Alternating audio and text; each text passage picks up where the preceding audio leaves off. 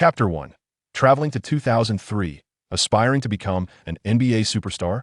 In the year 2003, in Milwaukee, USA, at Marquette University. Dressed in casual attire, Wang Chong stood at the entrance of the campus, gazing at the school's modern architectural style, which starkly contrasted with his memories, and let out a deep sigh. Students passing by couldn't help but cast their glances toward him. After all, standing at an imposing height of 2.08 meters, Wang Chong resembled a towering utility pole at the school gate. Hey, isn't that guy the Asian player from the varsity team? Indeed. I heard that he recently got into a brawl with XX and sent the other guy to the hospital. He almost got expelled from the team. Whispers among several students reached Wang Chong's ears, snapping him back to reality as he stepped into the campus. Not long ago, he was merely a disillusioned worker, struggling to adapt to modern society. One fateful night, after playing basketball, he encountered a reckless, inebriated female driver in a vehicle laden with multiple debuffs, leading to a life-altering collision. When he opened his eyes again, he found himself transported to the United States in 2002, inhabiting the body of a Chinese American. Having read numerous time travel novels, Wang Chong had often envisioned leveraging the foresight of a time traveler to achieve greatness, perhaps even becoming the wealthiest individual or a high-ranking official. Yet, the reality he faced was far from his imaginings. The year 2002 was a stark contrast to 2022 here. There were no AAA masterpieces, no iPhones, no Wi-Fi, and no platforms where one could spew opinions without consequence. Even the comforts of modern conveniences were absent. For someone like Wang Chong, who had grown accustomed to the ease of contemporary life, this was nothing short of torment. However, those inconveniences were merely secondary. In the early 21st century, racial discrimination was still rampant in the United States, particularly against Asians. Lacking the privileged status of white individuals or the protective hue of the Black Lives Matter movement, they were often relegated to the lowest tier of the social hierarchy. Wang Chong could not fathom how his predecessor endured the various slurs and indignities to reach this point. But the very next day after his arrival, he found himself unable to tolerate the mocking jibes of his teammates, leading to a brawl. Before his transmigration, Wang Chong was an ordinary individual, standing at a mere 1.75 meters with little exercise beyond the occasional basketball game. After 2 years in the workforce, his weight had gradually ballooned to 150 pounds.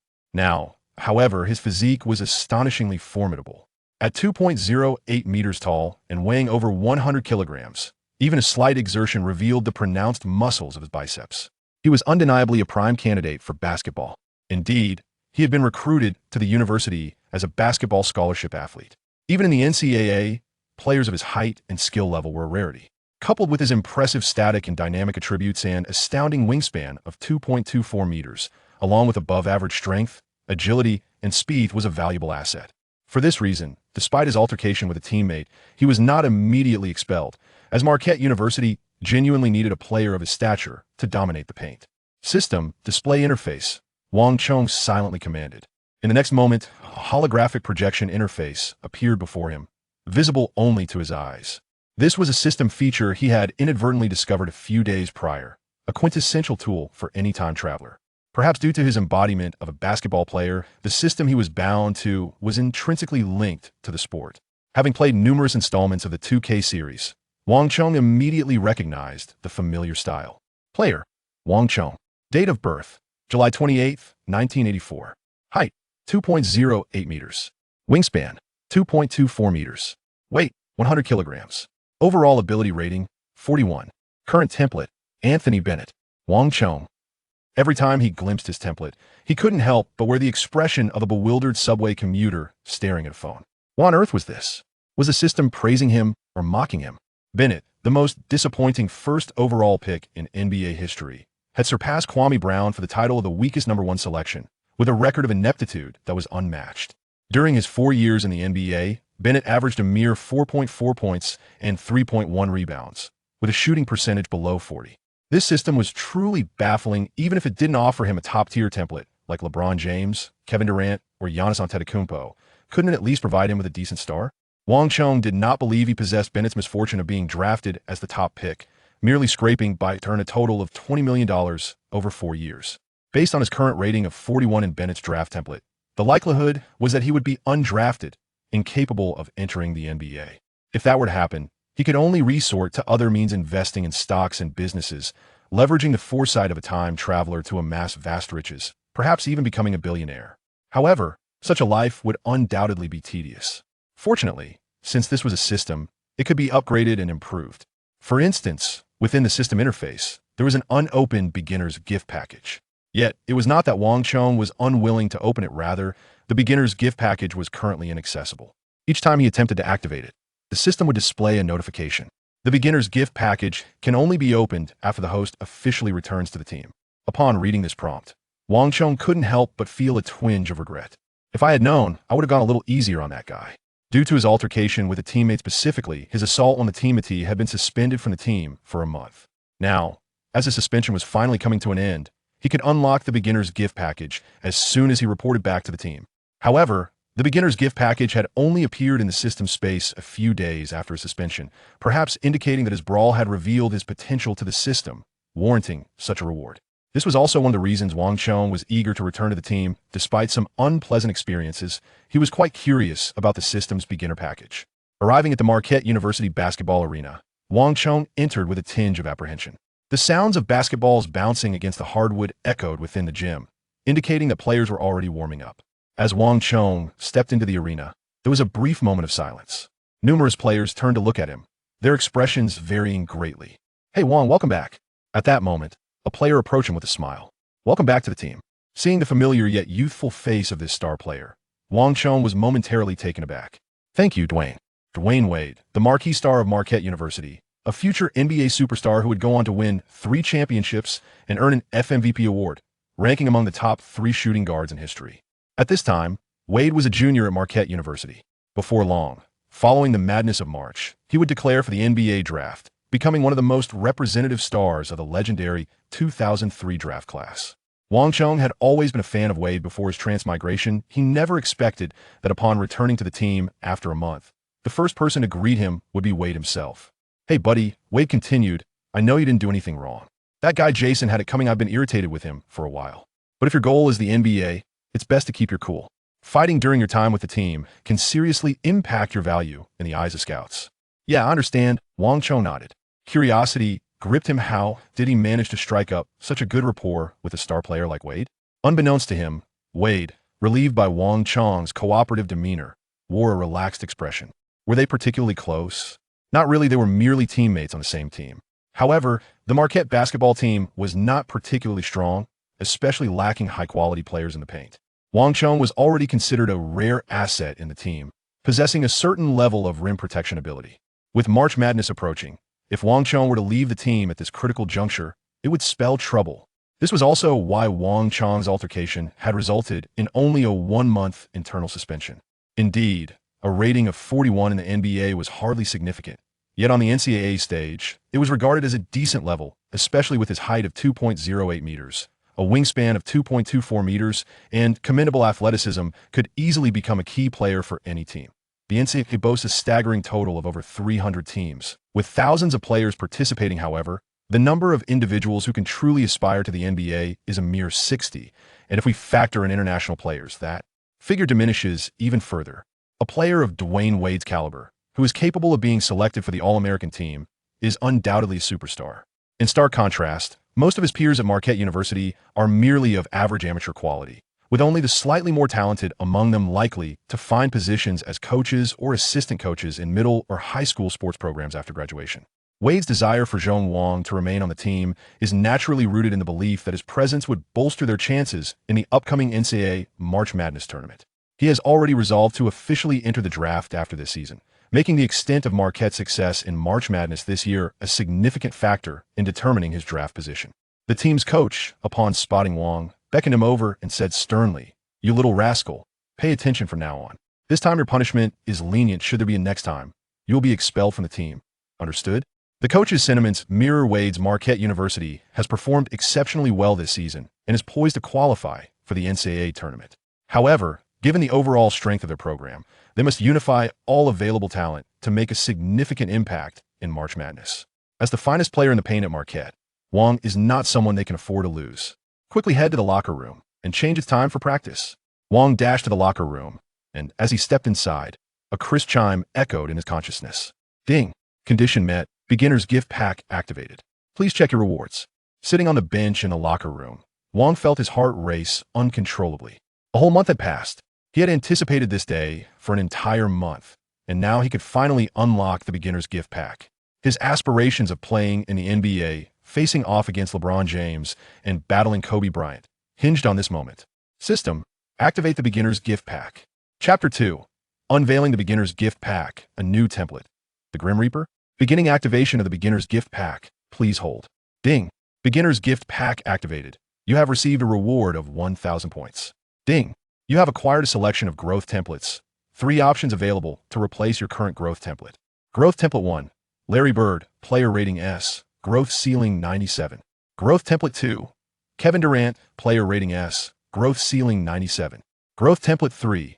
Giannis Antetokounmpo, player rating S, growth ceiling 97. Wang's mouth fell slightly agape as he beheld the 3 new growth templates, momentarily overwhelmed by the unexpected fortune. Is this truly the beginner's gift pack? It felt as though he had been granted a max-level package. Larry Bird is a superstar ranked among the top 10 in history, while Durant and Giannis hover around the 15th mark.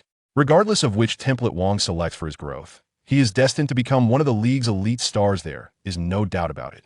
The comparative strengths of these 3 players are indeed quite similar. While Bird's historical ranking far exceeds that of Durant and Giannis, it is undeniable that during the era of the black and white duo, the league revolved around Bird and Magic Johnson, with the Celtics and Lakers far outclassing other teams. The Lakers boasted not only Magic but also Kareem Abdul-Jabbar, alongside the 1982 first overall pick, James Worthy.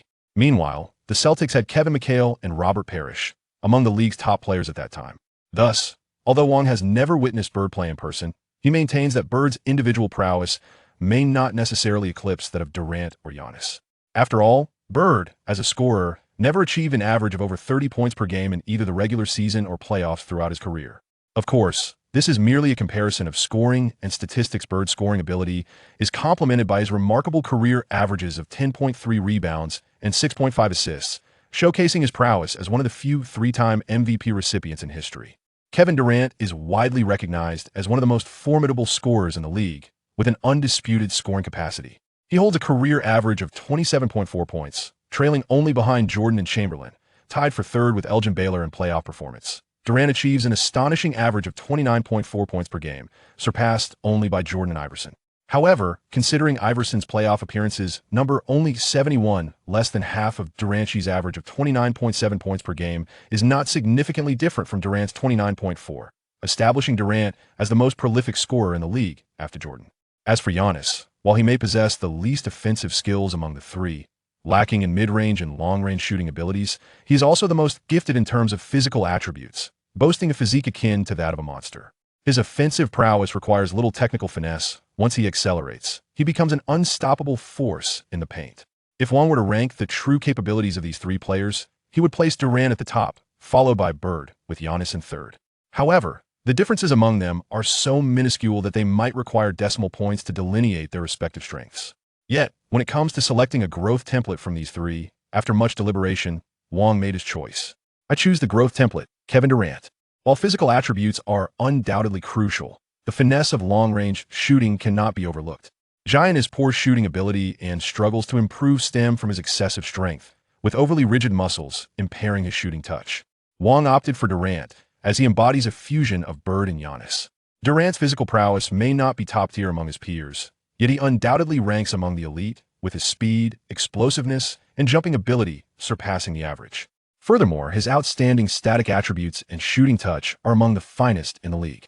Durant's strength is undeniable. His less favorable reputation primarily arises from his controversial decision to join forces with others.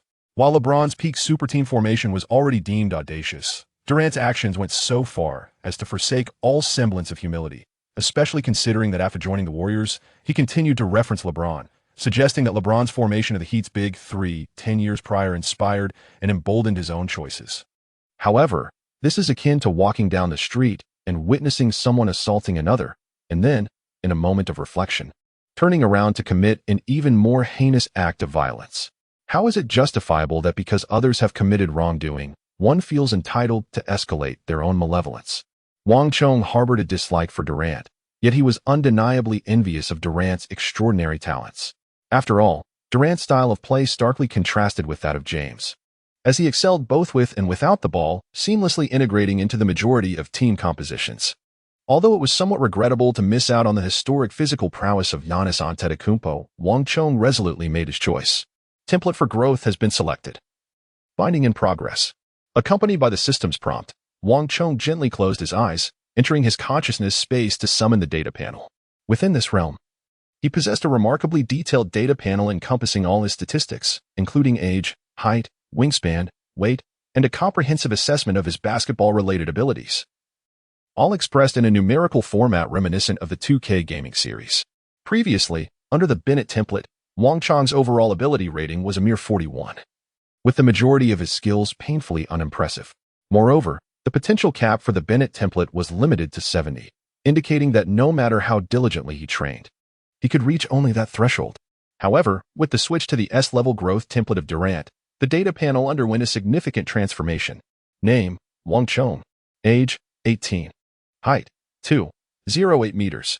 Weight, 105 kilograms. Wingspan, 2.24 meters. Overall ability rating, 41. Growth template, Kevin Durant. Wang Chong was poised to continue his reading when he was interrupted by the sound of the system's notification. The growth template fusion had been completed, and it was possible to expedite the fusion process by consuming points, specifically 1,000 points. Would he like to accelerate the template fusion? Wang Chong, is this system akin to a miser? Just recently, I received a reward of 1,000 points, and now I am expected to relinquish them so soon? Yet, after some contemplation, Wang Chong chose not to refuse. Thus far, the system had only bestowed upon him favorable tidings, and he could not fathom it undertaking any frivolous actions at this juncture. Therefore, he nodded in agreement. Accelerate integration. With his utterance, the system's interface indicated a complete depletion of the 1,000 points, while concurrently, Wang Chong observed his overall ability rating steadily ascending, soaring from 41 until it ultimately plateaued at 65. Chapter 3. The delightful data panel and badge system overall rating, 65? Wang Chong was utterly astounded. In comparison to the dismal overall rating of 41, which might render one incapable of even participating in the CBA, a score of 65 is certainly not insignificant. After all, numerous bench players in the NBA are rated within this range. Looking ahead, although Shou Chi, the CBA's formidable titan, managed to enter the NBA and endured a mere 2 years before returning home due to difficulties in adapting, his capability rating in the NBA 2K series was a modest 69. In the absence of any effort, Wang Chong's ability score was elevated to 65 solely by virtue of a novice gift pack, thus reaching the foundational standard required to enter the NBA. How exhilarating this is! However, a mere score of 65 pales in comparison to the myriad of talents within the formidable realm of the NBA. Even beyond the NBA, during the renowned 2003 draft, numerous players boasted exceptionally high ability scores. For instance, the first overall pick, the so-called chosen one, LeBron James, the offensive virtuoso Carmelo Anthony, the Dragon King Chris Bosh, and even Wang Chong's current college alumnus Dwyane Wade, all emerged into the league with extraordinary prowess, achieving ability scores around 80 in their debut year. In contrast, Wang Chong's current score of 65 can only be deemed as rather commonplace. Nevertheless, considering the premise of Kevin Durant's innate growth potential, Wang Chong possesses the possibility of evolving into a player who could rival these elite stars of the league. System, please display the detailed data panel. Wang Chong silently contemplated within his mind. As his thoughts flowed, the virtual holographic interface before him transformed, revealing a more intricate data panel akin to the attributes found in a 2K game. Each basketball-related skill was categorized and displayed in meticulous detail. Overall ability rating, 65, 97. Offensive ability overall, 64. Standing dunk, 54, 60. Driving layup, 77, 95. Driving dunk, 61, 85. Close range shot, 80, 98. Mid-range shot, 85, 99. Three-point shot, 71, 92. Free throw, 84, 95. Backhand hook, 53, 74. Back moves, 48, 86. Back fadeaway jumper, 46, 86. Foul drawing ability, 49, 96. Ball handling ability, 72, 92. Passing ability, 44, 88. Receiving ability, 72, 98. Defensive ability overall, 58. Rebounding, 66, 77. Shot blocking, 48, 75. Stealing, 44, 54. Perimeter defense, 67, 85. Interior defense, 62, 75. Box out ability, 57, 77. Help defense ability, 67, 85. Mental ability overall, 69. Offensive awareness, 74, 98. Defensive awareness, 67, 85. Passing awareness, 52, 78. Help defense awareness, 65, 85. Interference resistance, 80, 97. Stability, 78, 98. Physical qualities overall, 70. Speed, 71, 80. Agility, 67, 80. Stamina, 77, 92. Strength, 53, 63. Jumping, 65, 77. Explosiveness, 70, 83. Comprehensive endurance, 88, 88. After perusing his current abilities, Wang Chong smiled with satisfaction. Similar to the majority of system basketball novels, each attribute was accompanied by a bracketed figure representing its growth potential. As Wang Chong's growth template was based on Durant, the upper limit reflected the specific ability values of peak Durant. This signified that through diligent training, Wang Chong could elevate his overall ability rating to 97, achieving a level identical to Durant's. However, it also implied that as long as his growth template remained Durant, no matter how hard he strove, he would be unable to surpass this ultimate threshold. Wang Chong, however, maintained an optimistic outlook. After all, having traversed from the future, he had acquired a golden finger system as an auxiliary tool, since the system could provide him with Kevin Durant's developmental template. Surpassing Durant's growth potential and reaching even greater heights was not an unattainable feat yet. Beyond this, Wang Chong was preoccupied with more pressing matters. Given that the system bore a striking resemblance to numerous features found in the 2K games, he pondered whether the most iconic elements of the 2K series had also been preserved. Upon further examination of the system, Wang Chong indeed discovered the badge module. In the realm of 2K, badges function akin to passive skills in RPGs, enhancing a player's performance on the court once acquired. In the game, some of the more formidable players possess multiple badges. For instance, the versatile LeBron James boasted as many as 60 badges during his peak. Although Durant's badges were fewer than James's, they still numbered over 40, placing him among the upper echelon of NBA stars. However, it was evident that, at least at this stage, he had not fully inherited all of Durant's badges. At this moment, within the consciousness space, only a solitary badge graced the wall. And it was the most rudimentary of copper badges. Mid-range specialist. When a player opts to take a shot from mid-range, their shooting percentage experiences a slight enhancement, while the adverse effects of defensive interference are diminished. This was the sole badge Wang Chong possessed at present. In the 2K games, there was no badge with an exact name matching this one. However, there existed badges with similar functionalities, such as the newly introduced mid-range maestro in 2K23, which improved the efficiency of contested shots, turnaround jumpers, and fadeaways. Badges are categorized by tiers, ranging from the lowest bronze to silver, gold, and culminating in the highest tier, the Purple Hall of Fame. Each level significantly amplifies the effects.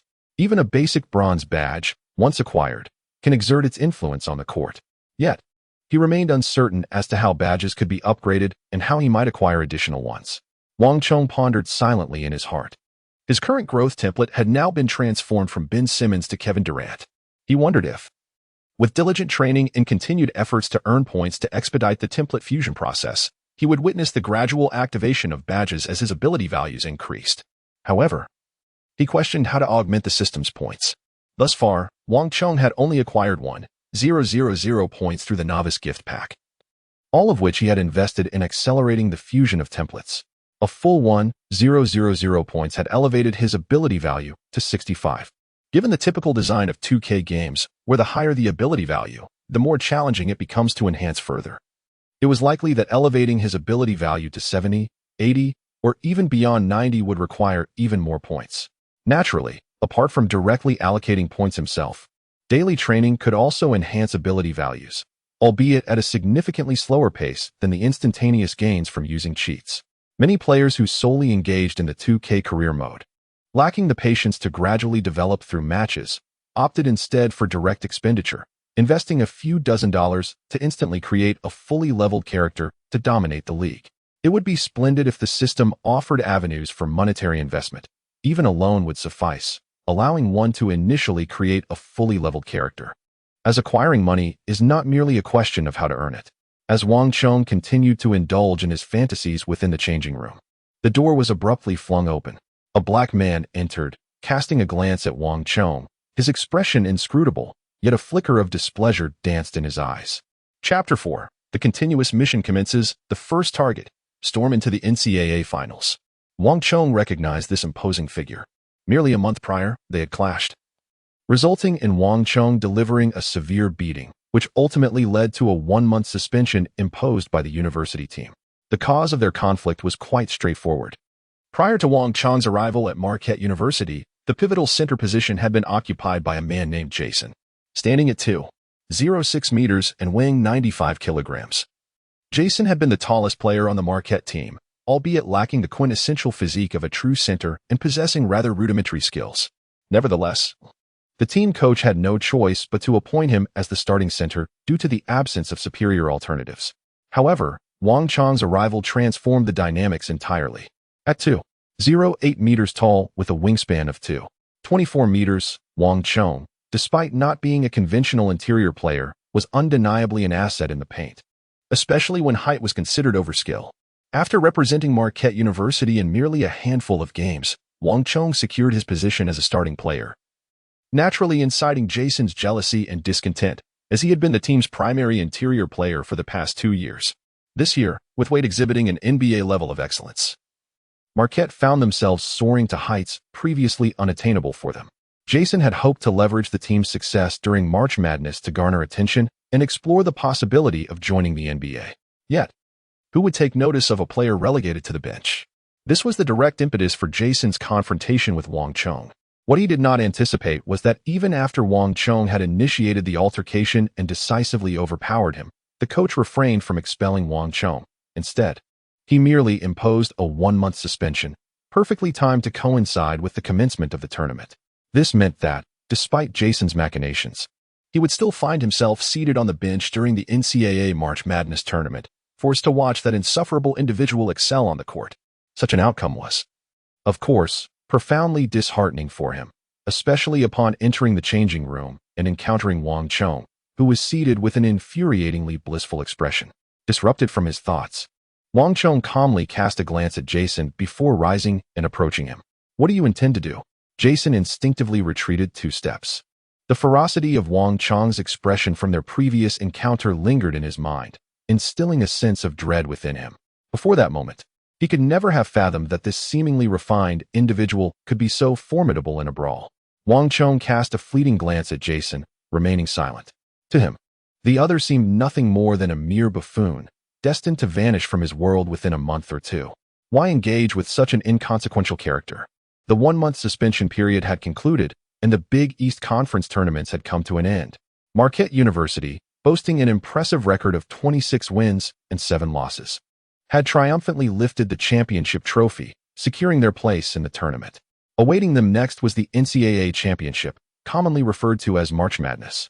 As a time traveler, Wang Chong was acutely aware of this historical moment.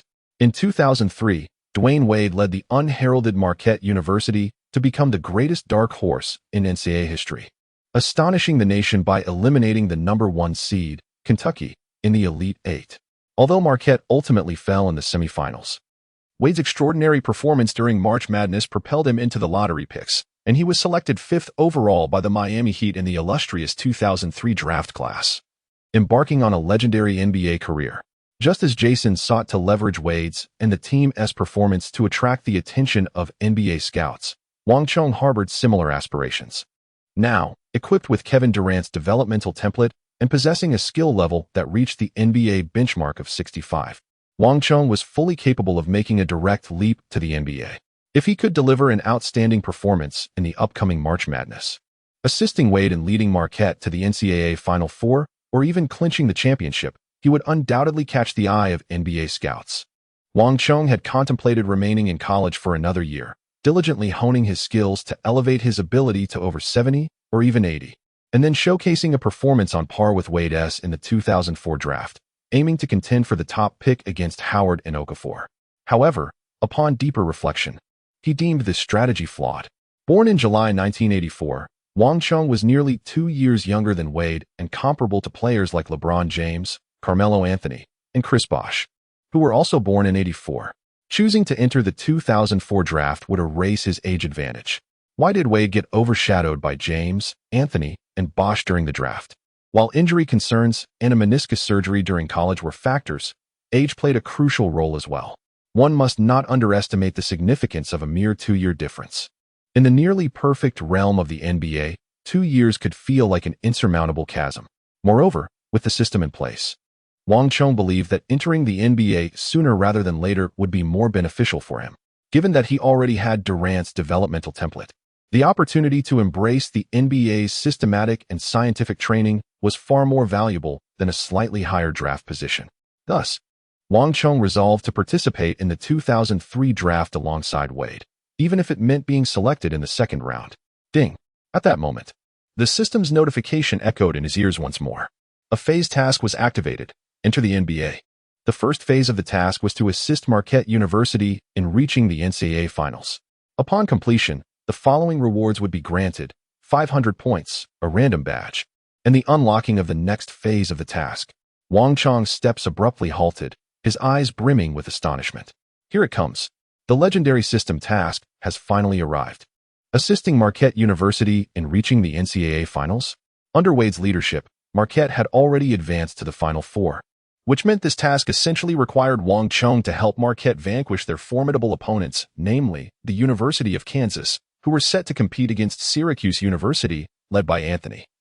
In the finals, the University of Kansas is undoubtedly a renowned powerhouse in the NCAA, boasting 2 lottery-level talents in 2003, point guard Kirk Hinrich and center Nick Collison. Moreover, several other key players on their roster were also under the watchful gaze of NBA scouts. The disparity in overall strength when compared to Marquette was striking. However, the circumstances have changed. Marquette not only possesses Wade but also Wang Chong. With the developmental template of Durant, Wang Chong's current prowess has ascended to an NBA caliber. Although his overall rating stands at a mere 65, it remains commendably high within the NCAA context. While he may fall short in comparison to the likes of Anthony and Wade, whose abilities hover around the 80 range, he undoubtedly surpasses the majority of other NCAA players. The partnership between Wade and Wang Chong certainly presents a viable opportunity to triumph over the University of Kansas. Chapter 5. Has Wang Chong changed? Have you noticed that Wang Chong seems a bit different from before? In the gymnasium, observing Wang Chong engaged in shooting practice, several of his more familiar teammates couldn't help but murmur. In their recollection, Wang Chong was the epitome of a raw talent, relying predominantly on his commendable athleticism, height, and wingspan to protect the paint and battle for rebounds. Yet, upon his return to the team after a month's hiatus, Wang Chong did not immediately dive into strength training. Instead, he focused on shooting, particularly the mid-range shots that had previously eluded him. Why would a post-player practice jump shots? However, as they watched further, some began to perceive an unsettling shift. Wang Chong's shooting seems remarkably precise. In situations where he is unguarded, his shooting percentage surpasses 90. Aside from a few challenging fadeaway jump shots, he appears to hit every attempt. Is this young man's shooting truly this accurate?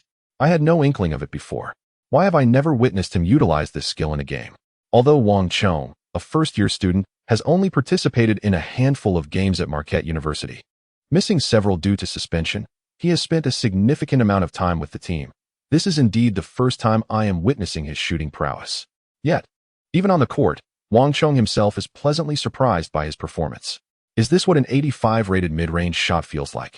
With a growth template inspired by Durant, Wang Chong's overall rating has reached 65, with his highest attribute being his comprehensive durability, which impacts injury resistance, currently maxed out at 88.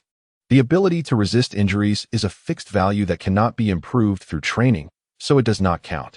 Aside from durability, Wang Chong's highest attribute is his mid-range shooting, rated at 85.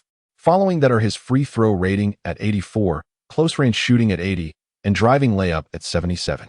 Prior to this experience, Wang Chong lacked a clear understanding of how these attributes would manifest on the court, but he has now come to realize their significance. Just considering his mid-range shooting at 85, this already places him above 90 rated players in the NBA. Only all-stars or elite players might surpass him at this moment. When unchallenged, Wang Chong is nearly guaranteed to make every shot, and even with an opponent in front of him, his height and wingspan allow him to maintain a high shooting percentage. Durant is universally recognized as the king of mid-range shooting, with a maximum rating of 99. And his attributes affecting shooting interference and stability can reach extraordinary levels of 97 and 98, respectively. Impressive, Wang. Wade remarked as he approached from the other side of the court. Your shooting form is exceptionally elegant, decisive, and swift. It seems you haven't squandered your month off. Wade felt a sense of satisfaction, as Wang Chong's improvement undoubtedly would elevate the team's strength, a crucial factor for Marquette University as they prepare for the upcoming championship. Although Wang Chong plays primarily as a center, it is somewhat peculiar that he has focused on enhancing his mid-range shooting. Yet it is certainly better than having no improvement at all. College athletes are not professional players, and their self-discipline can be lacking. Wade had genuinely worried that during the month-long suspension, Wang Chong might abandon training, leading to a significant decline in his competitive state. Fortunately, it appears his concerns were unfounded.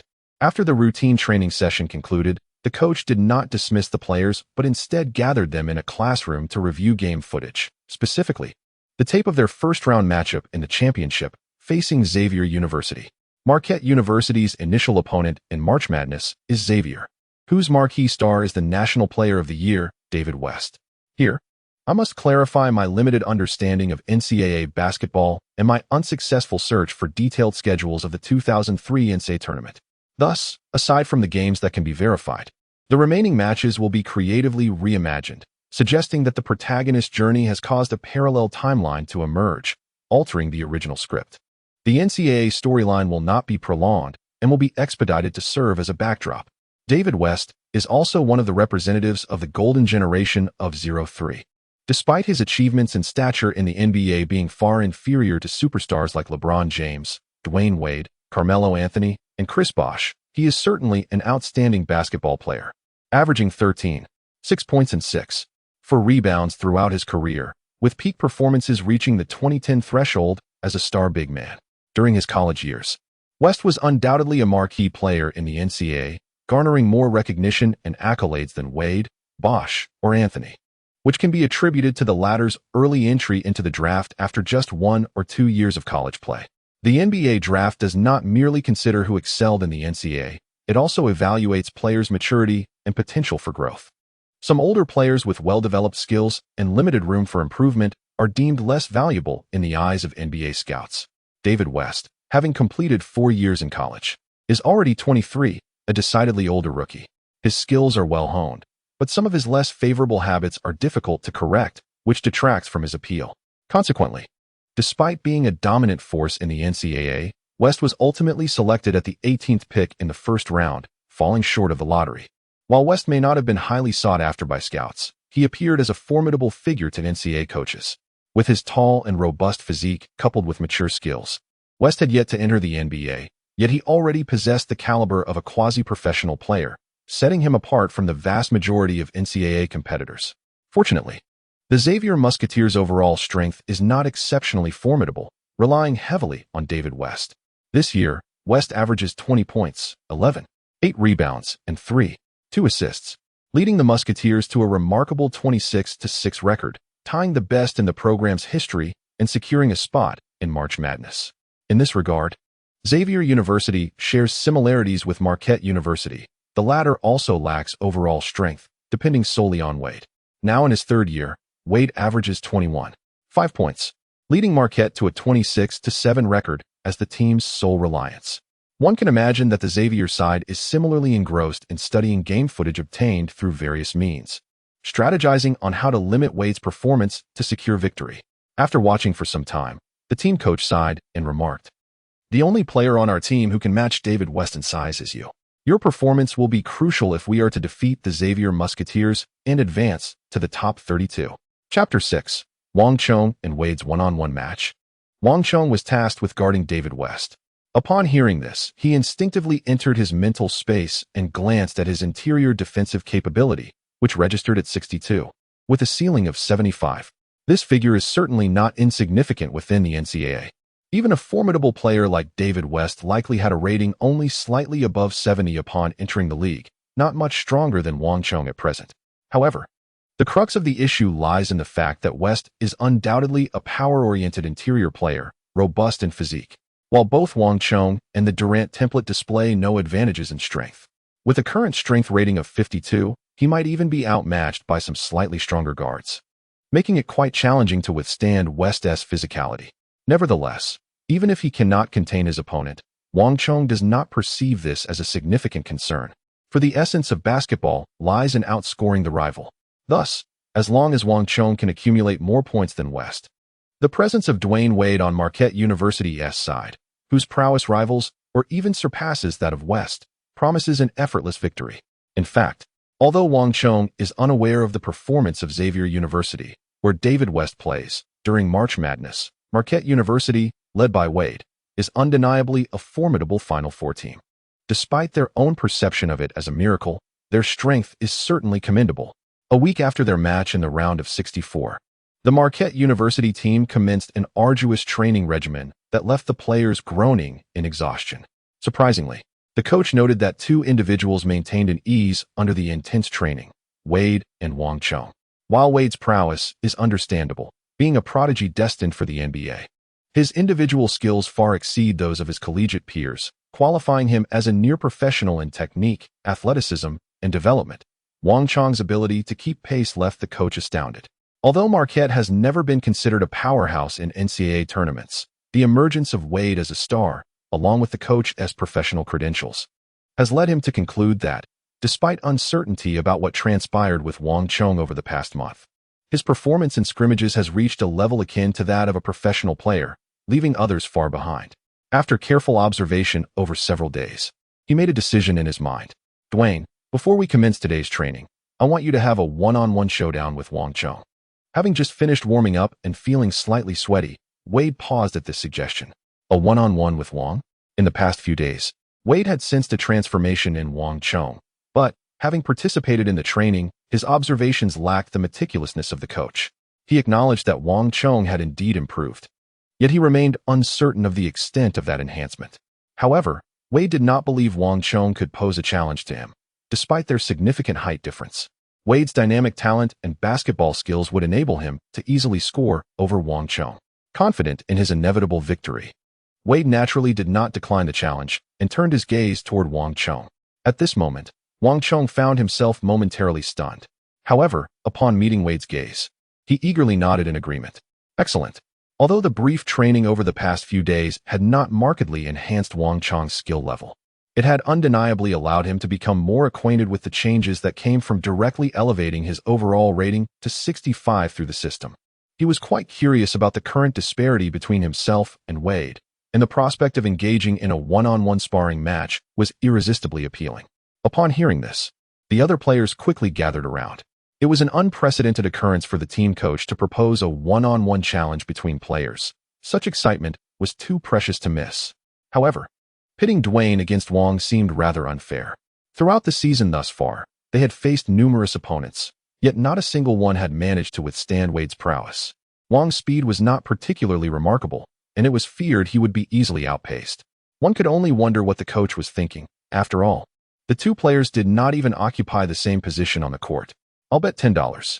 Wade will decisively triumph, utterly dominating Wang Chong. The players surrounding the court chattered animatedly. Meanwhile, on the court, Wang Chong had already positioned himself at the free throw line. His free throw skill was an impressive 84, ranking just below his mid-range shooting ability. With merely a deep breath, he effortlessly sank the free throw into the basket. In contrast, Wade's free throw performance was considerably inferior. Even during the peak of his career, his free throw shooting was not particularly stellar, boasting a career average of 76.5 and a free throw skill rating of merely 78. At this stage, Wade had not yet entered the league, resulting in even less practice on free throws. Consequently, Wang Chong easily secured the advantage. The match was officially underway. Wang Chong holds the ball at the top of the arc, facing the defense of Dwyane Wade. Wade appears remarkably diminutive, standing face to face. With his knees bent and center of gravity lowered in a defensive posture, the sensation is even more pronounced. standing at 193 meters. Wade is often referred to as the 5 centimeter shorter version of Michael Jordan, a claim not made lightly. Had Wade's height reached 198 meters and had he not been plagued by knee injuries, it is conceivable that his achievements could have placed him alongside the likes of Jordan and Kobe as one of the elite shooting guards. However, this height seems exceedingly awkward when tasked with defending against the towering 2'8" Wang Chong. The players and spectators on the sidelines share this intense visual sensation. Yet Wade on the court appears unfazed, even sporting a hint of a calm smile. Wang Chong's height posed no pressure upon him. He was acutely aware of Wang Chong's commendable mid-range shooting skills that warranted caution. However, at this moment, Wang Chong stood beyond the three-point line, and to transition into a mid-range shot, he would undoubtedly need to dribble. Given this fellow's mediocre dribbling prowess, the adept and opportunistic Wade could effortlessly seize the chance to intercept the ball. I shall not afford you the opportunity for a mid-range shot. What do you intend to do? Wang Chong accelerated with the ball, attempting to penetrate towards the basket. As expected, Wade scoffed internally, perceiving Wang Chong's ball-handling skills as quite ordinary, even mediocre. His towering height of 2'08" meters, instead of providing an advantage, became a hindrance, as the excessive distance between dribbles made him susceptible to theft. With a powerful push off the ground, Wade unleashed his explosive speed, akin to a cheetah pouncing, targeting the basketball in Wang Chong's right hand. Success seemed imminent. Judging from Wang Chong's dribbling speed, Wade was brimming with confidence, certain he could execute the steal before his opponent reacted. However, in the next instant, his eyes widened in shock. Was this the speed one would expect after a torn meniscus? Just a second before Wade was about to make contact with the ball, Wang Chong unexpectedly executed a behind-the-back dribble, flawlessly evading Wade's aggressive pursuit. With Wade's weight shifted forward from his lunge, Wang Chong seamlessly transitioned the ball from his right to his left hand and surged towards the basket, effortlessly laying it in with his left hand. A wave of astonished murmurs rippled through the sidelines. Wang Chong's dribbling behind his back, though not particularly graceful or fluid, was undeniably showcased in front of Wade. When did Wang Chong's dribbling skills reach such a level? The answer lies in his accelerated integration of Durant's template. Durant's dribbling ability, while not exceptionally remarkable among perimeter players, is hindered by his height, making his ball handling susceptible to theft. Nevertheless, Durant possesses a peak ball handling capability of 92, and with the accelerated integration of the growth template, Wang Chong's ball handling skill has been elevated to 72. A ball handling rating of 72, in the context of the NBA, merely qualifies one to dribble past half court. Engaging in offensive plays while in possession is nearly impossible, as even a moderately skilled defender could easily force Wang Chong to lose the ball. At this stage, Wade could achieve the same feat, yet he was caught off guard by Wang Chong's unexpected dribbling prowess, leading to an overly aggressive attempt to steal the ball, thus granting Wang Chong the opportunity to shine. After a moment of surprise, Wade looked at Wang Chong with a hint of astonishment, the corners of his mouth curving upward. Again, this one-on-one duel was a continuous affair. Having successfully scored, Wang Chong was poised to continue his offensive assault. Standing once more at the top of the arc, he observed Wade and immediately sensed that his opponent was now fully engaged. Wade's defensive stance had shifted to one of complete seriousness, and the once drowsy gleam in his eyes now radiated intensity, instilling a palpable sense of pressure in Wang Chong. Wade's defense is formidable, indeed, as he had been named to the league's all-defensive second team in his second year, a mere 2 years prior. Even with systematic and scientific training in the league, without a solid foundation, such prowess would be unattainable. Thus, it is evident that Wade's current defensive capabilities are already exceptional. Wang Chong harbored a profound premonition that if he persisted with his previous offensive maneuvers, they would undoubtedly prove ineffective, with a significant likelihood of Wade intercepting the ball directly. With merely a ball-handling capability of 72, he might command the court as a primary playmaker in the NCAA, yet such prowess was utterly insufficient against Wade. After a moment of contemplation, Wang Chong devised a strategy. In the next instant, under the watchful gaze of all, he boldly pivoted, positioning himself with his back against Wade, and began to maneuver from the perimeter toward the interior with a defiant stance. Wade, Wang Chong's teammate remarked, "This is indeed a path that no one had ever anticipated." In this bullfighting contest, there were no restrictions on the 3 dribbles typically required in American one-on-one play.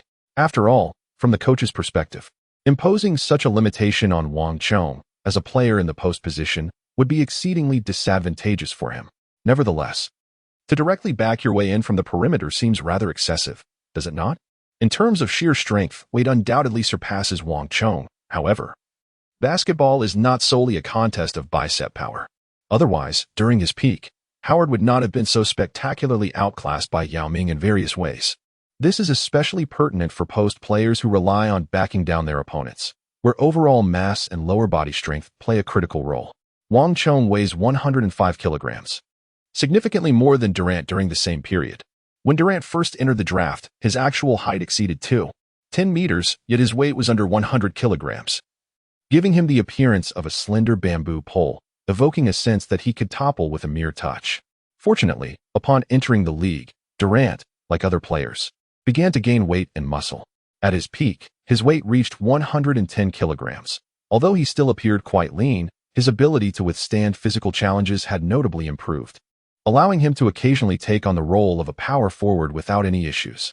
Wang Chong has inadvertently encountered a flaw. Prior to acquiring Durant's template, he had already attained his current weight, and thus, post-inheritance, the system could scarcely revert him to a leaner state. Dwyane Wade, during his collegiate years, was not particularly light either, especially considering he stood at 193 meters. To maintain adequate agility, Wade consistently kept his weight around 95 kilograms, nearly 10 kilograms lighter than Wang Chong. Consequently, when Wang Chong leaned in to assert his presence in the paint, Wade, despite his efforts to withstand the onslaught, found himself being pushed back due to the weight disparity. Naturally, even in a one-on-one scenario devoid of the 3-second rule, Wang Chong was not so shameless as to force his way directly beneath the basket before making a move. Approaching within a step of the free throw line, Wang Chong suddenly lowered his shoulder and exerted force, colliding with Wade before pivoting gracefully to launch the basketball towards the hoop. In truth, Durant is not particularly adept at back-to-the-basket fadeaways. Rather, given his height and wingspan, he need not rely on elaborate techniques for mid-range shots. When he elevates to release the ball, he effectively enters a realm of defenselessness. When Wang Chong faced Wade's defense, the principle remained the same.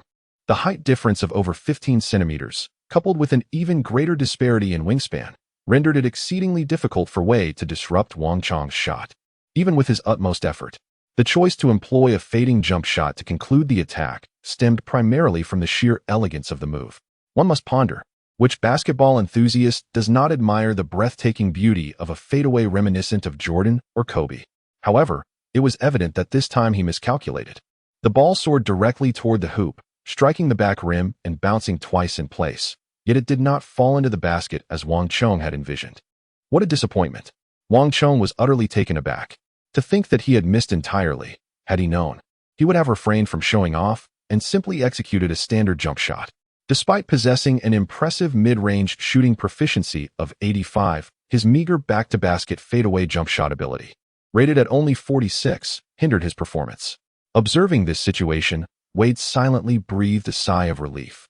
Wang Chong is acutely aware of his exceptional mid-range shooting accuracy. Should he seize the initiative in a one-on-one confrontation and score repeatedly, how could he maintain his composure as the leader of his team? As the game transitions from defense to offense, the focus shifts to Wade's attack. Wang Chong finally experienced firsthand the sheer prowess of Wade.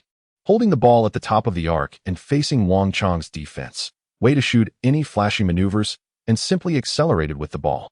Swift. Exceedingly swift. Wang Chong was momentarily taken aback, as Wade had already surged past him. By the time he turned to pursue Wade, the latter had fully accelerated. Darting into the paint like a cheetah, with a magnificent leap, he delivered a powerful one-handed slam dunk, forcefully driving the basketball into the hoop. Boom. Wang Chong was astonished. Is this truly the speed that a player with a torn meniscus should possess? Chapter 8. An unanswerable mid-range shot, defeating Wade in a one-on-one. I was careless and did not dodge. The youth lacks a sense of sportsmanship, Wang Chong murmured to himself. His ability to defend on the perimeter was not lacking. For even during his prime, Kevin Durant, though never selected for the all-defensive team, possessed a defensive prowess that rivaled those who were perennial selections. This was largely attributable to his height and wingspan. With a modicum of diligence on the defensive end, his efficiency would undoubtedly be commendable. A quintessential example is LeBron James, who has been selected to the all-defensive first team 5 times and is renowned for his spectacular chase-down blocks. Yet, In terms of career averages, James records merely 0.8 blocks per game, a figure inferior to Durant's 1.1. In truth, the principal limitation on Durant's defensive capabilities is his stamina. While not lacking, his endurance pales in comparison to that of the likes of Kobe Bryant and LeBron James, who, in their prime, could sustain full-court play with remarkable agility. When Durant's focus is predominantly on offense, he has little energy left to dedicate to defense. Wang Chong's current perimeter defensive capability is rated at 67, a middling level, while his speed and agility, both closely related to defense, stand at 71 and 67, respectively. With these attributes, combined with his height of 2.08 meters and a wingspan of 2.24 meters, Wang Chong can maintain a formidable defensive presence against the vast majority of NCAA players. However, this does not extend to Dwyane Wade, whose speed is simply unparalleled. Even after undergoing surgery to remove a meniscus, Wang Chong struggles to keep up, as Wade's velocity is conservatively estimated to exceed 90 in both speed and agility. Unlike basketball skills, playing style, strength, and physicality, which can rapidly improve through NBA training, speed and agility are innate talents that are challenging to enhance significantly through practice. In other words, Wade's speed had already reached its zenith before entering the league. Although factors such as physical development, the level of systematic training, and ball handling ability may cause slight variations, the difference between Wade in his prime and now remains negligible.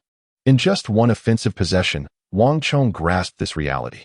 As Wade continued his relentless assault, Wang Chong found himself stationed near the free throw line. "Is this how you intend to defend me? Do you believe I won't shoot?" Wade raised an eyebrow, leaping for a jump shot just inside the three-point line, effortlessly sinking a long two-pointer. Over the next few possessions, Wang Chong displayed no intention of adjusting his defense, adopting a demeanor that seemed to challenge Wade to score at will. Wade netted 3 consecutive mid-range shots, adding to his earlier drives, and accumulated 8 points in total.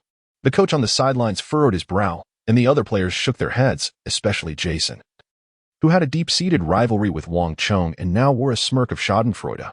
This guy, realizing he couldn't compete, has simply given up. With such a skill level, he dares to challenge Wade one-on-one? What a disgrace! The murmurs from the sidelines grew louder, yet Wang Chong remained unperturbed. He understood that Wade's prowess, rated at 90, primarily stemmed from his ability to drive to the basket with the ball. Although Wade possesses a reliable mid-range shot, it is by no means his primary weapon. Had it not been for the knee injuries that diminished his speed, Wade's performance would not have declined so rapidly. In his prime, free from injury or before injuries affected his speed and explosiveness, the Flash was a super scorer capable of averaging over 30 points per game. However, once he lost the speed that defined his game, he was relegated to a player who relied on mid-range jumpers to achieve a modest 20 points. Still superior to most players in the league, but ultimately falling short of the elite standard, even after years in the league with his skills finely honed. Wade's current state exemplifies this truth. Thus, one can only imagine the struggles of a younger, less experienced Wade yet to enter the league. Wang Chong doubted that Wade could consistently sink long two-point shots.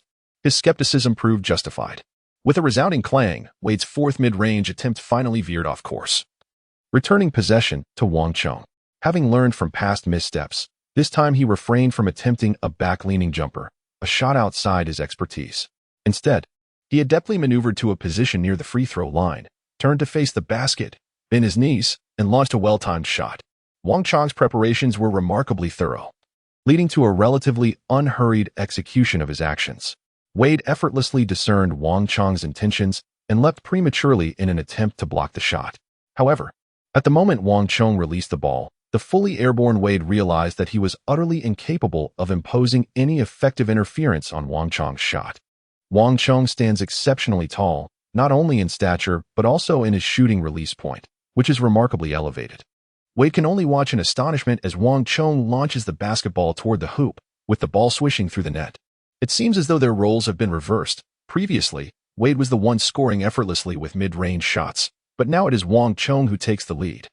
The distinction lies in Wade's defensive efforts, which are futile against Wang Chong's towering shots, as he refrains from pressing too closely for fear that Wade might easily drive past him. Wade exerts every effort in his defense, yet the height disparity renders him powerless against Wang Chong's shooting prowess. Meanwhile, spectators at the sidelines are left in a state of disbelief, watching as Wang Chong consistently sinks shot after shot. The score transitions from 8-2 to 8-4, then to 8-6, 8-8, and eventually 8-10. They are engaged in a game to 11 points, implying that should Wang Chong score once more, Wade will face defeat.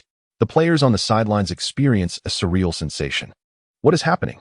Wade is on the verge of losing a one-on-one to Wang Chong? How can this be? After all, this is Wade, the star of Marquette University, a phenomenal scorer capable of averaging 21.5 points per game in the league. And then, with a crisp swish, the net sings its familiar tune. Wang Chong once again executed a mid-range jumper successfully. The score stood at 12-8. He had indeed triumphed over Wade. The coach observed this scene, unable to suppress his astonishment. What a treasure he had discovered. Although he could not fathom what had transpired during Wang Chong's month-long suspension, his progress was undeniably evident. He was no longer the raw player who relied solely on his height and wingspan to snatch rebounds and set screens for his teammates. Just based on his mid-range shooting alone, Wang Chong had earned the right to be recognized as Marquette University's second primary scoring option, second only to Wade. Of course, while Wang Chong had managed to secure a minor victory over Wade in their one-on-one, the coach did not consider him to be genuinely superior to Wade. In truth, Wade had been somewhat complacent during their matchup. He had not anticipated Wang Chong's accuracy with his mid-range shot, and his offensive decisions had been rather hasty. Coupled with the continuous foul rules, this had led to his defeat. Had Wade opted for aggressive drives to the basket rather than attempting long-range two-point shots, Wang Chong would have had no opportunity whatsoever. The score would have likely been 12-2.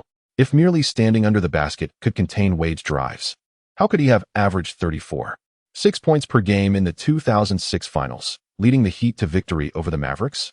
Attacking the rim to draw fouls was Wade's most proficient offensive strategy during his prime, even though the officiating during the 2006 finals is still a topic of controversy. Wade did not play in just one finals. During those peak years, he consistently averaged around 10 free throws per game, comparable to Kobe and LeBron, all while taking fewer shots. Chapter 9. The Arrival of March Madness. While Wade may not possess the near-maniacal obsession with victory that characterizes Kobe, he was nonetheless quite displeased with losing to Wang Chong in their one-on-one duel. After all, Wang Chong had previously been regarded as a blue-collar player within the team, and he had not been a match for most of his teammates, let alone challenging Wade. In just a month's time, Wang Chong had managed to defeat him in a one-on-one, a reality that was difficult for anyone to accept. Unwilling to back down, Wade promptly issued a challenge for a second round against Wang Chong. Unfortunately for Wang Chong, this would lead to his downfall. The coach's assessment had been correct. Wade's defeat had been due to his overconfidence. Once he took the competition seriously, Wang Chong stood no chance. At this stage, Wade's overall skill rating was approaching 80, while Wang Chong's lingered around 65. The disparity in their playing experience, particularly in one-on-one situations, was vast. Aside from leveraging his height and wingspan to exploit Wade's shorter stature with mid-range shots, Wang Chong possessed no viable means to score. Moreover, as Wade adjusted his defensive tactics, using his lower leg to establish position and employing subtle tactics such as elbowing to limit Wang Chong's strength, it became exceedingly difficult for Wang Chong to even reach his mid-range shooting range. Consequently, in the second bout, Wade decisively overwhelmed Wang Chong with a score of 11-2, followed by 11-4 and 11 o'clock in the subsequent rounds. By the second match, Wang Chong had come to realize the immense gap between himself and Wade. This disparity was not solely reflected in their skill ratings. It encompassed technical prowess, experience, and various other facets of the game. The system could provide him with a growth template akin to Durant's, enhancing his abilities. Yet the subtleties of technique and the nuances of experience were not something he could acquire directly. In similar situations, the choices made by seasoned players and novices differed considerably, resulting in vastly divergent outcomes. Before his extraordinary journey, Wang Chong was merely a basketball enthusiast, occasionally indulging in games, but primarily expressing his opinions on various sports forums. This distinction placed him at a significant disadvantage compared to the likes of Dwyane Wade. Thankfully, there are methods to bridge this gap, whether by watching game footage, participating in matches, or engaging in one-on-one sessions with Wade. He could swiftly acquire valuable insights. The pace of his learning and comprehension of the game could be quantified through the system's data panel, specifically within the mental attributes, namely offensive awareness. This attribute directly influences a player's basketball IQ, determining their understanding of the game. as well as their ability to read and learn. Offensive awareness pertains to offensive capabilities, while defensive awareness governs defensive skills. Durant's offensive awareness is undoubtedly commendable, boasting a ceiling of 98, which is among the highest in the annals of the league's history. In this regard, only a select few, such as Jordan, Kobe, and Kareem, surpass him with a perfect score of 99. At present, Wang Chong's offensive awareness stands at 74, a respectable figure within the NCAA. His capacity for learning and comprehension is commendable, enabling him to quickly master techniques once he grasps the core principles. In the ensuing days, whenever he found the opportunity, Wang Chong would challenge Wade to a couple of one-on-one matches to refine his offensive skills, to which Wade readily consented. Previously, Wade had been in an invincible position within his team, where playing against his teammates was akin to an adult overpowering a child. Now, however, the emergence of Wang Chong, despite still trailing behind in skill, allowed Wade to experience a modicum of pressure, making him more than willing to engage. Yet, time was of the essence for Wang Chong. As the first round of the NCAA tournament, the 64-32 matchup, loomed just days away. The preliminary round was set for March 15th to 16th, featuring several teams vying for the final spots among the 64. Subsequently, the first round of elimination would take place on March 17th to 18th, followed by the second round on March 19th to 20th, during which the Sweet 16 would be determined. After a brief respite of 2 to 3 days, the Elite Eight would commence on March 24th to 25th, culminating in the Final Four from March 27th to 29th, with the championship match scheduled for early April. Days later, the Marquette University basketball team collectively boarded a bus, embarking on their journey through the NCAA's March Madness tournament. The initial round of the NCAA tournament garnered relatively little attention. Given that 64 teams were participating, yet only a handful possessed the potential to ascend to the NBA. The focus of scouts and reporters remained predominantly on those prospective rookies likely to enter the lottery, such as the highly touted Carmelo Anthony and the sole quality center of the 2003 class, Chris Kaman. Prior to March Madness, Wade's notoriety was modest at best. Marquette, not being a traditional powerhouse, combined with Wade's status as an older junior with a history of injuries, rendered him less appealing to scouts. It was Wade's remarkable performance during March Madness that transformed his fortunes, leading his relatively unknown team through the ranks. In the quarterfinals, against the top-seeded and favored Kentucky Wildcats, Wade delivered a transcendent performance, amassing 29 points, 11 rebounds, and 11 assists, a resounding triple-double, propelling his team to victory and into the Final Four, which left Pat Riley utterly astonished, resulting in Wade being selected by the Heat with the 5th overall pick. Had it not been for his extraordinary display during March Madness, Wade, given his age and injury concerns, might not have even made it into the lottery, as NBA teams heavily weigh age and talent during the draft. On the eve of the match, a reporter sought an interview with Wade, and NBA scouts approached him for discussions, eliciting envy from his Marquette teammates. Players like Wade, destined for the NBA, are a rarity in the NCAA. Wang Chong aspired to replicate Wade's path to success, aiming to join the 2003 draft like Wade.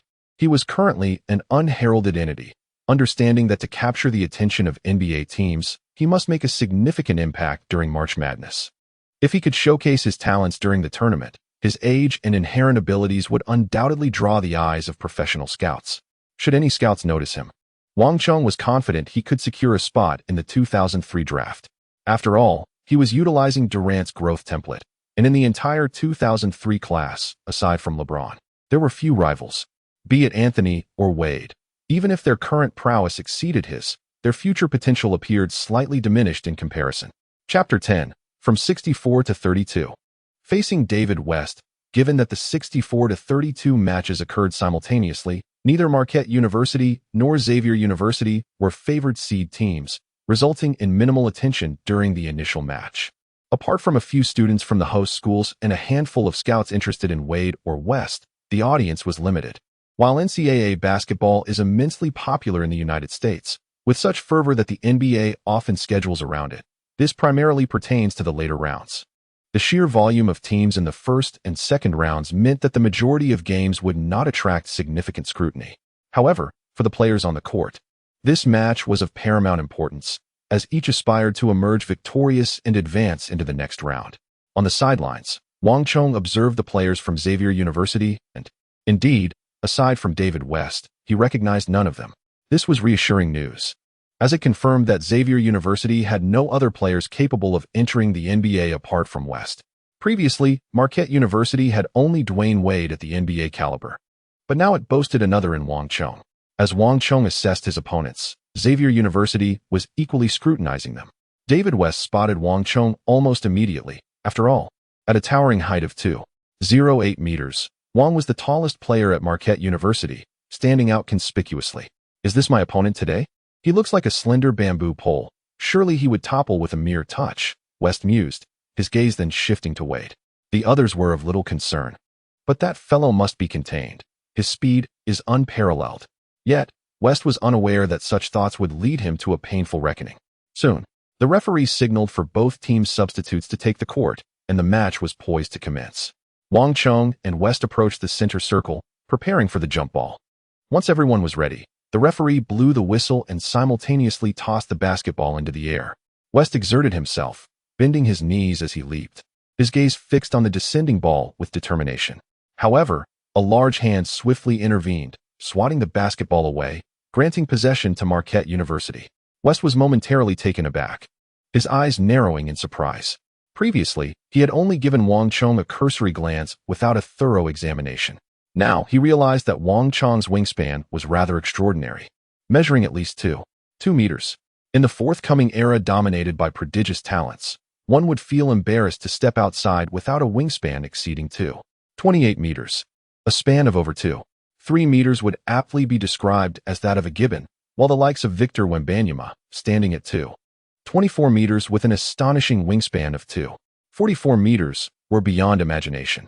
Wang Chong's wingspan of 2.24 meters is remarkably extraordinary, especially when compared to David West's impressive wingspan of 2.20 meters, despite West being a notable player standing at 2.08 meters. Although West's reach slightly pales in comparison to Wang Chong's, his jumping ability has often been regarded as a limitation. West is fundamentally a classic floor player, and his vertical leap has consistently been a weak point, while Durant may not excel in jumping either. His peak vertical leap of 77 inches is commendable among players of his height at 2.11 meters, setting him apart in this regard. Currently, Wang Chong boasts a vertical leap of 65 inches, effortlessly surpassing David West in jump balls. Wade received the basketball and swiftly advanced, halting just beyond the three-point arc. He scanned the defensive positions of his opponents and instantly comprehended the situation. Indeed, Xavier University had meticulously analyzed their game footage, particularly focusing on him as their ace. And it appeared they had devised a formidable strategy.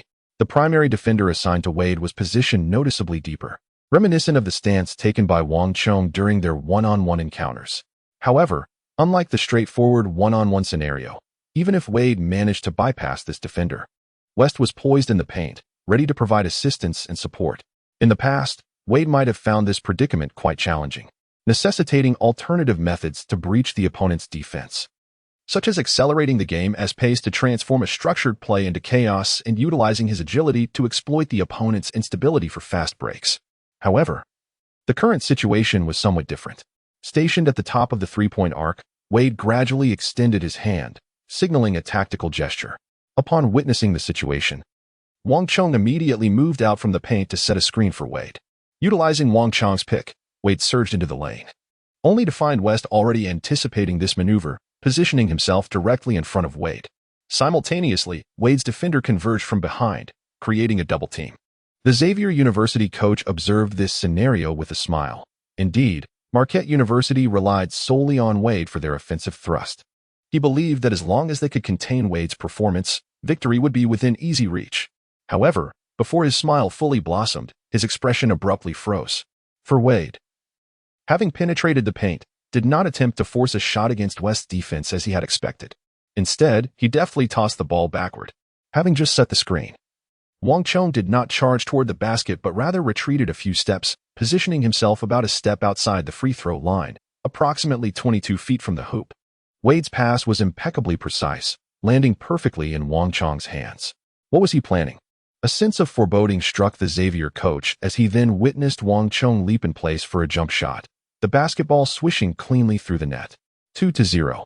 Marquette University claimed the first points, inciting applause and cheers from the few students who had come specifically to witness this match.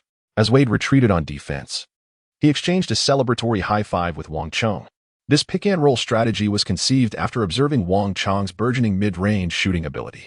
Although practiced infrequently and still requiring refinement, the exceptional individual talents of Wade and Wang Chong had already rendered it one of Marquette University's simplest yet most effective tactics. Following the screen, if the opponents opted to double-team Wade, he could pass the ball to the perimeter for Wang Chong's jump shot. Conversely, if the defense pursued Wang Chong, Wade could exploit a one-on-one opportunity under the basket with a high success rate. Moreover, as a guard, the only players capable of keeping pace with Wade were fellow guards. After the screen, Wang Chong would find himself mismatched against the opposing guard. Given that most NCAA guards, including shooting guards, stood at heights exceeding 1.9 meters, few could rival Wang Chong's 2.8-meter stature. In the NBA draft, those shooting guards measuring between 1.98 and 2.00 meters were a rarity. Annually, out of the 64 teams in the NCAA tournament, only a handful of shooting guards would be selected for the NBA. Even when faced with Wade's formidable defense, Wang Chong adeptly capitalizes on his height advantage, maintaining an exceptionally high shooting accuracy, even against shorter guards like Wade. Although the pick-and-roll strategy may appear simplistic, it proves to be insurmountable in the face of sheer talent. Chapter 11 reveals that this player possesses a semblance of Kevin Garnett's essence. As the game unfolds, the opposing center's unexpected mid-range shooting becomes a perplexing challenge.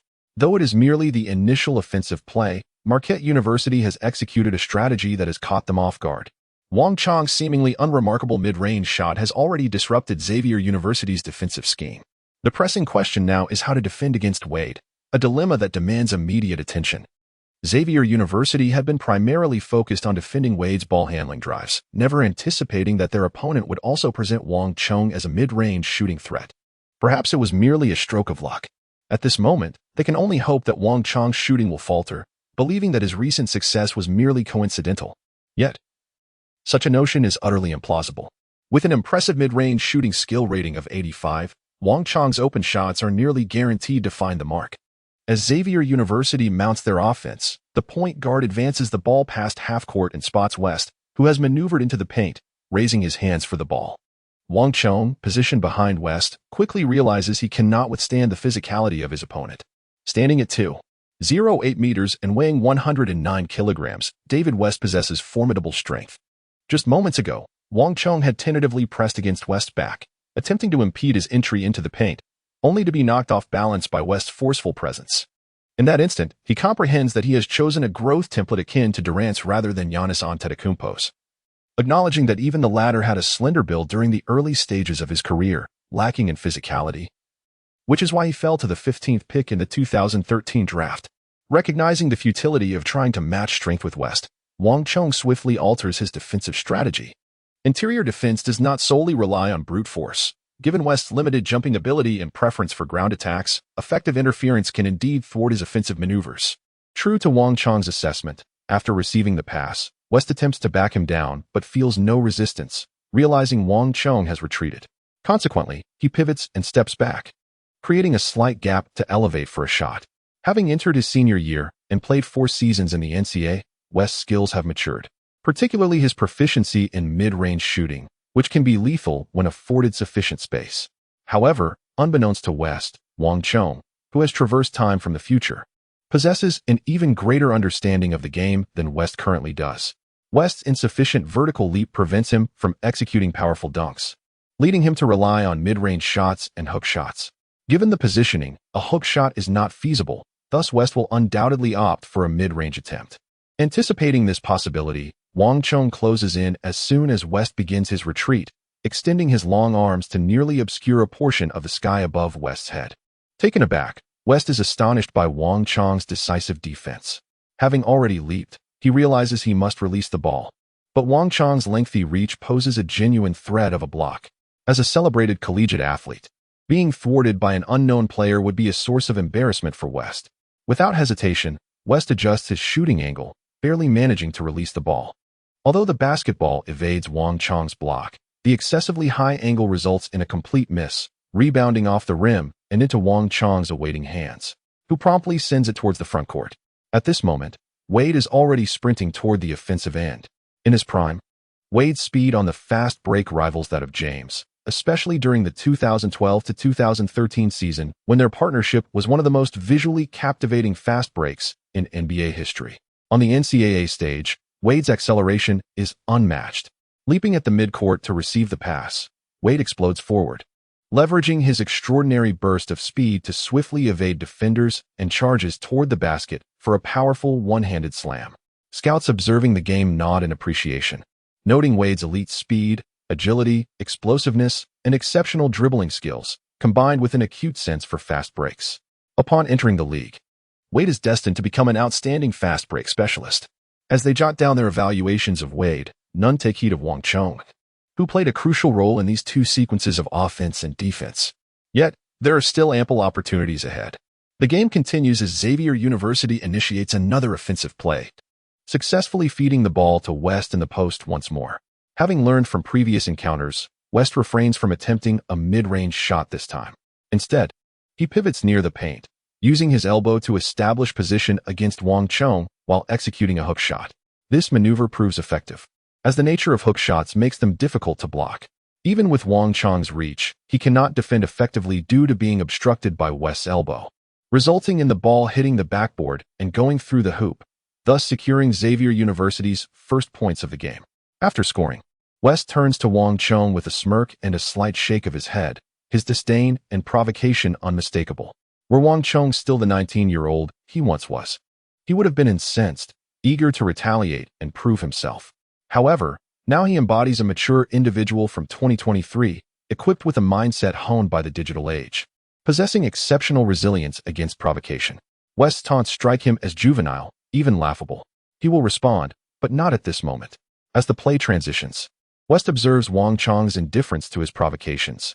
He shows no inclination to demand the ball in retaliation. Initially, he had anticipated that provoking this seemingly young player would ignite his competitive fire, but it seems his plan has faltered. In the subsequent plays, both West and Wang Chong refrain from receiving the ball, instead focusing on supporting their perimeter teammates. The physical disparity grants West a distinct advantage in the paint, even managing to overpower Wang Chong to secure an offensive rebound and score. Yet, despite this, Wang Chong remains unperturbed, continuing to fulfill his role by setting screens for Wade, securing rebounds, and protecting the paint. Scouts take note of this, nodding in approval. Who is this player? His demeanor is commendable, and to display such performance against David West is impressive. How old is he? Have you noticed that his arms seem even longer than West's? If he could gain some more strength, he would indeed reflect a hint of Kevin Garnett's essence. As the scouts engage in their discussions, Wang Chong prepares to make his own impact. Chapter 12, Sweet 16, Rising Fame. Having been preoccupied recently, updates have been sparse. Starting today, I will publish 2 updates of 4,000 words daily until the official release. With the outstanding performances of Wade and Wang Chong, Marquette University swiftly established a commanding lead, completely dominating Xavier University in the game.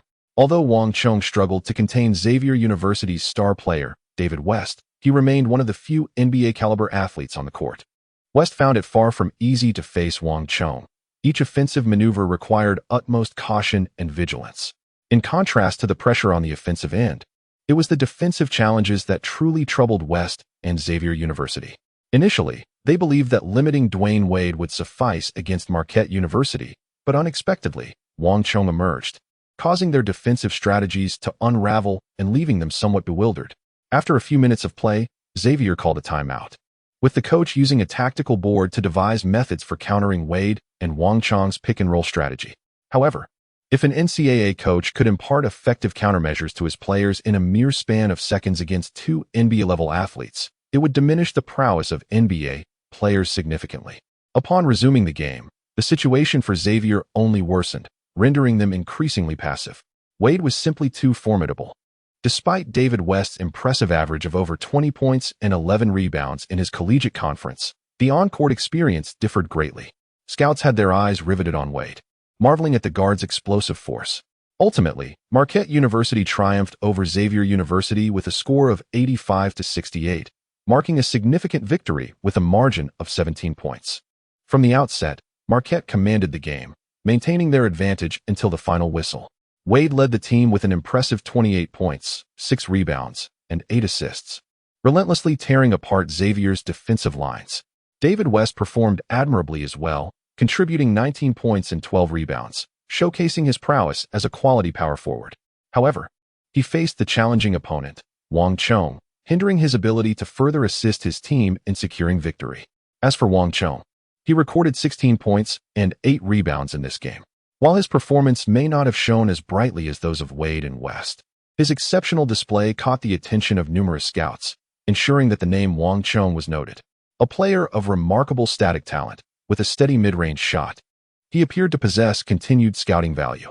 In the league, although tall shooters may not always receive high praise, they are highly sought after, especially during the 2002 to 2003 season when German sharpshooter Dirk Nowitzki achieved a career best, averaging 25 points, 10 rebounds, and 3 assists. The Dallas Mavericks currently boast an impressive record, firmly positioned among the league's top 2, fiercely competing with the San Antonio Spurs for the best record in the league.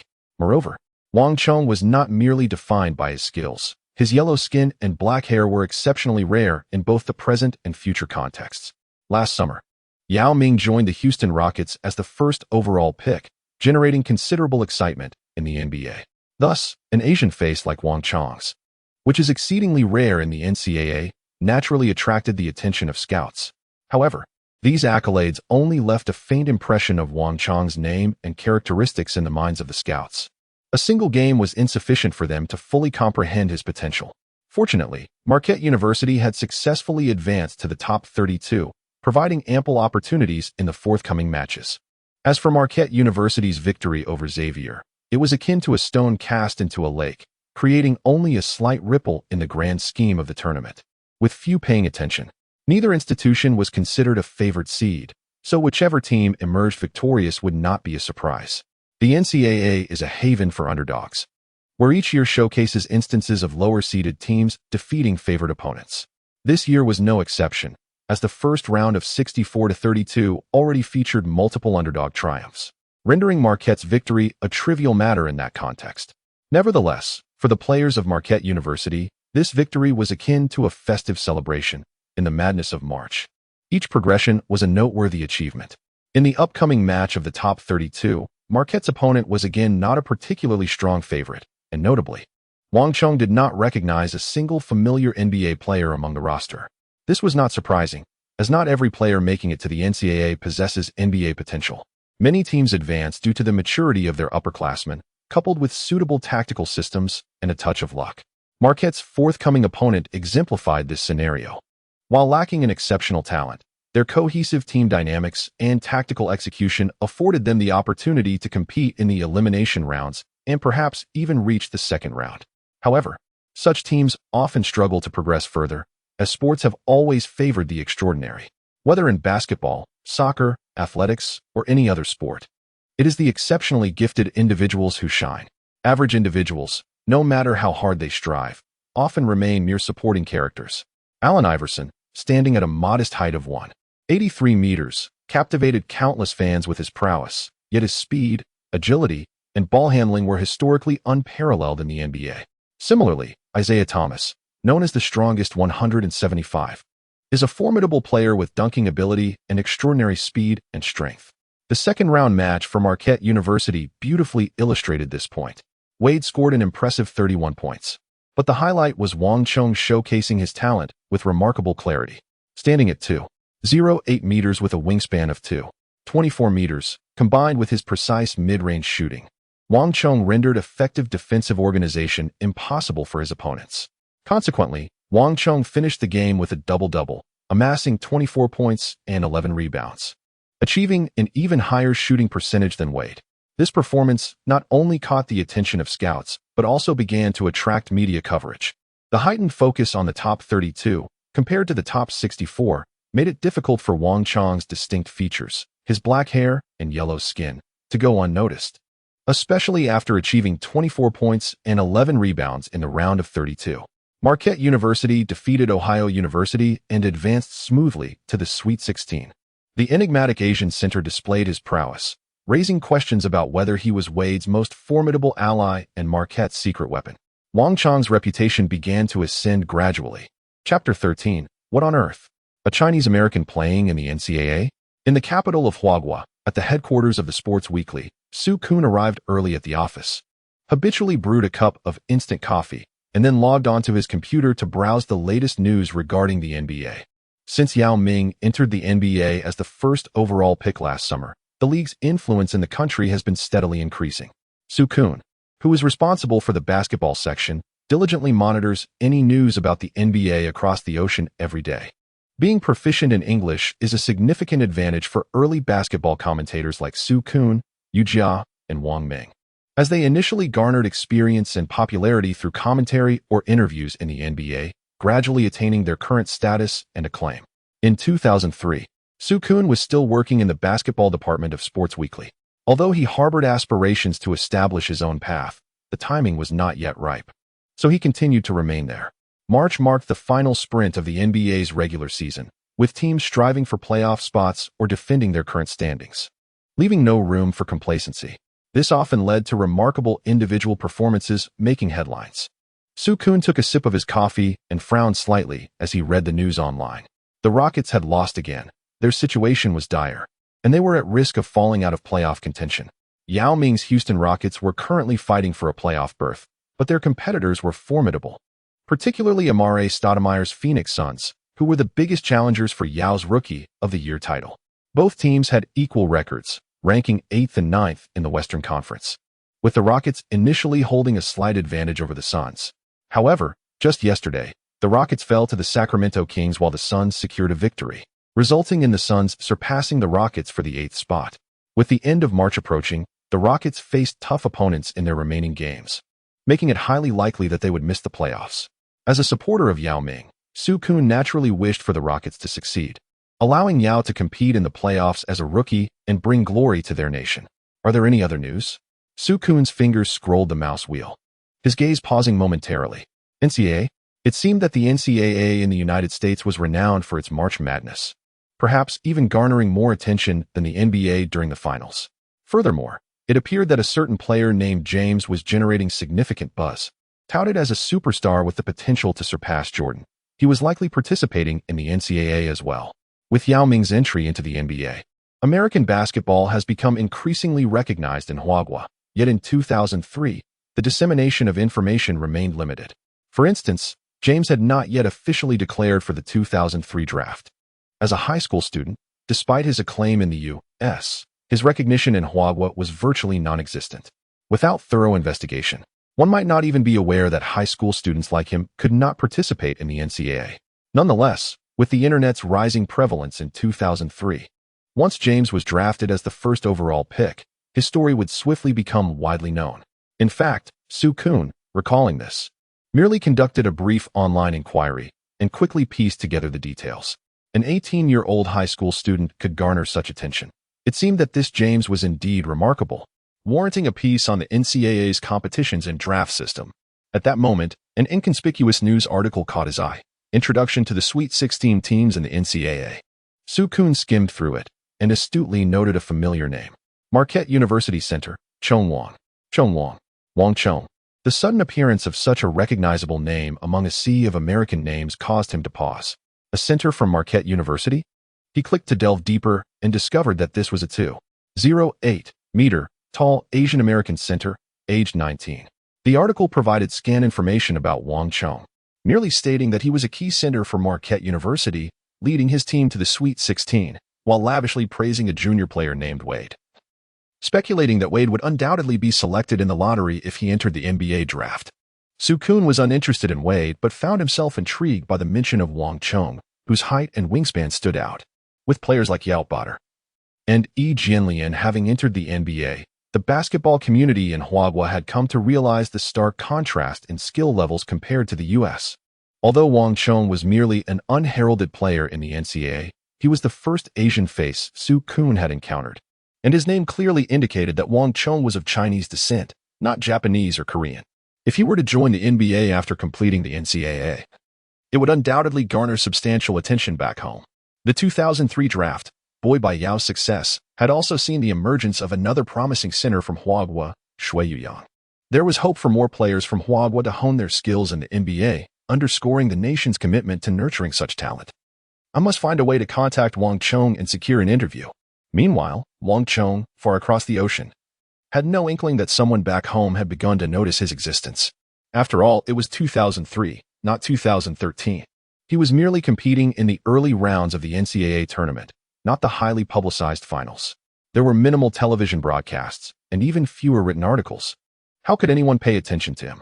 However, even if he were aware, Wang Chong would not feel overly elated. In fact, he was somewhat grateful for his identity as a Chinese American.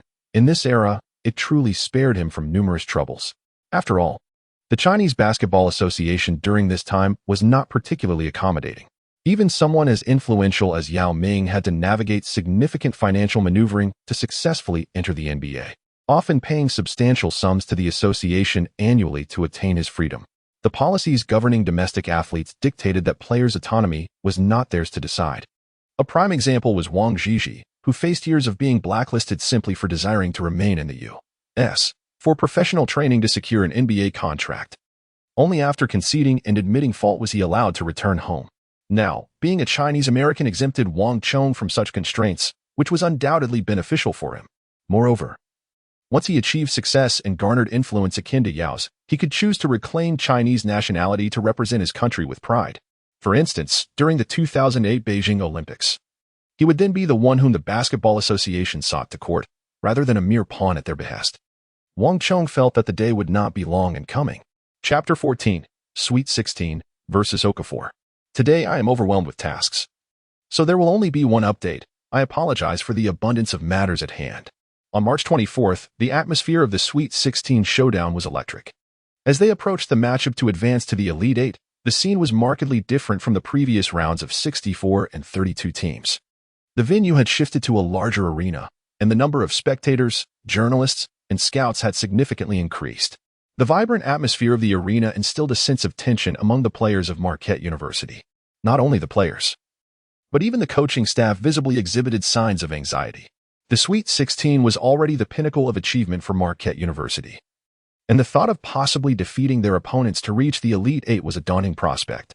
However, their upcoming adversary was not to be underestimated.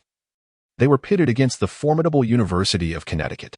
In the 2003 NBA draft, Connecticut did not yield any prominent players, yet the following year, in 2004, they would produce a second overall pick, Emeka Okafor.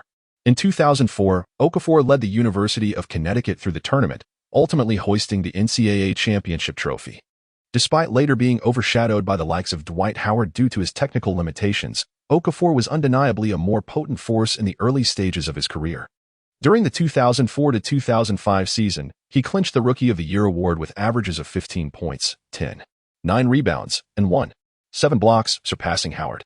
Now a sophomore, Okafor consistently contributed 15 points, 11, 2 rebounds, and 73 blocks per game, bolstered by the overall strength of the UConn team. Under his leadership, Connecticut was a powerhouse in 2003. Most crucially, Marquette University, lacking a traditional center and relying on Wang Chong, a player typically positioned on the perimeter to fill that role, faced immense pressure against a team boasting a superstar center.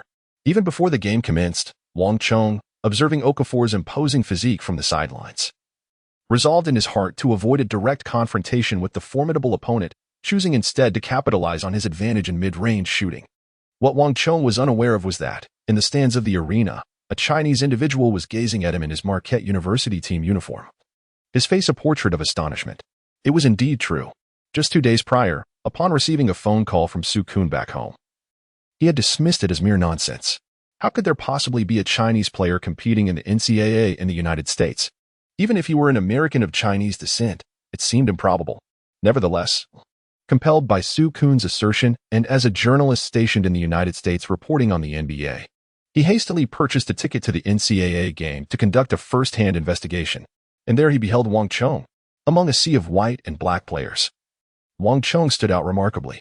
Had the match not been on the brink of commencing, he would have rushed over to interview Wang Chong, inquiring about his identity and the reasons for his presence at the NCAA arena, as well as whether he had any intentions of entering the NBA draft after reaching the Sweet 16. Suppressing a multitude of questions swirling in his mind, he patiently settled in to watch the game. The starting players from both teams stood on the court, prepared to commence the match. Wang Chong and Okafor positioned themselves at the center circle, ready for the jump ball. When they stood side by side, their heights and wingspans were nearly identical. Okafor measured 2.08 meters in height with a wingspan of 2.23 meters, closely matching Wang Chong. However, the disparity in their physiques was quite pronounced. Okafor weighed over 110 kilograms, his robust muscles rendering him impressively strong. In contrast, while Wang Chong was not excessively slender, standing next to his opponent, he appeared notably more delicate. As the game commenced and the referee tossed the ball into the air, Wang Chong had barely bent his knees to leap when a shadow darted past him. Okafor had already sprung into action, soaring high to direct the basketball toward his team's backcourt. The difference in their jumping ability and explosive athleticism was glaringly evident. Wang Chong's leaping ability is not particularly lacking. However, it pales in comparison to Okafor's explosive physicality. His average of 4.73 blocks per game in collegiate competitions is no mere coincidence. As the University of Connecticut's offense progressed, the point guard crossed half-court and immediately spotted Okafor, who raised his hands high in the paint, signaling for the ball. Okafor possesses formidable offensive skills in the post, extending beyond mere paint attacks, as he also boasts a fairly reliable step-back turnaround jumper. While these offensive techniques may not be exceptionally remarkable in the NBA, they are certainly among the elite in the NCAA. With his back against Wang Chong, Okafor nudged him slightly, and Wang Chong instantly felt an overwhelming force, causing him to stumble backward. Effortlessly brushing past Wang Chong, Okafor pivoted and executed a half-hook shot, sending the basketball deftly through the net. His strength is even more formidable than that of David West. As a versatile forward, West's power is indeed among the best. Yet it remains incomparable to Okafor's might. Rubbing his somewhat sore chest, Wang Chong retreated to the baseline, passing the ball to Wade. Without the slightest hesitation, Wade accelerated towards the backcourt of the University of Connecticut, clearly aiming to exploit his team's agility to catch the opponents off guard. However, by the time they reached the Sweet 16, no participating team could be deemed weak. Connecticut's fast-break defense was remarkably astute, and immediately, players moved to disrupt Wade's dribbling, impeding his straight-line speed. Upon reaching the three-point arc, Wade was forced to halt, as three defenders had already established position in the paint. Even if he attempted a forceful drive, the outcome would likely be unfavorable. Dwyane. At that moment, he heard Wang Chong's voice resonating in his ear. Turning to look, Wade saw Wang Chong, who had just sprinted from the backcourt and entered the three-point line. He also noticed that Okafor remained stationed in the paint, showing no intention of defending Wang Chong. Clearly, in Okafor's subconscious, he assumed that Wang Chong, being a center, would be inept at shooting from distance. And in order to contain Wade's drives, it was imperative for him, being the strongest rim protector, to guard the basket. Observing this scenario, Wade acted without hesitation and passed the ball to Wang Chong. Receiving the pass, Wang Chong launched a jump shot from 22 feet away from the basket. The basketball traced a perfect arc through the air and, much to Okafor's momentary astonishment, swished through the net. What a precise shot. In the stands, a Chinese reporter's eyes sparkled at the sight of this moment. Wang Chong's shooting technique, characterized by an impeccable release, fluidity, and precision, is truly remarkable. Standing at a height of 2.08 meters, possessing such shooting prowess is indeed a rarity for an interior player. Initially, witnessing Wang Chong being overwhelmingly overpowered by Okafor in terms of strength caused a slight furrow in his brow. For someone who has extensively covered NBA games, he perceives the physicality of NCAA competition as inadequate. If Wang Chong struggles in this level of confrontation, it may pose significant challenges for his survival in the NBA. However, should his strength lie in his shooting ability, the narrative alters dramatically. The league hosts superstars like Nowitzki, who, despite lacking in physical confrontational prowess, have carved out a remarkable career through their shooting excellence. Chapter 15. This individual is destined to become an NBA star. Wang Chong's mid-range jumper left Okafor somewhat bewildered, as he had seldom encountered a center of Wang Chong's caliber in the previous league matches. During the early 2000s, the league was still entrenched in an era that prioritized interior play. Coaches would invariably encourage players taller than 2.08 meters to hone their skills beneath the basket, rather than languishing on the perimeter. Indeed, this refers to Dirk Nowitzki. The moniker soft accompanied Nowitzki for nearly half of his professional career, until 2011, when he led his team to triumph over the Heat's formidable trio, thereby earning genuine recognition from the league and shedding that unflattering label. Influenced by the NBA, NCAA coaches similarly held players to these standards, with the exception of a few exceptionally gifted individuals. Before Wang Chong acquired the system and the Durant template, he possessed no talent for mid-range or long-distance shooting. If it were only Wang Chong, Okafor would not have needed to overthink. He could simply guard him. In terms of dynamic abilities, Okafor was significantly superior to Wang Chong, with comparable speed that allowed him to keep pace. Given their similar height and wingspan, Wang Chong's shooting would be heavily contested. However, herein lies the dilemma. At Marquette University, Wang Chong was not the star player. That honor belonged to Dwyane Wade. Okafor was clearly more defensively oriented. His contributions on the defensive end were far more vital to the team than his offensive skills. To guard Wang Chong, he was compelled to leave the paint, and with Okafor absent from the interior defense for the University of Connecticut, Wade was free to wreak havoc. He needed no elaborate moves. With merely his speed and explosive power, Wade could effortlessly penetrate the defense and drive to the basket, scoring against an unguarded interior with ease. The University of Connecticut clearly regarded Wade as a far greater threat than the suddenly emerging rookie Wang Chong. Thus, after Wade scored consecutively by attacking the basket, Okafor ceased to leave the paint, relegating the task of defending Wang Chong to other players. However, without Okafor's defensive prowess, Wang Chong found it relatively easy to manage. Given that his current skill level was rated at 65, placing him at an NBA caliber, albeit at the lowest tier, often relegated to the bench with minimal playing time. While the University of Connecticut was a seed-level team in the NCAA, their true dominance came in 2004, when they boasted not only the top prospect Okafor, but also shooting guard Ben Gordon and the versatile Charlie Villanueva. However, in 2003, Ben Gordon was merely a freshman, not even a starting shooting guard, and at 191 meters and 91 kilograms, he was ill-equipped to match up against Wade. As for the other players, they were competent but lacked the potential that would catch the eye of NBA scouts. The forward from the University of Connecticut, who switched to guard Wang Chong in Okafor's absence, was no exception, standing around 2.03 meters tall. He had significant disadvantages in height and wingspan compared to Wang Chong and exhibited a tendency to jump when defending shots, seemingly a bad habit learned from his star teammate Okafor. When Wang Chong confronted the opponent's defense, he merely needed to feign a shot to effortlessly deceive them. He then calmly retrieved the basketball, maneuvered to a safer position, and prepared for another attempt at the basket. On the other hand, Okafor's experience guarding the paint was far from satisfactory. If a robust interior center could easily contain Wade, he would hardly ascend to the ranks of an elite NBA star. Regarded as the third greatest shooting guard in the history of the league, following Jordan and Kobe, it is worth noting that not only is Okafor a mere sophomore, yet to reach his zenith, but he is also facing a more experienced junior in Wade. Even in the following year, an improved Okafor would find it quite challenging to contend with Wade's aggressive drives to the basket. Before the first quarter concluded, Okafor had already accrued 2 fouls due to Wade's relentless assaults on the rim. Frustrated and feeling powerless, Okafor could only vent his anger on Wang Chong in the paint. Leveraging his substantial weight and strength, he forcefully barreled into Wang Chong, executing a thunderous dunk, reminiscent of an NCAA version of Shaquille O'Neal. Wang Chong was thoroughly overwhelmed defensively by Okafor, yet he remained unfazed. Despite the disheartening appearance of the game, those who scrutinized the statistical data would be astonished to discover that Wang's scoring was not significantly inferior to Okafor's.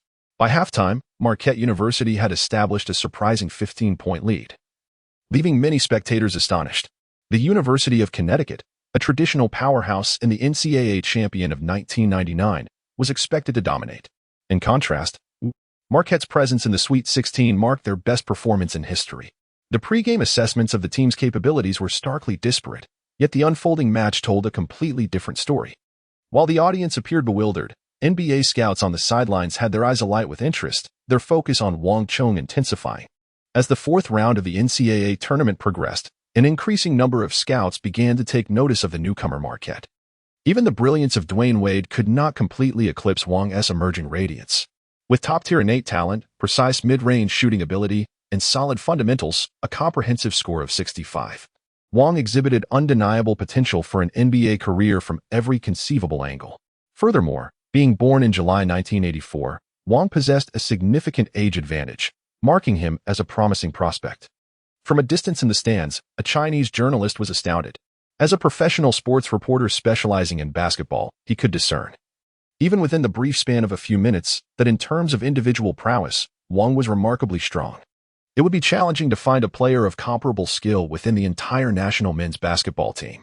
In fact, among the perimeter players, only the legendary Chinese guard Hu Weidong, often referred to as the Asian Jordan, could rival Wang.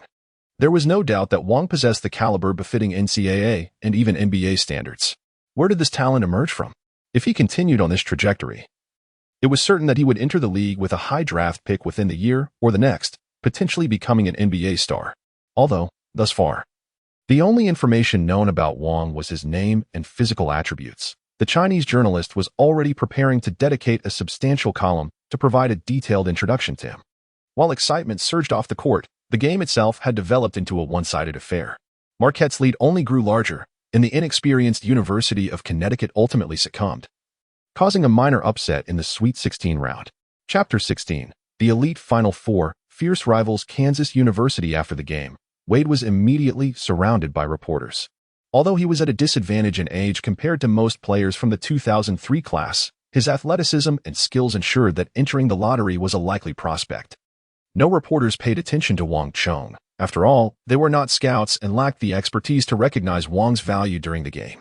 Wang understood this situation well. He had never anticipated garnering the media's favor. It sufficed for him that scouts were taking notice. Moreover, Wang's primary objective at this stage remained to assist Wade in reaching the NCAA finals, fulfilling the systematic tasks to obtain rewards. As long as Marquette advanced to the finals, his visibility would significantly increase, alleviating any concerns of being overlooked. However, as Wang made his way toward the players' tunnel, he was stopped by someone. He paused, taken aback by the sight of a dark-haired, yellow-skinned individual resembling him. A Chinese journalist? In 2003, he had not realized that there were Chinese media reporters covering the NCAA. "Hello, may I ask if you are of Chinese descent?" the journalist inquired in slightly awkward English. Wang Chong nodded and responded directly in Chinese, "Yes, I can speak Chinese. We do not need to communicate in a foreign language." Upon hearing Wang Chong's fluent Mandarin, the reporter from Huagua felt a surge of joy. He was aware that many Chinese Americans, having grown up in the United States, often lacked proficiency in Chinese.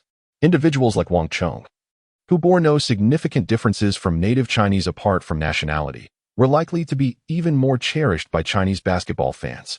He immediately stated, "You are the first Chinese American I have encountered playing in the NCAA. I am a reporter for the Sports Weekly and would like to conduct an interview with you, if you have the time." Sports Weekly? That was a newspaper of considerable influence in the country. Wang Chong recalled that the renowned commentator Su Kun had previously worked for Sports Weekly. However, he remained unaware that the reason a reporter from Sports Weekly was seeking him out was due to Su Kun's efforts. Upon hearing that an exclusive interview was to be conducted, Wang Chong pondered for a moment before nodding and replying, "Of course. But I need to prepare for my upcoming match in the next few days. If possible, let's sit down and have a thorough discussion after the NCAA championship concludes." "All right." The reporter nodded, not giving it much thought, believing it would not be long before they could meet. He had already investigated that Marquette University's next opponent was the #1 seed from the Midwest, the Kentucky Wildcats, a team that had won the NCAA championship 7 times in the past and was considered a strong contender, clearly outclassing Marquette University. The Marquette University, where Wang Chong is situated, achieved the remarkable feat of defeating the University of Connecticut to advance to the Elite Eight, a near-miraculous accomplishment in the NCAA tournament. However, surpassing the Kentucky Wildcats seemed an almost insurmountable challenge. In just a few days, he anticipated the opportunity to interview Wang Chong. However, it became evident that he was mistaken. In a stunning turn of events during the Elite Eight match 2 days later, Marquette University delivered what could be deemed the most significant upset of the entire March Madness. They triumphed over the top-seeded University of Kentucky with a resounding score of 88-71. Propelling themselves into the Final Four and establishing themselves as the biggest dark horse of the NCAA tournament. Throughout the game, Wade amassed an astonishing triple-double of 29 points, 11 rebounds, and 11 assists, transforming the seemingly hopeless into the extraordinary and leading his team to victory, leaving spectators in awe. This young talent from Chicago displayed an unexpected prowess. Wade's visibility soared overnight, consequently elevating Marquette University's prominence as well. Although Wang Chong played a supporting role in this match, he distinguished himself as the most outstanding among the ensemble, amassing 18 points and 9 rebounds. The 2003 Kentucky Wildcats epitomized the traditional NCAA powerhouse Wang Chong referred to. predominantly composed of junior and senior players whose physical development had largely plateaued and whose potential had been mostly tapped. While undeniably formidable in NCAA competitions, such teams lack the distinctive qualities that attract the attention of NBA scouts. When faced with teams led by superstars like Wade and Anthony, even when the overall strength disparity is significant, the brilliance of individual players can still turn the tide. However, upon reaching the Final Four, Marquette University encountered a different adversary in the semifinals. Kansas University, historically known for eliminating Marquette and subsequently succumbing to Syracuse University led by Anthony in the finals, presented a formidable challenge. As another seed team, Kansas not only matched Kentucky in prowess, but, like Marquette, boasted star players. In the 2003 draft, they featured the 7th overall pick, point guard Kirk Hinrich, and the 12th overall pick, center Nick Collison. These two athletes currently stand as Kansas's most renowned duo.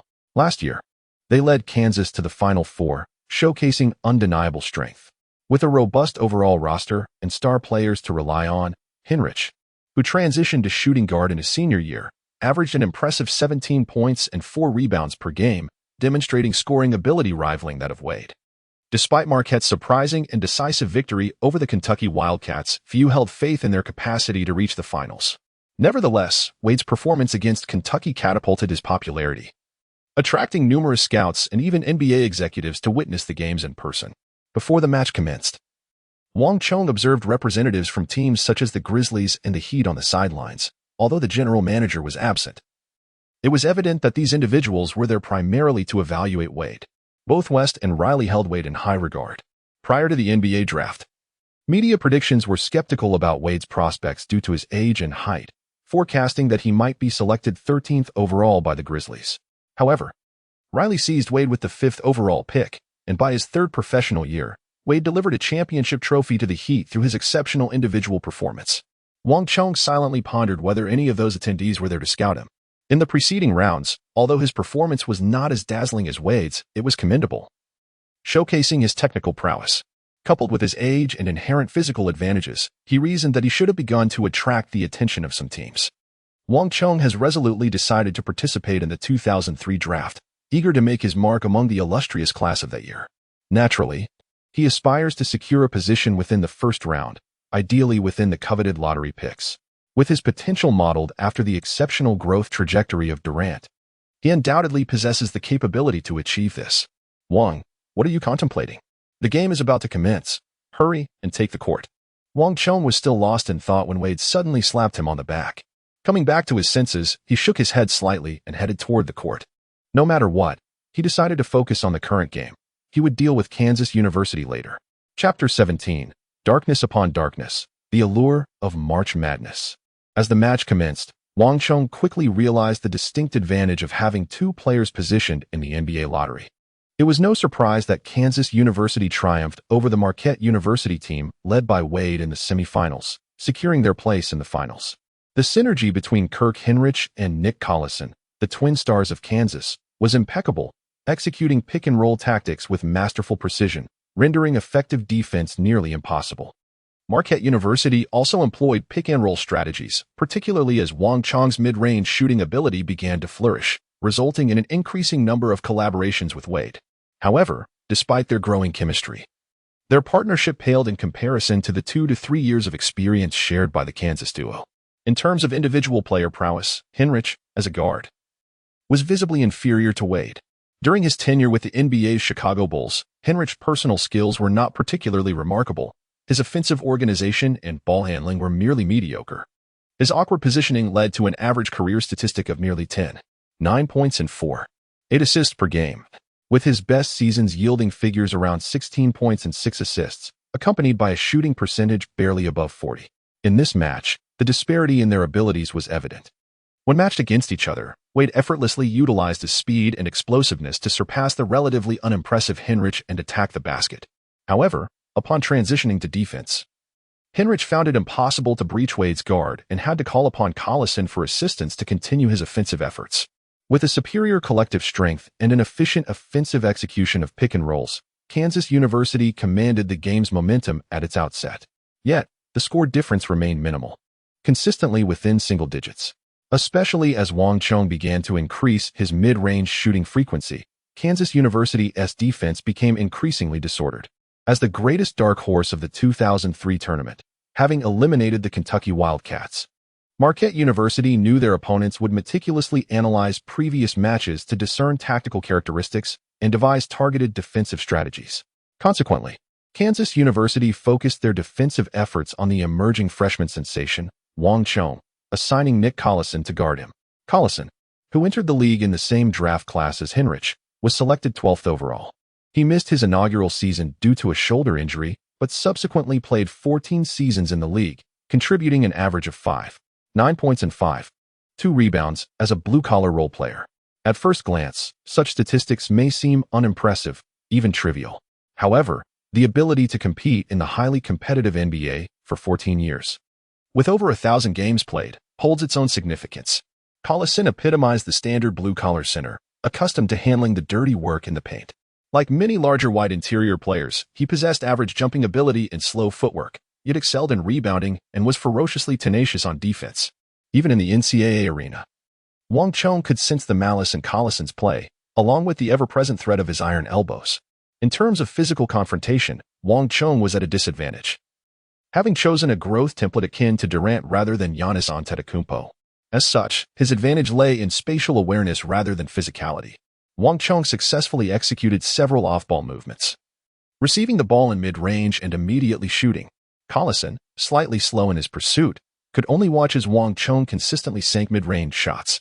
On 2 occasions, despite Collison's defensive positioning that obscured much of Wang Chong's view, the latter still prevailed in scoring. This success could be attributed to Wang Chong's soul badge, mid-range maestro. Unlike others, his mid-range shooting was enhanced by this badge, not only improving his shooting percentage but also mitigating the impact of defensive interference. Standing at 2.08 meters with a wingspan of 2.24 meters, Wang Chong's shots were inherently difficult to contest, and with the badge's effects, his shooting percentage was remarkably high. If the first quarter was a showcase for Wade's individual talent, demonstrating his ability to penetrate defenses and score through various means, the second quarter saw Wang Chong seize the spotlight. Through his performances in preceding matches, he had already won over the team's coach and fellow players, naturally establishing himself as the second tactical focal point of the team. Kansas University took Wang Chong's presence seriously, yet they struggled to devise effective countermeasures against his nearly flawless mid-range shooting. The score remained tightly contested. However, in the third quarter, Marquette University discovered a breakthrough. The game-changing moment came from their star player, Wade. In a one-on-one defensive scenario, Wade directly stole the ball from Hinrich, converting a fast break opportunity into an and-one play. Shortly after, Marquette's staunch defense thwarted a Kansas University offensive attempt, leading to a quick transition where Wade assisted Wang Chong for a mid-range score. With 5 consecutive points, Marquette University surged ahead. The NCAA tournament, distinct from the NBA, featured players who were still students, often lacking in game experience and pressure resilience. Witnessing their previously established lead vanish, Kansas University grew noticeably anxious. Collison's elbow knocked Wang Chong down during a post-up play, resulting in his 5th foul of the game. Hinrich followed with a careless turnover, tossing the ball out of bounds. Kansas University's momentum had completely dissipated. Players began to play increasingly erratically. Even with the coach's loud exhortations and repeated timeouts in an attempt to regroup, it was too late. Regaining control required stifling the opponent's offensive rhythm. Yet neither Wade nor Wang Chong could be contained. Even if they managed to trade baskets, for the lagging Kansas University, it was merely a futile endeavor. As time dwindled, the expressions of urgency on the faces of Kansas University players intensified, while the astonished looks on the faces of media and fans grew ever more pronounced. Could Marquette University truly be on the verge of victory?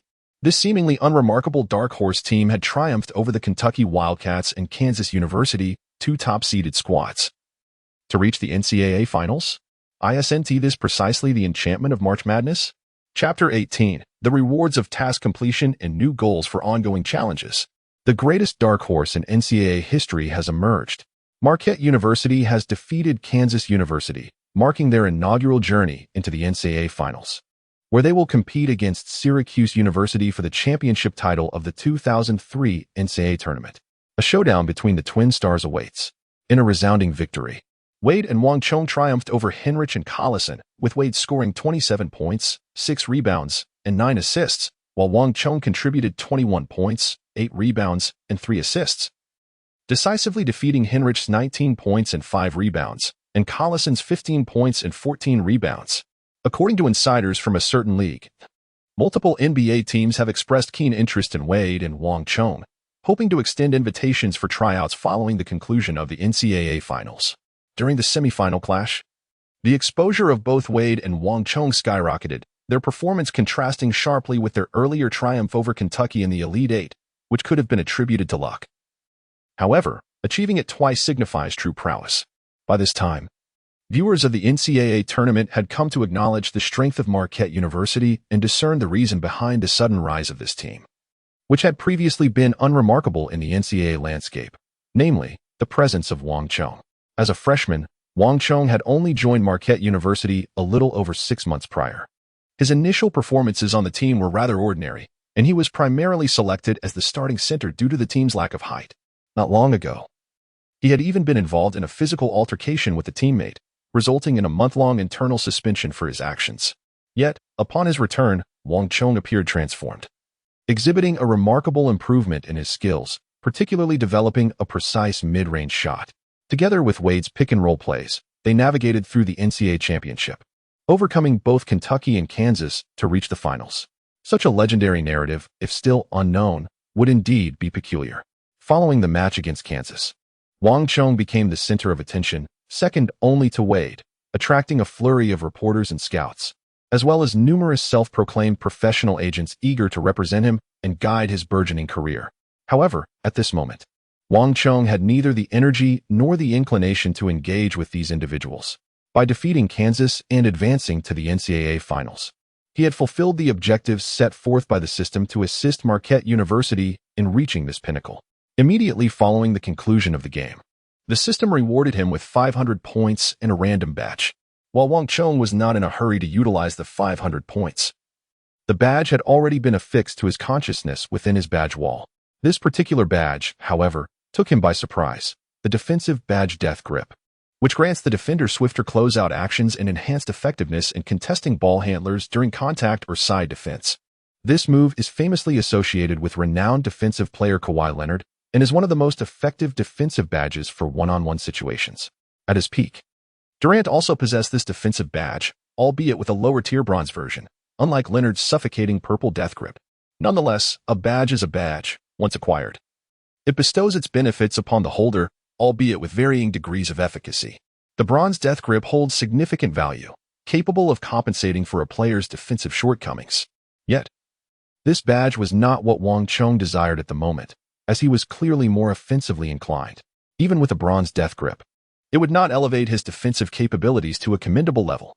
In contrast, he yearned for an offensive badge, particularly one related to shooting, to further enhance his mid-range shooting proficiency rated at 85.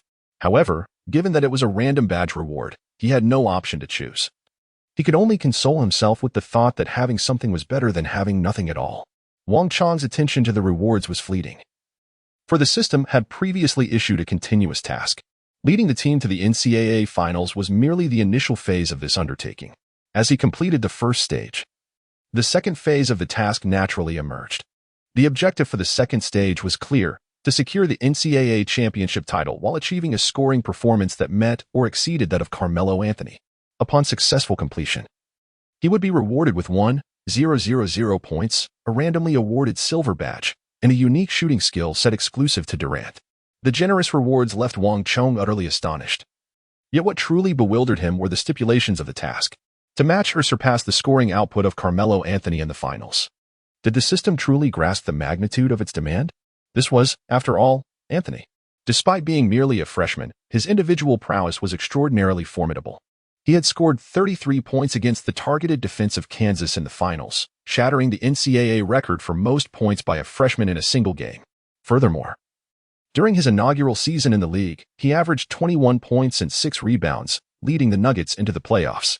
In 2003, Anthony's immediate impact on the court was rivaled only by LeBron James, who, despite being awarded the Rookie of the Year title, faced criticism for overshadowing Anthony's remarkable debut. As for Dwyane Wade, while his performance as a rookie was commendable, it paled in comparison to that of Anthony and James.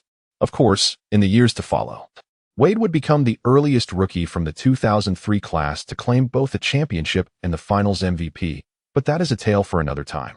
Wang Chong had watched the footage of Anthony's games at Syracuse University, and in his estimation, Anthony's skill level was at least an impressive 80, making him a more formidable force than Wade. Was it conceivable for him to match Anthony's scoring in the finals? The crux of the matter, however, was the generous rewards associated with the system's tasks. The mere thought of failing and losing those rewards felt akin to suffering a loss of 100 million. No, I must find a way to accomplish this task, he resolved within himself. As these thoughts raced through his mind, his gaze inadvertently fell upon the death spiral badge on the wall. At that moment, an idea sparked within him. Indeed, while my scoring ability may not rival Anthony's, could it be possible to diminish his scoring capacity through defense, bringing it down to my level during the finals? After all, this was merely a freshman Anthony, whose strength and skills had yet to reach their zenith. With the assistance of the death spiral badge, this feat might not be entirely unattainable. Of course, prior to that, Wang Chong needed to allocate all 500 points to accelerate his template fusion, thereby enhancing his abilities further. Previously, Wang Chong had received a reward of 1,000 points in a beginner's gift package. After utilizing all of them for accelerated template fusion, his overall skill rating surged from a meager 41 to an impressive 65. This substantial increase was primarily due to the initial low rating of 41. Even a slight enhancement led to significant improvement. The rating system in 2K resembled leveling up in video games. In the early stages, the ascent was rapid, but as one progressed, the experience required for further advancement grew exponentially, making upgrades increasingly challenging.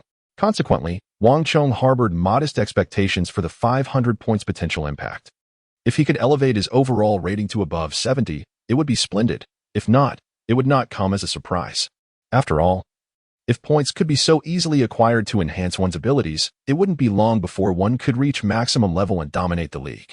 However, it is worth noting that Durant, upon entering the league, had indeed become a top-tier superstar within just a few seasons. In his rookie season, he averaged 20 points and 4 rebounds. By his second season, he improved to 25 points and 6.5 rebounds, and in his third season, he soared to an average of 30 points and 7.6 rebounds, securing the title of league scoring champion. He continued to dominate the scoring charts in subsequent seasons, establishing himself as one of the league's premier scorers.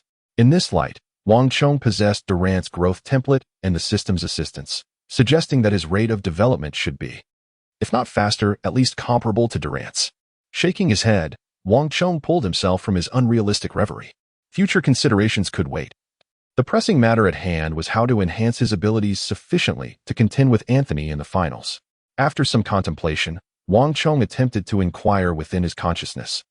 System, can I actively choose the direction of growth for the accelerated template fusion? He posed the question tentatively, not expecting a response from the system. Yet, in the next moment, the system's cold voice resonated in his ear. The host can conduct targeted accelerated fusion based on the 4 fundamental attributes: offense, defense, awareness, and quality. Upon hearing this, Wang Chong's heart leaped with joy. This was the breakthrough he needed. Without hesitation, he declared, allocate all 500 points to accelerate the fusion of my defensive capabilities. 500 points have been consumed for accelerated template fusion, the system confirmed. As Wang Chong focused intently on the data panel, he noted that his overall skill rating had indeed risen, climbing from 65 to 69. Although this 4-point increase seemed modest compared to the previous leap from 41 to 65, he recognized that the targeted enhancement had yielded considerable improvements in several defensive attributes. Previously, his defensive stats were as follows: rebounding 66, blocking 48, stealing 44, perimeter defense 67, interior defense 62, boxing out 57, and help defense 67. After the system's accelerated fusion, these values had transformed to rebounding 72, blocking 60, stealing 47, perimeter defense 81, interior defense 69, boxing out 71, and help defense 77. Moreover, Wang Chong discovered that even attributes not typically classified under defense, namely defensive awareness and help defense awareness, had risen from 67 and 65 to 75 and 73, respectively.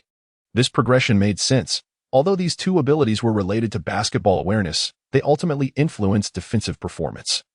And it was only natural that improvements in his defense would yield advancements in these areas as well. Wang Chong aspired to enhance his defensive prowess, driven by his own convictions.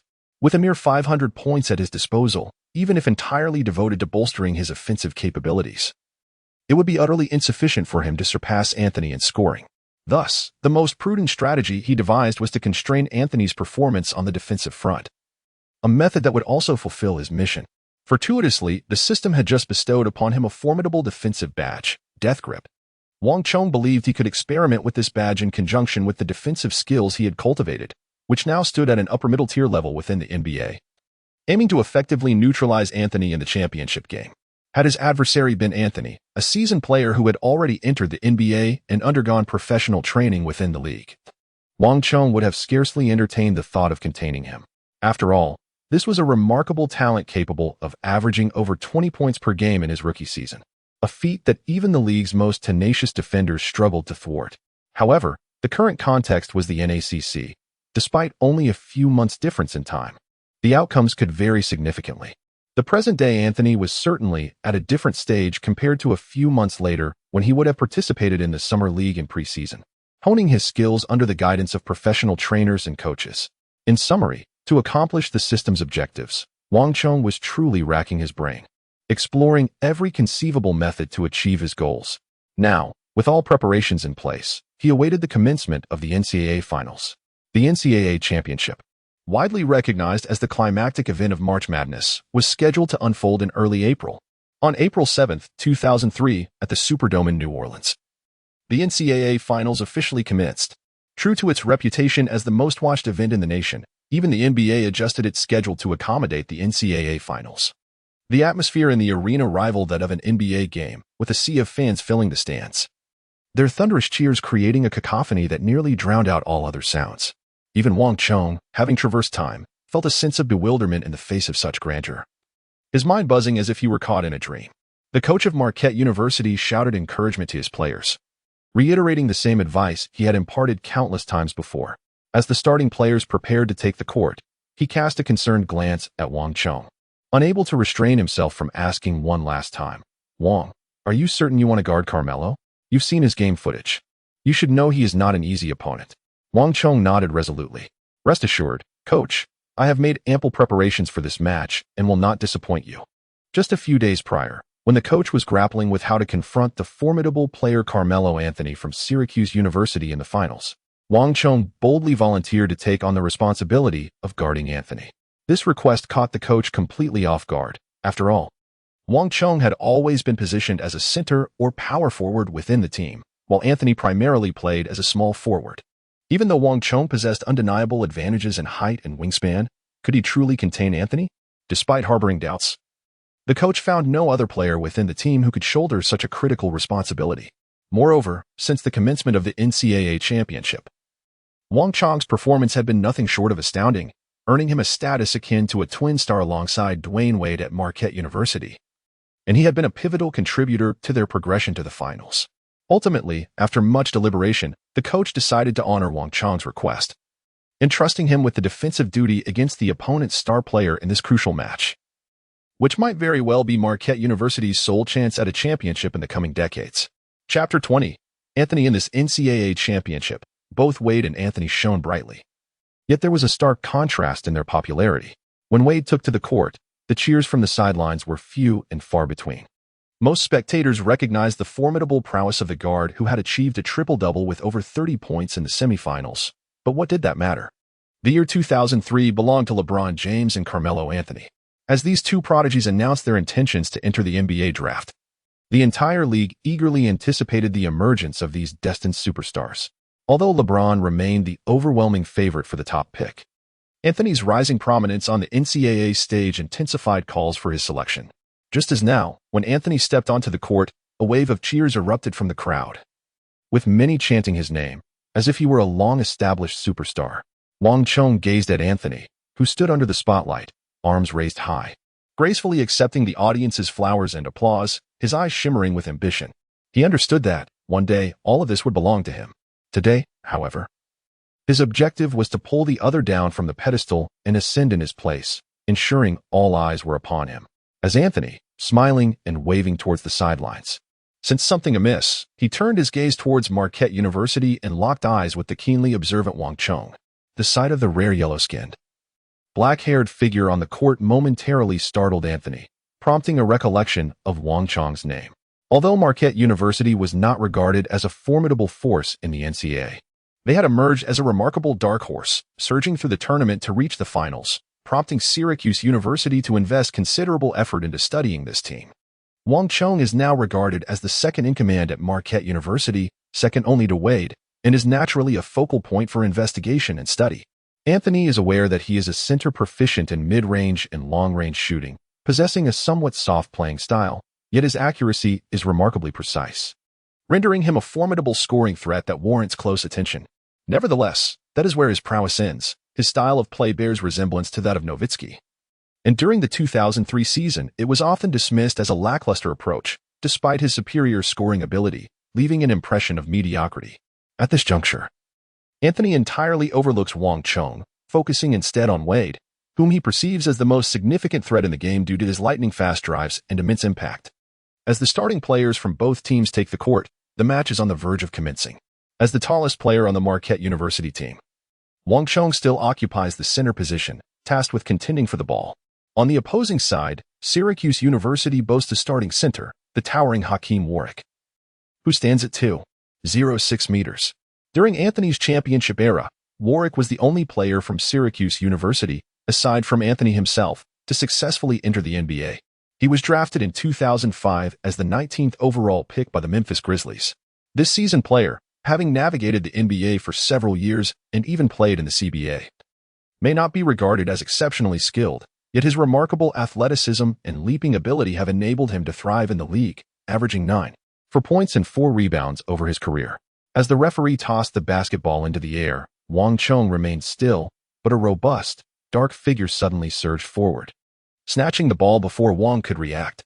It was none other than Warwick, nicknamed the Helicopter, known for his exceptional vertical leap and explosive speed, akin to a small cannon. This allowed him to easily win the jump ball despite lacking Wang Chong's height and wingspan. Syracuse's offense commenced. After the point guard dribbled past half-court, he swiftly passed the ball to the team's star, Anthony. Upon receiving the ball, Anthony glanced at the defender before him, his expression momentarily frozen in surprise. Meanwhile, the commentator on the sidelines expressed astonishment, noting that the defender standing before Anthony was none other than Marquette University's starting center, Wang Chong. Was this a prearranged strategy? Could a center effectively guard a small forward like Anthony? While others might question the viability of such a tactic, Anthony merely chuckled derisively. With his flamboyant personality, he boldly addressed Wang Chong. "You don't seriously think you can guard me, do you? I have 1,000 ways to score right in front of you." Since entering the league, Anthony has been lauded as an offensive virtuoso, possessing a diverse array of techniques that far surpass the singular driving approach of players like LeBron James. If Marquette believed that simply assigning a taller player to guard him would suffice, they were gravely underestimating his prowess.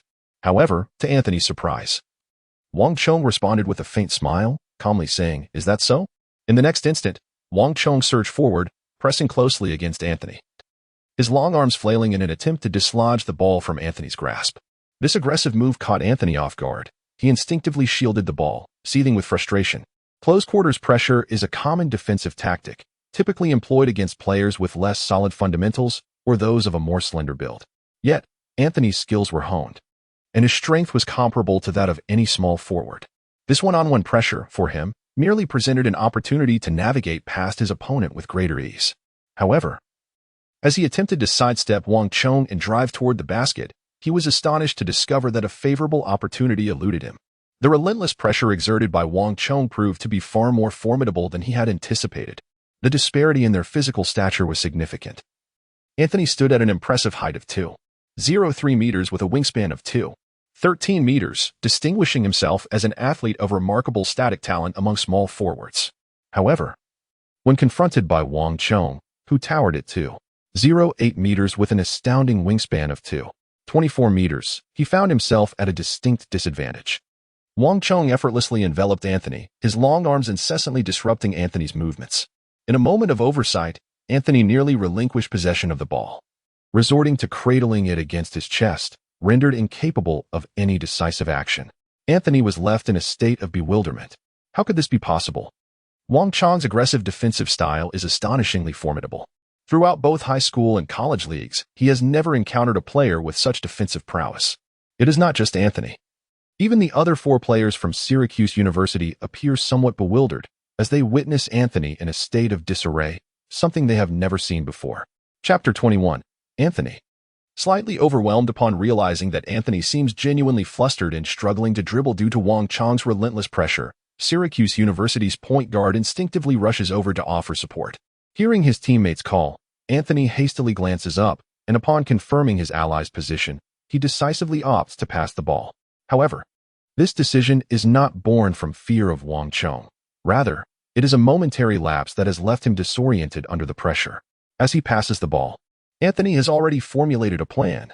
Once he creates some distance, he intends to reclaim the ball and reposition himself to take on this challenger once more. He cannot tolerate such indignity. Yet, this opportunity slips away as, at the very moment he sends the ball to his teammate, a figure surges from the side, deftly intercepting the pass and sprinting toward the Syracuse backcourt with the ball in hand. Dwyane Wade, the man, nicknamed Flash, possesses undeniable speed at the peak of his athletic prowess. After executing the steal, Wade accelerates away, leaving Syracuse's defenders in his wake. As he approaches the free throw line, he takes 2 powerful strides and leaps, concluding the fast break with a thunderous 2-handed dunk. This spectacular display elicits cheers and applause from the audience. This is not the NBA. The NCAA finals do not involve home court advantages. In a completely neutral arena, most spectators are present solely for the love of the game, devoid of bias, and thus they cheer for any young player who showcases remarkable talent. However, Anthony's expression is less than favorable. Prior to the game, he was the sole focus of attention among the audience, with neither Wade nor Wang Chong from Marquette University able to compare to him. Yet, barely into the match, Wang Chong and Wade have teamed up to deliver a stark warning to him. Observing Wang Chong celebrating with Wade, a smile on his face, Anthony narrows his eyes. Meanwhile, Syracuse University's head coach watches this unfold with growing concern. In his view, Anthony possesses commendable skills, exceptional athleticism, and nearly no weaknesses aside from a lack of defensive enthusiasm. However, at just over 20 years of age and still a freshman, Anthony is in a reckless phase, easily prone to impulsiveness, eager to demonstrate his capabilities on the court. Typically, this would not pose much of an issue, as Anthony's individual talent allows him to overcome any opponent in his path. Yet, Wang Chong's defensive maneuver against Anthony has revealed something different. Although seemingly unassuming, Wang Chong possesses significant ability. The defensive display he exhibited could be deemed superior to typical NCAA standards and would earn accolades in the NBA as well. While one cannot definitively gauge a player's defensive strength based on a single exchange, the Syracuse head coach cannot shake his unease. If Anthony truly engages with this Asian player and finds himself effectively contained, it could spell trouble.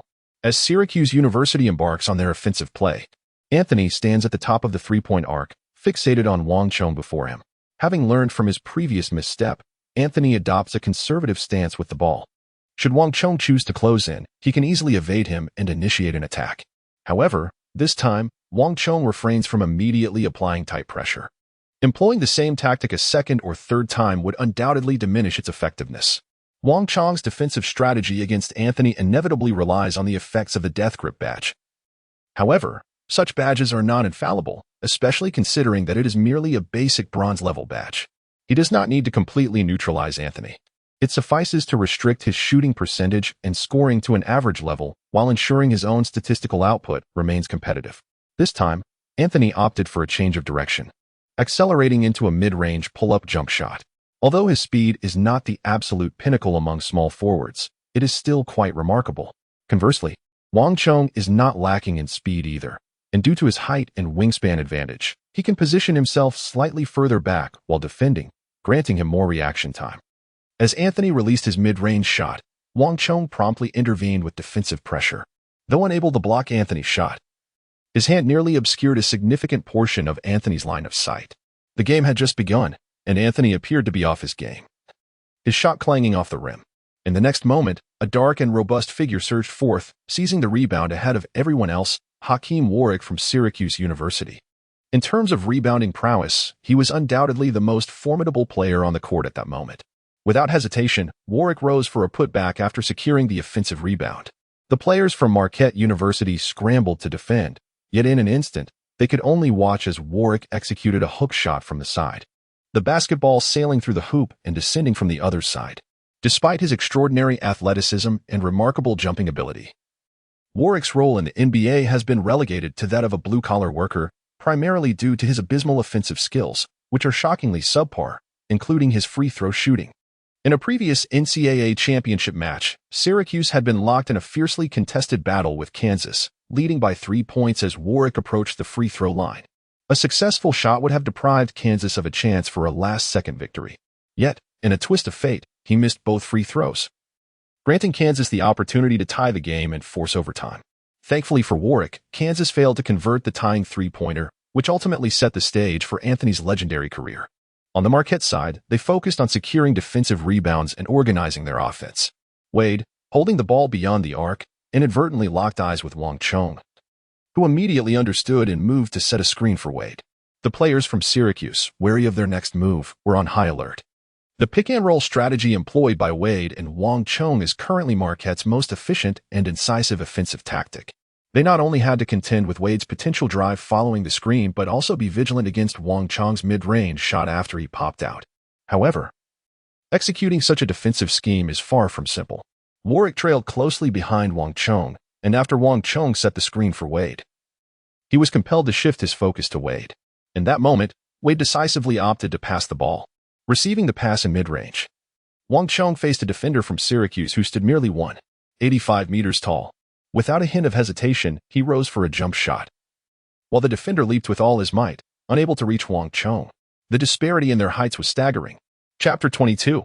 Anthony. Youngsters lack martial virtue. Swish. The crisp sound of the net echoed.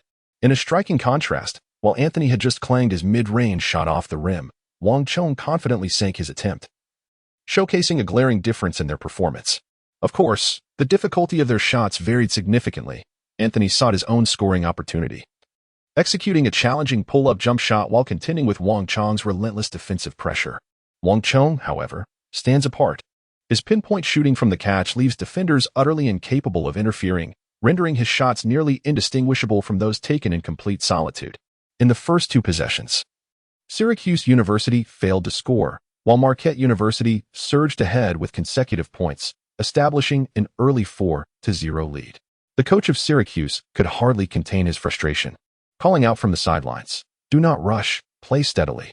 Our overall strength surpasses that of our opponents. Execute the number 3 strategy." Syracuse's number 3 strategy revolves around a pick-and-roll approach. Indeed, apart from isolation plays, all basketball tactics fundamentally hinge on passing, cutting, and screens. This time, Anthony refrained from directly attacking with the ball, allowing the point guard to control it while he positioned himself at the three-point line on the wing, with teammates providing off-ball screens. The moment Wang Chong was momentarily obstructed, Anthony made a decisive cut toward the basket, powering through contact to score. If Anthony continued to play in this manner, Wang Chong would find himself with no opportunities, as this was no longer merely a one-on-one duel, but rather a contest between two teams. Yet, despite his successful scoring, Anthony remained dissatisfied with this style of play. The 2 earlier possessions in which he faltered against Wang Chong lingered in his mind. He was, after all, the brightest star in the NCAA, a well-known superstar and a frontrunner for the first overall pick, destined to become an NBA All-Star and potentially a supernova. In the grand arena of the NCAA Finals, having stumbled twice against Wang Chong from the outset left him restless, perhaps unable to sleep the entire night. Thus, after merely 1 tactical possession, Anthony was eager to isolate and challenge Wang Chong once more. Confronted with Wang Chong's tenacious defense, Anthony could still score, particularly by leveraging his strength to back down into the paint. Given the apparent disparity in physicality, Wang Chong found himself struggling defensively. Although Wang Chong's physique was notably more robust than that of Durant during their contemporaneous years, he remained at an above-average level, inevitably falling short against a premier forward like Anthony. Nevertheless, under Wang Chong's defense, Anthony's offensive efficiency took a significant hit. In the first quarter, he made 3 of 7 attempts, scoring a mere 6 points. The second quarter saw him rest for much of the period, contributing only 2 points, and by halftime, he had accumulated a total of just 8 points. This might not seem alarming. After all, in NCAA games, a team might only score around 60 to 70 points, and a player exceeding 20 points would be considered high-scoring. However, this was Anthony, a prolific scorer capable of netting 30 points effortlessly. To find himself with only 8 points against a center's defense, coupled with a shooting percentage barely above 40, was tantamount to failure in the eyes of the public. As the third quarter commenced, a disheartened Anthony began to increase his attempts at isolation plays, hoping to dismantle Wang Chong's defense on the offensive end. Yet, the situation did not unfold as he had envisioned. Sensing the intensified pressure from Anthony's offensive onslaught, Wang Chong recognized that the moment had arrived. During Marquette University's possession, after executing another pick-and-roll with Wade that resulted in a mid-range basket, he shrugged slightly at Anthony. "Is this it? I expected the renowned Carmelo Anthony to be formidable, but it seems otherwise. My current score surpasses yours." By halftime, Anthony had managed only 8 points, while Wang Chong had already reached 10. Within the initial minutes of the third quarter, Wang Chong added another mid-range shot to his tally, bringing his personal score to 12. Not only did Wang Chong surpass Anthony in scoring, but his shooting percentage was also markedly superior. In truth, Wang Chong's scoring bore little relevance to Anthony. For while Wang Chong defended him, he was not responsible for guarding Wang Chong. That task was entrusted to Syracuse's center, Warwick, throughout the game. Wang Chong's accumulation of points can indeed be attributed to Varick's influence. However, Wang's provocative remark incited Anthony to a furious outburst. "That insolent brat is crossing the line." Had Wade made such a comment, perhaps Anthony would not have reacted with such intensity. For Wade's outstanding performance in the semifinals undeniably positioned him as a peer of comparable caliber. Yet, Wang Chong is merely an obscure role player. What audacity does he possess to challenge me? "I shall make you pay for this." Anthony enunciated each word through gritted teeth, directing his ire at Wang. Upon hearing Anthony's words, Wang felt a surge of delight rather than fear. This was precisely the reaction he sought, to provoke Anthony into a state of rage. As anticipated, in the ensuing play, Anthony eagerly demanded the ball and launched an aggressive assault on Wang. Their bodies collided violently, causing Wang to stumble precariously. Yet he steadfastly braced himself against the onslaught. However, to Anthony, Wang's resistance seemed utterly negligible. He could not suppress a derisive chuckle. "Is this all you've got? I expected more from you. A mere exertion of force, and you crumble so easily?" Wang Chong's earlier provocative remarks have now been returned to him verbatim by Anthony.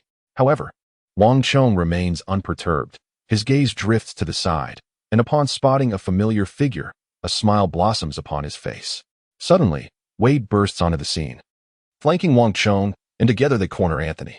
The two-man trap. Caught off guard, Anthony watches in disbelief as Wade snatches the basketball from his grasp. Anthony exclaims silently, "How outrageous." The youth lacks sportsmanship, resorting to a sneak attack. As the 20-year-old Anthony grapples with existential doubts and berates the cunning Wang Chong.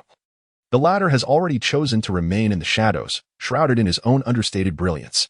The two-man trap is a common defensive tactic on the basketball court, especially on the grand stage of the NBA. Basketball is ultimately a team sport. Who dictates that it must be played one-on-one?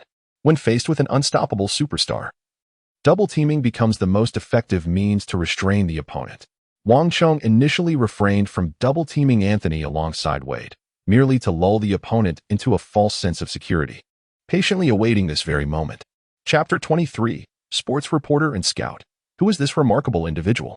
Wang Chong and Wade, the two most formidable defenders from Marquette University, jointly encircled Anthony, the impact of which was undeniably formidable. Meanwhile, Wade, swiftly dribbling forward with unmatched speed, executed his signature move, the Eurostep, evading the defensive efforts of the opposing guard. With two expansive strides to the left and right, the defender found himself utterly bewildered, unable to discern Wade's precise trajectory. As a result, he could only watch in dismay as Wade elevated the basketball and deftly sent it soaring into the hoop.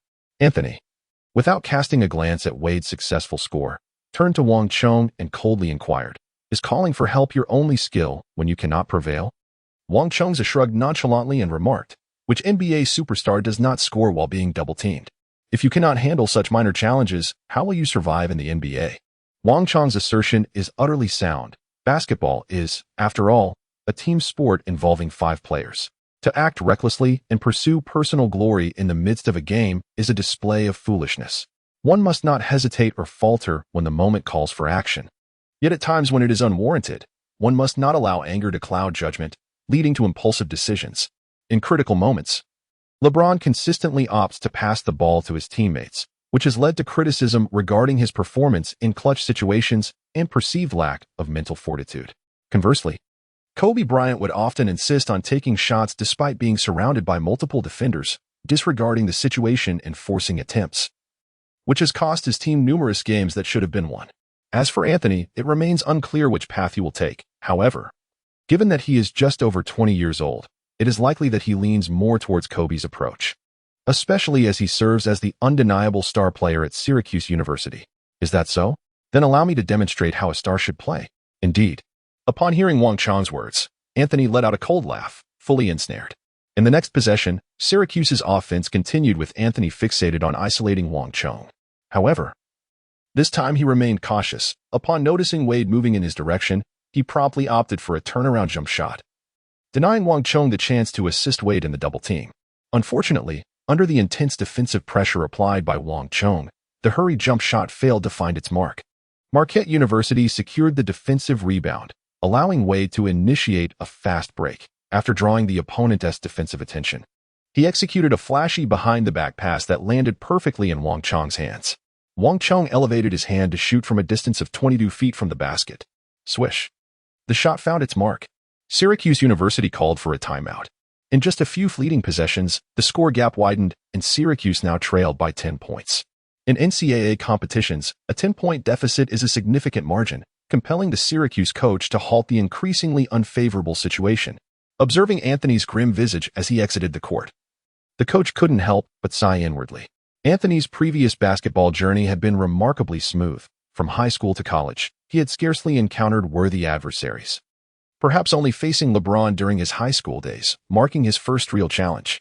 Now, being persistently targeted by the unexpectedly formidable Wang Chong, his mental equilibrium was understandably disrupted. However, the coach recognized Anthony as an exceptionally talented player, possessing not only comprehensive skills and robust physique, but also the commendable mindset of a professional athlete. Even when provoked, he could swiftly regain his composure. Carmelo, calm yourself. You find yourself ensnared in a peculiar loop, feeling the need to compete with that Asian player. However, such a rivalry is unnecessary. You are a superstar in the limelight, destined for the NBA. What you must do now is lead your team to victory, allowing NBA scouts to witness your strengths rather than your flaws. The coach's words aided in tempering Anthony's agitation. Indeed, for someone whose ultimate aspiration is the NBA, securing victory far outweighs the desire to vanquish that bothersome opponent. Understood, coach. What should I do? Anthony inquired. Excellent, the coach replied, pleased to see Anthony regaining his composure, and hastened his speech. It is evident that they are specifically targeting you with a risky double-team strategy. Both Wade and that Asian player's defensive capabilities are formidable, making it challenging for you to break through their coverage with your current strength. Thus, when Wade approaches to double-team you, pass the ball out. Trust your teammates. Although the other players from Syracuse University might not qualify for the NBA draft, their talent was commendable, making them reliable allies. In truth, during the original finals against Kansas University, Anthony's performance had been subpar. It was the support of his teammates that helped him navigate the most challenging moments, eventually finding his rhythm to conclude the game with a mere 20 points. Anthony nodded, responding, "All right, coach, I understand." As the brief timeout concluded, both teams returned to the court. Anthony continued to isolate Wang Chong, and as Wade began to shift towards him, closing in, Anthony swiftly passed the ball out to an open teammate who was positioned beyond the three-point line, resulting in a successful shot. Wang Chong and Wade exchanged a glance, suggesting that the burden of the upcoming challenge would rest on Wang's shoulders. Wade murmured to Wang, "It seems you will have to bear this alone." Wang, undeterred, replied, "No worries, watch how I subdue him." In the third quarter of the match, both teams maintained a commendable offensive efficiency, resulting in a fiercely competitive game. As the third quarter concluded, Marquette University held a narrow lead of 6 points, a slight reduction from their earlier advantage of 10, yet they remained in control. Anthony, skillfully passing to his teammates, managed to break through the double team set by Wang Chong and Wade. However, when faced with Wang in a one-on-one situation, the offensive struggle persisted. More often than not, scoring required a forceful drive to the basket, as opportunities for unobstructed shots from beyond the arc or mid-range were nearly impossible under Wang's relentless defense. Yet, even scoring in the paint was not guaranteed. Despite Anthony's physical strength, the constant entanglement with Wang took a toll on his stamina. This unfolding spectacle left the scouts on the sidelines, who had initially focused on Anthony, utterly astonished. Is Wang Chong's defense truly this exceptional? Throughout the first 3 quarters of the game, Wang Chong's defense against Anthony was nothing short of exemplary, particularly his close and relentless pressure, which made it exceedingly difficult for Anthony. In their view, Anthony possesses the caliber of an NBA-level player. Although there are still several technical flaws and his physique has yet to reach full maturity, his prowess undeniably ranks among the elite in the NCAA, far surpassing that of most other players. How could Wang Chong's defense possibly restrain Anthony? Who exactly is this remarkable individual? Chapter 24. Marquette University claims the championship. A bewildered Anthony is left in confusion, while the scouts who had been observing Wang Chong are utterly astonished. Their prior interest in Wang Chong stemmed from his commendable static athleticism. Standing at 2.08 meters tall with a wingspan of 2.24 meters, he undeniably possesses exceptional physical attributes for an interior player. Coupled with his youthful age of 20, it is sufficient for scouts to etch the name Wang Chong into their memories. However, the skills he is currently exhibiting, be it his mid-range shooting proficiency or his defensive capabilities, have left them profoundly impressed. Could this individual potentially evolve into a player of Kevin Garnett's caliber? Given his age, the potential for growth is vast, rendering him a prospect worthy of anticipation. Even if Wang Chong opts not to enter the draft this year and instead remains at Marquette University for another season, by the following year, with further refinement of his skills, he would undoubtedly be poised for an NBA selection. At this moment, every scout in the league is diligently noting Wang Chong's name and attributes as pivotal references. Prior to the commencement of this match, their focus was primarily on Anthony and Wade, scarcely acknowledging Wang Chong. Presently, one of Wang Chong's objectives has been accomplished through the NCAA Finals. He has garnered recognition from the league scouts, laying the groundwork for his NBA aspirations. Yet, he harbors an even more significant mission to lead his team to an NCAA championship while delivering a performance that rivals Anthony's. This task is currently 90 complete. With 3 quarters played, Marquette University holds a 6-point lead. Anthony has accumulated 16 points, and Wang Chong has tallied 15. With a modest effort in the 4th quarter, he can achieve this goal. However, seated on the bench, Wang Chong is gasping for breath, beads of sweat cascading down his forehead. After 3 quarters, his stamina has reached its limit. His stamina rating is 77, which is adequate for the level of competition in the NCAA. Nevertheless, the challenge lies in the fact that throughout this match, he has been relentlessly entangled with Anthony, utilizing his badge of tenacity, and the defensive exertion has been exceedingly taxing. Particularly in such a high-intensity confrontation, Wang Chong found it difficult to ascertain whether he could endure the 4th quarter of the match. However, even for the sake of the system's generous task rewards, he felt compelled to give it his all. As the 4th quarter commenced, Wang Chong took to the court, continuing to display an aggressive defensive prowess. His relentless close guarding left Anthony in a state of distress, devoid of even the energy to engage in banter. Inwardly, Anthony cursed, wondering where this relentless mad dog had emerged from. Had he anticipated Wang Chong's tenacity, he might have slightly altered his approach. With his skills and capabilities, he could have devised numerous strategies to outmaneuver Wang Chong. Yet, having entangled himself with Wang Chong for 3 exhausting quarters, his stamina was waning, rendering many of his techniques ineffective and prone to errors if attempted. At that moment, the tables had turned. As Anthony received the ball from the perimeter, Wang Chong closed in, prompting Anthony to pass it away to avoid a direct confrontation. The star player from Syracuse University was effectively subdued by Wang Chong. While Syracuse essays faltered, Marquette University's star began to thrive. Since the onset of the second half, Wade gradually increased his shooting attempts, executing various drives to the basket that left Syracuse's interior defense struggling to cope. Midway through the 4th quarter, Walrick committed a foul on Wade, accumulating his fouls and forcing him off the court. The ejection of their primary big man dealt another severe blow to Syracuse University. At this juncture, they found themselves increasingly unable to contend with Marquette University as the point deficit began to widen. Seeing the situation slip away, Anthony resorted to his individual prowess in a desperate attempt to turn the tide. However, with his stamina depleted, his offensive efficiency plummeted, while Marquette University deployed additional players to assist Wang Chong in defense. Consequently, Anthony's attempts continued to falter, and Wade seized opportunities to convert several fast breaks, extending the lead to double digits. As time ticked away, Syracuse University appeared defeated and unable to recover. Incredibly, Marquette University had indeed wrought a miracle. As an underdog in the NCAA tournament, they had triumphed against all odds to reach the championship stage, now merely a step away from the coveted title. The team performed exceptionally well, with Dwyane Wade embodying an unstoppable force, methodically dismantling the game with his formidable ball handling and drives. Wang Chong's performance was equally commendable. He not only frequently utilized his mid-range shooting to create space for Wade's drives, but also managed to contain Syracuse's star, the highly touted Cameron Anthony, who was projected as a top pick in the upcoming NBA draft. This was nothing short of astonishing. Anthony concluded the game with merely 19 points and 5 rebounds, shooting below 40, a stark contrast to his typical form, largely attributable to Wang Chong's relentless defensive tenacity.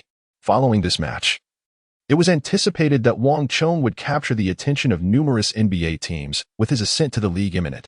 In the final moments of the match, Syracuse University, unwilling to concede defeat, launched a final offensive.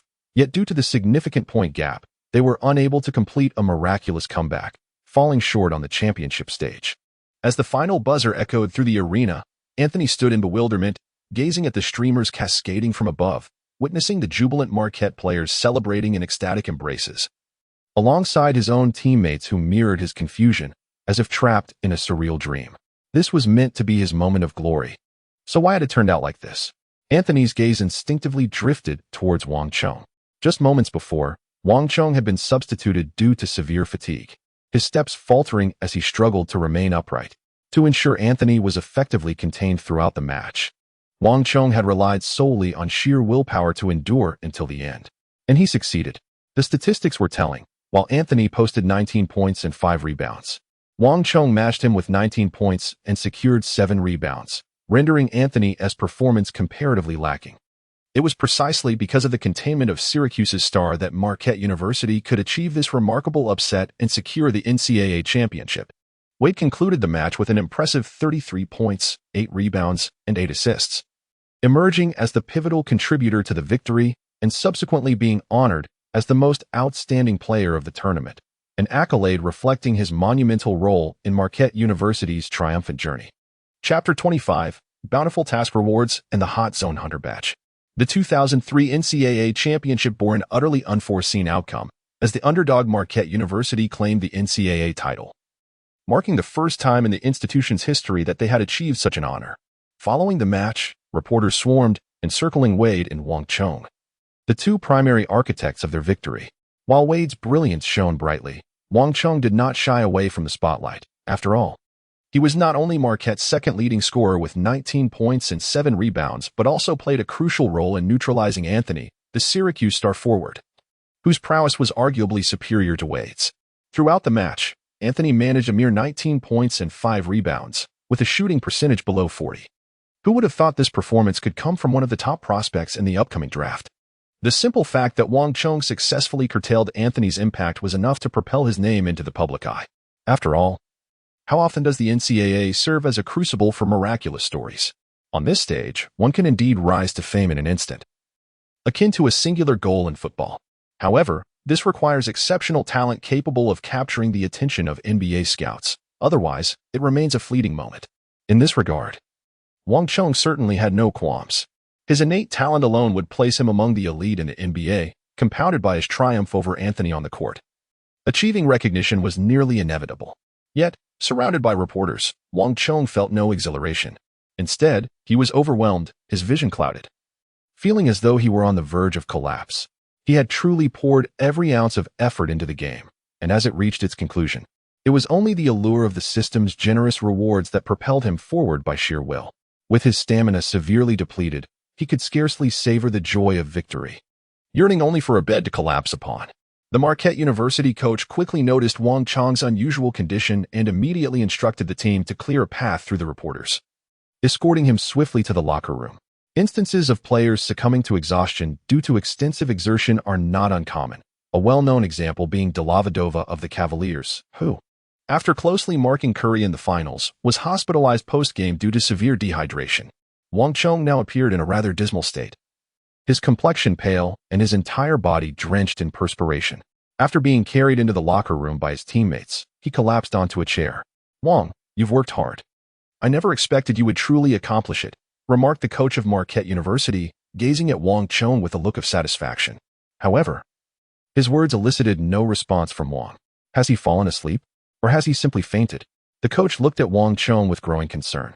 Unbeknownst to him, Wang Chong had already entered his own realm of consciousness. As the NCAA championship concluded, the system began notifying Wang Chong of task completion. Yet, at that moment, he was utterly exhausted and failed to heed the system's alert. Only now, having regained a modicum of strength, was he eager to delve into his consciousness to check his rewards. Wang Chong couldn't help but reflect on the arduous nature of the system's tasks. Indeed, to earn the rewards, he had fought with all his might during this match. His insufficient basic attributes made it exceedingly difficult for him to endure such intense competition, and he realized he must act within his limits in the future. To be fair, in today's match, while his own prowess, including the Death Grip badge, played a significant role in containing Anthony, a greater factor was Anthony's initial underestimation of Wang, which was compounded by his subsequent rage that led to irrational offensive decisions, along with a lack of understanding of Wang Chong's defense, culminating in this outcome. Wang Chong was certain that with Anthony's innate talent, insight, and adaptability, should a similar match occur again, his opponent would likely leave him utterly defeated. At present, the disparity in strength between Anthony and Wang Chong was still considerable. However, not being able to match Anthony's prowess now did not preclude the possibility of surpassing him in the future. Without delving into further details, the generous rewards bestowed by the task completion system would undoubtedly elevate Wang Chong's abilities to a new echelon. Ding! The second consecutive task has been completed. Rewards are now being distributed. Reward 1, 1,000 points. Reward 2, a random silver badge. Reward 3, a specialized shooting move package for Durant. All rewards have been duly issued. Please check your inventory. The series of notifications from the system, though previously announced right after the match concluded, resonated like celestial music in Wang Chong's ears. He refrained from hastily utilizing the 1,000 points, instead directing his gaze towards the badge wall. As anticipated, the once barren wall now proudly displayed a third badge, glimmering with a silvery sheen. The silver badge, despite being only one tier above the bronze badge, represented the highest level Wang Chong currently possessed. This particular badge was named Hot Zone Hunter. Hot Zone Hunter badge. This badge illuminates hot zones on the court, granting players an increased shooting percentage when attempting shots within these zones. Note, the silver level Hot Zone Hunter badge can illuminate 3 hot zones. Upon beholding this badge, Wang Chong's eyes sparkled with excitement. This was indeed an exceptional badge, significantly enhancing a player's shooting capabilities from fixed positions. Especially when upgraded to the pinnacle Purple Hall of Fame level, the hot zones could encompass nearly the entire court. In his previous experience playing 2K as a sharpshooter, the Hot Zone Hunter was an indispensable badge, capable of covering up to 75% of the court, turning nearly every area into a hot zone, making shooting feel almost effortless. Although the silver-level Hot Zone Hunter could only illuminate 3 hot zones for Wang Chong, who currently excelled solely in mid-range shooting, 3 hot zones were more than sufficient. It could be regarded as one of the most fitting badges for his present stage. Wang Chong could not help but harbor grave doubts regarding whether the system's so-called random badges were, in fact, merely pseudo-random, with the sequence of badge acquisition still dictated by his own needs. If it were not so, then he would truly be the embodiment of fortune itself. However, putting that aside, the mere fact that he had traversed realms and acquired a system by his side, transforming from an ordinary corporate drone into someone with the potential to become an NBA superstar, was in itself a stroke of extraordinary luck. After reviewing the badges, Wang Chong's attention shifted to the final system reward, the shooting motion package of Kevin Durant. Although he had obtained Durant's growth template, this did not imply that Wang Chong would become an exact replica of Durant. The template could only assure the foundational abilities of a player. Moreover, it is worth noting that even with identical skills and capabilities, the style of play could vary dramatically due to differing personalities. Wang Chong and Durant are destined to be distinct individuals, and their shooting styles reflect this divergence. Chapter 26. Wade, is Wang Chong participating in the draft this year? Durant's shooting technique is indeed unique within the NBA. With his exceptional height and wingspan, he releases the ball at a remarkably high angle, making his shots exceedingly difficult to block. Particularly during critical moments, his shooting prowess is as reliable as ever. Upon acquiring the growth template of Durant, Wang Chong consciously endeavored to elevate the angle of his shooting release, aspiring to attain a proficiency akin to that of Durant. However, It is evident that such an endeavor is not as facile as it appears. Achieving that elevated release angle requires complete adaptation, without which Wang Chong was indeed quite curious about how the system's so-called Durant shooting motion package would manifest for him. Would it be directly implanted into his mind, compelling him to instantly grasp Durant's shooting technique? However, it was evident that Wang Chong was overthinking. The moment he activated the Durant shooting motion package, his vision blurred. And the next instant, he found himself on a basketball court. Wang Chong surveyed his surroundings and discovered that, apart from the court he occupied, there was only a vast expanse of chaotic darkness, evidently a manifestation of his own consciousness. The training module for Durant's shooting technique had been activated, and he was now required to engage in a compulsory learning process. The system's voice resonated above the court, instructing him to master Durant's shooting form. Upon achieving a learning progress of 90, he would be permitted to exit this learning realm. Before Wang Chong materialized a shadowy figure clad in a jersey bearing the number 35, reminiscent of the enigmatic assailant from Conan, poised to shoot a basketball. Astonishingly lifelike.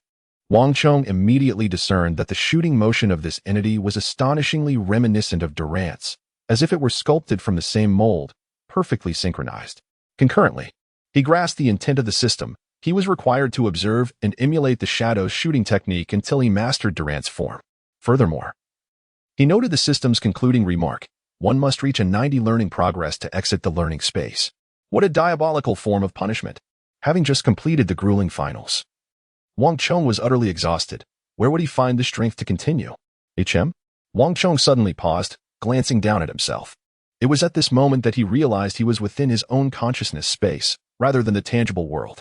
Here, even the flow of time seemed to be infinitely suspended, devoid of any sensation of fatigue. Aside from the somewhat tedious nature of the learning process, there appeared to be little else to contend with. On the contrary, the study within this realm afforded him a considerable savings of time, a truly delightful prospect. Without hesitation, Wang Chong imitated the shooting motion of the Shadow, releasing the basketball with a fluid grace. At the moment he executed the shot, a basketball seemingly materialized in his hand. Remarkably, he didn't even need to retrieve the ball himself. It was astonishingly convenient.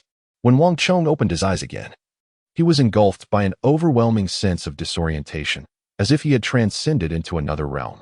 In the locker room, the players of Marquette University were still reveling in their championship victory. A few players sprayed champagne towards Wade, their laughter echoing in joyous celebration. For this was Marquette University's inaugural NCAA championship, and they had etched their names into the annals of the school's history. Yet, Wang Chong felt a momentary bewilderment, as he was unsure how long he had lingered in the realm of consciousness. Altering a player's entrenched shooting form is no trivial endeavor. In that fatigue-free dimension, he had no way of knowing how long he had practiced with that infernal Shadow. Only when his learning progress reached 90 was he finally liberated from the confines of the training space. Achieving a learning progress of 90 signified that Wang Chong's shooting technique now mirrored Durant's almost perfectly. Moreover, due to extensive training in the realm of consciousness, the shooting motion had become an instinctive muscular response for Wang Chong, requiring no conscious thought. He could effortlessly raise his hand to shoot from any position or angle. Thus, upon returning to reality, Wang Chong felt as though the championship victory had occurred an eternity ago. Of course, this fleeting illusion dissipated almost immediately, and he quickly acclimated to the present. All right. Enough of the revelry. Everyone is exhausted. Let's head back to rest. We have to return to campus. The team leader began to rein in some players who were overly exuberant. Finally, Wade took a moment to sit beside Wang Chong, expressing with heartfelt sincerity, "I can't believe we actually won the championship. Thank you, Wang. Without you, we wouldn't have reached this point." Wang Chong shook his head and replied, "This is the result of everyone's collective effort." His emergence indeed marks a qualitative leap for Marquette University, yet Wade remains the true soul of the team. After all, even in Wang Chong's absence, Wade is capable of leading the team to the pinnacle of the Final Four on his own.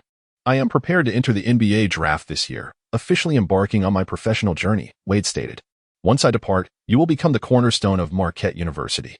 I hope you can continue to lead the team to defend the championship next season. With your talent, I have no doubt you can achieve this." In today's game, the confrontation between Wang Chong and Anthony left even Wade in awe. This freshman possesses a strength that surpasses Wade's during his own freshman year, in given time. Wang Chong's prowess could potentially exceed his own. As the team leader, Wade can confidently entrust this heavy burden to Wang Chong. However, he evidently misjudged the situation. Upon hearing Wade's words, Wang Chong gently shook his head and said, "I fear I cannot do that, as I also plan to enter the draft this year." "What?" Wade exclaimed, his eyes widening in astonishment at Wang Chong's revelation. Wang Chong's aspiration to join the NBA is hardly a secret. Indeed, every player on the collegiate team harbors the ultimate ambition of entering the NBA. It is worth noting that Wang Chong stands out as the only potential NBA prospect at Marquette University, aside from Dwyane Wade. However, Wade did not anticipate Wang Chong's eagerness. After all, he is merely in his freshman year and is already impatient to enter the league. "Wang, I personally advise against such haste in entering the draft," Wade said thoughtfully, addressing Wang Chong earnestly. "Firstly, your experience is still insufficient. Despite your impressive performance in the NACC finals, NBA scouts remain largely unfamiliar with you, which will directly impact your draft position. Secondly, this year is a significant one for the draft, with numerous outstanding newcomers, including Carmelo Anthony and LeBron James, also vying for selection. Under these circumstances, your chances of making a notable impact in this draft are minimal. You are still young and can afford to wait another year. With your talent, you could very well compete for the top pick next year." Wade's reasoning was sound, and the facts indeed supported his assertions. Entering the league as the first overall pick is a vastly different concept from being selected in the second round. For instance, the first overall pick can secure a rookie contract worth over $20 million for 4 years, while a second-round pick may only receive around $2 million, a staggering difference. Nevertheless, Wang Chong was not inclined to wait. He was unable to do so, as the system's consecutive tasks had not concluded with the NCAA championship. Rather, new objectives had emerged. Chapter 27, the final task of the third phase. The objectives for the third phase of the consecutive tasks were activated, requiring participation in the 2003 NBA draft and selection within the lottery range. This task, the final objective for novices, promised a reward of 3,000 points and a choice of any gold-level badge. Note, must be a badge held by Durant. The enticing rewards made Wang Chong's eyes gleam with anticipation. 3,000 points. This was triple the usual reward, and the opportunity to select a gold-level badge, one of his own choosing, rather than a random one, added to his excitement. The multitude of 2K badges varied in function and quality. Some were essential badges that needed activation for any position, while others were lesser-known skills of dubious value. During previous random badge draws, Wang Chong had feared acquiring subpar skills, but fortune had favored him, as he had successfully obtained the mid-range Maestro, Hot Zone Hunter, and Death Strider badges, skills that were not only applicable but also highly useful for him at this stage. If he could complete the third phase task, Wang Chong would have the liberty to select a badge of his preference, commencing with a gold badge, just a tier below the prestigious Purple Hall of Fame badges. Lottery picks refer to the most sought-after selections in the draft, typically ranging from the first overall pick to the 14th. This demarcation represents the 14 teams that failed to qualify for the playoffs each season, theoretically in dire need of quality rookies to bolster their rosters. Despite the 14 positions in the lottery, each year, the players chosen from these slots are invariably elite competitors who have emerged from fierce competition. Relying solely on his performance during March Madness, Wang Chong would likely find it difficult to secure a spot within the lottery range. After all, he had participated in too few games, presenting a considerable risk. NBA teams are generally reluctant to gamble their first-round picks on uncertain prospects. However, this was only true for Wang Chong prior to the NCAA finals. The moment the championship concluded, the rewards he received transformed his standing entirely. Setting aside the 1,000 points that would enhance his abilities, the Hot Zone Hunter badge and Durant's shooting package alone would significantly elevate his prowess. Wang Chong felt confident about his chances of entering the league within the lottery range. Observing Wang Chong's unwavering confidence, Wade opened his mouth but ultimately only uttered a single statement. "You must consider this carefully. Timing is crucial. I believe you are not yet ready." Wade would never comprehend that this was not about readiness. To fulfill the system's tasks and reap rewards, Wang Chong would have to proceed, regardless of his preparation. Marquette University's triumph in the NCAA championship created quite a stir, resonating throughout the nation. Yet, across the ocean in China, the event garnered little attention. Even with Yao Ming's influence, which had introduced many to the sport of basketball and the formidable NBA, few were inclined to follow a collegiate basketball tournament. However, the following day, the Sports Weekly's basketball section dedicated a segment to cover NCAA news in detail, including the origins of March Madness, Marquette University's championship victory, and the presence of a core player of Chinese-American descent on the team. This article successfully captured the interest of numerous domestic fans, revealing that, like Yo and E, many others were making their mark in American basketball. Although Wang Chong is a Chinese-American, he carries the blood of the descendants of Yin and Huang, and his NCAA victory did not bring shame to the heritage. Would this young man, named Wang Chong, also participate in the NBA draft? After all, his university had just won the NCAA championship. Could he, like Yao-Ming, be selected as the first overall pick in the NBA?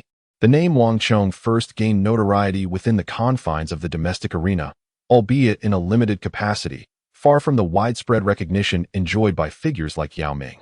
Nevertheless, it marked a significant initial step.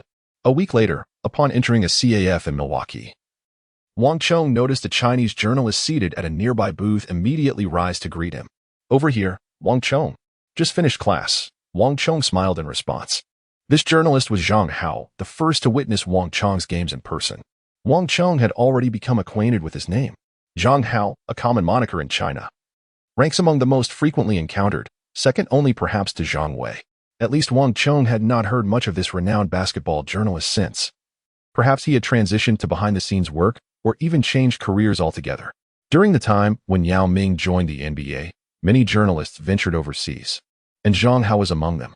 After they settled at a table, Zhang Hao ordered a coffee for Wang Chong and then produced his notebook. They had previously made an arrangement. Wang Chong had promised to grant Zhang Hao an exclusive interview following his participation in the NCAA championship. At that time, Zhang Hao had assumed it would only be a matter of days, considering Marquette University was not a traditional powerhouse in the NCAA, and it seemed inevitable that they would be eliminated during March Madness. To his astonishment, Marquette University performed exceptionally well, triumphing against all odds and clinching the championship title. Consequently, the much-anticipated interview was postponed until mid-April. First and foremost, congratulations on winning the NCAA championship. I've watched all your games during March Madness. Although I missed a few due to work commitments, I later caught up with the game recordings, Zhang Hao remarked with a smile.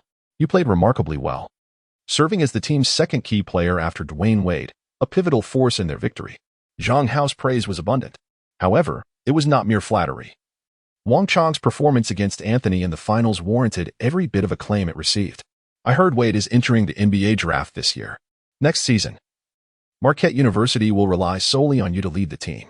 Do you have confidence in guiding this team to the finals again, or even defending the championship? Zhang Hao inquired. He then observed Wang Chong shaking his head. This gesture momentarily took Zhang Hao by surprise. What is this? Lacking confidence? He questioned. Regardless of your feelings, you must project a bold front. They say youth is brimming with vigor. Why does this 20-year-old, Wang Chong, exhibit such uncertainty? Zhang Hao mistakenly inferred that Wang Chong's hesitation stemmed from doubts about his ability to lead the team to replicate their current season's success. Wang Chong shook his head and said, I will not continue playing for Marquette University next year, as I have decided to enter this year's draft. If all goes well, by this time next year, I shall be competing in the NBA. Chapter 28, Accelerated Template Fusion, Overall Rating, 75. You plan to enter the draft this year? That's quite soon, Zhang Hao remarked, equally astonished by Wang Chong's decision, though not as dramatically as Wade had reacted. After all, as a Chinese individual, even as a reporter covering the NBA, he was still a newcomer and did not fully grasp the intricacies of the NBA draft system. He was unaware that for a freshman like Wang Chong, staying in the NCAA for another year to establish a reputation would significantly enhance his chances of securing a high draft position. Individuals like Anthony, Bosch, and even LeBron, who entered the draft as high school students, were exceedingly rare. Their early recognition by NBA teams stemmed from their exceptional talents already evident during their high school years, which had attracted numerous scouts to evaluate their potential. Wang Chong is indeed unique. He has only begun to emerge over the past 2 months. Although his performance in the NCAA finals has garnered the attention of scouts, their understanding of him remains limited. Zhang Hao is unaware of this. And upon learning that Wang Chong intends to participate in this year's draft, he is first taken aback and then pleasantly surprised. Should Wang Chong succeed in entering the NBA, there would be one more player of Asian descent in the league. Even as a Chinese American, there would be a wealth of stories and reports to explore. For journalists, what holds the utmost importance? Naturally, it is the material. While Yao-Ming has achieved nationwide fame, the daily news coverage on him is somewhat limited, leading readers to grow weary over time. As for Wang Zhizhi and Yi Jianlian, they spend much of their time on the bench in the NBA. offering little in terms of compelling narratives. At this moment, Wang Chong appears to Zhang Hao as a veritable treasure trove of stories. Participating in this year's draft is indeed a splendid idea. Zhang Hao nods and elaborates for Wang Chong. I previously gathered insights from American journalists regarding this year's draft. While it is a promising year for selections, the number of quality centers is rather scarce. Aside from the well-known European player Darko Milicic, there are only a few notable names such as Nick Collison from the University of Kansas and Chris Common from Central Michigan University. Given your performance in the finals, many teams should express interest in you. As he speaks, he observes Wang Chong shaking his head once more. I am not a center. My primary position is small forward. Wang Chong candidly remarked, Zhang Hao, who are you trying to fool? Come on, let's not jest. I have thoroughly reviewed all the game footage from Marquette University, and it's evident that you have consistently played as a center. I certainly wouldn't fall for such a ruse. Zhang Hao chuckled, his expression one of disbelief. Wang Chong found himself somewhat at a loss. Durant primarily occupies the small forward position, and even when he occasionally plays as a power forward. It is during an era when the league has embraced small ball tactics, leading to the gradual decline of traditional heavy interior players. Furthermore, Durant's later increase in weight to 109 kilograms has enhanced his physicality in matchups. Throughout his time at Marquette University, he played as a center solely due to the absence of a suitable player for that position on the team, reluctantly placing the 2'8" athlete in the center role. Indeed, during an era dominated by Shaquille O'Neal, where the supremacy of interior play was undisputed, both teams and fans placed greater emphasis on centers. From 2001 to 2010, 7 out of 10 first overall picks were interior players, while only 3, namely LeBron James in 2003, Derrick Rose in 2008, and John Wall in 2010, were perimeter players. Expanding the timeline only accentuates this trend. Even in the future small ball era, the league continues to prioritize interior players, as talent in this domain remains in a state of scarcity. Wang Chong could undoubtedly embark on his career as a more captivating center, so why does he insist on identifying as a small forward? This perplexity was expressed by Zhang Hao. However, Wang Chong is acutely aware that, at this juncture in his development, focusing on the perimeter is far more advantageous than battling in the paint. Setting aside the question of whether his slight physique can withstand the formidable presence of NBA giants, how could he truly showcase his precise mid-range shooting prowess if he were to venture inside? Just a few days prior, upon returning to school, Wang Chong opted to invest all of his 1,000 points in accelerating the fusion of templates, leaving none behind. This allocation of 1,000 points resulted in an enhancement of his overall ability rating by 6 points, elevating his score from 69 to 75. Within the realm of NBA draft prospects, achieving an overall rating of 75 is considered a commendable level, as it typically positions a player to become a key substitute within an NBA team's rotation. Wang Chong surmised that Chris Bosh's draft value was approximately at this level. Among the golden generation of 2003, only LeBron James, Carmelo Anthony, and Dwyane Wade possessed overall skill ratings that surpassed Wang Chong's current standing.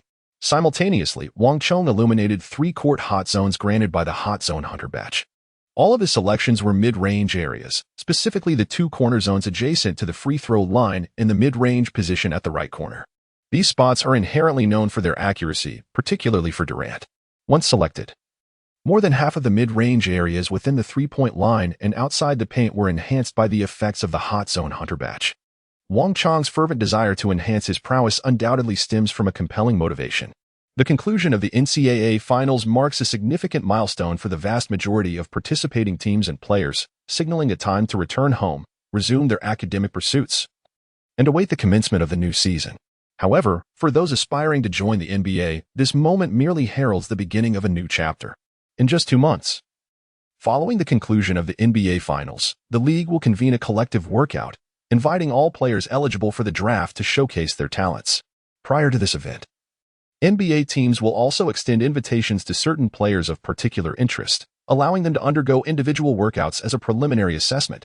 Wang Chong aspires to enter the league through the lottery rankings, and thus must enhance his standing through impressive trial results. With this in mind, he has meticulously allocated his 1,000 points entirely towards bolstering his physical attributes. The categories of physical capabilities are quite limited, consisting solely of speed, agility, stamina, strength, vertical leap, explosiveness, and overall endurance. However, these attributes hold significant importance, prior to officially entering the NBA and proving himself on the court. Physical prowess is typically a crucial criterion for scouts assessing a player's potential.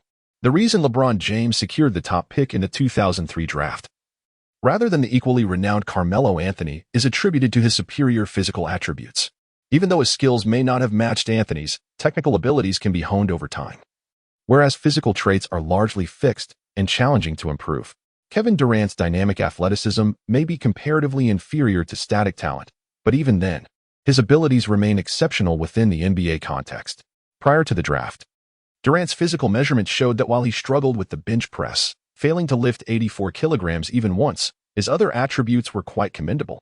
In Chapter 29, Wang Chong identifies himself as a small forward, with the following upgraded statistics after investing his 1,000 points: speed, 79, 80, agility, 77, 80, stamina, 88, 92, strength, 60, 63, vertical leap, 74, 77, explosiveness, 79, 83. These figures reveal the remarkable enhancement of his physical capabilities. It is noted that Durant's dynamic athleticism is not inherently weak, but rather falls short when compared to elite athletes like James.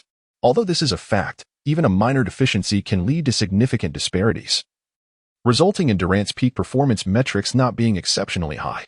Wang Chong's near-maximized physical attributes are a testament to his diligent efforts. Notably, his speed and agility, both approaching the 80 mark, represent a significant elevation in his performance. Excluding a rare few, such as LeBron James and Giannis Antetokounmpo, who possess speed comparable to elite guards, most forwards typically exhibit speed ratings around this range, including players like Carmelo Anthony and the future Leonard and Paul George.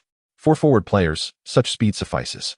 Any shortcomings can be compensated for by leveraging height and long strides, particularly for a player like Durant, whose long legs enable him to cover ground efficiently despite slightly slower short-distance acceleration.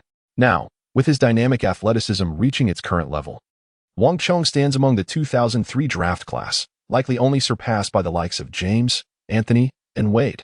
More astonishingly, Wang Chong initially believed that the system's enhancement of physical attributes was limited to these aspects. However, he soon sensed an unusual change in his body. Upon measuring his height, he was astonished to discover he had grown by 1 centimeter, reaching a height of 2.09 meters, with an arm span of 2.26 meters.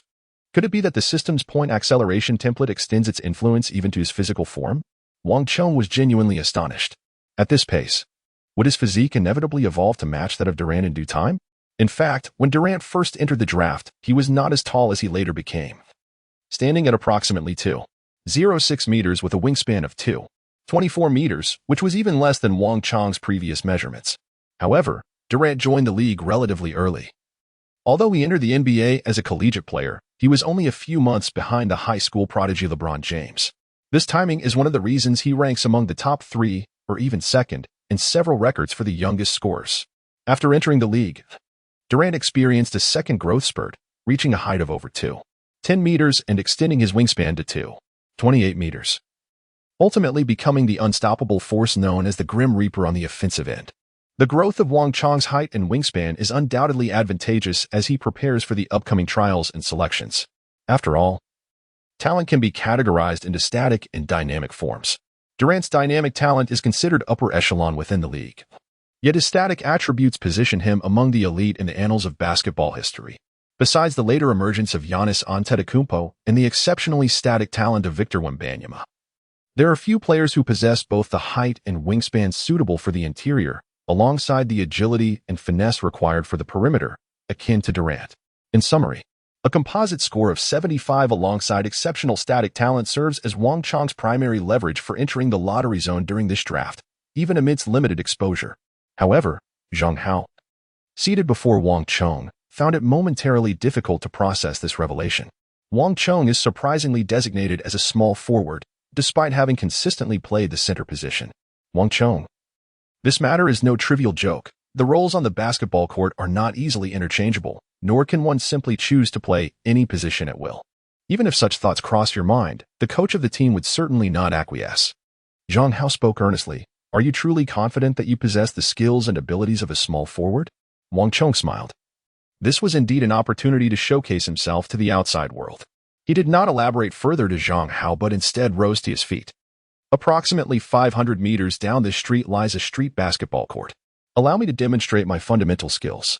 At that moment, Zhang Hao understood.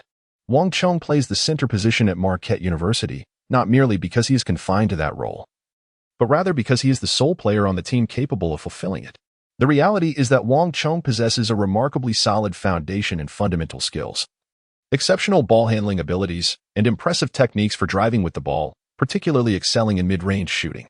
Although the training lacks physical confrontation, it is evident to Zhang Hao from the fundamental skills alone that Wang Chong is more than capable of assuming the small forward position, and his performance has even reached a level surpassing the NBA average.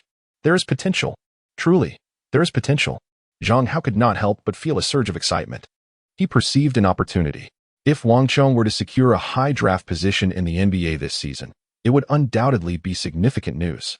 And as the first to report on Wang Chong's endeavors, his status as a sports journalist in the country would rise exponentially. Wang Chong's intention to demonstrate his capabilities to others is driven by a similar objective. He aspires to swiftly establish his renown within the country, allowing more individuals to recognize him, followed by the inevitable pursuit of financial gain. As the most successful basketball player in China, Yao Ming's most lucrative earnings throughout his career have not stemmed from his playing salary, but rather from the substantial endorsement fees generated by his status as a public figure. Wang Chong does not feign aloofness, claiming that his passion for basketball is purely for love. He equally aspires to achieve financial independence through the sport and to become immensely wealthy.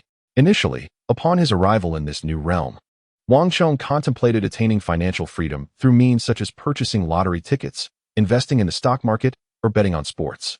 However, whenever he endeavored to recall the myriad avenues for making money in the future, his mind was engulfed in a void, as if suffering from amnesia.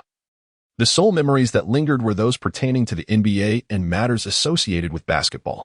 Wang Chong was uncertain about the reasons behind his situation, yet he could only interpret it as a slight impact on his memory due to the process of traversing realms. Consequently, the most straightforward path he envisioned to achieve financial success was to excel in the NBA, garner fame, secure lucrative contracts, and attract commercial endorsements. Naturally, such aspirations cannot be rushed. They must be pursued step by step. However, meticulous planning is essential from the outset. This necessity extends beyond the borders of Huagua. It is equally imperative in the United States. The imminent rookie trials for NBA teams loomed large on the horizon, but prior to that, Wang Chong needed to accomplish another crucial task, finding a reliable agent. It is common knowledge that professional basketball players require agents, as human energy is inherently limited. Dedicating oneself to rigorous training and performing well in games demands immense effort, leaving the mundane matters outside the court to be expertly managed by an agent. This includes, but is not limited to, contract negotiations with teams, the signing of endorsement deals, scheduling arrangements, and the strategic planning of future career trajectories. Wang Chong is no exception. He does not believe that his knowledge gained from traversing time will enable him to handle everything effortlessly. Therefore, before officially entering the NBA, he must first secure a suitable agent. Chapter 30. The agent is confirmed, and joint workouts begin. Inside the Marquette University gymnasium, Wang Chong, positioned beyond the three-point line, accelerated with the ball, swiftly driving towards the basket, and executed a one-handed tomahawk dunk. The rim emitted a creaking sound. On the sidelines, Wade and his agent, Henry Thomas, stood in stunned silence, witnessing this spectacle. "Is this the talented center you spoke of, Wang Chong?" Thomas inquired, turning to Wade with uncertainty. At that moment, Wade himself was somewhat incredulous. Is Wang Chong truly that remarkable? Setting aside his impressive speed and agility, his ball handling skills alone are unprecedented. He has never previously showcased such talent. The reason he summoned his agent, Thomas, today was at Wang Chong's request. Just yesterday, Wang Chong had reached out to him, expressing a desire to find an agent and hoping he could recommend a suitable candidate. Without a moment's hesitation, Wade promptly called in his own agent, Henry Thomas. Wade's trusted representative signed a contract with him after Wade's rise to prominence this year, and his mature manner of communication, coupled with his astute financial acumen, successfully captivated Wade. Wang Chong was familiar with this agent, as not only Dwyane Wade but also Chris Bosh, who emerged from the same draft class, were among his clients. The bond between Wade and Henry Thomas was remarkably strong. When Thomas passed away in 2018, Wade notably chose to miss a game to pay his respects. The profound sentiment Wade held for Thomas speaks volumes about the latter's character. For Wang Chong, the choice of agent was not a significant concern. Regardless of the agent's professional capabilities, he was confident that his performance on the court would secure him a lucrative contract and numerous endorsements. Given this premise, he preferred an agent who possessed a more congenial demeanor and facilitated smooth communication. In this regard, Wang Chong was inclined towards Bill Duffy, the agent for notable figures like Yu Ming and Steve Nash. However, lacking Bill Duffy's contact information and with NBA team trials approaching, he found himself in need of an agent to assist with arrangements, leading him to settle for Thomas, the agent for both Wade and Bosh. The fact that Thomas had successfully guided both Wade and Bosh into the top 5 of the draft underscored his competence as an agent. Moreover, when Thomas arranged trials for Wade and Bosh, he could conveniently include Wang Chong, achieving a dual objective. The crucial factor, however, was whether Wang Chong could demonstrate his worth to pique Thomas's interest. As it appeared, a single dunk showcasing his perimeter dribbling prowess had already captivated Thomas. It was undeniable that a towering figure exceeding 7 feet in height could dribble and penetrate like a guard, complemented by an extraordinarily precise mid-range shot and exceptional static athleticism. Such a player could only be seen as a burgeoning superstar in the NBA. If Henry Thomas were to overlook such a talent, what merit would he have as a professional agent? Rest assured, Wang, I will ensure your entrance into the NBA. The contract was swiftly finalized, and the signing ceremony passed without noteworthy fanfare.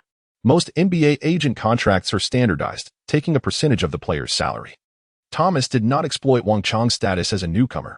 Instead, he secured a contract identical to that of Wade, thereby granting Wang his own agent, one closely affiliated with Wade. Through a single day's interaction, this agent comprehensively grasped Wang Chong's current capabilities and established a clear understanding of his potential. Yet, this was precisely why Thomas felt increasingly astonished. Where had this extraordinary talent emerged from? An elite athleticism, top-tier static physical gifts in NBA history, combined with an accurate mid-range shot, Wang Chong's current prowess is nearly on par with that of Dwyane Wade. In fact, due to his height and wingspan, he possesses a theoretical advantage in the NBA's competitive landscape compared to Wade, who, standing at only 1.93 meters and plagued by injury concerns, primarily plays as a shooting guard. The more he reflects on this, the more he feels a sense of regret. Wang, I sincerely urge you to spend an additional year in college. Grant me just 1 year, and I can transform you into one of the nation's premier players. A leading contender for the top draft pick, Wang Chong is still quite young, and in Thomas's view, there is no need for him to rush into joining the league. However, Wang Chong's resolve is unwavering. Henry, I have my own reasons. This year, I must enter the NBA draft and secure a selection within the lottery range. You need not persuade me further. In comparison to the title of first overall pick, the rewards from the system are evidently more pragmatic. Wang Chong is fully aware of the weight of each consideration. What follows is a prolonged period of anticipation. Every day, Wang Chong engaged in the monotonous routine of attending school and training.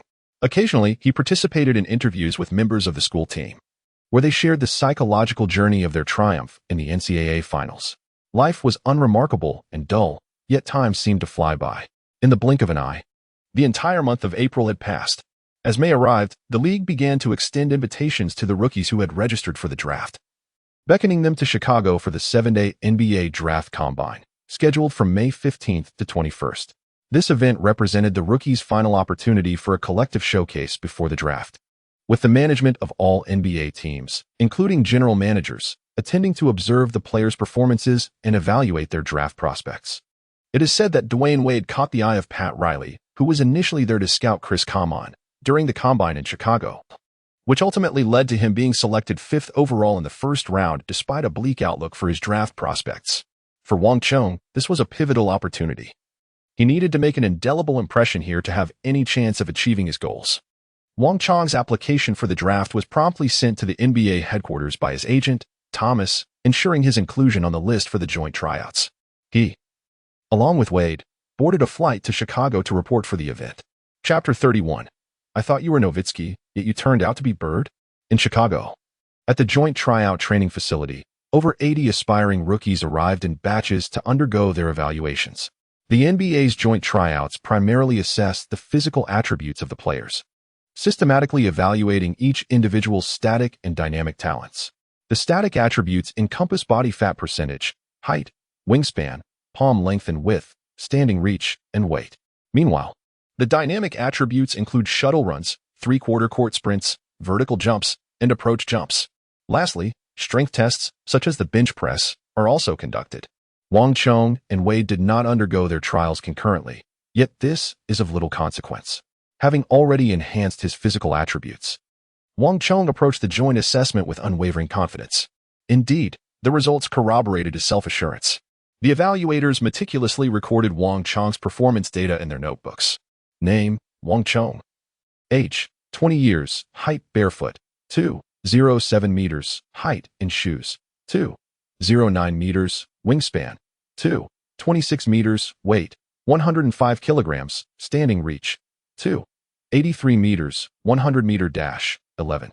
6 seconds, 3/4 court sprint, 3.2 seconds, vertical leap from a standstill, 75 centimeters, running jump, 90 centimeters. Following this were a series of additional detailed physical metrics. Subsequently, the evaluators rendered their final assessment of Wang Chong's physical attributes. He possesses exceptional static talent and elite dynamic capability. Wang Chong was quite pleased with the results of this assessment. Setting aside his static attributes, in terms of dynamic capabilities alone, he has already surpassed his contemporaries, including Durant. After all, when Durant entered the draft, his athletic prowess had not yet reached the level it is today, particularly concerning explosiveness and strength. Durant's metrics during the draft showcased a 100-meter sprint time of merely 12.33 seconds and a vertical leap of only 66 centimeters, which could genuinely be described as ordinary, if not mediocre. However, Wang Chong presents a different narrative. He weighs nearly 6 kilograms more than Durant while maintaining a consistent body fat percentage, exhibiting superior explosiveness that has enhanced his 100-meter sprint time to an impressive 11.6 seconds, along with improved vertical leaping ability. Such dynamic talent is undeniably remarkable, especially given Wang Chong's height of 2.09 meters and weight of 105 kilograms, which naturally garners high praise. Nonetheless, comparisons matter. Among his draft class, Wade clocked in at 10.56 seconds for the 100 meters, achieving a vertical leap of 80 centimeters and an assisted jump of 89 centimeters. Anthony, not particularly renowned for his dynamic skills, recorded a 100-meter time of 11.4 seconds, a vertical leap of 77 centimeters, and an assisted jump of 85 centimeters. Meanwhile, LeBron James, destined to be the first overall pick in the 2003 draft, showcased dynamic capabilities even superior to Wade's. Unlike other players who sought to bolster their draft stock through joint workouts, James decidedly opted out of this trial, confident in his selection as the top pick. A level of assurance rare in the history of the League's drafts. Wang Chong's physical assessment report, compiled by the evaluators, was submitted to the league and registered on relevant platforms for all teams and media scrutiny. Immediately, Wang Chong's name captured the attention of many. Those who remembered the player who effectively neutralized Carmelo Anthony in the NCAA championship were astonished to discover that this freshman would enter the draft. Upon reviewing the details of Wang Chong's assessment report, their astonishment deepened. His static attributes were exceptional, rivaling those of Kevin Garnett and Tim Duncan. Furthermore, his dynamic talents were equally impressive. How had such a promising player remained relatively obscure during his high school years? Based solely on his talents, he was undoubtedly a first-round prospect. Coupled with his defensive performance against Carmelo Anthony in the finals, numerous teams were likely to express interest in him. Their assumptions proved correct. Upon learning of Wang Chong's participation in the 2003 draft, several teams had already set their sights on him. A 7-foot-tall player with commendable defensive skills and precise mid-range shooting. Wasn't that a fusion of Garnett and Nowitzki? However, as they delved deeper into Wang Chong's profile, they were left somewhat dumbfounded. When he registered for the draft, he listed his position as SF, small forward. This fellow was a small forward, sharing a position with Anthony? Scouts and team executives who had watched Marquette University's games were taken aback. If Wang Chong truly played as a small forward, the implications would be entirely different. A shooting-oriented small forward with a height comparable to an interior center, what kind of potential would that entail? Initially perceived as akin to Garnett or Nowitzki, he turned out to be reminiscent of Larry Bird. Chapter 32. Lakers General Manager Cook. This is him. Today's workout results were exceedingly successful. After the trials concluded, in the hotel, Thomas, beaming with joy, said to Wade, "Jerry West, the general manager of the Memphis Grizzlies, is highly pleased with your results. They possessed the 13th pick in the first round, and if they decide to select you, everything will fall into place. Wade, however, seemed rather disheartened. As the NCAA champion and MOP awardee, Wade had been in the limelight during the tournament. Yet, when it came to the draft, his birth date of January 1982 and the lingering concerns over a meniscus tear, coupled with the awkward predicament of being a shooting guard at just 193 meters tall, left external opinions regarding Wade's prospects rather bleak. Despite having anticipated this situation to some extent, Wade still felt a sense of disappointment. Hadn't he worked diligently? Was this the disparity between talent and effort? Noticing Wade's despondency, Thomas placed a reassuring hand on his shoulder and said, "The draft order is merely one way to assess a player's potential and future prospects. It does not diminish the excellence of other players. You should know that Kobe Bryant was also selected 13th overall in the first round. Yet he now boasts 3 championship rings and is a starting all-star. I believe you will achieve similar success. Moreover, the Grizzlies' current roster is not lacking, featuring an outstanding interior player like Pau Gasol, yet they are in need of a robust perimeter player. Upon joining the Grizzlies, you will undoubtedly be seen as a key development prospect, so there is no need to worry about securing touches." Wang Chong listened in silence. Fully aware that Wade would not be joining the Grizzlies, the general manager of the Heat, Pat Riley, was poised to seize Wade with the 5th overall pick in the draft. However, he felt no compulsion to disclose this information prematurely. Firstly, it was entirely unnecessary. Secondly, should Wang Chong reveal this and it later prove to be true, he would find himself at a loss to explain the situation to Wade and Thomas. He could hardly claim to be a time traveler who already knew their fates, including Wade's eventual triumphs of 3 championships, only to be callously discarded by Riley, leading him to a winding path through Chicago, ultimately returning to the Heat on a minimum contract to find solace. He could not suggest that a mere number 9 would tarnish Wade's legacy. Nor could he mention that a certain brother had failed to attend the most pivotal moment of his Hall of Fame career to offer his blessings. The conversation had strayed too far. More pressing for Wang Chong was the matter of his own tryout. As if sensing Wang Chong's gaze, Thomas turned to him with a smile. "Wang, your tryout results were impressive, catching the attention of numerous scouts. Several teams have reached out to me, and it is highly likely you will be selected in the first round. The precise position, however, remains uncertain." Wang Chong comprehended Thomas's intent. Although his exceptional talent attracted considerable interest from numerous teams in the league, such interest remained merely superficial, as many teams harbored significant reservations about him. Could a 7-foot-tall small forward, who lacks formidable physicality, truly become the cornerstone of a franchise? Even for the sake of prudence, they preferred to select players they had scouted for a longer duration. Consequently, Wang Chong's opportunity to demonstrate his capabilities would hinge on the final joint tryout scrimmage. This scrimmage, the last event of the league's joint tryout, involved players voluntarily signing up, followed by an official selection process that culminated in the identification of fewer than 30 athletes for the competition. Many draft-eligible players aspired to participate in this scrimmage to showcase their prowess, while others were reluctant, aware that their performance on the court could either elevate or diminish their perceived value among teams. Notably, prominent players like James, Anthony, and Bosh, all but assured of a lottery selection, opted out of this scrimmage, cognizant that their standings would remain unaffected regardless of their participation. Initially, Wade had no intention of joining the scrimmage. Though he was ranked behind these elite talents, he was undoubtedly among the top tier in the 2003 draft. With the Memphis Grizzlies providing a safety net, he was assured a solid lottery position. Moreover, Wade's performance during the madness of March had been nothing short of exemplary, negating any need for further on-court demonstrations to bolster his impression. However, Thomas suggested that Wade participate alongside Wang Chong, primarily to support him. Possessing a modicum of influence, Thomas facilitated the pairing of Wang Chong and Wade on the same team, a trivial endeavor. Their synergy allowed them to complement each other on the court, ultimately leading to an impressive showing. His judgment proved astute. In a scrimmage devoid of James, Anthony, and Bosh, Wade and Wang Chong exhibited a level of play that far surpassed their peers, including former rivals like Hinrich and Collison, who were unable to match their brilliance. During the match, Wade willingly played the supporting role for Wang Chong, frequently penetrating defenses to set up Wang Chong for outside shots, which Wang Chong capitalized on without fail.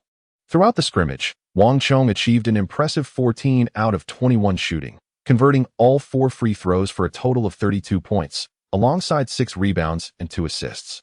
Wade contributed with 20 points, 5 rebounds, 15 assists, and 4 steals. Together, they propelled the visiting team to victory over the hosts.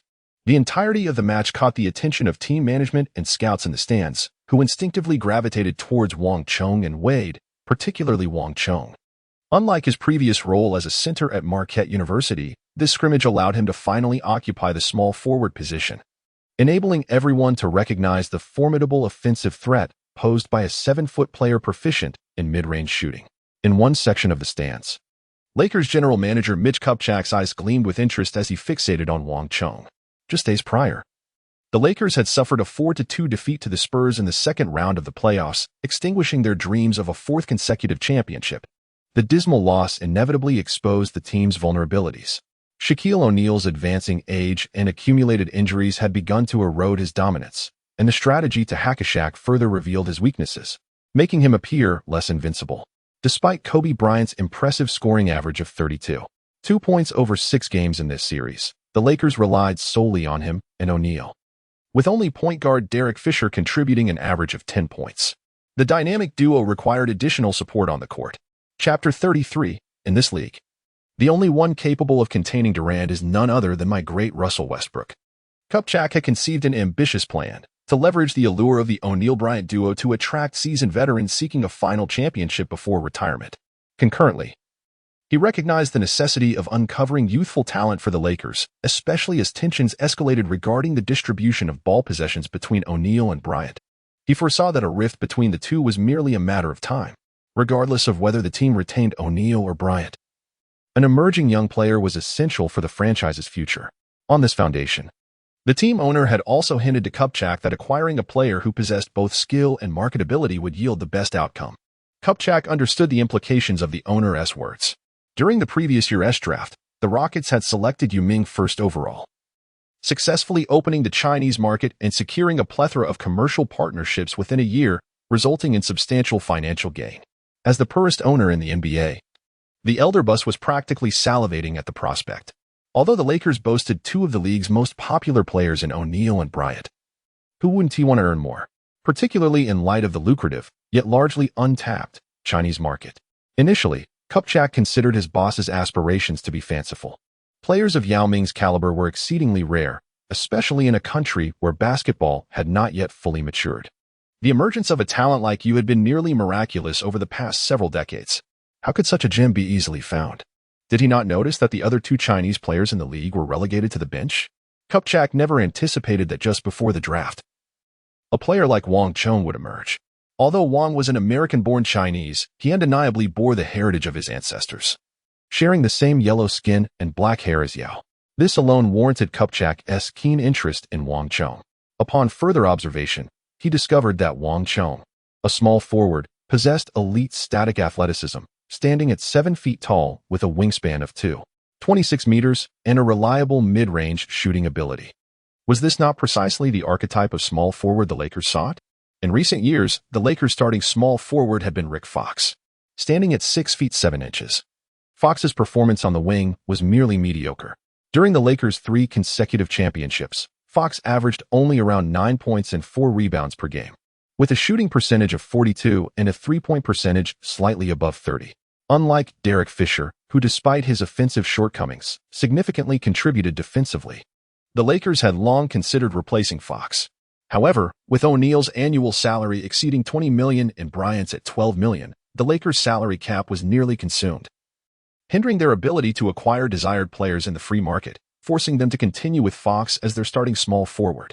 This postseason, Fox sustained an injury after 4 games, leaving the Lakers to rely on Robert Horry at small forward during the second round against the Spurs. Horry's performance was lackluster, averaging 8 field goals made on 7 attempts with a shooting percentage of 26.2, contributing merely 3 points per game. Following the defeat in San Antonio, the Lakers' most critical goal for the offseason became reinforcing their forward positions. The emergence of Wang Chong seemed to cook like a timely blessing. The sole concern was that the Lakers held only the 24th pick in the first round, while Wang Chong's showcased talents during the trials, including an impressive 32 points in a scrimmage, continually elevated his draft stock. Cook believed that even if Wang Chong fell short of the lottery picks, he would surely be selected within the range of 15 to 20, well beyond the Lakers' reach. Moreover, given Wang Chong's current abilities and potential, it was likely that a lottery team would be willing to take a chance on his future. After a moment of contemplation, Cook picked up the phone and dialed a number. The joint trials had concluded, and in just a few days, the draft would officially commence. During this interim, various teams in the league would invite their preferred players for final evaluations. Wade received multiple invitations for workouts from several teams, but due to time constraints, he declined offers from lower-ranked teams and opted for workouts with a few lottery teams, including the Miami Heat, Memphis Grizzlies, and his hometown Chicago Bulls. In contrast, the number of teams inviting Wang Chong was significantly fewer, with only the Washington Wizards, Golden State Warriors, and Memphis Grizzlies among the lottery teams expressing interest. However, Wang Chong was quite surprised to receive a workout invitation from the Los Angeles Lakers. Was it possible that the Lakers were interested in him? Upon reflection, it wasn't entirely unexpected. The Lakers were currently lacking prominent forwards, and team owner Bus had always been keen on the Chinese market. In 2007, he had even drafted a Chinese player, Sun Yu, in an attempt to tap into that market and had previously sought to acquire Yao Ming through trade. Unfortunately, Rockets owner Alexander was not naive enough to relinquish his golden goose. Although Sun Yu did not make a significant impact in the NBA, his association brought considerable attention from CCTV to the Lakers, and some Chinese fans became familiar with Kobe's name during that period, subsequently developing an admiration for the Black Mamba. Kobe boasted the largest fan base in China, which could not be entirely coincidental. Nevertheless, the Lakers were not within Wang Chong's considerations. Firstly, the Lakers held only the 24th pick, while Wang Chong's ambition was to break into the lottery zone. Otherwise, the lucrative rewards from the system would be squandered. Secondly, the illustrious era of the Shaq-Kobe duo had long passed, leading to a decline. The 2003 to 2004 season saw the Lakers falter in the finals, resulting in disarray within the team. The rift between Shaquille O'Neal and Kobe had grown irreconcilable, prompting the Lakers to choose the younger, more promising Kobe over Shaq, who departed for Miami. Kobe then led the Lakers through a challenging period in the West until Pau Gasol's arrival in 2008 marked the team's resurgence. Of course, Wang Chong was not particularly concerned about the Lakers' performance. Rather, it was the prospect of ball control within the team that intrigued him. After all, Kobe was known for his unparalleled dominance in the league, often taking over 40 shots in a single game. When Kevin Durant left the Thunder, many joked that he could no longer endure Westbrook's refusal to pass him the ball, prompting his departure. In some respects, Westbrook and Kobe shared numerous similarities, particularly in their reckless tenacity when in the zone. A saying once circulated in the league, "Only my great Westbrook could effectively defend against Durant." Wang Chong was reluctant to allow the phrase "only the Black Mamba can thwart Wang Chong" to materialize later on. After careful consideration, he graciously declined the Los Angeles Lakers' invitation for a tryout. Chapter 34, The Draft Conference, The Ambitious LeBron on June 27, 2003. Madison Square Garden in New York City buzzed with excitement as the annual NBA draft unfolded. The venue was teeming with attendees, including prospective draftees, their families, team executives, media representatives, and league officials, creating an unprecedented spectacle. This was no surprise, as the 2003 draft was widely regarded as one of the highest quality drafts in recent years. Luminaries such as LeBron James, Carmelo Anthony, Chris Bosh, and European prodigy Darko Milicic were all heralded as future superstars destined to dominate the league. Any team fortunate enough to secure even one of these players would gain a cornerstone upon which to build a championship contender. Making his grand entrance, James donned an immaculate white suit, instantly drawing the attention of the press, much like a celestial body surrounded by its orbiting stars. Meanwhile, those journalists who had missed their opportunity hastened to gather around Anthony and Milicic. In stark contrast, Dwyane Wade and Wang Chong found themselves largely overlooked. It was not due to a lack of renown. Wade and Wang's victory over Anthony in the NCAA Finals had catapulted their profiles, rendering their names nearly ubiquitous within American basketball circles. However, notoriety did not equate to draft position. Despite leading Marquette University to a triumphant conclusion in the NCAA tournament, both players faced a dim outlook regarding their draft prospects. Wade was viewed as too old with injury concerns, while Wang, having recently transitioned from center to small forward, despite commendable measurements and impressive performance, raised doubts about whether teams would gamble their coveted first-round picks on them. Prior to the draft, the media had conducted predictions for their draft positions. Wade was forecasted to be selected 13th overall by the Memphis Grizzlies. while Wang was projected to fall somewhere between the 15th and 20th picks. Memphis's general manager, Jerry West, had recently expressed his admiration for Wade. And with Pau Gasol on the roster, the Grizzlies indeed lacked a player of Wade's caliber, capable of penetrating defenses and driving the offense. Although no team has explicitly expressed interest in Wang Chong, his talent is undeniably substantial. Journalists speculate that within the range of 15 to 20 in the first round, there will likely be teams willing to take a chance on Wang Chong's potential. In the small green room at the draft venue, the invited rookies take their seats. For those familiar with the NBA draft, the small green room is a designated area where players chosen by team general managers are invited to sit. And most players granted this privilege are popular prospects in the lottery range. Naturally, LeBron James is the undeniable star of the small green room, overshadowing both Anthony and Melisic.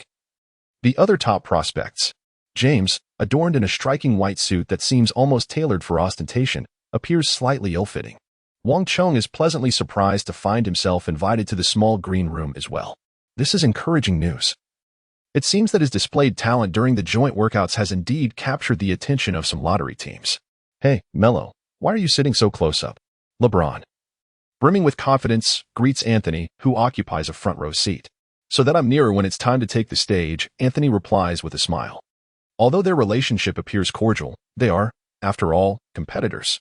Seeing James exude an air of certainty about being the number one pick irks Anthony, who is also a prodigy in his own right. On the surface, his response serves as an explanation. But it carries an underlying implication. I sit in the front because I might get called up before you do. James merely smiles, non-committal. The Cavaliers' management has already been in contact with his agent, so he is absolutely certain he will be selected first overall by Cleveland. Despite the city's modest size, it is his hometown, and the ambitious James is filled with confidence, believing that his arrival will transform both the city and the team. As these thoughts swirl in his mind, James turns to see Dwyane Wade seated nearby. Hey Dwyane, long time no see. Congratulations on winning the NCAA championship. It's a pity I didn't play in college. I would have loved to face you in the finals. Anthony, seated in the front row, grimaces slightly, his expression darkening. This guy is deliberately provoking him. Isn't striking below the belt is unnecessary, he thinks.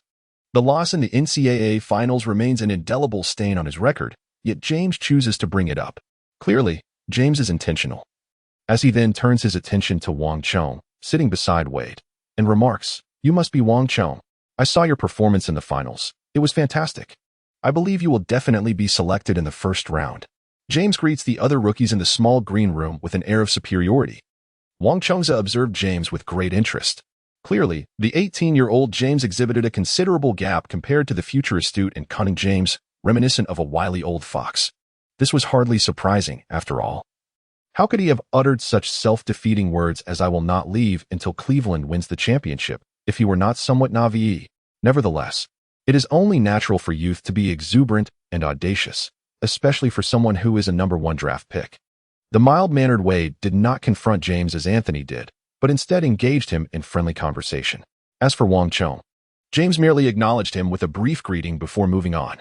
It was evident that James's earlier flattery of Wang was merely a tactic to counter Anthony. In truth, he did not regard Wang highly, for he was a prodigy, the number one pick in the NBA, while Wang was merely a player with scant prospects of even entering the lottery, let alone the green room, relying solely on luck. During the pleasantries, the draft finally commenced.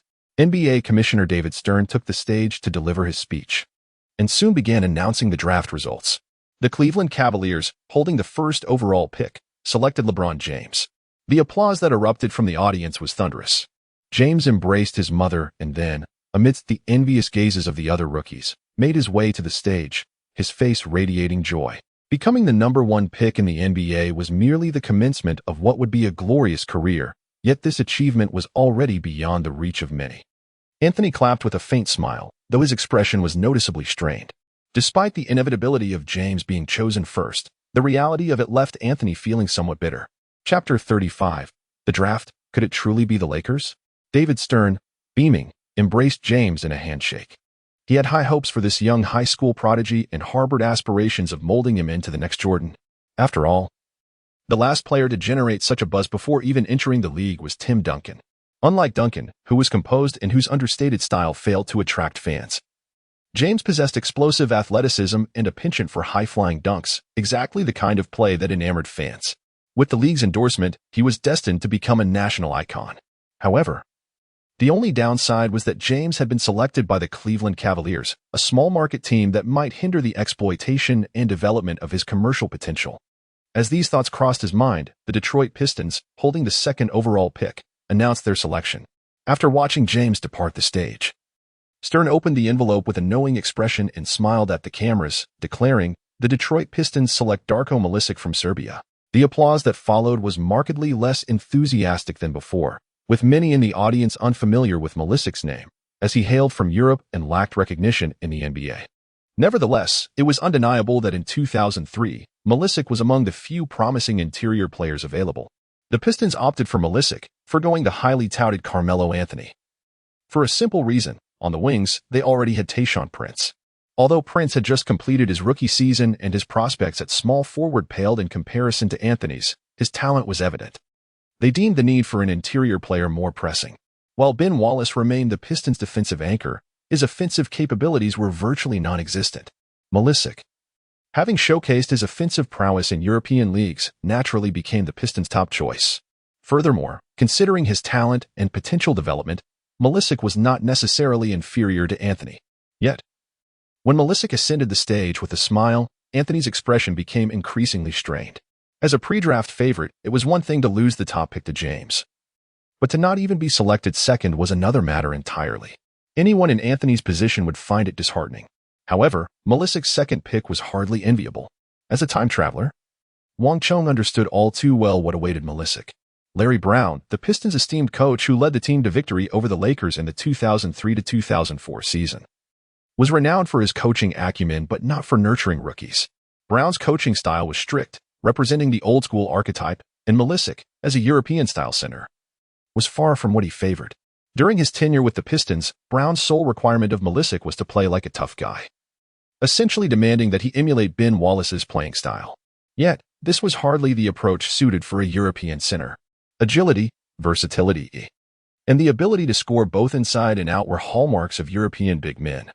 And countless talented European centers had proven that such a style could thrive in the NBA.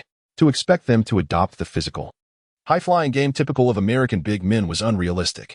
Even if Brown applied the same demands to Pau Gasol, the latter would likely have been stifled by Brown's rigid coaching philosophy. The result was that Milicic, once the second pick of the illustrious 2003 draft, languished on the bench as a mere role player, often mocked as a human victory cigar, only getting minutes when the Pistons held a commanding lead, as Brown, who was not fond of Milicic, reluctantly allowed him to play. Of course, Anthony and Milicic played different positions, and it was unlikely that he would suffer the same fate as Milicic if he were to join the Pistons. However, it was improbable that he would become the primary offensive focal point with the same freedom he enjoyed with the Nuggets. Yet, with every sacrifice comes potential gain. It was entirely possible that Anthony could become the first player from the 2003 class to secure an NBA championship, fundamentally altering the course of his career. As the draft reached its third pick, a somewhat pale Anthony finally heard his name called. A smile returning to his face as he accepted the baseball cap emblazoned with the Denver Nuggets logo, beaming as he took the stage. As Anthony ascended, Henry Thomas approached from the side, sitting beside Wade and Wang Chong, leaning in to whisper to Wade, "I have some good news for you. Don't appear too surprised. The Miami Heat management just called to inform me that they will select you shortly." Wade was momentarily stunned, his eyes widening in disbelief. The Heat? The Miami Heat? He recalled that the Heat held the 5th overall pick, a decidedly high selection. Before the draft commenced, Wade's projected position was merely 13th in the first round, and he had harbored little hope. To his astonishment, the tides had turned, and he would become the 5th player selected in this year's draft. Wang Chong, upon hearing these words, did not exhibit any particularly astonished expression. He was already aware of the matter. Conversely, he would have been surprised had the Heat chosen not to select Wade. However, what took him aback was that after conversing with Wade, Thomas turned his gaze towards him. "I, too, have some splendid news to share with you. The Lakers are exceedingly interested in you." Wang Chong, "So what?" "The Miami Heat's draft pick is 5th in the first round, while the Lakers' pick is 24th. Is this really good news?" Seemingly sensing Wang Chong's urge to vent his frustration, Thomas continued, "The Lakers are aware that you are likely to be selected in the middle of the first round. To ensure they secure you, They will trade with teams that hold earlier picks, most likely among those with lottery positions. This revelation quelled Wang Chong's ire. This situation indeed presents an opportunity. Each year, the draft is rife with instances of trades occurring immediately after selections, and with sufficient assets, even the top pick can become a bargaining chip, let alone a pick from a lower position. If the Lakers are truly intent on acquiring him, they could certainly achieve it with the right compensation. Although Wang Chong had previously expressed disinterest in the Lakers, this was in light of the complexities within the organization, especially given their 24th pick. However, if they could select him from the lottery range, it might not be a misfortune after all. After all, it is the illustrious Lakers. Situated in one of the most vibrant cities in the United States, the City of Angels, Los Angeles. Who wouldn't be enamored by that? Chapter 36. If rankings were based solely on ability, I would undoubtedly be in the top 5. The Toronto Raptors selected Chris Bosh with the 4th pick in the first round. The Miami Heat chose Dwyane Wade with the 5th pick. The Los Angeles Clippers selected Chris Common with the 6th pick. In the stands, David West read the names one by one, while the players in the green room dwindled in number. Despite having received information from Thomas beforehand, Wang Chong could not suppress his rising anxiety. It felt akin to waiting for one's name to be called during a classroom announcement of passing students, as the underperformers around him were called one by one. Yet his name remained unspoken. This moment inevitably brought to mind a classic case from the green room. DeAndre Jordan, who was invited to the green room during the 2008 draft, sat through the entire first round without hearing his name until the 5th pick of the second round, when the LA Clippers finally selected the poor boy who had endured such torment in the green room. One can only imagine the impact on the young Jordan's psyche as he remained alone in an empty green room after all 30 first-round players had been chosen, and his name was still absent. Fortunately, this scenario did not unfold for Wang Chong. The draft continued. David Stern picked up the 13th envelope of the day, opened it, and upon seeing the name, paused momentarily before breaking into a smile and announcing, with the 13th pick in the first round, the Memphis Grizzlies select Wang Chong from Marquette University. At that moment, Wang Chong exhaled deeply, feeling a wave of relaxation wash over him as he pushed himself up from his seat.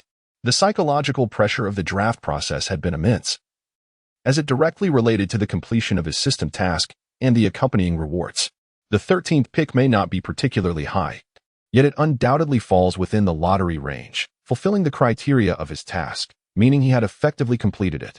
In this moment, Wang Chong was too exhilarated to consider the status of his tasks within his consciousness space. He quickened his pace, exiting the green room and descending the stage. David Stern stood on the platform, smiling as he watched Wang Chong approach.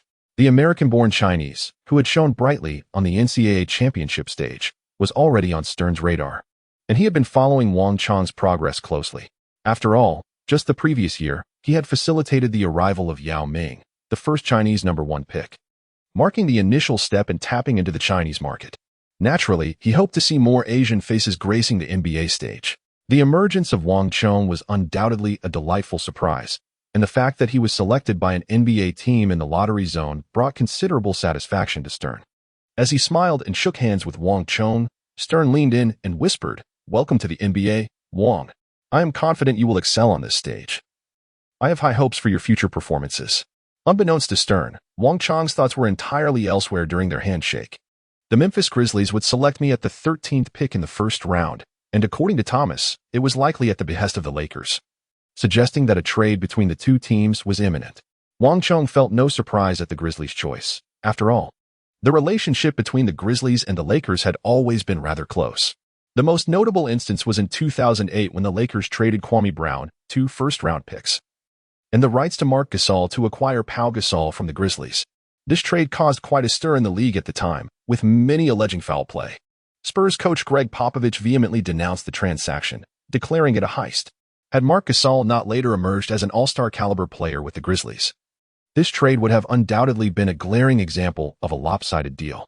The reasons behind the Grizzlies' agreement to such a trade remain an enigma, but it was certainly more complicated than a typical transaction. Given this context, it was not at all surprising for the Lakers to orchestrate a draft selection for their own benefit, followed by a trade. Wearing a Grizzlies baseball cap, Wang Chong smiled for a photograph with Stern before descending the court. As he stepped off the platform, he was immediately surrounded by a throng of reporters. "Mr. Wang, congratulations on being selected by the Grizzlies at the 13th pick in the first round. This is a remarkably high position, surpassing external predictions. Do you believe you deserve this ranking based on your abilities? Amid the cacophony of reporters, a somewhat sharp voice caught Wang Chong's attention. He turned to see the source of the voice, a middle-aged white woman in her 40s or 50s, with a round face and sparse, unkempt blonde hair, presenting a rather unflattering appearance. However, Wang Chong was more concerned with the nature of her question. Do you think you deserve this ranking based on your abilities? Such a provocative and derisive inquiry was rarely posed by reporters, but the circumstances were evidently exceptional. Observing her haughty demeanor, Wang Chong understood the underlying sentiment, and a cold smile crept across his face. It was now 2003, and racial discrimination in America was far more severe than the media scrutiny and public pressure that would arise in future years, whether in school or on the NCAA courts. Wang Chong had encountered and sensed this subtly different atmosphere. However, being confronted with such a question amidst a swarm of reporters was a first for him. Wang Chong was uncertain whether it was due to his selection at the 13th position in the lottery that provoked this middle-aged woman to display her displeasure through deliberate provocation. However, he was resolute not to ignore her as he had done in the past. 13th in the first round? Indeed, this position seemed somewhat unjust to him.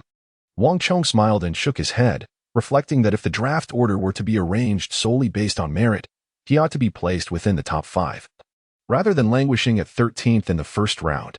As soon as Wang Chong uttered these words, the surrounding journalists were left utterly astounded. How audacious! How incredibly audacious! Not content with being the 13th pick in the first round, he dares to assert that he ranks among the top 5, at least based on skill? Who does he think he is? Shouldn't he open his eyes and take a good look at the caliber of the players in the top 5? Chapter 37. The trade is finalized. Wang Chong joins the Lakers. Wang Chong is acutely aware that humility and modesty are traditional virtues in Huagua. However, in the more liberal and open society of the United States, such traits may lead others to perceive him as inept, particularly in a country where racial discrimination is rampant. Wang, as an individual of Asian descent, would only attract ridicule and prejudice if he chose to remain overly low-key. Therefore, he has no intention of adopting a humble demeanor. Rather, he is prepared to retaliate against any provocations without hesitation. Moreover, Wang Chong possesses the credentials to support his confidence. With an overall capability rating of 75, he ranks among the elite in the 2003 rookie class. Upon completing the system's tasks, he will earn an additional 3,000 points and a gold-level badge. This influx of points could elevate his overall rating to above 80, with the possibility of reaching as high as 84 or even 85. A rating of 85 would place him on the cusp of all-star status within the NBA, surpassing the likes of LeBron James, Carmelo Anthony, and Dwyane Wade. This is the foundation for Wang Chong's audacious claims.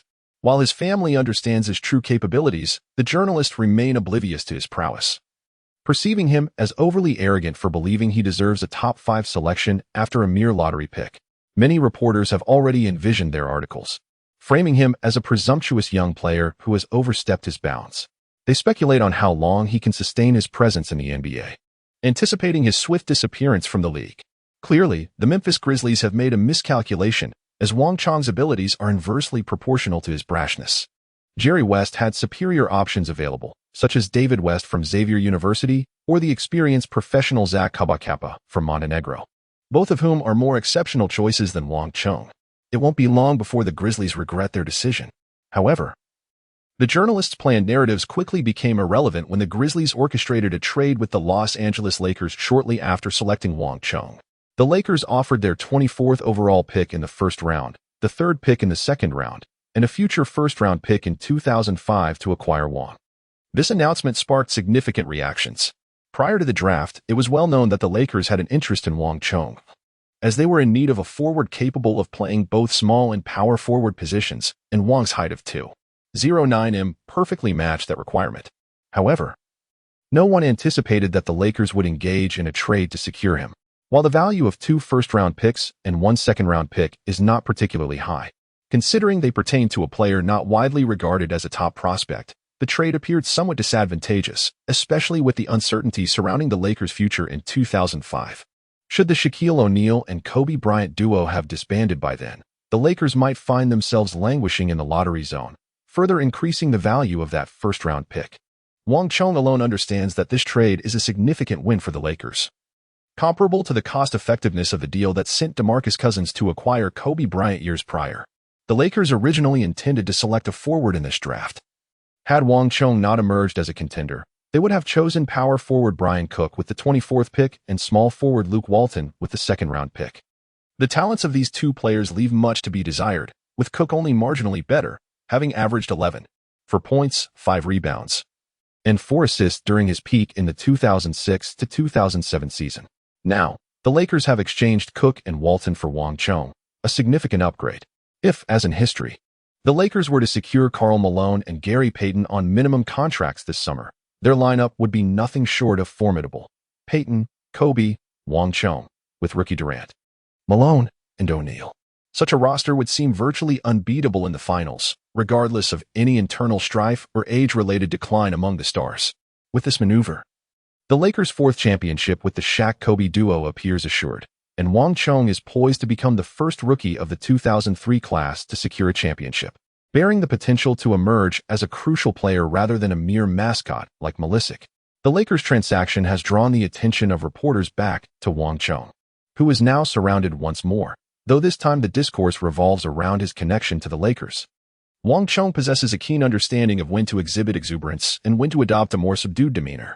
When discussing the issues surrounding the Los Angeles Lakers, he approaches the topic with notable caution. It is indeed an honor to be traded to the Lakers, one of the most illustrious teams in the league, steeped in a tradition of championship victories and adorned with superstars such as Shaquille O'Neal and Kobe Bryant. To share the court with such legends is a privilege I deeply cherish. As Wang Chong navigates the inquiries of reporters, a ripple of excitement is felt back in his homeland, Hua country, due to his rising prominence. Previously, during his NCAA tenure, despite Zhang Hao's reports on him, the domestic reaction was rather muted. After all, what significance does an American-born Chinese player in college basketball hold? The uncertainty of his potential entry into the NBA loomed large. However, the narrative shifted dramatically when Wang Chong was selected 13th overall in the first round of the draft. While last year Yao Ming was chosen first overall, a distinction of great honor, being selected at the 13th position is no small feat.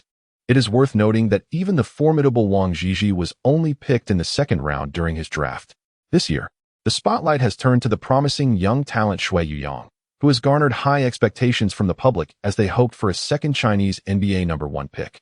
Regrettably, Shui Yuyang was chosen by the Dallas Mavericks as the second-to-last pick in the second round, a result that left many disheartened. Given that even Shui Yuyang faced such challenges in securing a spot in the NBA, the fact that Wang Chong was selected within the lottery range of the first round and subsequently traded to the championship-caliber Lakers raises intrigue. What remarkable qualities does this Wang Chong possess? An increasing number of fans in Hua country are beginning to take notice of and follow the name Wang Chong. Chapter 38, signing with the Lakers, donning the number 24, leaving others without a number to claim. Although Wang Chong's name did not achieve nationwide fame overnight, his recognition soared with the rise of the draft event.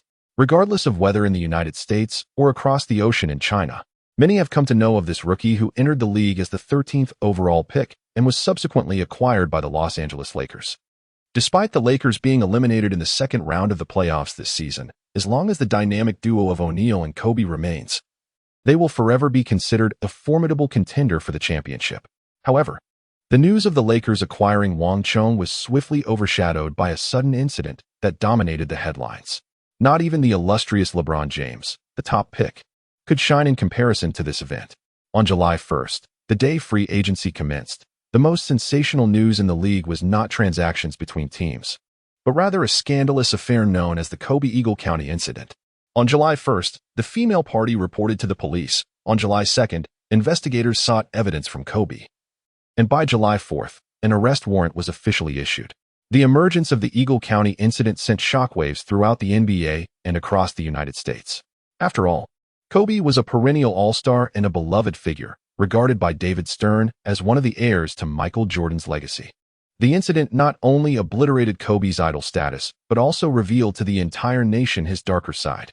The individuals most affected by this turmoil were undoubtedly the two core figures of the Los Angeles Lakers, head coach Phil Jackson and team leader Shaquille O'Neal. Phil Jackson's daughter had previously been a victim of assault, fostering a deep-seated disdain for such actions within him. His pre-existing reservations about Kobe's rebellious nature only intensified with the Eagle County incident, further fueling his animosity towards the player.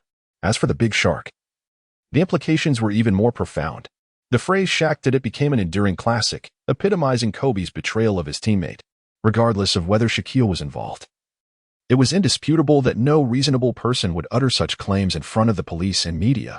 When Kobe made such a statement, it unfairly implicated O'Neal, subjecting him to a torrent of media scrutiny and fan outrage. One can only imagine the fury that must have surged within O'Neal upon hearing those words. The entire Lakers team found themselves ensnared in the tempest unleashed by Kobe's scandal.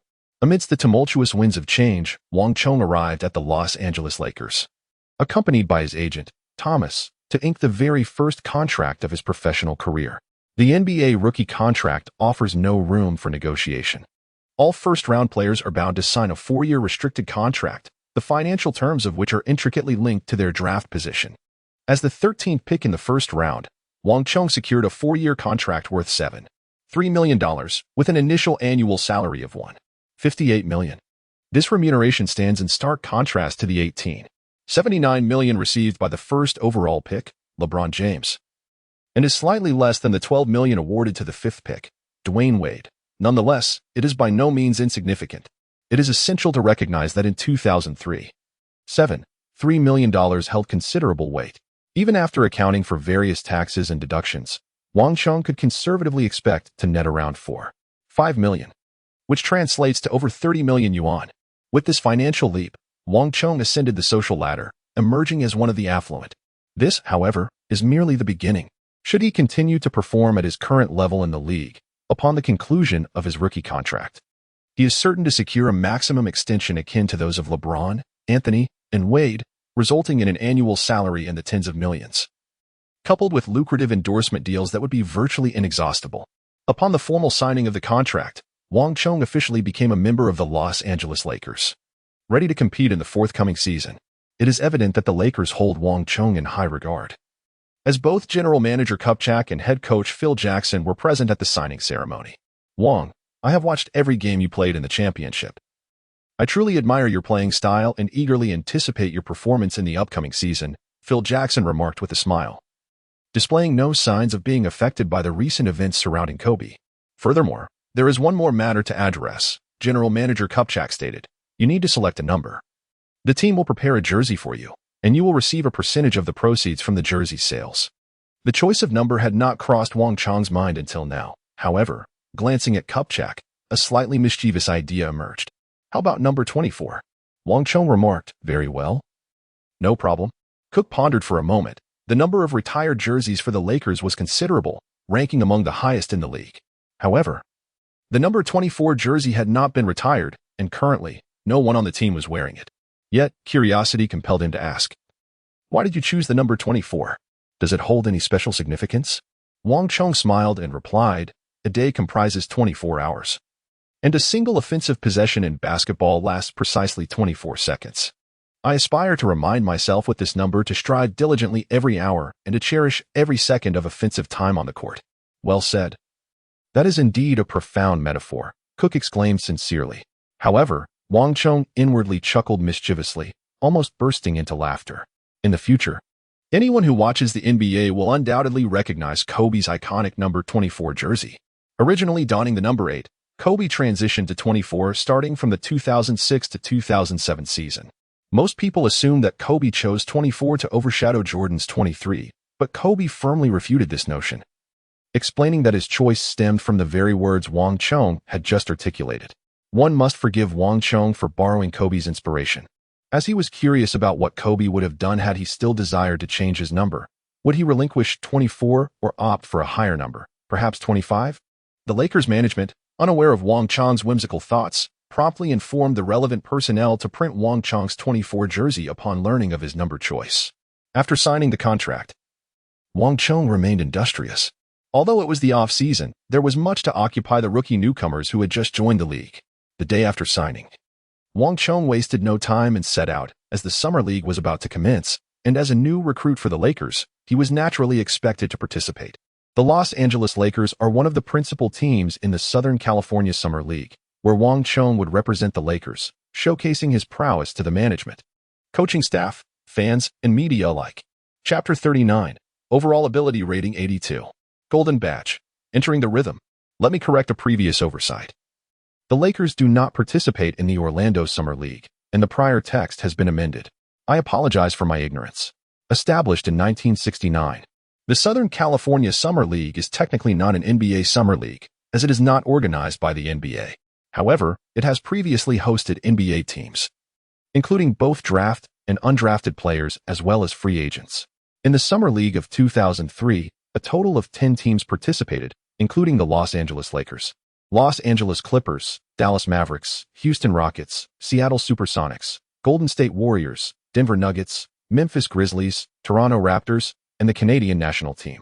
Indeed, in addition to NBA teams, certain national teams are also invited to participate in the Southern California Summer League. A notable event occurred in 1996 when the Chinese national men's basketball team participated, where renowned guard Hu Weidong faced off against Kobe, scoring 6 3-pointers and contributing a total of 30 points. Wang Chong lamented that the Lakers would not partake in the Orlando Summer League held a week later, nor the subsequent Boston Summer League. Although the scale of the Orlando Summer League is smaller than that of the Southern California Summer League, with only 6 participating teams, the competition is intriguing. Featuring the likes of LeBron James's Cleveland Cavaliers, Darko Milici's Detroit Pistons, and his former teammate Dwyane Wade's Miami Heat, it would be disingenuous to claim there was no regret in not being able to compete against these highly anticipated rookies, especially after Wang Chong had allocated all 3,000 points from the system's task rewards to accelerate the enhancement of his templates. As Wang Chong had anticipated, the substantial reward of 3,000 points indeed propelled his overall ability rating past the 80 threshold, elevating it to an impressive 82. While an overall rating of 82 fell slightly short of Wang Chong's aspiration to reach 85, it was nonetheless commendable. In the early stages, the overall ability rating rises swiftly, with minimal points yielding considerable gains. However, once the overall rating surpasses 80, the rate of improvement noticeably slows. As expected, with the advancement of capability, the challenges of enhancement become increasingly formidable.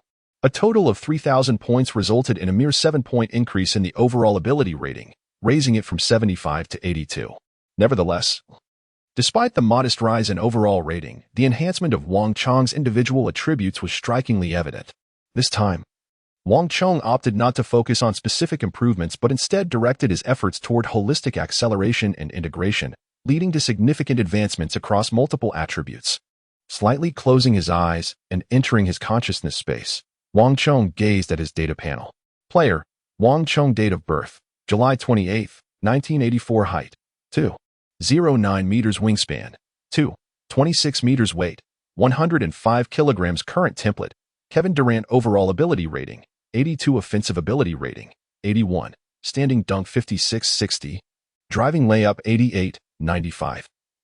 Driving dunk, 72-85. Close range shot, 90-98. Mid-range shot, 94-99. Three-point shot, 84-92. Free throw, 90-95. Back to the basket hook shot, 64-74. Back to the basket move, 62-86. Back to the basket fadeaway, 57-86. Foul drawing ability, 75-96. Ball handling ability, 81-92. Passing ability, 69-88. Catching ability, 84-98. Defensive ability rating, 71. Rebounding, 75-77.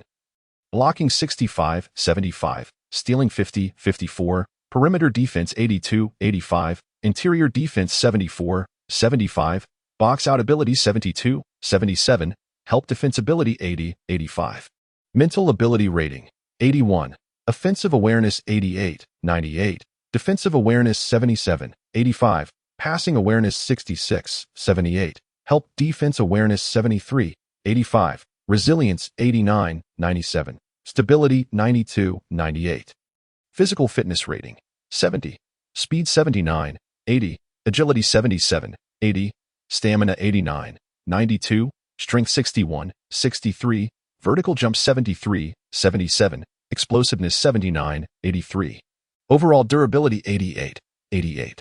Equipped badges, Mid-Range Maestro, Bronze. Deathbind, Bronze. Hot Zone Hunter, Silver. Entering the Rhythm, Gold. Equipped Shooting Package, Durant Shooting Motion Package. Did you notice something amiss? Indeed, it pertains to the badges.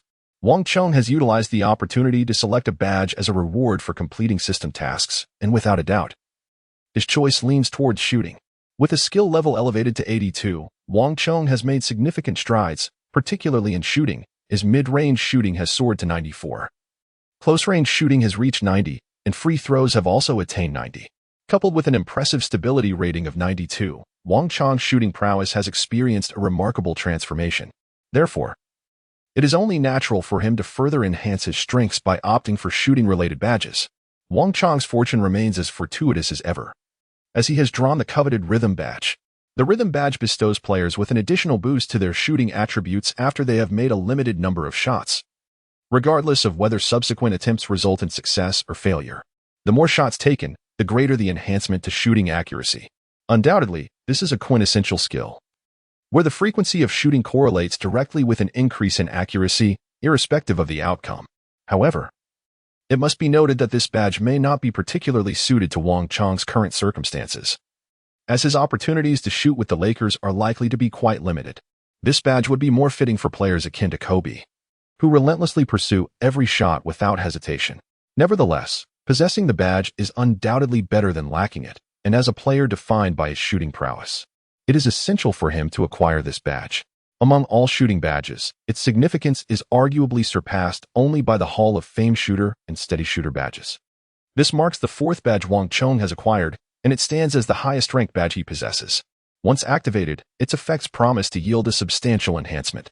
Wang Chong believes that at this stage, his abilities may have surpassed those of LeBron James, Carmelo Anthony, and Dwyane Wade during their rookie seasons, who are regarded as the most formidable newcomers of the illustrious 2003 draft class.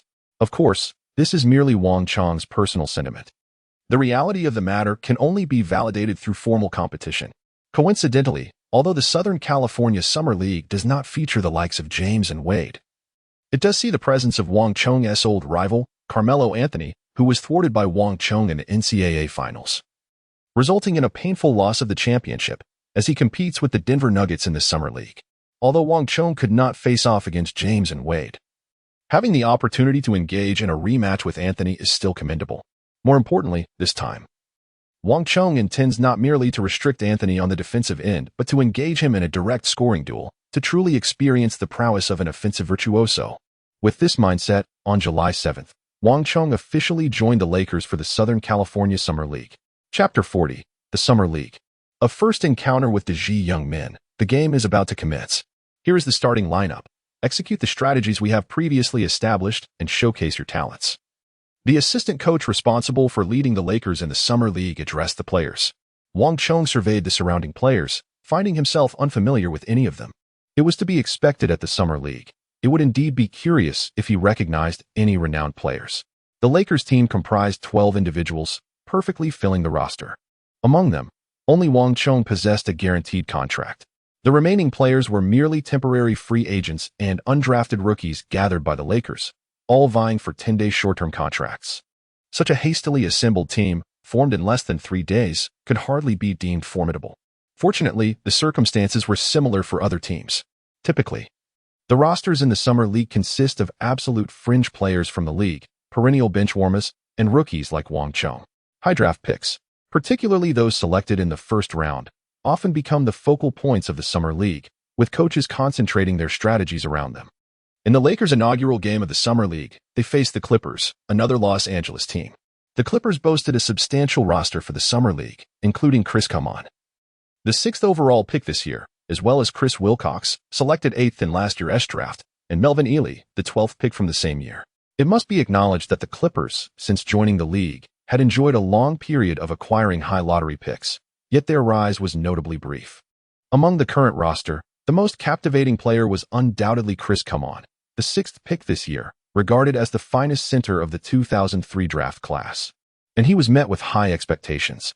However, Wang Chong's attention was drawn to a less conspicuous player within the Clippers, the Chinese athlete, Yao Ming. Indeed, Yao had served with the Clippers from 2002 to 2004 and had participated in 2 summer leagues with them, including this one in 2003. Wang Chong spotted the silhouette of Dwyane from afar on the sidelines. In the arenas of America, it is indeed striking to see black hair and yellow skin, as such appearances are remarkably rare. As Wang Chong caught sight of Dwyane simultaneously noticed him. Unlike Dwyane, who remained obscure and spent years languishing on the bench in the NBA, Wang Chong had just recently joined the league. However, his status as the 13th pick in the first round, coupled with the illustrious legacy of the Los Angeles Lakers, had already elevated his prominence. Moreover, as an American-born Chinese, it was nearly impossible for Dwyane to be unfamiliar with him. Their eyes met, and after a brief moment of hesitation, Wang Chong took the initiative to approach and greet him. Hello, Dwyane. Born in 1977, Dwyane was 6 years Wang Chong's senior and had entered the league earlier as well. Thus, Wang Chong's friendly overture was entirely appropriate. Furthermore, he was well aware of Dwyane's current predicament, having been ostracized domestically and adrift in a foreign land. Wang Chong, knowledgeable about Dwyane's story, felt a deep sympathy for his plight. Wang Chong approached to greet, catching Dwyane off guard. Looking at Wang Chong, he couldn't help but ask, "Do you know me?" Of course, Wang Chong replied without hesitation. "You are the first player from China to enter the NBA, even preceding both Yao Ming and Dirk Nowitzki. Moreover, you are one of the finest players in the country. I have known your illustrious name for quite some time."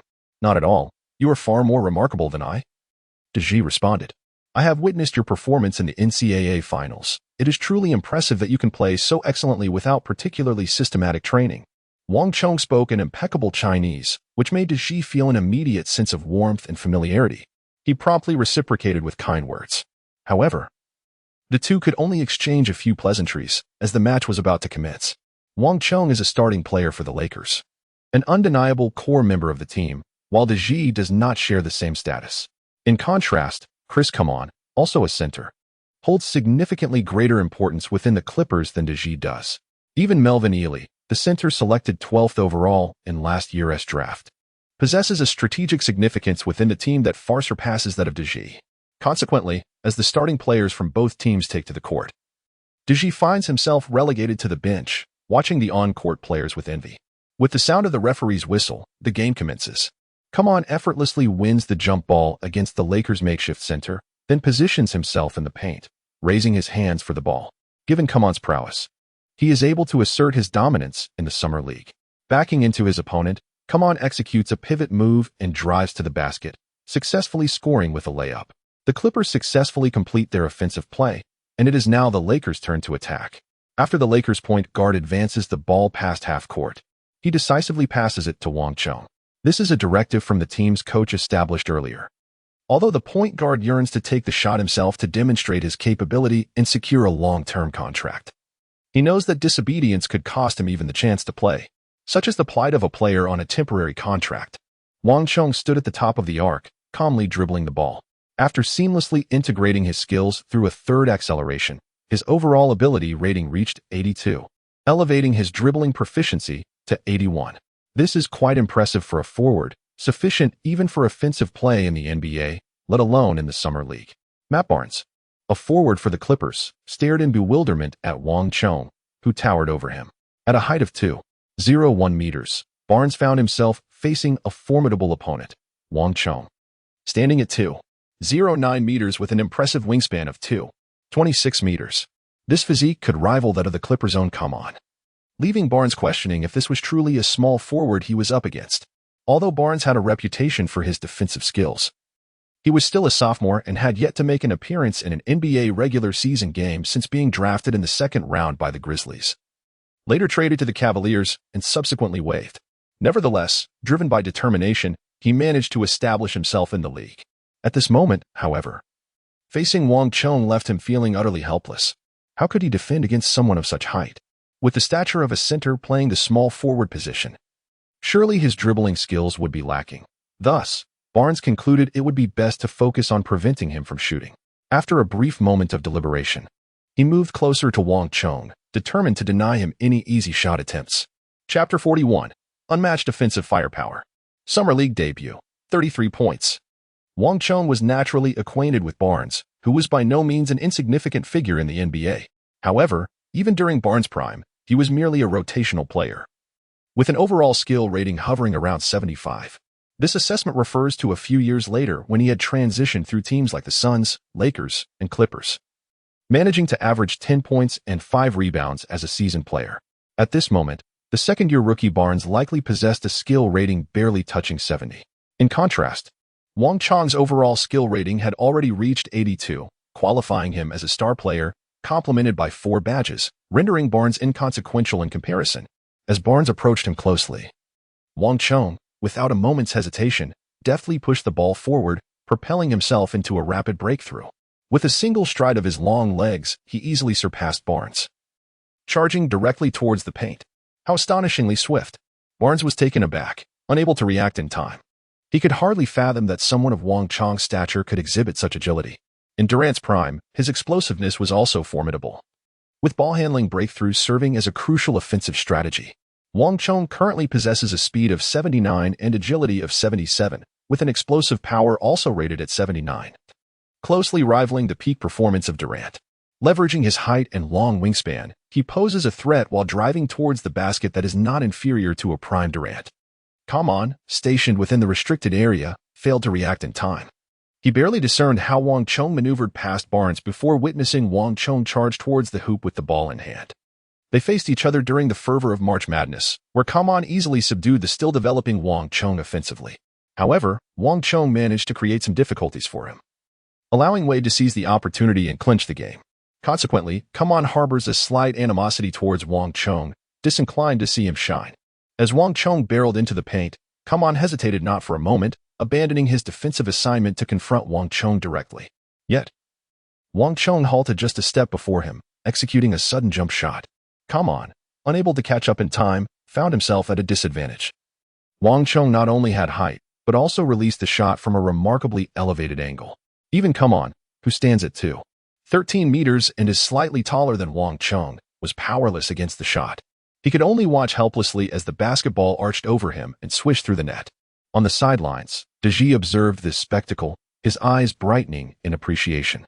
The seamless connection between dribbling and the sudden jump shot showcased Wang Chong's solid fundamentals. As a 7-foot interior player himself, Dwyane understands the immense difficulty for players of their stature to execute agile dribbling maneuvers akin to those of perimeter players. At least he could not, and he had seen few who could. Wang Chong is the most remarkable player he has encountered thus far, possessing an exceptional ability to integrate both his physical prowess and skill on the court, a rarity even in the NBA. It is no wonder he was selected in the first round of the lottery with such formidable capabilities. Clearly, Dwyane has spoken too soon. This is merely the beginning. The Summer League serves as a platform for players like LeBron James, Carmelo Anthony, Dwyane Wade, and Wang Chong, who far surpass their contemporaries in talent.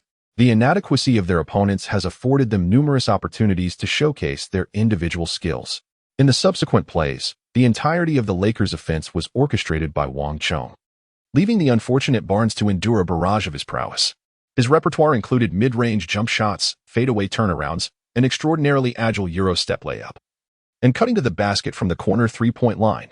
This match can be regarded as Wang Chong's most exhilarating performance since his arrival, as the disparity in skill level was vast, and the opponents exhibited no sense of teamwork, failing to adequately double-team or provide effective help defense against him. Wang Chong's offensive prowess predominantly focused on the 3 hot zones illuminated by the Hunter's emblem, resulting in an astonishing shooting accuracy bolstered by the badge.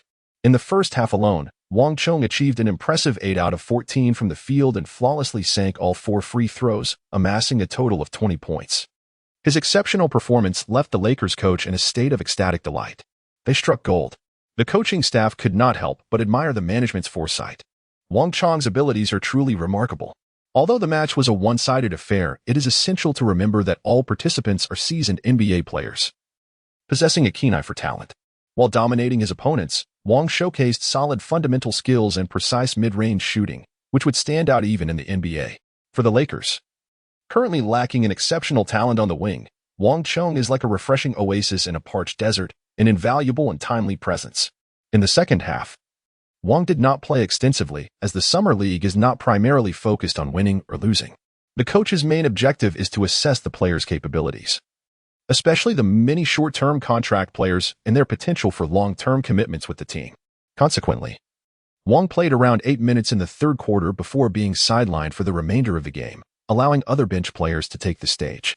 Nevertheless, in nearly 30 minutes of play, Wang managed to efficiently score 33 points, along with 6 rebounds and 4 assists, achieving an astonishing shooting percentage of 70%. Ultimately, the outcome of the game was of little concern. Both media reporters and some devoted fans were solely focused on the performances of the participating players. Wang Chong's impressive statistics naturally captured everyone's attention. Such numbers are undeniably dazzling, even in the Summer League.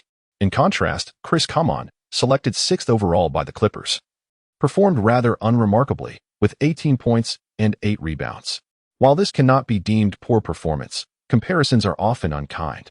When fans juxtaposed Common's display against Wang Chong's, it highlighted his lackluster showing. It is noteworthy that Dwyane, during his limited minutes, managed to score 12 points and grab 5 rebounds, which was not a bad performance.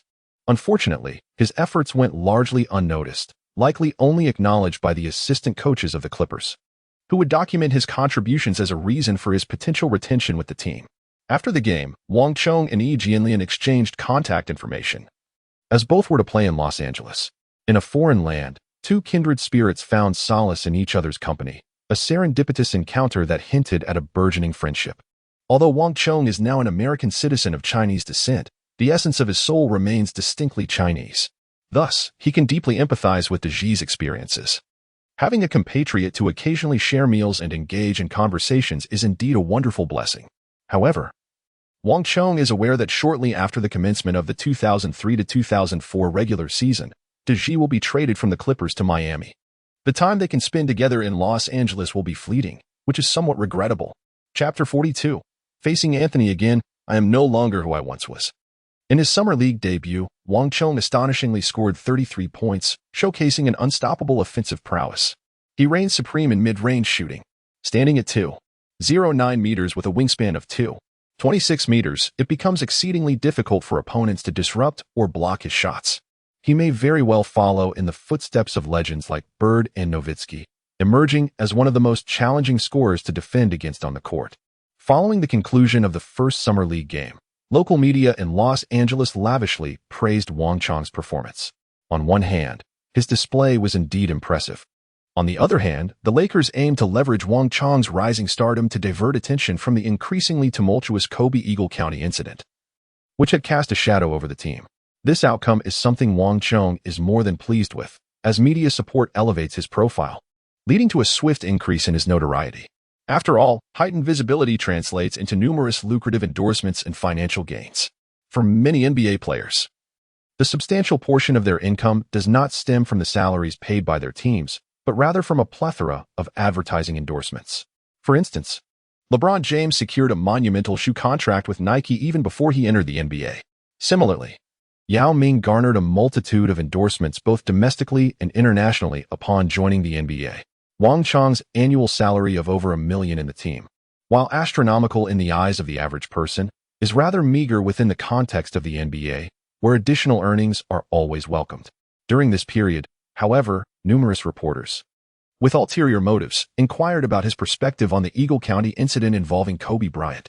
To be fair, the truth surrounding the Eagle County affair, whether it was a case of entrapment or an actual event, will likely remain ambiguous even in the future.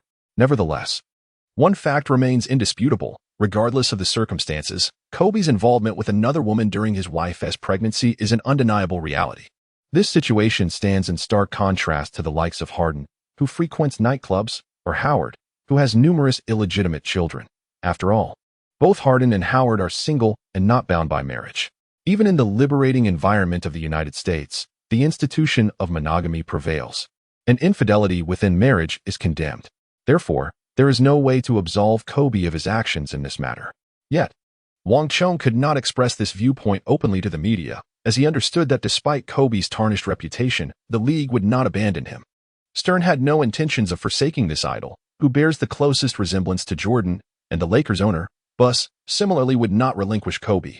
Wang Chong, being new to the Los Angeles Lakers, was merely an inconspicuous presence, entirely unnecessary to become embroiled in the ensuing controversies. Thus, regardless of the reporter's subtle insinuations, he remained tight-lipped, refraining from uttering a word about Kobe. Wang Chong's demeanor has indeed alleviated the concerns of the Lakers management. Although still youthful, he displays a maturity far surpassing that of Kobe Bryant. The Lakers, already teetering due to Kobe's rhythm, can ill afford any further disruptions. The Summer League's dominance continues unabated. Wang Chong, after debuting with an impressive 33 points, further showcased his prowess in the subsequent game against the Dallas Mavericks, scoring an additional 29 points. His performance was unparalleled, with only the Denver Nuggets' Carmelo Anthony matching his excellence in the entire Southern California Summer League. However, even Anthony's performance, tallying 27 points and 8 rebounds in one game and 25 points and 11 rebounds in another, paled in comparison to Wang Chong's explosive displays. Nevertheless, Nuggets fans are reluctant to concede that Wang Chong outshines Anthony. They argue that accumulating points in the Summer League is hardly remarkable, as the competition comprises relatively weak opponents. They believe that Anthony's failure to score 30 points stems from the lack of challenge, which diminishes his offensive drive. Wang Chong should not bask in his glory for too long. Their paths are destined to cross soon. This time, he will not have Dwyane Wade to safeguard him. And the one-on-one duel with Anthony will reveal who truly stands as the adversary. Anthony, with a substantial fan base accumulated during his high school and college days, has a following that rivals even LeBron James. Many harbor resentment towards Wang Chong for having thwarted Anthony in the NCAA finals, depriving Syracuse University of the championship. Consequently, witnessing Wang Chong thrive in the Summer League, slightly outpacing Anthony's statistics, only fuels their discontent. They eagerly anticipate the upcoming match between the Nuggets and the Lakers, firmly believing that when the two teams meet again, Anthony and Wang Chong will clash fiercely, avenging the grievances from the NCAA finals. This awaited day arrived sooner than anticipated. On July 12th, during the Southern California Summer League, the Los Angeles Lakers faced off against the Denver Nuggets. Although Summer League games typically draw little attention, this particular match was markedly different, attracting numerous fans and media representatives. After all, it marked the second encounter between Anthony and Wang Chong, whose rivalry was ignited during the NCAA finals. Initially, Wang Chong seemed unworthy of comparison to Anthony, given the considerable disparity in their abilities and draft statuses. Yet, Wang Chong's extraordinary performances in the Summer League raised eyebrows, leading many to question whether his skills had indeed progressed significantly in such a brief period. The intrigue surrounding Wang Chong's abilities, coupled with the inherently captivating nature of the matchup, rendered this game nearly as anticipated as LeBron James' debut with the Cavaliers in the Orlando Summer League on July 9th. Before the game commenced, Wang Chong and Anthony locked eyes from the sidelines. Anthony's gaze was largely indifferent. He did not regard Wang Chong as a genuine rival. In his view, the only worthy opponent among the 2003 draft class was LeBron James. Following the NCAA Finals loss, even Dwyane Wade could be considered a half-hearted adversary. However, Wang Chong certainly did not belong to that category, despite the troubles Wang Chong had caused him on the grand stage. Anthony attributed it more to his own underestimation than to Wang Chong's prowess. Wang Chong perceived his defensive challenges as not particularly formidable. It was merely his height and wingspan that posed a slight discomfort, coupled with Dwyane Wade's perfectly timed double-team assistance. This led to a momentarily irrational judgment on the court from Anthony. Once he regained his composure and reflected on that fateful finals match, he believed that given another chance, he could undoubtedly dismantle Wang Chong, leaving him utterly defeated. Regrettably, Anthony's aspirations may remain unfulfilled. As the saying goes, a parting for 3 days warrants a fresh perspective. Little did Anthony anticipate that within the brief span of 2 months, Wang Chong would undergo 2 significant transformations, his prowess now vastly superior. "I am no longer the person I once was." The fervor in Wang Chong's gaze towards Anthony was palpable, declaring that this match would serve as a testament to the entire league. In the second chapter of their confrontation, it was undeniably different. The Lakers center won the jump ball, granting possession to the team. Before the point guard could even advance past half court, he eagerly passed the ball to Wang Chong. Everyone on the court understood that today's game featured only 2 protagonists, Wang Chong and Anthony. The rest were mere supporting characters. Any attempt to overshadow these two would likely result in dire consequences for the offender's future with the team. During the Summer League, the team routinely experienced drastic roster changes for each game. The coach would evaluate player performances to determine whether to allow them to continue participating in subsequent matches. After all, during the Summer League, the team was never short of players, as numerous unemployed free agents awaited opportunities to sign short-term contracts with teams needing to fill vacancies. It was entirely commonplace for a team to swap out 4 or 5 players in a single day during the Summer League. Thus, players fortunate enough to participate in games typically cherish such opportunities, striving to showcase their best selves on the court while demonstrating an unparalleled level of execution and obedience to the coach's directives. No coach would ever resent a player who consistently adhered to their guidance. Just as now, when the point guard promptly passed the ball to Wang Chong. A subtle smile crept upon the lips of the Lakers' assistant coach, while the action itself might not leave a lasting impression in his mind.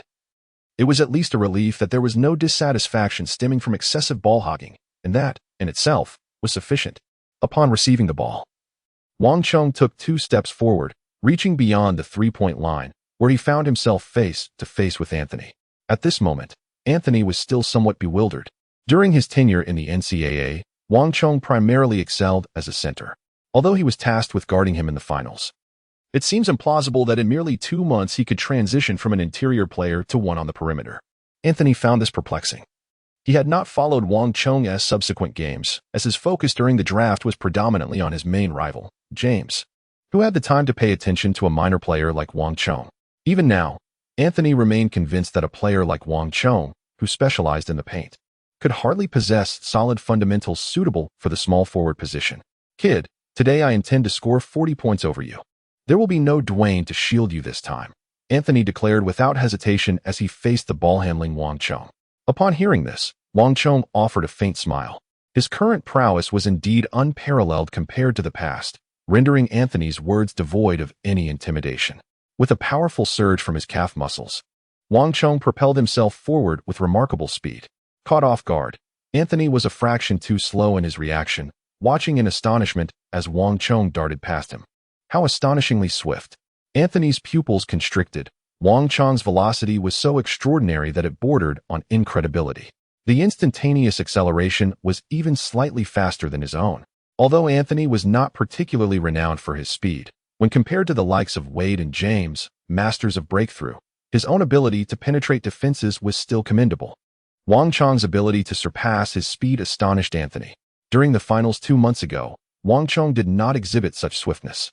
He immediately turned to pursue, only to observe that Wang Chong, having swiftly evaded him with just 2 strides, had come to a halt, preparing for a jump shot. As Anthony instinctively raised his hand in an attempt to disrupt Wang Chong's release, he realized that his gesture was somewhat self-deprecating. Anthony possessed the quintessential physique of a small forward, standing at 2.03 meters with a wingspan of 2.13 meters. His static attributes were not particularly remarkable within the NBA, nor was he renowned for them. However, at this height, defending against Wang Chong proved to be a formidable challenge. For Wang Chong was exceedingly tall. Coupled with the incorporation of Durant's shooting mechanics, his release point had also ascended significantly, rendering effective defense nearly impossible. Swish. In an almost undisturbed atmosphere, Wang Chong launched the basketball towards the hoop, producing a crisp swish as the ball effortlessly found its mark. The fans of the Los Angeles Lakers, positioned along the sidelines, erupted in applause at the spectacle. Faced with this year's 3rd overall pick, Cameron Anthony, Wang Chong displayed remarkable composure, scoring effortlessly before his counterpart, much to the delight of the Lakers supporters. This was a direct confrontation between the 3rd and 13th picks of the first round, even if Wang Chong merely held his own against Anthony. It would be considered a significant victory for the Lakers. Aren't you supposed to score 40 points over me? I'm awaiting your performance, Wang Chong remarked lightly, casting a sidelong glance at Anthony after making the shot. Anthony's expression darkened as he took it upon himself to receive the ball at the baseline, dribbling past half-court without assistance from the point guard. From the outset, the tone of the game had been set as a duel between Anthony and Wang Chong's, their direct matchup a foregone conclusion. During the offensive play, Wang Chong was tasked with defending against Anthony, and naturally, when Anthony transitioned to offense, it was Wang Chong who shadowed him. Having faced each other in the NCAA finals, Anthony was acutely aware that despite Wang Chong's considerable height and wingspan, which made him a formidable presence with his long, sweeping arms, Wang Chong's ability to withstand physical confrontations was relatively weak. Anthony recognized that he could easily overpower him in terms of strength. Thus, in this particular offensive maneuver, Anthony eschewed any elaborate techniques, opting instead for a straightforward approach by accelerating with the ball, aiming to leverage his physical advantage to decisively overpower Wang Chong. Witnessing this, Wang Chong stood his ground, boldly advancing without flinching. With a resounding impact, their bodies collided, resulting in a violent tremor. Wang Chong involuntarily took a couple of steps back, causing Anthony's momentum to wane. At first glance, it appeared that Wang Chong was indeed at a disadvantage in terms of strength. However, Anthony was left astounded. his eyes wide with disbelief as he gazed at Wang Chong. How could this be possible? In that fleeting moment of contact, he had intended to overpower Wang Chong effortlessly. Yet the latter's strength exceeded his expectations. Although Wang Chong was seemingly on the back foot, he had successfully halted Anthony's advance, suggesting that the disparity in their power was not as pronounced as he had presumed. But how could this be? During the NCAA finals, Wang Chong had been no match for him in terms of raw strength, easily subdued by Anthony. How could Wang Chong's strength have surged so dramatically in just over 2 months? Caught off guard, Anthony had nearly lost his balance and was forced to hastily protect the ball with both hands. At this moment, the play was dead, and he instinctively raised his hand to shoot. Yet, Wang Chong did not retreat far and immediately approached to disrupt the shot. It was at this juncture that the difference in their innate talents became evident. As Wang Chong attempted a shot, Anthony found himself unable to defend effectively. Conversely, when Anthony took a shot under Wang Chong's defense, he felt as though he was confronted by an insurmountable wall, compelling him to elevate his shooting angle to avoid being blocked. Although he successfully circumvented the block, the excessive angle resulted in a complete airball. Chapter 44. The Triad of Badges, Unrivaled Mid-Range Execution by Anthony. This scenario was entirely within Wang Chong's expectations. Durant's physicality was lacking during his initial foray into the league. However, as time progressed, particularly after he gained weight, his ability to contend physically improved significantly. During his tenures with the Warriors and the Nets, Durant often excelled at the power forward position, holding his own against other physically capable players. This growth can be observed in the upper limits of his strength attributes. With a strength rating of 63, he is certainly not comparable to interior players but stands as a formidable presence among forwards. For comparison, fellow forwards Kawhi Leonard boasts a strength of 75, while Paul George has a rating of 60. Thus, Durant's strength of 63 is by no means inadequate. At the peak of his physical prowess, Anthony possessed a strength rating of 85, ranking just below the likes of LeBron James, Ron Artest, and Draymond Green among small forwards. However, the Anthony of today, still yet to formally enter the NBA, has not reached the pinnacle of his strength as seen during his prime with the Nuggets. Lacking the benefit of the NBA's systematic and scientific training, he is, in essence, merely an amateur basketball player still attending college. In stark contrast, Wang Chong's strength attribute has been significantly enhanced through several upgrades, currently standing at 61.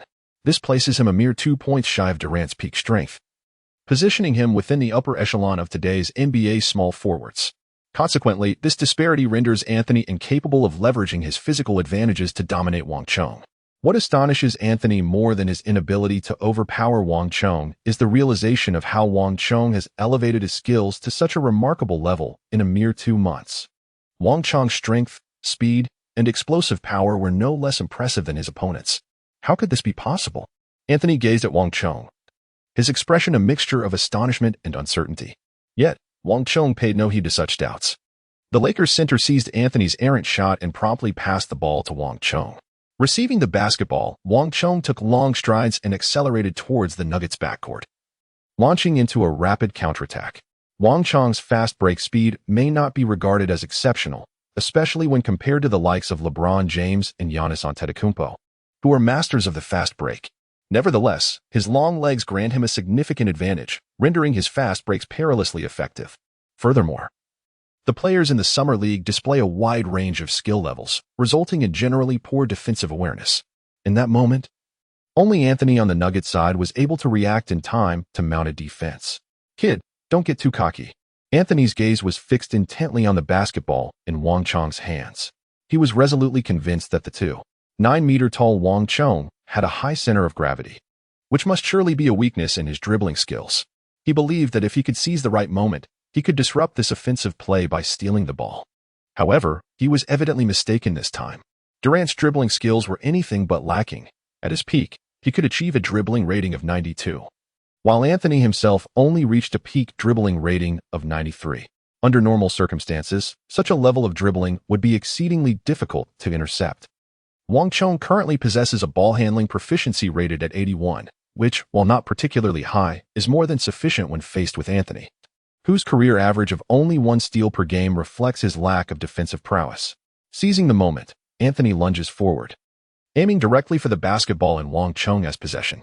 However, Wang Chong deftly executes a behind-the-back dribble, evading Anthony's reach, and with a single-handed flick, sends the ball soaring through the hoop. The score stands at 4-0. As the match commences, Wang Chong impressively nets 2 consecutive shots before Anthony's previous offensive attempt results in a complete air ball, thwarted by Wang Chong's defense.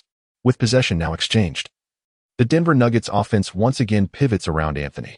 Having learned from his earlier misstep, Anthony approaches this offensive play with newfound caution, skillfully employing feints to draw Wang Chong off balance before executing a jump shot from 20 feet, finding success. The fans of Anthony, witnessing this play, finally breathe a sigh of relief. His earlier air ball had indeed left them in suspense, fearful that this game might echo the troubling scenes from 2 months prior during the NCAA Finals, where Anthony was stifled by Wang Chong's defense, leading to a subpar performance. Such concerns, however, proved to be unfounded. Whether in his current form or in the future as a peak Durant, Wang Chong's defensive capabilities cannot be deemed elite. Even during his prime, Durant's defense, while competent, was often hampered by physical limitations, preventing him from achieving a spot on the all-defensive team throughout his career. Superstars like Anthony, despite even winning the Defensive Player of the Year award, cannot entirely suppress their opponent's scoring potential, let alone Wang Chong, who is yet to reach Durant's caliber. In the NCAA Finals, Wang Chong's ability to effectively limit Anthony's scoring was a result of favorable circumstances and a strategic surprise, aided by Wade's collaboration, which ultimately curtailed Anthony's offensive output.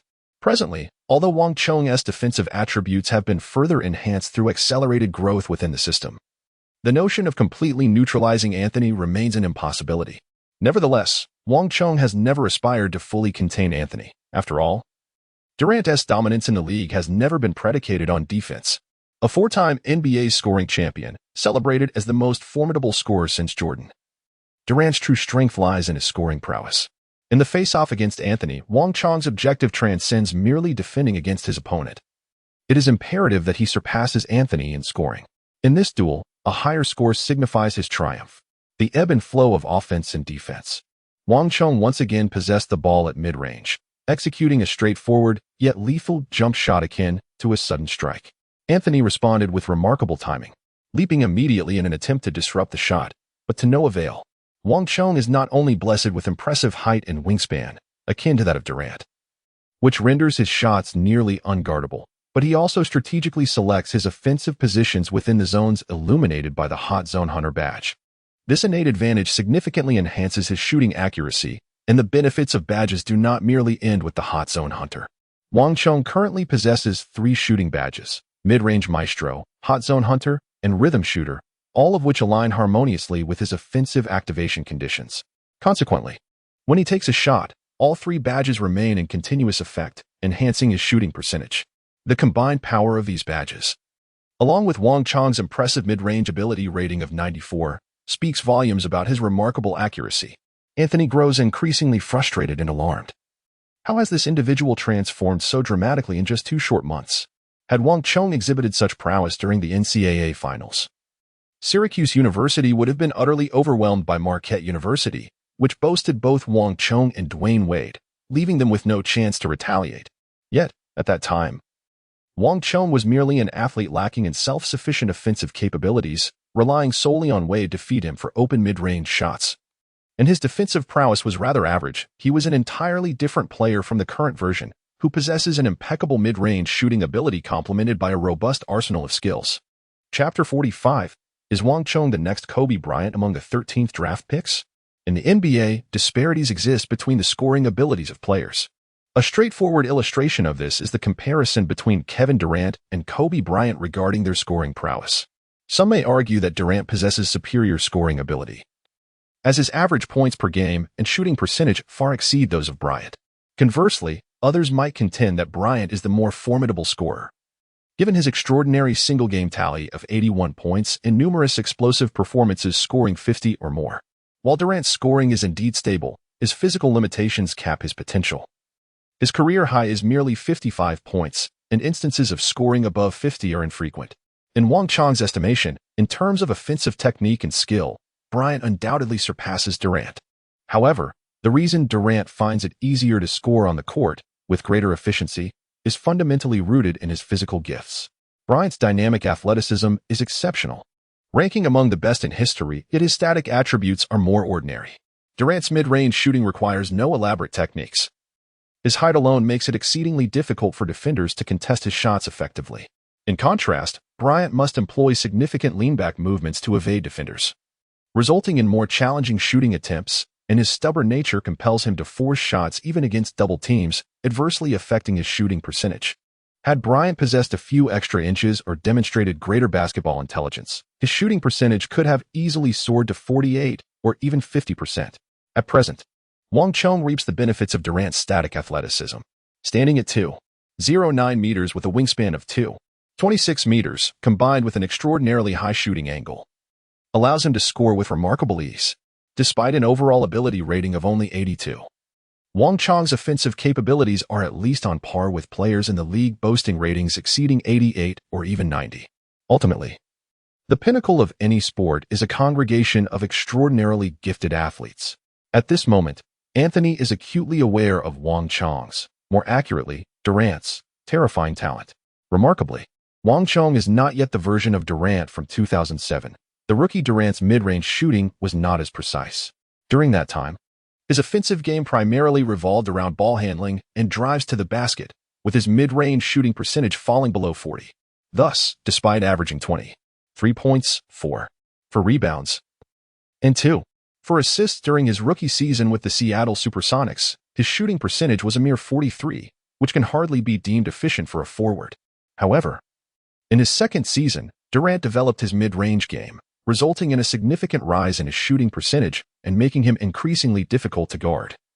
With his average points soaring to 25 and a shooting percentage of 47.6, since that point, Durant's shooting percentage has never dipped below 46. And he has only experienced a handful of seasons below 50, including one season in 2011 to 2012, where he achieved a remarkable average shooting percentage of 49.6. Although Wang Chong is currently equipped with Durant's growth template package, his developmental trajectory is distinctly different from that of Durant. By utilizing points to accelerate the fusion of templates, he has rapidly enhanced his speed, with the most significant improvement being in mid-range shooting, a hallmark of peak Durant's prowess. Therefore, at this moment, Anthony is not facing the rookie Durant of 2007, but rather a diminished version of peak Durant's abilities, even with a reduced overall rating of 82. The characteristics of his playing style remain the same, coupled with an impressive mid-range shooting rating of 94 and the sustained benefits of 3 badges. His offensive firepower is undoubtedly formidable. In the first quarter of the game, it was truly a scoring duel between Wang Chong and Anthony. Wang Chong achieved an impressive 6 of 8 shooting, accumulating 12 points and 2 rebounds. In contrast, Anthony managed to score 8 points, with 3 of 6 shooting and a perfect 2 of 2 from the free throw line, alongside 3 rebounds and 1 assist. At first glance, it appeared that both players were evenly matched. However, Wang Chong remarkably outperformed Anthony in terms of scoring, a fact that alone seems like a fantastical tale. As the first quarter concluded, Anthony, seated on the bench during a brief respite, wore an expression of disbelief. What on earth had happened? How had he suddenly become so formidable? Meanwhile, on the Lakers bench, the coaching staff wore expressions of sheer elation. They had struck gold, truly. They had hit the jackpot. Wang Chong astonishingly managed to match Anthony point for point, even slightly gaining the upper hand. This is none other than the highly touted first overall pick, destined to become an all-star and potentially a superstar, Carmelo Anthony. This marks the second time that Anthony has faced adversity against Wang Chong. And what does this signify? Does this 13th overall rookie acquired through trade possess the potential to rival the first pick, much like Kobe did? In Kobe's draft year, the illustrious first overall pick was none other than the renowned Allen Iverson.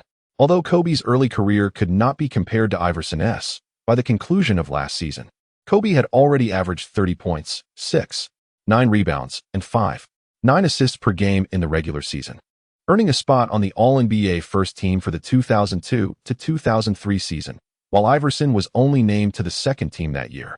Even if Kobe has yet to fully surpass Iverson, many have already begun to draw parallels between the two. It is worth noting that Kobe was merely a first-string player traded by the Lakers in exchange for the 13th overall pick from the Hornets, making this transaction a remarkable coup. Observing the current situation, it seems that history is poised to repeat itself with Wang Chong. Unlike the Lakers, who patiently nurtured Kobe over several seasons, Wang Chong appears to be remarkably strong right from the outset. Aside from relief, there are no other adjectives to adequately describe their sentiments. Had Wang Chong not been so discreet during his high school years, and had he only played one season of NCAA basketball, it is certain that with his talent and prowess, delaying his entry into the draft by a year or two would have assured him the status of a top pick, preventing any possibility of the Lakers seizing an opportunity. The brief intermission soon passed, and during these few minutes, Anthony gradually came to terms with the reality that Wang Chong's individual capabilities are indeed formidable, now equaling his own. Accepting this reality, Anthony began to contemplate strategies to counter Wang Chong. His plan was to exhaust Wang Chong's stamina, aiming to leave him fatigued by the end of the first half. During the NCAA finals, Anthony had already observed that Wang Chong's endurance was somewhat lacking. After a few defensive plays, he was gasping for breath. And by the end of the game, he needed assistance from teammates to return to the locker room. While technical skills may see significant improvement through short-term training, stamina is not something that can be rapidly enhanced. It requires prolonged, high-intensity training to fortify. However, Anthony's well-laid plans were destined to falter. Wang Chong is by no means an ordinary individual. His prowess on the court, augmented by enhancements, defies conventional understanding. In Chapter 46, the role reversal unfolds as he explosively scores 40 points over Anthony. Currently, Wang Chong faces no issues with his stamina. Indeed, while Durant's endurance is a weakness, it pales in comparison to the relentless vigor exhibited by the likes of Kobe and LeBron, who can sprint tirelessly throughout the game. Durant's stamina is not particularly deficient. With a peak attribute rating of 92 in 2K, this figure is certainly respectable, whereas Wang Chong, having specifically enhanced his physical attributes, boasts a stamina rating of 89. Thus, he is confident that although his endurance may not rival that of the league's renowned stamina beasts, it undoubtedly surpasses Anthony's current capabilities. As the second quarter commenced, Wang Chong noticed Anthony deliberately engaging him in physical contact. A moment's reflection revealed Anthony's intention. It was no surprise, during their NCAA finals matchup, Wang Chong possessed a mere 77 stamina rating, a stark contrast to his present 89. If Anthony wished to test his endurance, that posed no challenge to Wang Chong. Initially, Anthony was quite proactive in their physical tussle, aiming to deplete Wang Chong's energy. However, as the game progressed, he began to sense something amiss. High-intensity physical exchanges are tremendously taxing, and after several rounds, Anthony found himself panting and drenched in sweat. In stark contrast, Wang Chong appeared unfazed. His chest rising and falling gently, a mere sheen of perspiration on his forehead, exuding an aura of effortless mastery. Anthony's expression of shock intensified. What on earth was happening? Had Wang Chong made significant strides in stamina in just 2 months? The unfolding events completely shattered Anthony's perception, leading him to question everything, compounding his woes.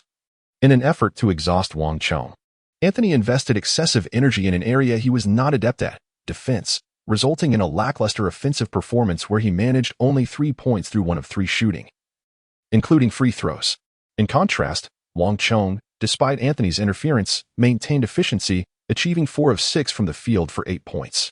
By halftime, Wang Chong's score reached 20 points, significantly outpacing Anthony's 11.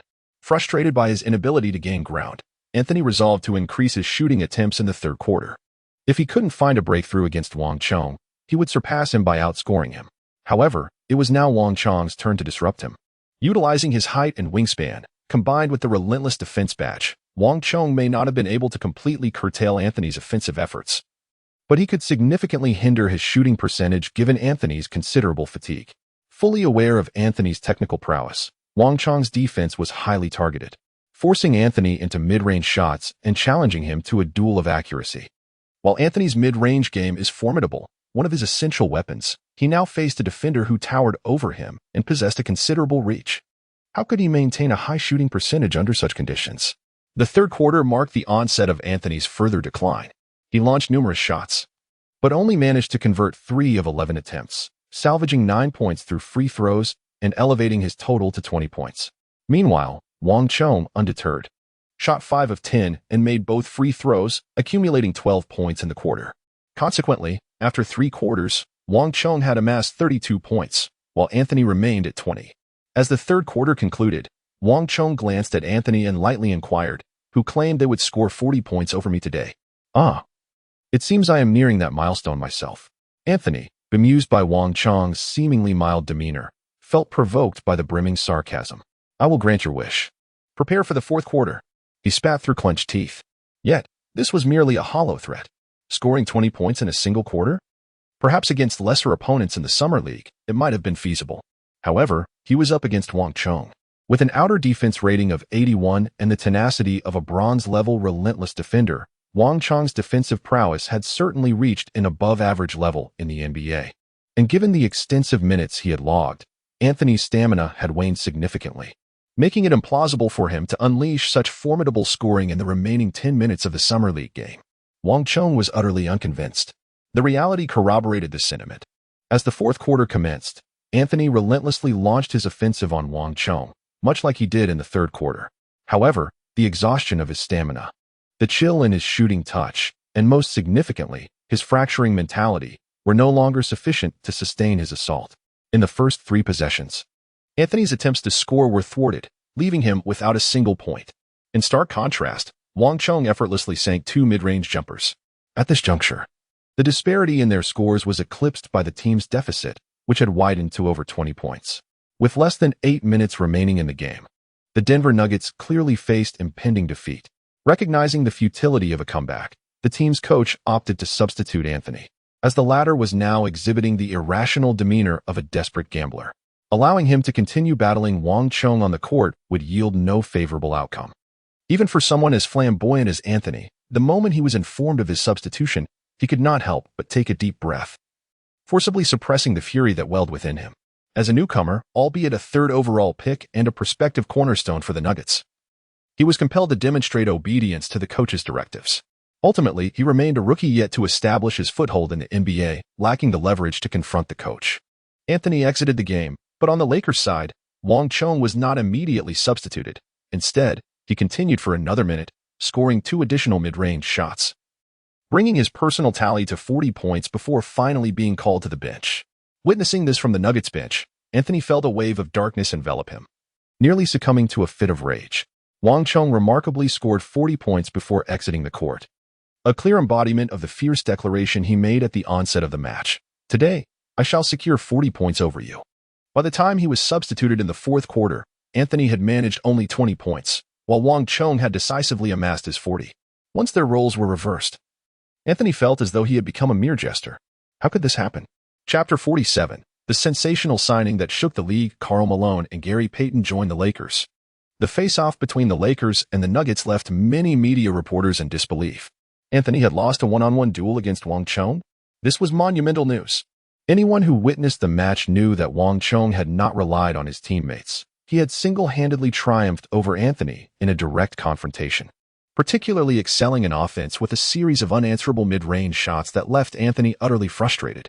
Conversely, Wang Chong's defense proved to be a significant challenge for Anthony, whose shooting percentage plummeted in the second half due to fatigue, resulting in a dismal performance. The final score revealed that Wang Chong had astonishingly scored 40 points, overshadowing Anthony's paltry 20 points, leading the Lakers to victory. During the NBA's off-season, this was undeniably big news. Even more explosive than LeBron James' recent debut at the Orlando Summer League, where he recorded 14 points, 7 rebounds, and 6 assists, a performance that could only be deemed average. This was partly due to LeBron's limited playing time. It had previously been mentioned that the Summer League served as a platform for NBA teams to develop new talent, providing opportunities for those who had yet to showcase their abilities. Even renowned rookies like LeBron, Anthony, and Dwyane Wade were merely participating to acclimatize to the professional atmosphere. With LeBron playing less than 20 minutes in his debut, his efficiency was commendable. However, in an era dominated by print media, the public often skimmed through newspapers, leading to a perception of Wang Chong's explosive 40-point performance eclipsing Anthony's 20 points and LeBron's debut, which paled in comparison. How could it be that the first and third picks were outshone by a 13th overall rookie? Wang Chong's remarkable scoring feat had ensured that many casual observers would remember his name, firmly establishing his presence within the league. As the subsequent games unfolded, an increasing number of Los Angeles fans flocked to the arenas, eager to witness the prowess of the Lakers' promising rookie and his potential to aid the team in their quest for championship glory. The Southern California Summer League, hosted in Los Angeles, became a vibrant spectacle as the once sparsely attended matches now drew crowds, filling the seats to capacity. The league organizers were elated, reaping substantial profits from ticket sales. However, in the ensuing matches, Wang Chong's playing time began to diminish, and his scoring understandably followed suit. This was not a negative development. On the contrary, it indicated that the Lakers coaching staff believed Wang Chong no longer required further honing in the summer league. Following his impressive clash with Anthony, both the management and coaching staff were astir. Phil Jackson, the head coach who was not initially in Los Angeles, swiftly returned by plane and personally attended the Lakers' upcoming game against the New York Knicks, closely observing Wang Chong's performance. After just a few minutes of watching, Phil Jackson earnestly informed his assistant coach, next season, he will be our starting small forward. Although Phil Jackson did not possess the absolute authority of coaches like Greg Popovich or Pat Riley, he was the most decorated coach in the league, boasting 6 championship titles with the Bulls and 3 consecutive championships with the Lakers. His 9 championship rings granted him an unparalleled status, and no one would dare question his pronouncement regarding Wang Chong's starting position. As the summer league roared on, the league itself was not devoid of turmoil. Throughout mid-July, news of trades and signings surfaced almost daily. However, any team's so-called major moves paled in comparison to the Lakers' maneuvers. Following their disappointing playoff exit, it was widely anticipated that the Lakers would make significant waves in the free agency market. The strength of the OK duo was sufficient to attract numerous veteran players willing to sign for the minimum salary. Yet, when the day finally arrived, the entire league was astounded by the Lakers' audacious signings. The player who chose to join the Lakers was none other than the legendary Karl Malone, the heart and soul of the Utah Jazz, who had devoted 18 seasons to the team. He officially announced his decision to join the Los Angeles Lakers on a 1-year, $1.5 million minimum salary contract, aiming for another championship run. Malone is an undeniable historical superstar, adorned with countless accolades, including 2 MVP awards, and was at his peak as formidable as Shaquille O'Neal. Even at the age of 40, he had averaged 6 points, 8 rebounds, and 7 assists in the recently concluded season, maintaining an all-star caliber performance. The fact that such a player would choose to sign for the minimum salary underscores Malone's profound desire for a championship. But that was not all. Following Malone's announcement, another prominent star, point guard Gary Payton, declared his intention to join the Lakers, signing a 1-year contract worth $92 million. Payton's contract was slightly more lucrative than Malone's, which was reasonable considering Malone's age. Nonetheless, Payton, born in 1968, was only 35 years old. While he had surpassed his prime, he was not yet past his prime years. It is worth noting that Michael Jordan, at 36, had still managed to secure a championship while averaging 32 points in the playoffs. While Payton may not have reached Jordan's heights, he was a guard, and guards typically enjoy longer careers than players in the paint. In the 2002-2003 season, Payton, having played for both the Supersonics and the Bucks, averaged 24 points, 2 rebounds, and 3 assists over 80 games, demonstrating all-star caliber statistics. The fact that a player of such caliber was signed for less than $5 million was nothing short of astonishing. The Lakers had acquired 2 players capable of averaging 20 points and 8 assists for less than $7 million, leaving the entire league in shock. Chapter 48, the Super F4? 1 star leads 4 flops. Malone and Payton have joined the Lakers, forming a formidable Super F4 alongside the iconic duo of Shaquille O'Neal and Kobe Bryant, all united in their quest for the championship. This lineup is considered the strongest in history. With the collaboration of these 4 superstars, who could possibly stand in the way of the Lakers in the upcoming season? Perhaps the Lakers are not merely a quartet of giants. The impressive performance of Wang Chong in the Summer League might elevate him to the status of the 5th star in the purple and gold squad. In an instant, news about the Lakers has proliferated, as their audacious acquisitions are nothing short of extraordinary, indeed unprecedented. As a key catalyst for the arrival of these 2 veterans, Shaquille O'Neal expressed his exhilaration during a telephone interview. "Last year, I had 2 tanks and 2 grenades, but now I possess nuclear weapons. Let the detestable hack-a-Shaq strategy be damned." In his triumph, O'Neal even remarked on the performances of last season's rivals. The San Antonio Spurs played magnificently last season, and it was their time to claim the championship. Congratulations to them. However, their window has closed, for they no longer possess their 2 towering 7-footers. "We shall be the most formidable team in the NBA." O'Neal's excitement is palpable. The addition of Malone and Payton has dispelled the cloud of gloom that lingered due to Kobe's situation, although the aftermath of Kobe's troubles remains unresolved, and the future of his playing career hangs in the balance. The team is undeniably bolstered by the presence of 2 superstars, alongside the promising Wang Chong, creating an unprecedented strength. However, at the conclusion of the interview, O'Neal prudently added, Of course, what we envision now is merely theoretical. If we truly aspire to achieve our goals next season, we must work diligently and proceed with caution. Clearly, the recent playoff defeat to the Spurs has imparted a lesson to the once indomitable O'Neal, reminding him that he cannot entirely dominate the court. The arrivals of Malone and Payton to the Lakers were anticipated by Wang Chong, and thus did not come as a surprise. However, despite their illustrious names, their addition may not necessarily herald good fortune for the Lakers, as their advanced ages are a significant concern, while they may perform adequately during the regular season. Malone has been plagued by injuries in the playoffs, and Payton's form has also declined sharply. Although the Lakers progressed to the finals riding the momentum of the Shaq-Kobe duo, the contributions of Malone and Payton resembled those of undercover agents. Throughout the 5-game finals series against the Detroit Pistons' formidable defense, Malone averaged a mere 2 for 6 shooting, with 5 points and 7 rebounds. Payton's performance was similarly lackluster, averaging 8 for 5, 6 attempts, with just 4 points and 3 assists, resulting in shooting percentages of 33, 3, and 32, 1, respectively. Naturally, no one is in a position to mock another. Derek Fisher, a key player during the Lakers' three-peat glory, averaged 2 for 7 shooting in the finals, contributing 6 points and 3 assists, with a shooting percentage even lower than that of Payton and Malone.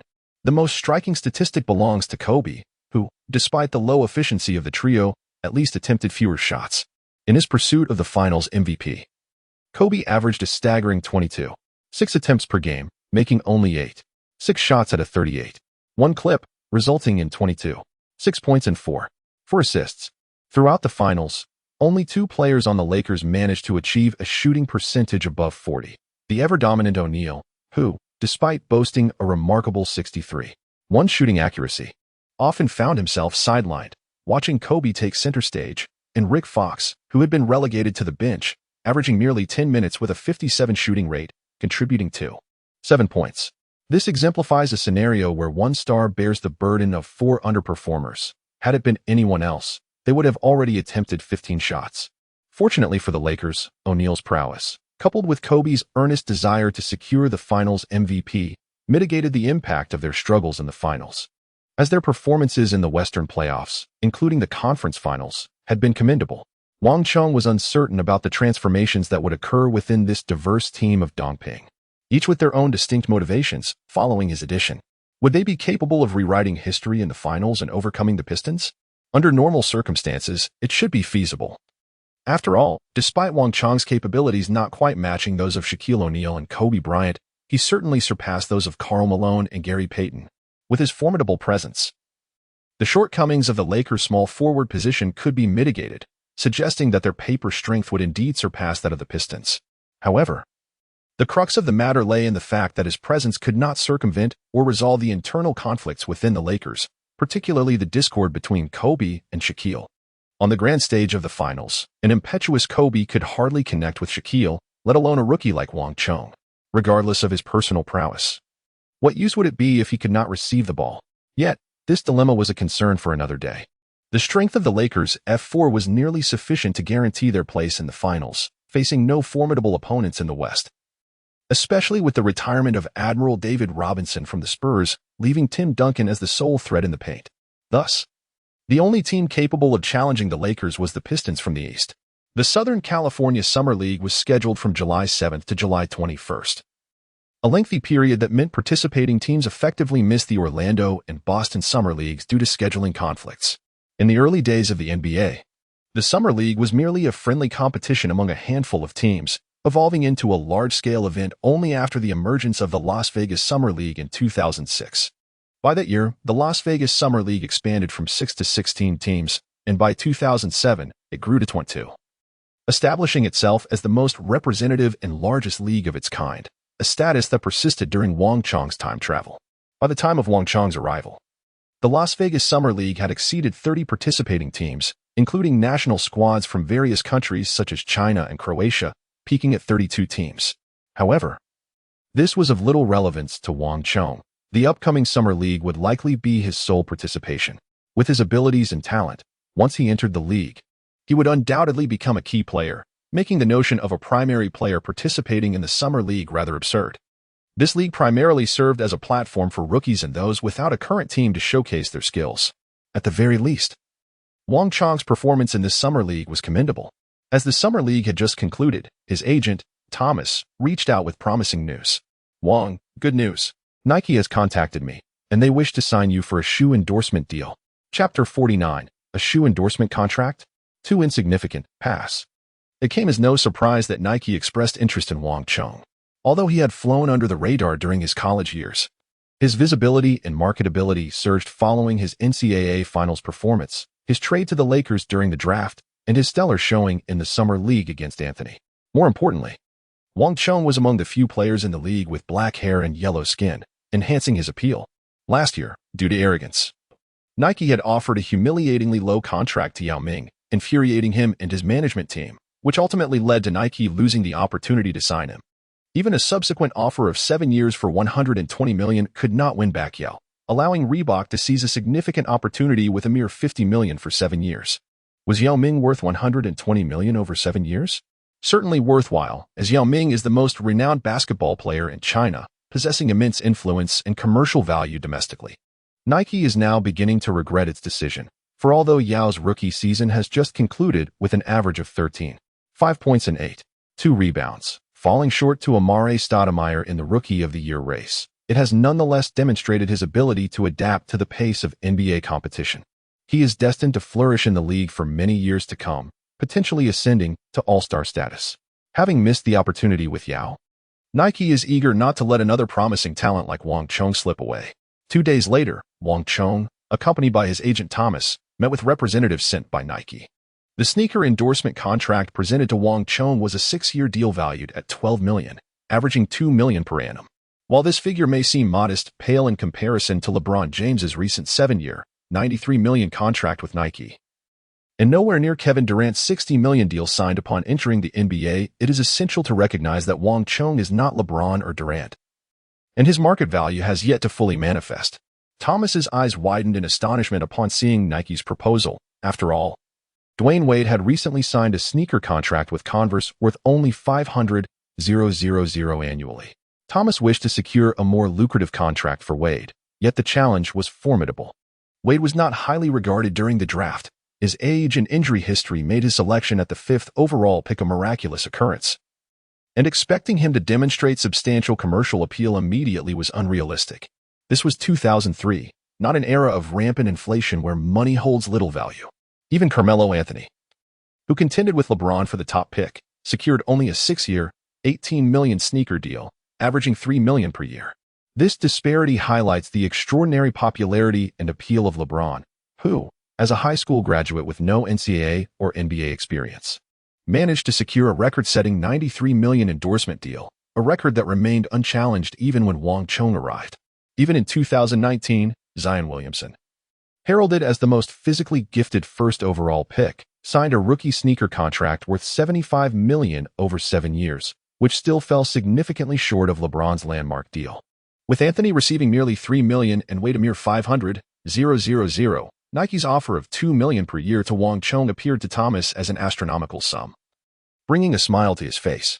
However, upon reviewing the contract, Wang Chong's brow furrowed.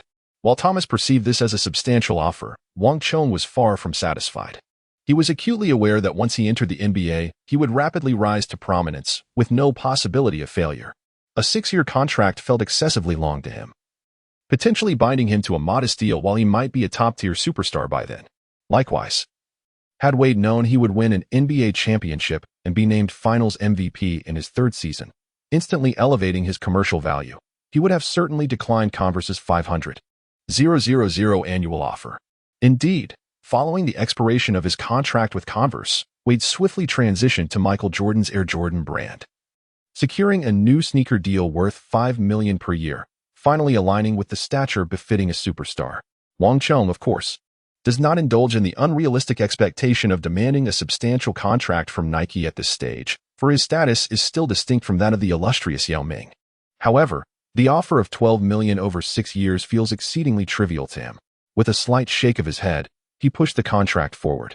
"I apologize, but this contract seems far too modest for my standards. I cannot accept it."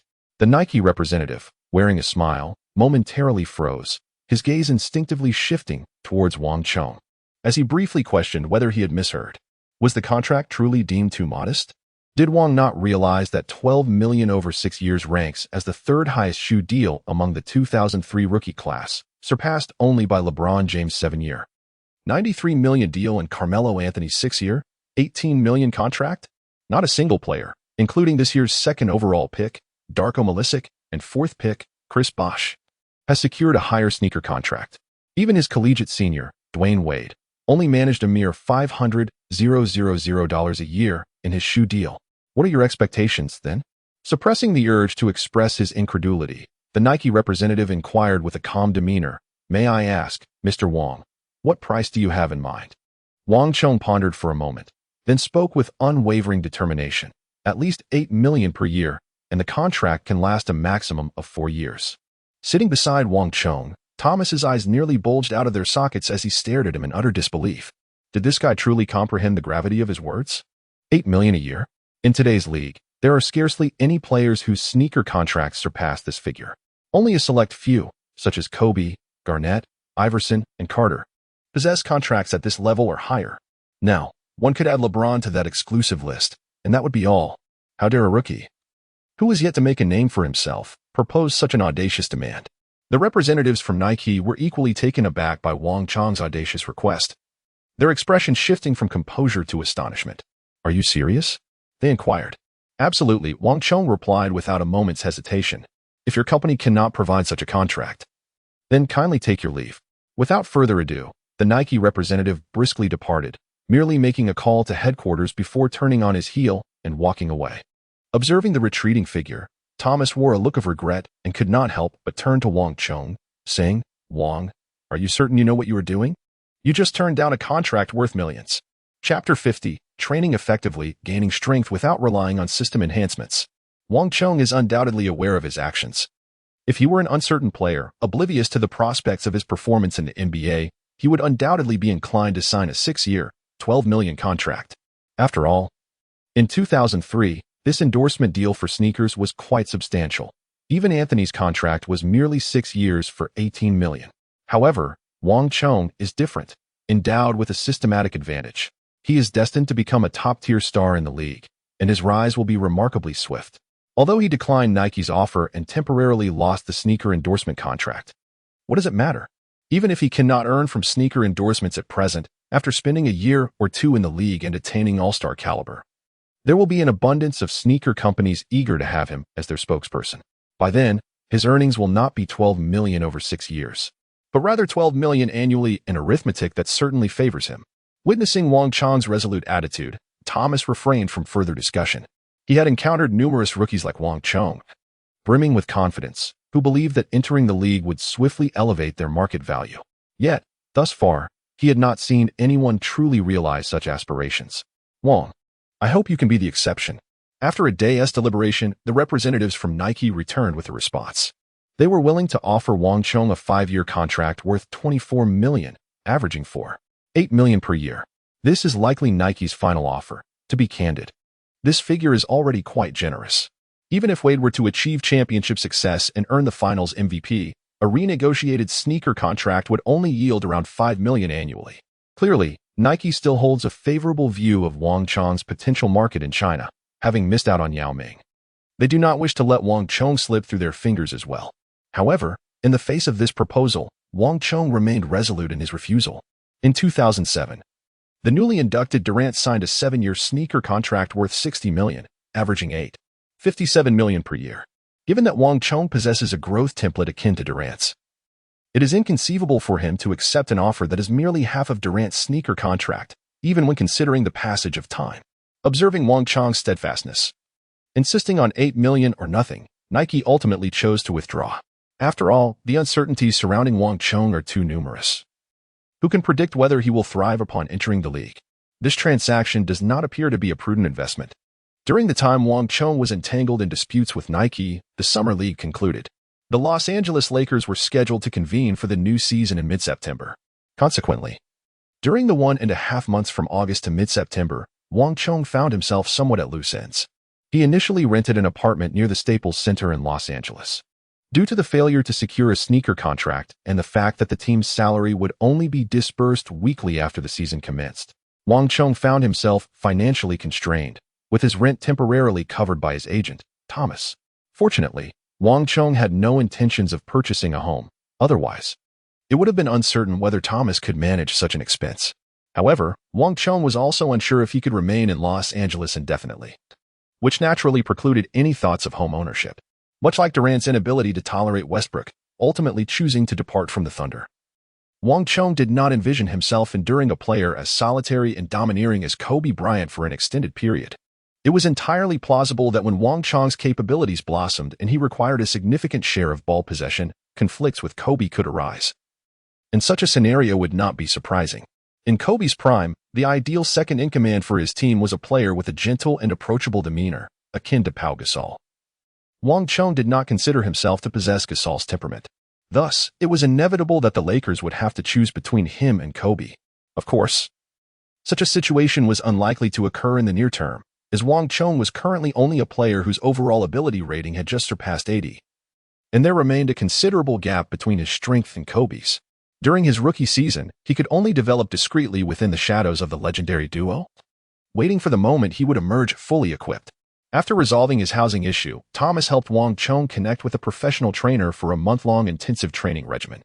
Some may wonder if training would be beneficial for Wang Chong. The answer is undoubtedly affirmative. Extensive and prolonged training can effectively enhance Wang Chong's various abilities.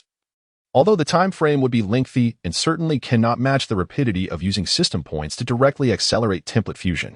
However, with nearly 3 months having passed since the conclusion of the draft event and the system remaining silent without any new missions, Wang Chong could not indefinitely rely on the system for new tasks and had to focus on improving his skills through daily training. Wang Chong's primary training focus revolves around honing his skills akin to those of Durant, emphasizing the refinement and enhancement of mid-range catch-and-shoot, dribble shooting, and post-up shooting techniques. Furthermore, there is a conscious effort to intensify his three-point shooting practice.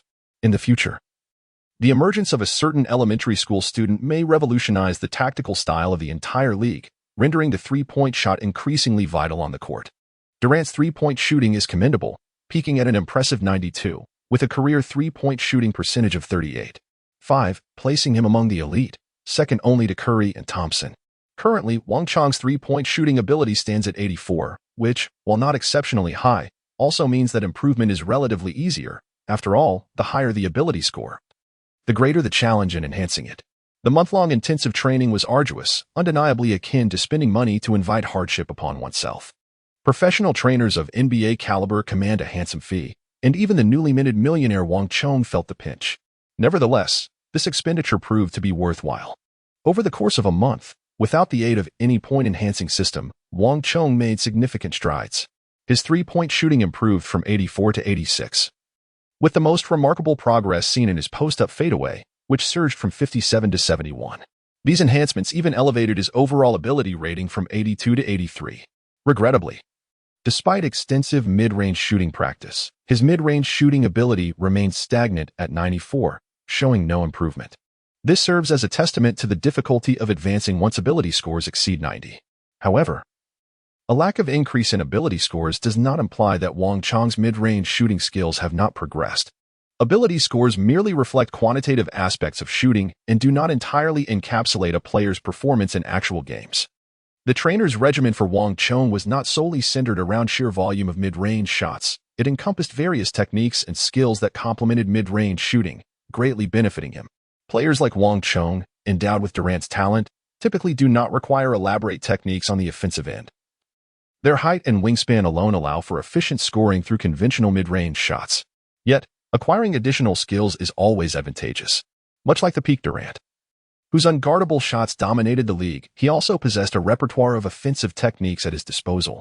The acquisition of offensive skills directly influences offensive awareness, resulting in Wang Chong's offensive awareness rating rising from 88 to 90, achieving a notably high score.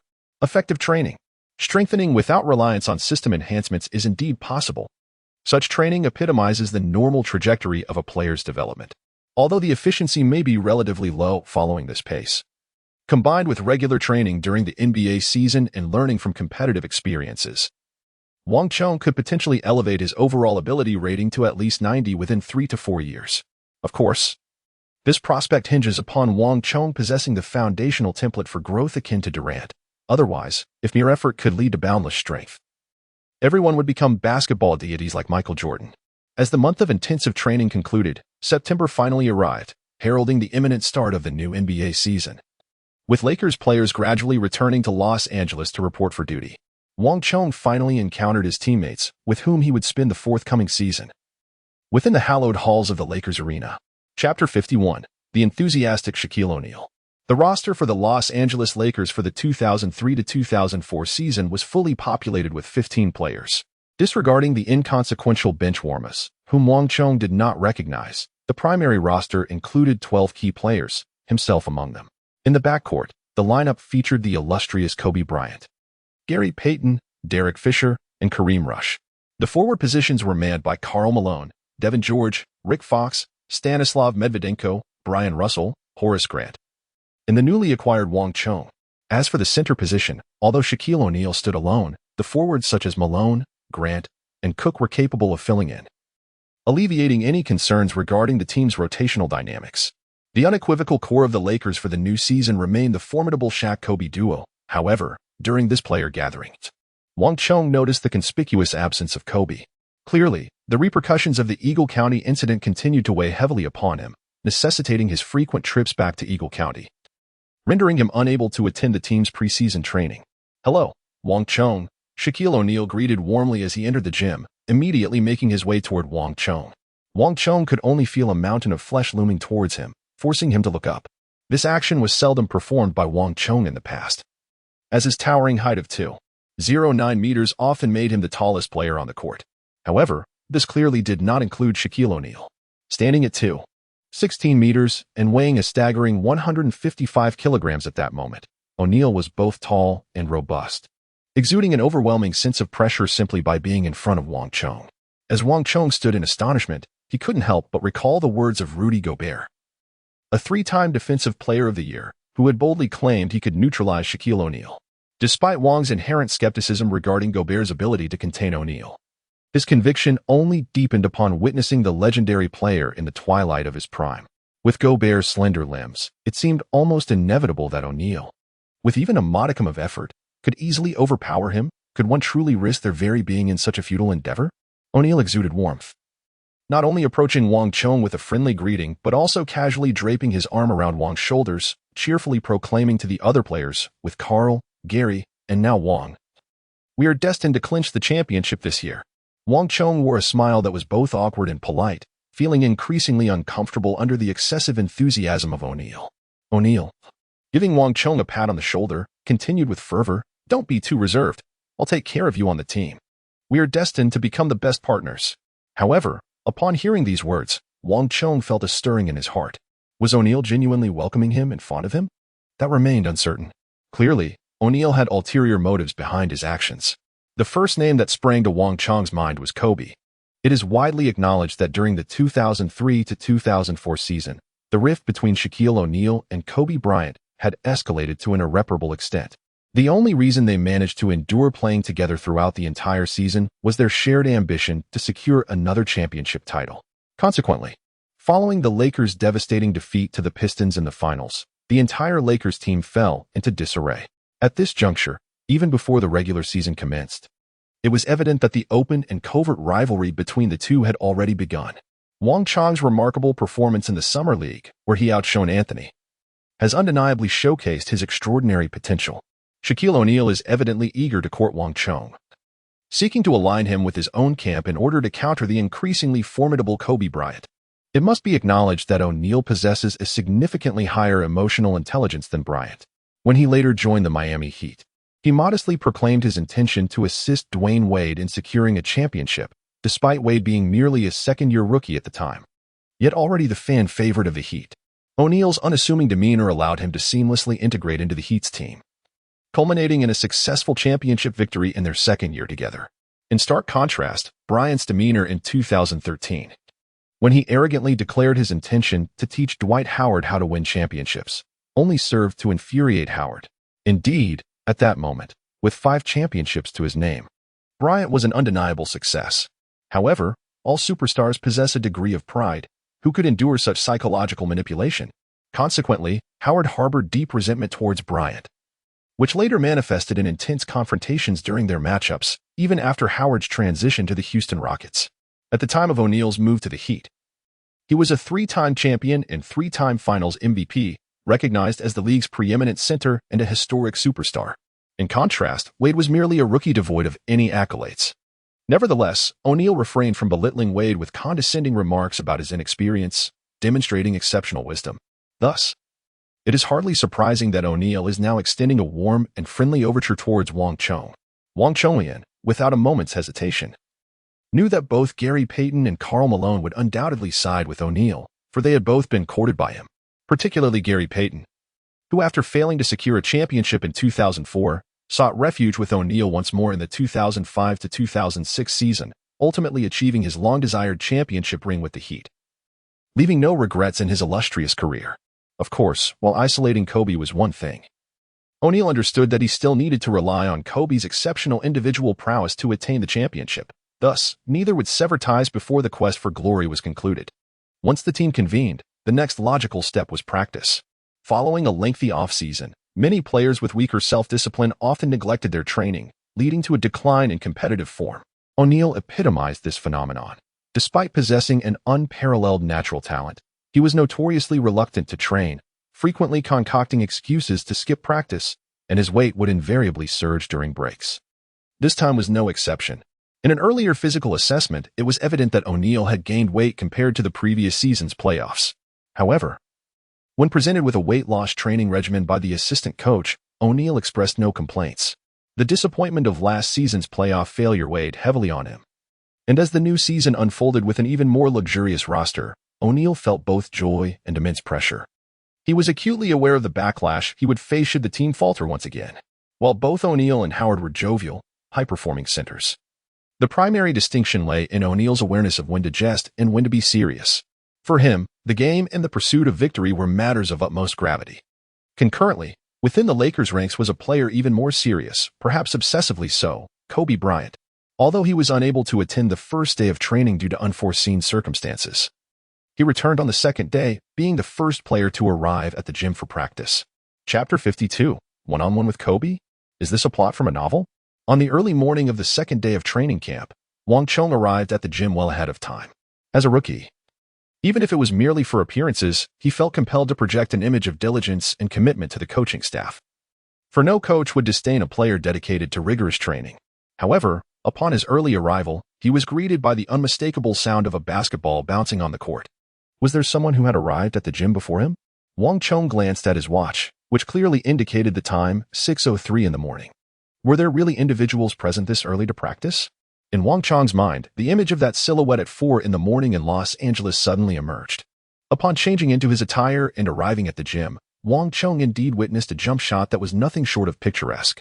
Kobe, executing a mid-range fadeaway jumper, displayed an elegant posture, his movements fluid as the basketball traced a perfect parabola through the air before swishing through the net.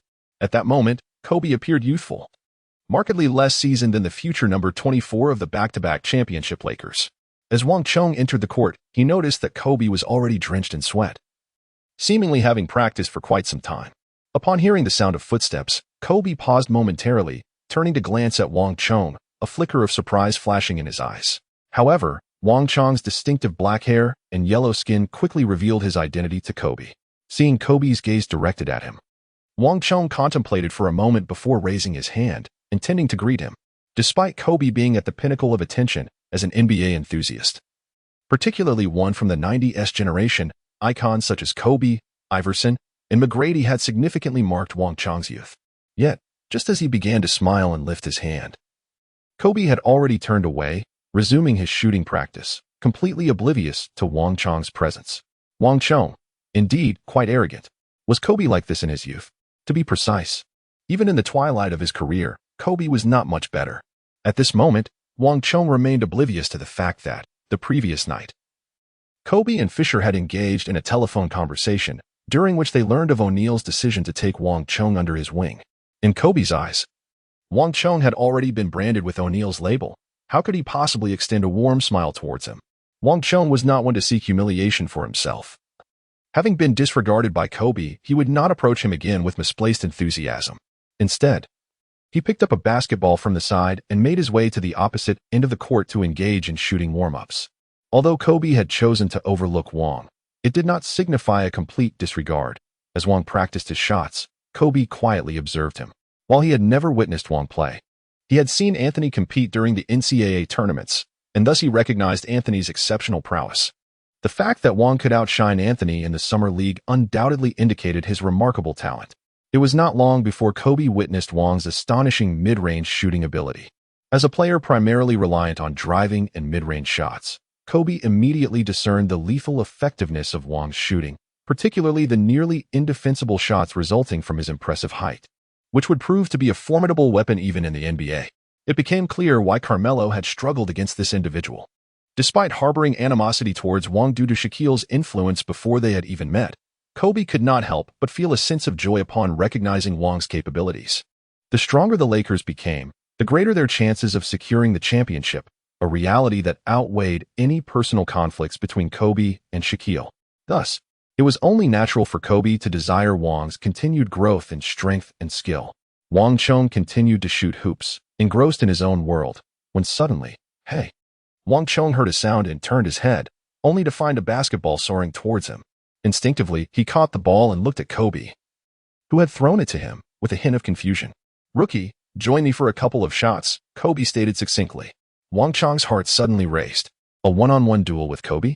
This was Kobe, widely regarded as one of the most athletically gifted players in history, whose leaping ability was unparalleled. In fact, when it came to one-on-one matchups, even Michael Jordan might not secure a victory against him. According to Jordan's own words during an interview, he stated that in a one-on-one scenario, only Kobe could defeat him. He is indeed worthy of a place in the annals of the greatest players. Naturally, there exists considerable debate surrounding Kobe's one-on-one prowess. For instance, his close friend Tracy McGrady once engaged in a playful back-and-forth regarding their hypothetical matchups, with both claiming to have triumphed in their encounters, yet no definitive conclusion was ever reached. Wang Chong never anticipated that on the very first day of meeting Kobe, he would be invited to engage in a one-on-one showdown. This scenario seemed almost too dramatic, reminiscent of a Clitch D plot from a novel. However, given Kobe's initiative, how could Wang Chong possibly back down? He was genuinely curious to ascertain the extent of the disparity between himself and Kobe, a superstar who had averaged 30 points, 7 rebounds, and 6 assists last season, earning a spot on the All-NBA first team. While Anthony was indeed formidable, he was merely a rookie yet to make his mark in the NBA, lacking the technical prowess and experience to reach professional standards. He and Kobe belonged to entirely different realms. "Why don't you take the ball?" In a display of unwavering confidence in his own abilities, Kobe relinquished the ball to Wang Chong. In a one-on-one contest, the initial possession holds significant importance, often determining who will be the first to reach 21 points and conclude the match. Wang Chong, with the ball in hand, stands at the apex of the three-point arc, his gaze firmly fixed on Kobe. The opponent positions himself a step back, refraining from applying immediate pressure, seemingly intent on gauging his own capabilities first. Wang Chong did not dare to be negligent. His current overall ability rating stands at 83, which is already quite commendable. However, his opponent, Kobe, would undoubtedly boast an even higher score. Referring to the 2K game ratings for Kobe during the 2003-2004 season, it should be around 96. This figure is by no means exaggerated, for since the 1998-1999 season, Kobe had embarked on a remarkable journey, achieving 15 consecutive selections to the All-NBA teams, especially from the 2001-2002 season onward, with the exception of the 2004-2005 season when the Lakers missed the playoffs after Shaquille O'Neal departed. Kobe consistently anchored his teams in the first team until the 2010-2011 season. Even in the subsequent 2 years, despite not being named to the All-Defensive team, he remained firmly among the elite. Such prowess justifies a rating of 96 during the 2003-2004 season. At that time, only a handful of players in the league could boast higher ratings than him, such as his teammate Shaquille O'Neal, Tim Duncan of the Spurs, Kevin Garnett of the Timberwolves, and his fellow rookie from the same year, Allen Iverson of the 76ers. Chapter 53. Are you ready? Uncle is about to start his post moves. Faced with what can be considered one of the strongest perimeter players in the current league, Wang Chong felt no pressure. Instead, he was filled with eagerness. In comparison to Kobe, he possessed numerous advantages. Kobe stood at 1.98 meters with a wingspan of 2.11 meters, while Wang Chong measured 2.09 meters with a wingspan of 2.26 meters, showcasing a significant disparity in physique. The NBA is a game that favors taller players, and height often plays a decisive role on the court, particularly in one-on-one situations. Under Kobe's defense, Wang Chong merely took a step forward, entering the three-point line, which conveniently fell within one of his hot zones. He then leapt directly into a shot, executing it without any elaborate fakes. Kobe reacted swiftly, darting over and leaping high to attempt to disrupt Wang Chong's shot. It must be acknowledged that Kobe's vertical leap was indeed formidable, after all. He was once heralded as the little flying man. While his static athleticism may not have been extraordinary, his dynamic abilities, particularly in terms of leaping, often surpassed even those of Michael Jordan. Consequently, when Kobe leaped with all his might, he reached a commendable height. Yet he still could not impede Wang Chong's shot. Wang was simply too tall. Swish. The basketball sailed through the net. A glimmer of surprise flickered in Kobe's eyes. But that was all. The mid-range shot was quite accurate, but what else could this towering figure do besides shoot? Another similarity between Kobe and Jordan lies in their proficiency in trash talk. Especially during one-on-one encounters, their banter could be relentless, and those with a slightly weaker mindset might find themselves utterly overwhelmed.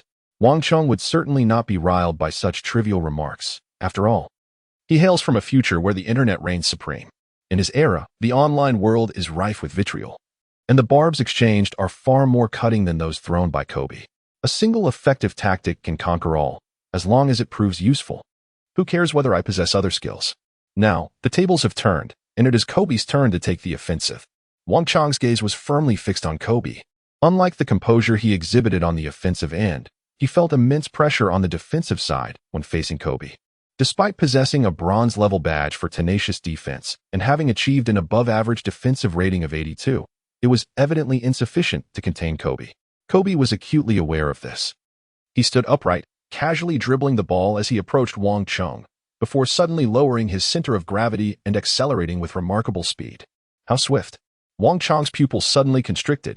Kobe's instantaneous burst of speed completely surpassed his expectations, leaving him no time to react. He could only watch helplessly as Kobe effortlessly maneuvered past him, executing a graceful one-handed layup to score. "What are you doing?" "I thought I was merely evading a tree stump," Kobe remarked, turning his head to glance at Wang with a teasing expression. It is often said that Tracy McGrady's first step is as swift as lightning, impossible for anyone in the league to defend against, and that Allen Iverson's dramatic crossovers are utterly confounding. Yet, few extol the merits of Kobe's explosive drives. Wang Chong also believed that Kobe's ball handling and driving skills were inferior to those of the league's elite penetrators. However, he was evidently mistaken. In his younger days, Kobe exhibited astonishing speed when attacking the basket. While he may not have possessed Tracy McGrady's explosive first step or Allen Iverson's dramatic crossovers, his style appeared to merge the attributes of these two formidable rivals. His straight-line speed was remarkably swift, and his ability to change direction while driving was equally agile. In summary, Wang Chong felt that defending against Kobe's drives was exceedingly challenging, perhaps even more so than facing Dwyane Wade, whom he had previously matched up against. Of course, this was in reference to Wade during his NCAA days. Wang Chong firmly believed that after several years of experience in the league, the indomitable Flash Wade, as seen in the finals, would undoubtedly surpass Kobe in terms of driving ability. Now it was Wang Chong's turn to attack. In this instance, Kobe positioned himself much closer on defense. Having learned from the previous encounter, Kobe instinctively recognized the necessity of preventing Wang Chong from entering his shooting comfort zone. Once Wang Chong was within range, defending him would be futile. Kobe's assessment proved correct, yet Wang Chong had long contemplated how to counter such close-quarters pressure, employing a straightforward and invincible backing maneuver.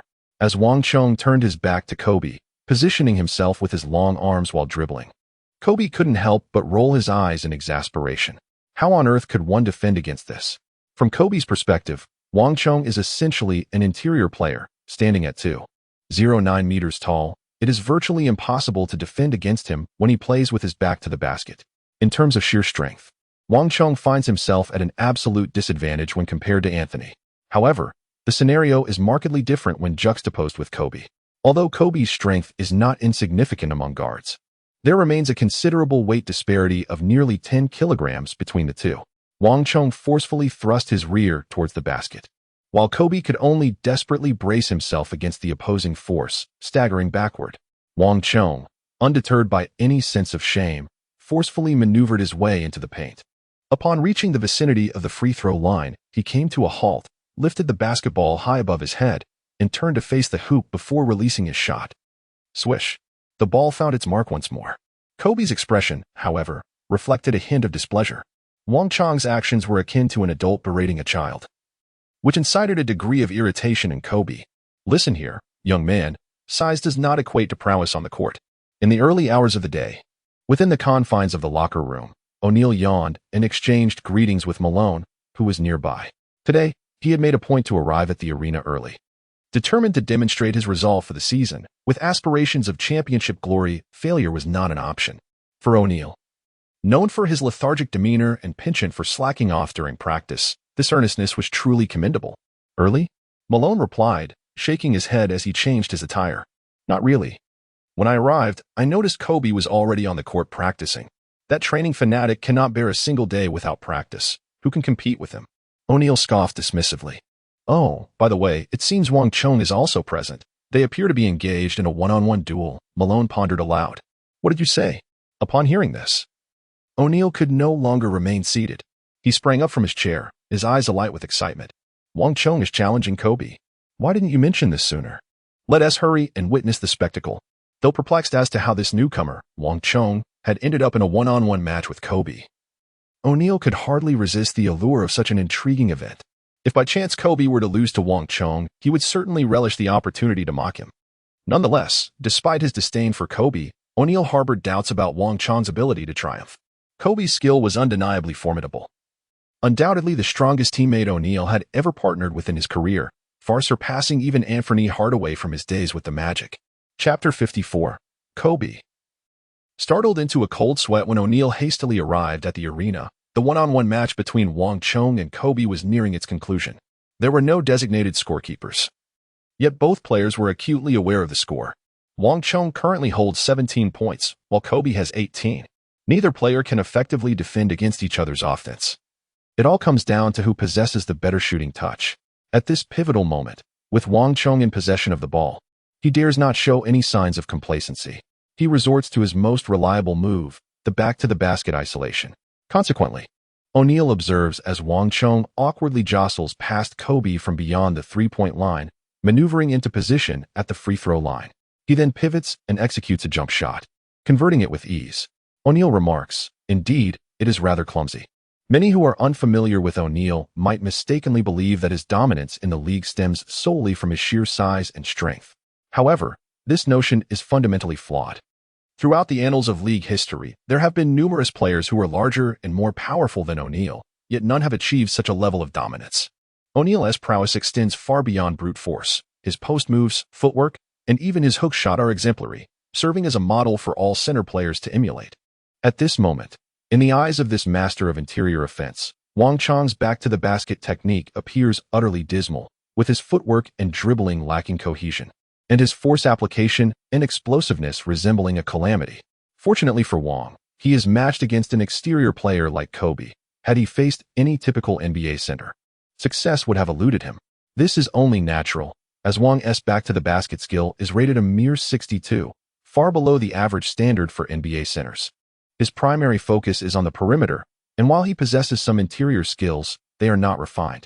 Even during his prime, Durant's back-to-the-basket ability was only rated 86. So it is unreasonable to expect too much from Wang. Adequacy suffices. With this basket, Wang's score rises to 19, leaving him just one successful possession away from clinching victory. On the other hand, Kobe, with 18 points, must either score a three-pointer or execute two successful possessions to conclude the game, a scenario Wang will surely not permit. The moment he passes the ball to Kobe, Wang clings tightly to him, activating the death grip badge and exerting every effort to pressure Kobe, denying him any opportunity for an outside shot. At this moment, Wang Chong's objective is exceedingly clear. If you possess the capability, then utilize your speed to surpass me. I shall not defend against two-point shots. But do not even think about making a three-pointer. It is a gamble that hinges on the next offensive round, where I aim to secure a decisive victory. Kobe comprehends this principle as well. Thus, His focus is also on the three-point shot. Wang Chong's imposing defensive prowess may leave Anthony in disarray. Yet it fails to impose significant pressure on Kobe. It is undeniable that while Kobe has a penchant for erratic shooting, frequently showcasing his ability to score only a handful of successful attempts from numerous shots, his individual skill remains unquestionable. Without double-teaming him, it is exceedingly challenging to genuinely contain him with mere one-on-one defense. What the league's elite perimeter defenders struggle to achieve, Wang Chong, relying solely on a basic defensive badge, is naturally incapable of accomplishing.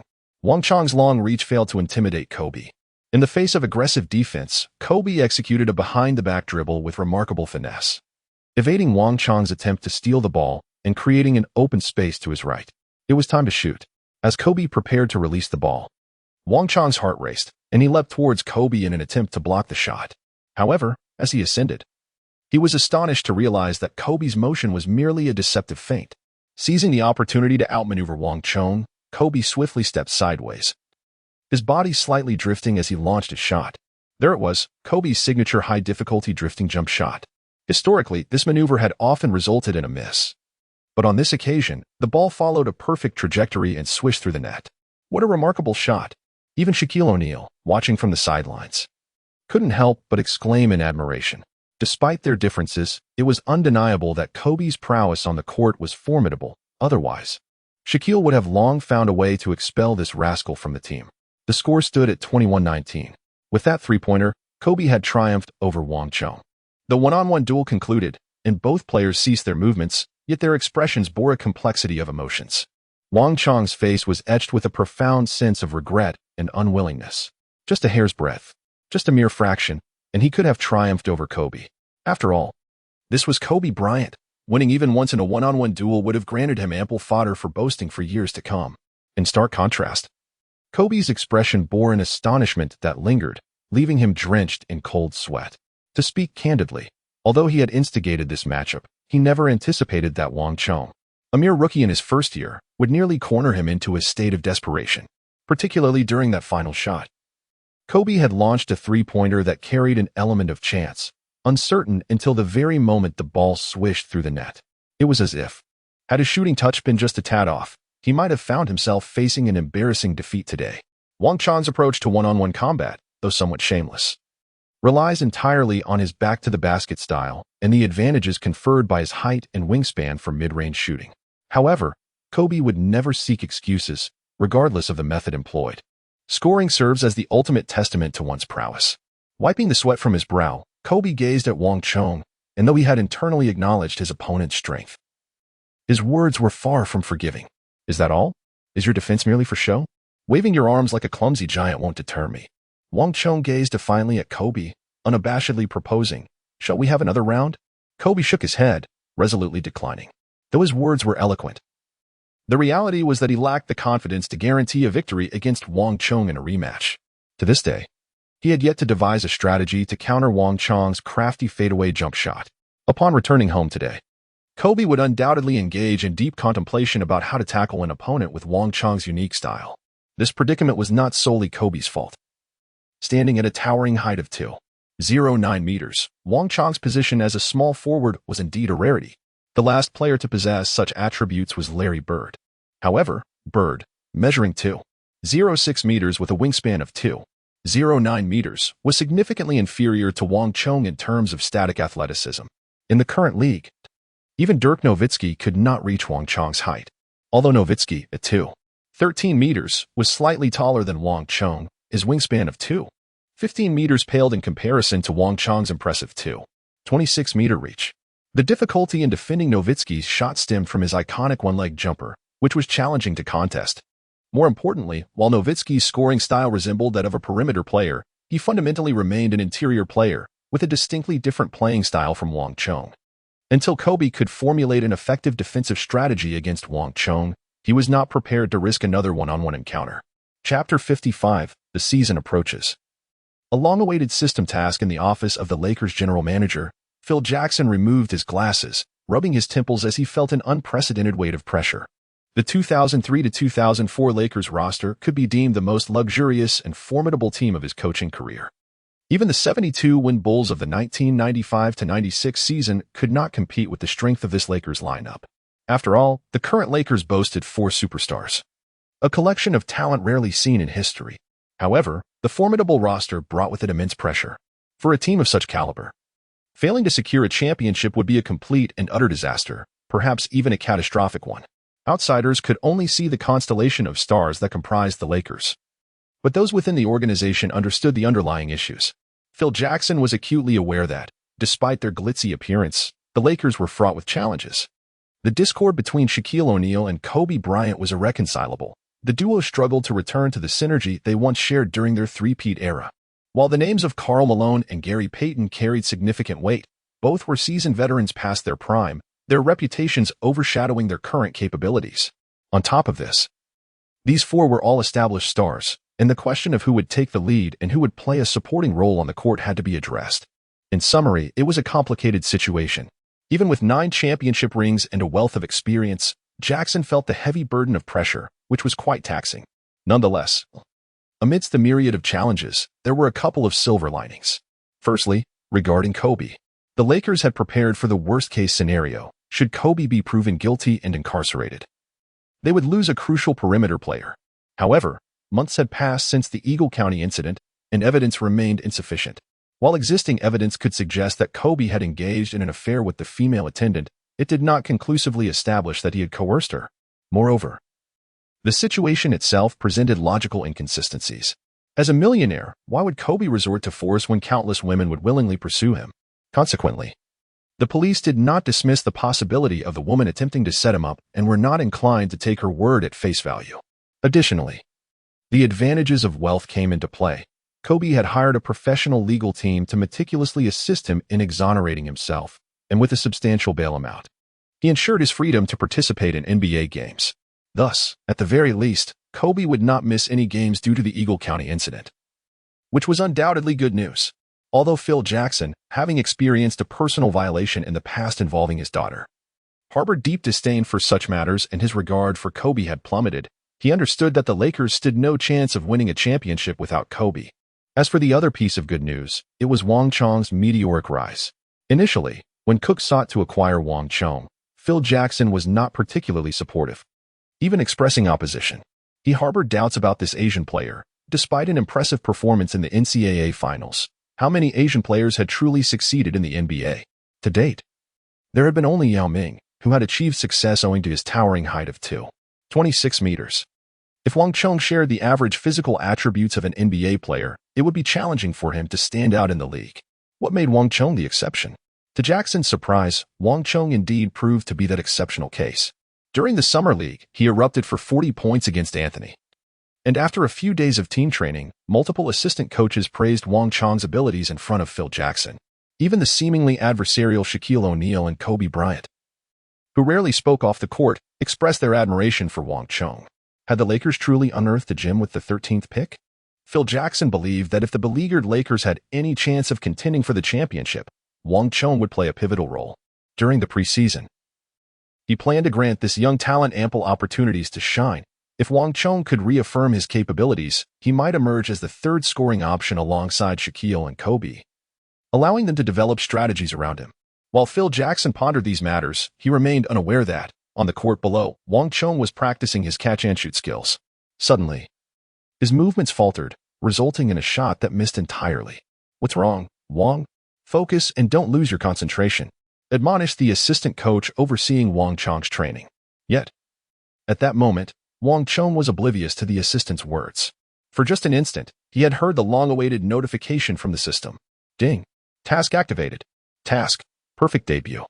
Task objective. Score no less than 20 points in your NBA debut and maintain an average score in the first week of the regular season that exceeds both LeBron James and Carmelo Anthony. Upon completion, you will receive a reward, 1 random silver badge. A system task. After 3 months of silence, Wang Chong finally heard the system's voice once more. Since the conclusion of the draft, no tasks had been issued, and Wang Chong was not anxious, as he understood that the system's inactivity stemmed from the fact that NBA games had yet to commence. His conjecture proved accurate, although the preseason had not yet begun. With the season approaching, the system had finally sprung into action. A silver-level random badge was a relatively modest reward, especially considering the stringent conditions of the task. Scoring no less than 20 points in the debut game and maintaining an average score in the first week that exceeded that of James and Anthony was no simple challenge. Wang Chong can hardly recall the performances of James and Anthony during their debuts, nor their displays in the subsequent week. However, by the conclusion of the regular season, both players averaged over 20 points per game, a testament to their formidable offensive prowess within the NBA. Wang Chong possesses immense confidence in his current offensive prowess, believing that neither James nor Anthony can surpass him at this juncture. However, the challenge lies in the fact that neither the Cavaliers nor the Nuggets boast a roster akin to the Lakers, which includes legends such as O'Neal, Kobe, and even the likes of Gary Payton and Malone. Even if Wang Chong aspires to score, the question remains whether he can obtain such ample ball possession. Nevertheless, with the task assigned by the system, Wang Chong is determined to exert every effort to fulfill it, as securing a silver-level badge at the onset of the season is a rare fortune indeed. For now, the immediate priority is to deliver a striking performance in the preseason, ensuring his position as the starting small forward on the team is firmly established. Chapter 56. The preseason begins, at last facing LeBron after an extensive offseason. October has arrived, heralding the much-anticipated NBA 2003-2004 season.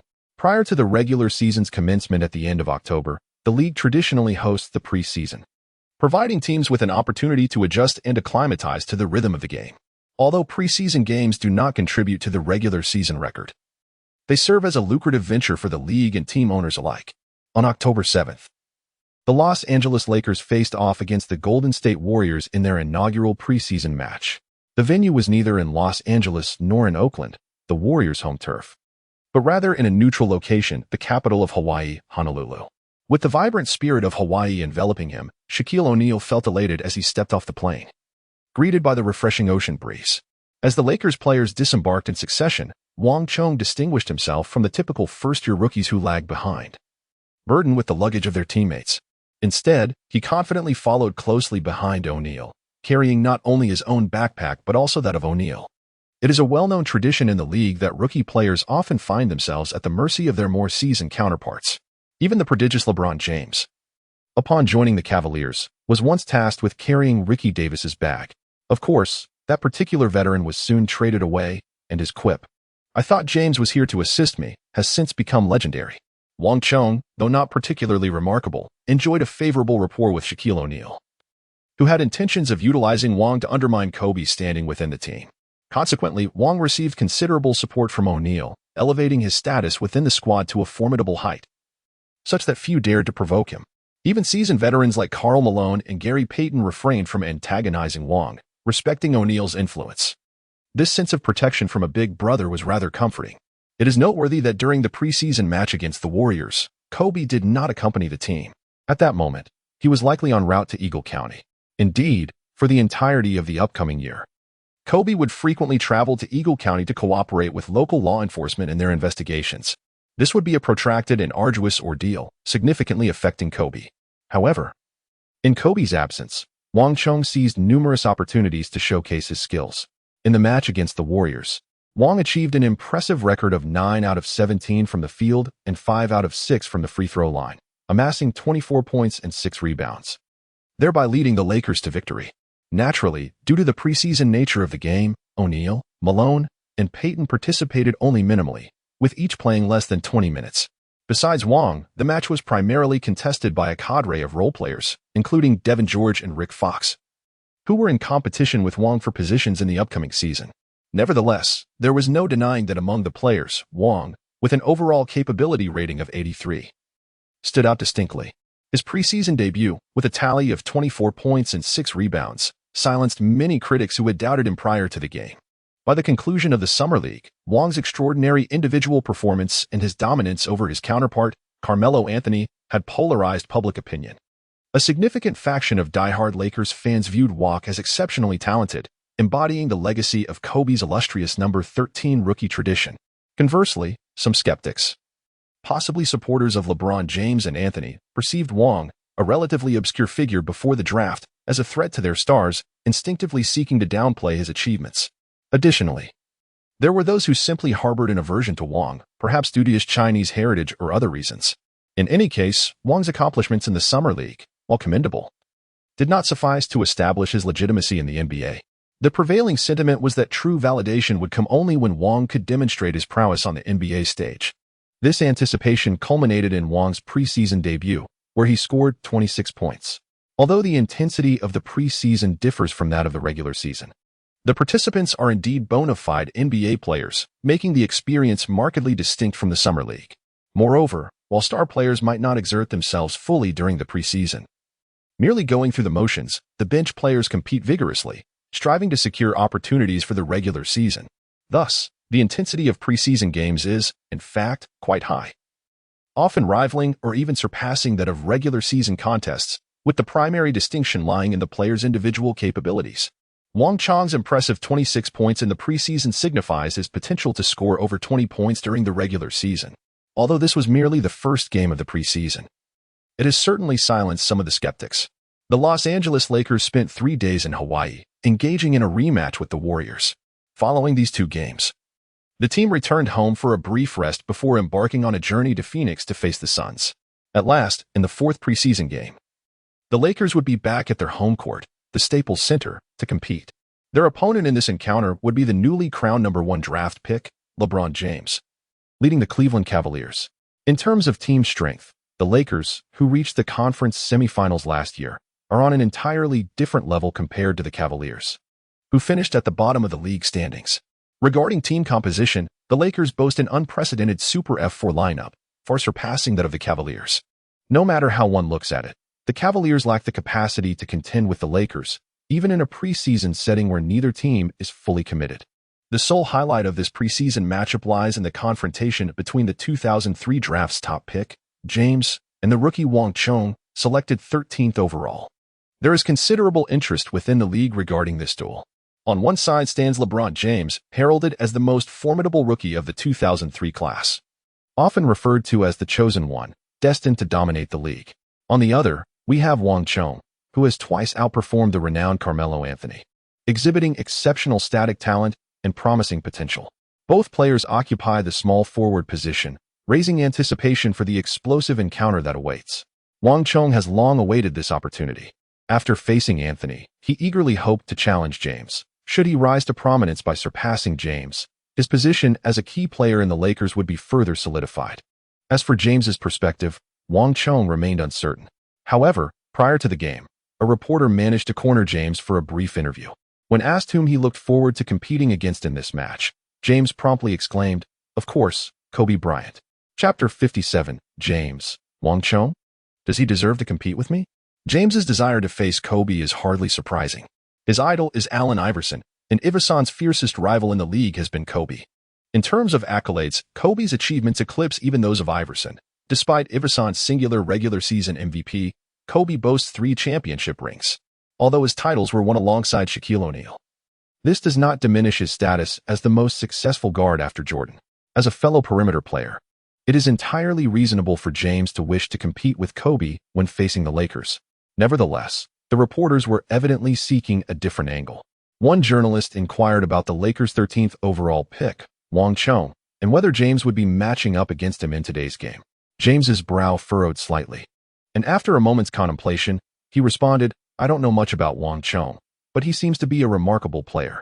I hope he can secure a starting position with the Lakers." Although his words were eloquent, their underlying meaning could be interpreted as, "Wang Chong? I'm unfamiliar with him. Does he really deserve to be my opponent?" Could it be that James does not know Wang Chong? That is hardly plausible. In the green room during the draft, he had previously belittled Anthony while praising Wang Chong. At that moment, James was well aware of who Wang Chong was. He simply did not perceive him as a threat. Hence, he did not regard him seriously. However, with Wang Chong's arrival at the Lakers and his rising prominence, particularly after defeating Anthony in the Summer League, media outlets frequently began to position Wang Chong among the elite of the 2003 draft class. Some even drew parallels between James and Wang Chong akin to the rivalry between Iverson and Kobe. This naturally irked James. As previously mentioned, although Kobe started with a lower profile than Iverson, he ultimately surpassed him in accolades. James refuses to believe that he could ever be eclipsed by Wang Chong in the same manner that Iverson was surpassed by Kobe. Consequently, when reporters attempted to steer the conversation towards his matchup with Wang Chong, James instinctively chose to evade the topic, as if even discussing Wang Chong further would be a form of disrespect. I am not Carmelo. I am not so easily dealt with. You aspire to stand beside me? You are far from it. During the warm-up phase on the court, James cast a disdainful glance at the highly distinguishable Wang Chong across from him, letting out a cold snort of contempt in his heart. Wang Chong remained oblivious to the growing animosity that James harbored towards him, even if he were aware. It would not weigh heavily on his mind. Since acquiring the system and the growth template of Durant, Wang Chong was destined to become the preeminent force in the league, with all contemporaneous stars ultimately beneath his feet. James is one of the standout players from the illustrious class of 03 and a future titan of the league. Renowned for his accolades and record-breaking feats, naturally emerged as one of Wang Chong's most formidable rivals. Surpassing James was no trivial endeavor. Merely accumulating a greater number of championships would not suffice. In the future, James admirers would frequently extol his remarkable achievements of 444 and honors, alongside his status as the all-time leading scorer and the milestone of surpassing 40,000 points. Undeniably, his 4 championships, for regular season MVPs, and 4 finals MVPs render him a towering figure in the annals of basketball history, with only Michael Jordan standing as a legitimate competitor to his supremacy. In comparison, Kobe's 5-1-2, Duncan's 5-2-3, and Curry's 4-2-1 pale in comparison to the elegance and symmetry of James' accolades. Wang Chong is acutely aware that even if he were to triumph over James in the finals, akin to the legendary Duncan or Curry, he would still struggle to earn the public's respect if he fails to eclipse James in personal accolades. There would undoubtedly be fervent supporters of James, clinging to their ancestral adoration, boasting of his unmatched prowess. Thus, Wang Chong's aspiration is to excel in both team honors, such as the championship, and individual accolades like the regular season MVP, thereby ensuring that there are no grounds for James's admirers to contest his supremacy. However, the discussion has veered somewhat off course. To surpass James in both realms of achievement, Wang Chong recognizes that he must traverse a considerable journey, especially given the extraordinary longevity of James's career and his remarkable consistency on the court, a rarity in the annals of sports history. This is a marathon of competition. At present, what occupies his thoughts is the fulfillment of the system's objectives. During the inaugural week of the regular season, his average points must not fall below that of James and Anthony. Wang Chong contemplated to himself. Just right, taking advantage of today's match, he would test the abilities of the rookie phase of James. Wang Chong finds it somewhat difficult to recall the specific overall rating of LeBron James upon his entry into the league. However, considering his remarkable regular season statistics of 29 points, 5 rebounds, and 9 assists, it is reasonable to surmise that his rating was at least above 80, possibly even surpassing his current self. As the game is about to commence, the starting lineups for both the Lakers and the Cavaliers are ready on the court. The Lakers starters include Gary Payton, Kobe Bryant, Wang Chong, Karl Malone, and Shaquille O'Neal. The Cavaliers starting lineup features Ricky Davis, LeBron James, Carlos Boozer, Darius Miles, and Zydrunas Ilgauskas. Both teams have put forth their key players. Yet a glaring disparity in strength is evident from the lineups. Apart from LeBron, the Cavaliers roster includes only Boozer, Davis, and Ilgauskas as comparably competent players, which pales in comparison to the constellation of stars on the Lakers' side. As previously mentioned, no one is particularly concerned about the outcome of this preseason game. After all, the Cavaliers are destined to face the Lakers again during the regular season. The intriguing aspect of this matchup lies in the contest between the two rookies from the class of 2003, LeBron and Wang Chong. Unfortunately, given their positional assignments, LeBron finds himself playing as a shooting guard, while Wang occupies the small forward position, resulting in a matchup with Kobe instead. At this moment, Kobe, having just wrapped up some affairs in Eagle County, appears somewhat discontent and lacks enthusiasm for facing off against the newly minted first overall pick, LeBron James. Conversely, Shaquille O'Neal is quite animated, encouraging Wang Chong before the game, saying, "Go for it, Wang. Show everyone that you are the true standout of the 2003 draft class." The two centers leap for the tip-off. Despite standing at an impressive 2.21 meters, Ilgauskas' vertical leap leaves much to be desired. Even against a slightly diminished O'Neal, he fails to secure possession of the ball. The Lakers gain control. Gary Payton advances past half-court, and after all players establish their positions, he passes the ball to O'Neal in the paint. With his back to Ilgauskas, O'Neal effortlessly maneuvers beneath the basket and executes a hook shot, sending the ball through the hoop. Even in the 2003 to 2004 season, O'Neal remains an unstoppable offensive force. The primary concern is his stamina over the course of a full game, as age and his considerable weight naturally lead to fatigue, even with simple court sprints.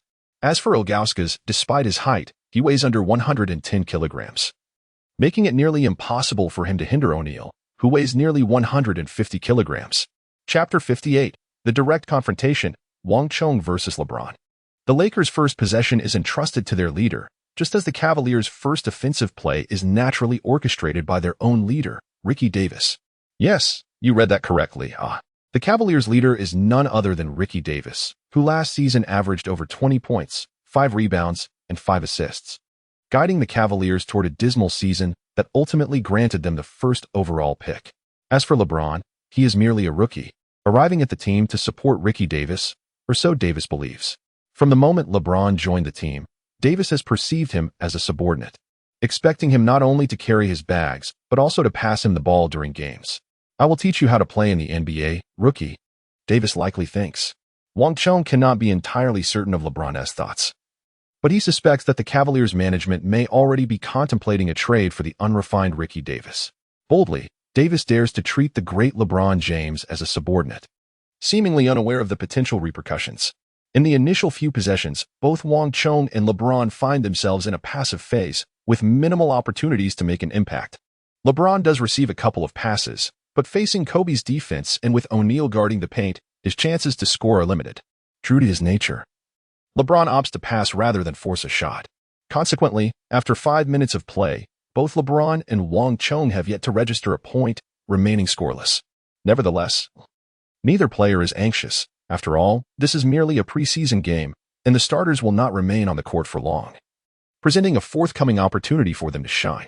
As anticipated, following a disrupted pass during a Cavaliers' offensive attempt, both teams seize the opportunity to adjust their lineups during the dead ball. The Cavaliers eagerly substitute Ricky Davis, while the Lakers make a more sweeping change, replacing 4 of their 5 starters, leaving only Wang Chong on the court. Observing this scene, the previously lethargic Lakers fans suddenly awaken. To be honest, the early minutes of the game lacked excitement. The Cavaliers were wholly subdued by the Lakers, unable to mount an effective defense against either O'Neal or Kobe.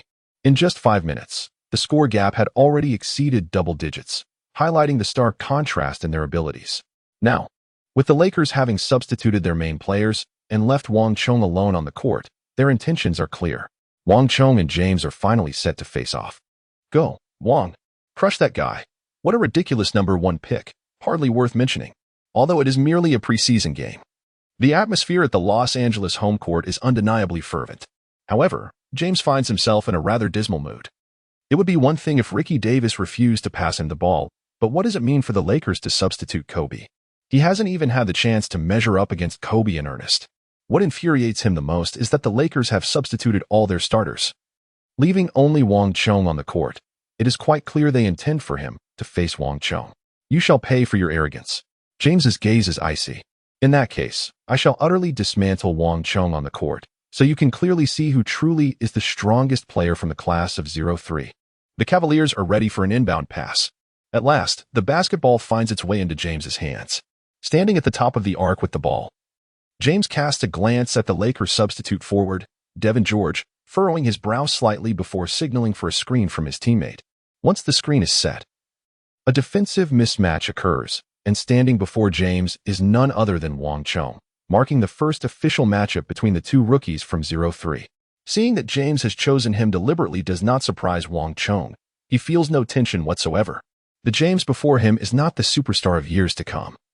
The rookie season James still has much to learn, and his overall abilities are only on par with Wang Chong's. Wang Chong's perimeter defense is commendable, bolstered by a bronze death grip badge, rendering his defensive skills far superior to those of substitute players like DeAndre Jordan. More importantly, Wang Chong possesses an acute understanding of LeBron James's style of play. In the early stages of his career, James relied heavily on ball handling and driving to the basket, struggling with both mid-range and three-point shooting, achieving a mere 29 from beyond the arc in the 2003 to 2004 season. Consequently, Wang Chong displayed no intention of guarding James's shot, positioning himself further back, embodying a strategy focused on preventing drives rather than shots. Observing this, James hesitated momentarily, brow furrowed in contemplation. Is he underestimating me? Without a second thought, James launched a three-pointer. Although his three-point shooting percentage has often been lackluster, James has never shied away from attempting them, averaging 2.7 three-point attempts per game even in his rookie season, surpassing that of Carmelo Anthony. However, unlike Anthony, whose shooting arsenal is diverse, James's reliance on three-point shots can be attributed to his less reliable mid-range game. When he can no longer drive effectively, his sole offensive recourse becomes the pull-up three. This pattern persists even into the later stages of his career, as fatigue sets in during crucial moments of a game. James resorts to executing exaggerated pump fakes from beyond the arc. While he possesses the capability to perform post-up shots, the success rate is questionable, and such attempts are rare, lacking both efficiency and grace. As James pulled up for the three, Wang Chong merely raised a hand in a token defensive gesture. The ball, as anticipated, clanged off the rim with a resounding thud. Indeed, it was a missed opportunity. The Lakers secured the defensive rebound, swiftly transitioning to offense. Coming off the bench, Fisher advanced the ball past half-court and decisively passed it to Wang Chong. Despite Fisher's average skills and a career highlighted only by a 0 for second game winner against the Spurs, his acumen for navigating the political landscape of basketball is unparalleled. A prime example of this was in the aftermath of the 2004 finals, when the Lakers fell apart, with Shaquille O'Neal departing and Kobe Bryant left alone. Sensing the impending collapse, Fisher chose to depart for the Golden State Warriors.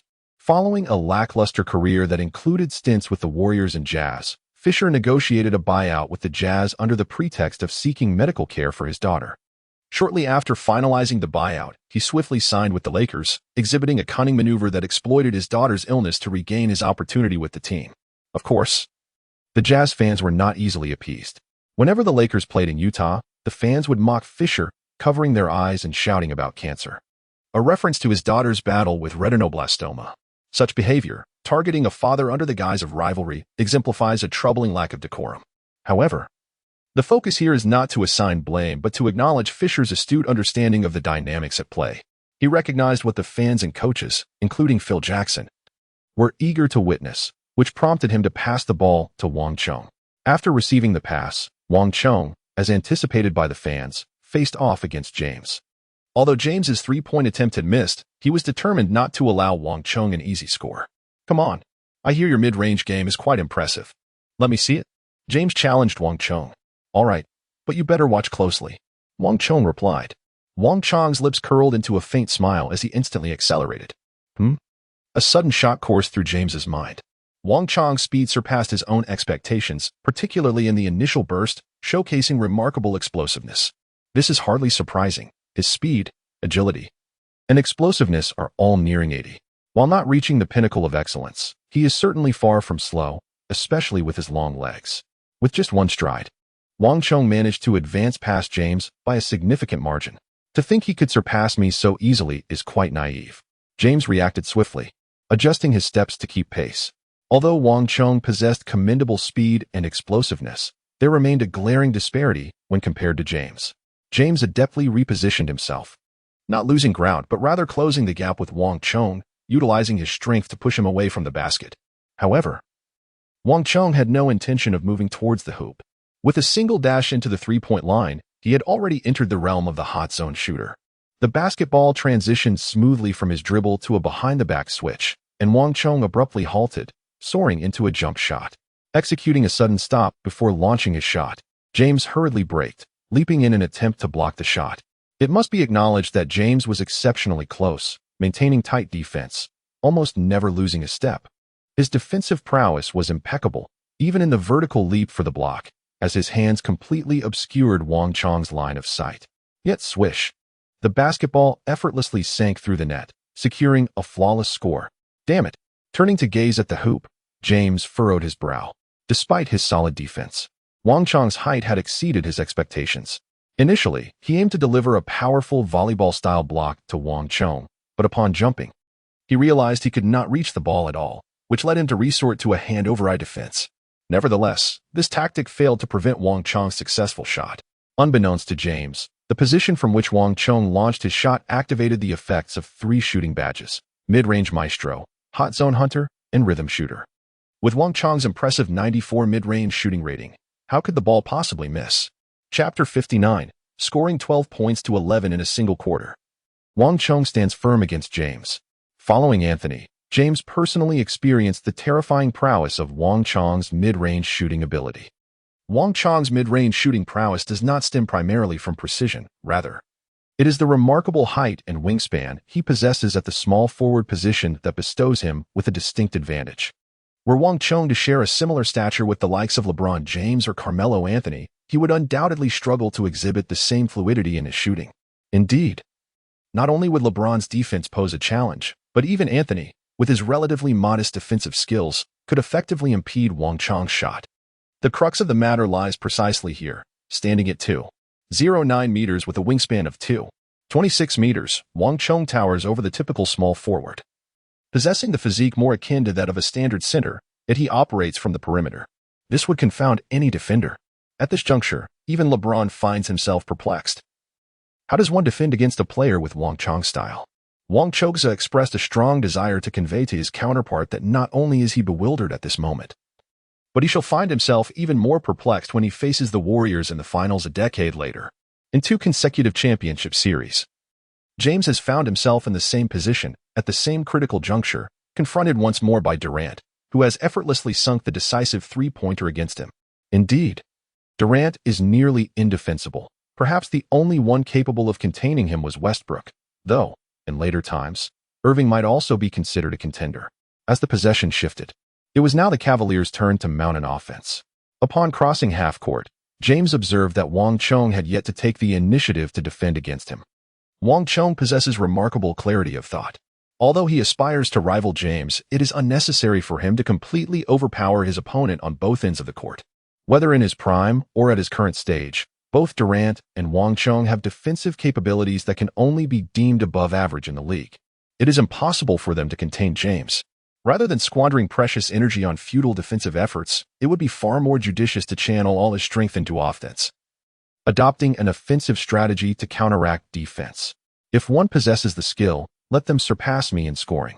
James continues to call for a pick and roll, and this time, he does not wait for Wang Chong to position himself directly against him. Instead, he seizes the opportunity created by the screen to accelerate into the paint. One must concede that James's ability to penetrate is indeed formidable. Both his strength and speed are impeccable, particularly after a screen, with a short-distance, straight-line acceleration. James can swiftly reach a velocity that is utterly uncatchable and impossible to obstruct. The backup center, Horace Grant, eagerly steps up in an attempt to thwart James. However, as he positions himself in front of James, he realizes the astonishing height that James achieves as he takes off. By the time Grant raises his hand to interfere, it is already too late. With a resounding thud, James nearly rides on Grant, forcefully slamming the basketball into the hoop. The electrifying scene leaves Wang Chong filled with envy. Truth be told, if given a choice, he would prefer to model himself after James rather than Durant. Despite the various blemishes on James's career, including taking shortcuts, forming super teams, and self-proclaiming as the GOAT, his physical attributes are undeniably among the greatest in history. One could even argue he ranks as the greatest of all time. The perfect amalgamation of strength, speed, and explosive power renders him the ideal archetype of a basketball athlete, save for his overly muscular physique, which hinders him from executing graceful shooting motions. Even aside from this aspect, the breathtaking dunks that ignite fervor among fans are undeniably more captivating than the flawless mid-range jump shots. The referee's whistle pierces the air. James not only successfully completes the dunk, but is also awarded a foul against Grant for blocking. Thus, James accomplishes a 2-1 play, or more accurately, a 2-0. While his free throw shooting may not be as hopelessly poor as that of Shaquille O'Neal or Ben Wallace, among perimeter players, it certainly ranks as subpar. Had James's free throw percentage reached above 80, bolstered by the league's support and his star status, he might have broken Kareem Abdul-Jabbar's all-time scoring record at least a year earlier. As Wang Chong anticipated, James approaches the free throw line, performing a series of elaborate preparatory movements before decisively clanking the shot off the rim. The Lakers continue their offensive. Wang Chong chose not to receive the ball on the perimeter this time. Under LeBron James' defense, his limitations in penetrating the defense became quite apparent, leading to inefficiency in his outside ball handling. Basketball is inherently not a one-on-one game. Even the greats like Jordan and Kobe relied heavily on screens and off-ball movement to score. For Wang Chong, who currently possesses the highest mid-range shooting capability, off-ball offense is the optimal way to maximize his scoring potential. On this play, Wang Chong maneuvered around the baseline with LeBron in pursuit. Upon reaching the perimeter, he utilized a teammate's off-ball screen to create space between himself and LeBron. Receiving a pass from Fisher almost uncontested, without hesitation, he released a shot.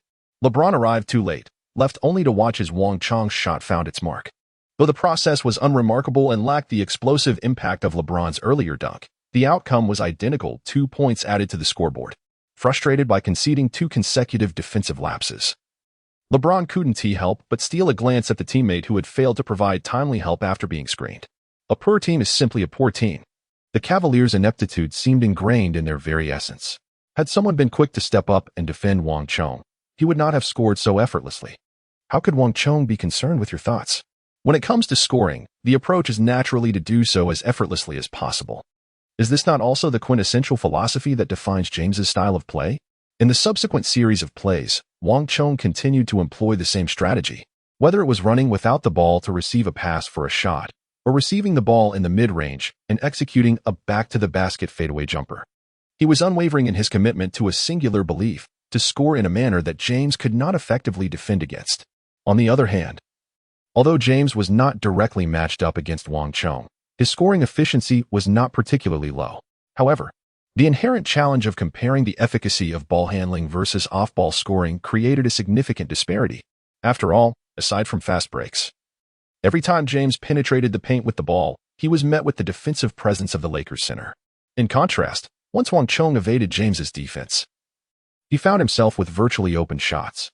As a result, during these few minutes, both players transformed from a period of scoring drought when the starters were on the court to a rapid ascent in their individual tallies. What thrilled the Lakers fans even more was that Wang Chong's scoring exceeded that of James. By the end of the first quarter, neither team's starters returned to the game. And within this brief span of fewer than 8 minutes, Wang Chong and James collectively monopolized over 80 of their respective team shooting attempts. Wang Chong achieved an impressive record, shooting 6 out of 10 attempts and accumulating 12 points. In contrast, James managed to score 11 points with 4 successful shots out of 9 attempts, alongside 3 successful free throws from 5. Their contest concluded unexpectedly, with Wang Chong narrowly triumphing over James, bringing this chapter to a temporary close. Wang Chong has astonishingly managed to match LeBron James in intensity. End of this chapter. Chapter 60. Will we lose the game yet win in statistics? To clarify, the previous writing may have been too casual. A segment regarding a contract with Nike sparked considerable discontent among some readers, prompting slight modifications. Initially, I had researched numerous examples to portray authenticity, hence the 6-year, $12 million contract. The principal reference was the 6-year, $18 million agreement signed by Anthony and AJ. Moreover, the protagonist's contract is not genuinely 6 years for $12 million, as it includes a reward mechanism that will escalate his salary in accordance with subsequent story developments. However, perhaps I overthought it, getting caught in a conundrum. Ultimately, this is web literature, and the focus should be on enjoyment. Thus, I altered it to depict the protagonist rejecting the low-value contract, subsequently signing a lucrative deal after establishing his worth in the 2nd year, thereby delivering a powerful retort to Nike. I apologize for any unpleasant reading experience this may have caused. This rookie's skills are indeed impressive. On the bench, observing Wang Chong holding his ground against LeBron James, even Malone could not refrain from expressing his admiration. As the second highest scorer in NBA history, Malone boasts the longest career tenure within the Lakers and possesses extensive experience. He recognizes that Wang Chong's playing style is sustainable within the league, and with 2 more years of refinement, he could become a formidable challenge for defenses across all teams. However, before that, Wang Chong must first address the issue of his playing style being analyzed and countered by opposing teams after entering the league. Many young, emerging players dominate the court with their signature moves, but once their techniques are studied and neutralized, they become akin to birds stripped of their wings, rendered incapable of playing. This phenomenon is known as the rookie wall. Those with exceptional talent and strong adaptability can navigate and surpass this wall, but many others find themselves stymied, possibly unable to overcome it throughout their careers. It is only after Wang Chong has experienced NBA games and officially surpassed the rookie wall that he will truly embody a valuable and promising superstar. The second half of the game continues. Due to the substantial lead established in the first quarter, not all of the Lakers starters are on the court for the second game. O'Neal, along with veterans Gary Payton and Malone, remains on the bench to rest, while Kobe re-enters the game. However, Kobe's return inadvertently disrupts Wang Chong's rhythm. Fisher, accustomed to seizing opportunities, immediately relinquishes ball control to Kobe upon his entry. Consequently, Wang Chong realizes he is no longer receiving the ball. Once the ball is in Kobe's hands, he invariably opts to take the shot himself.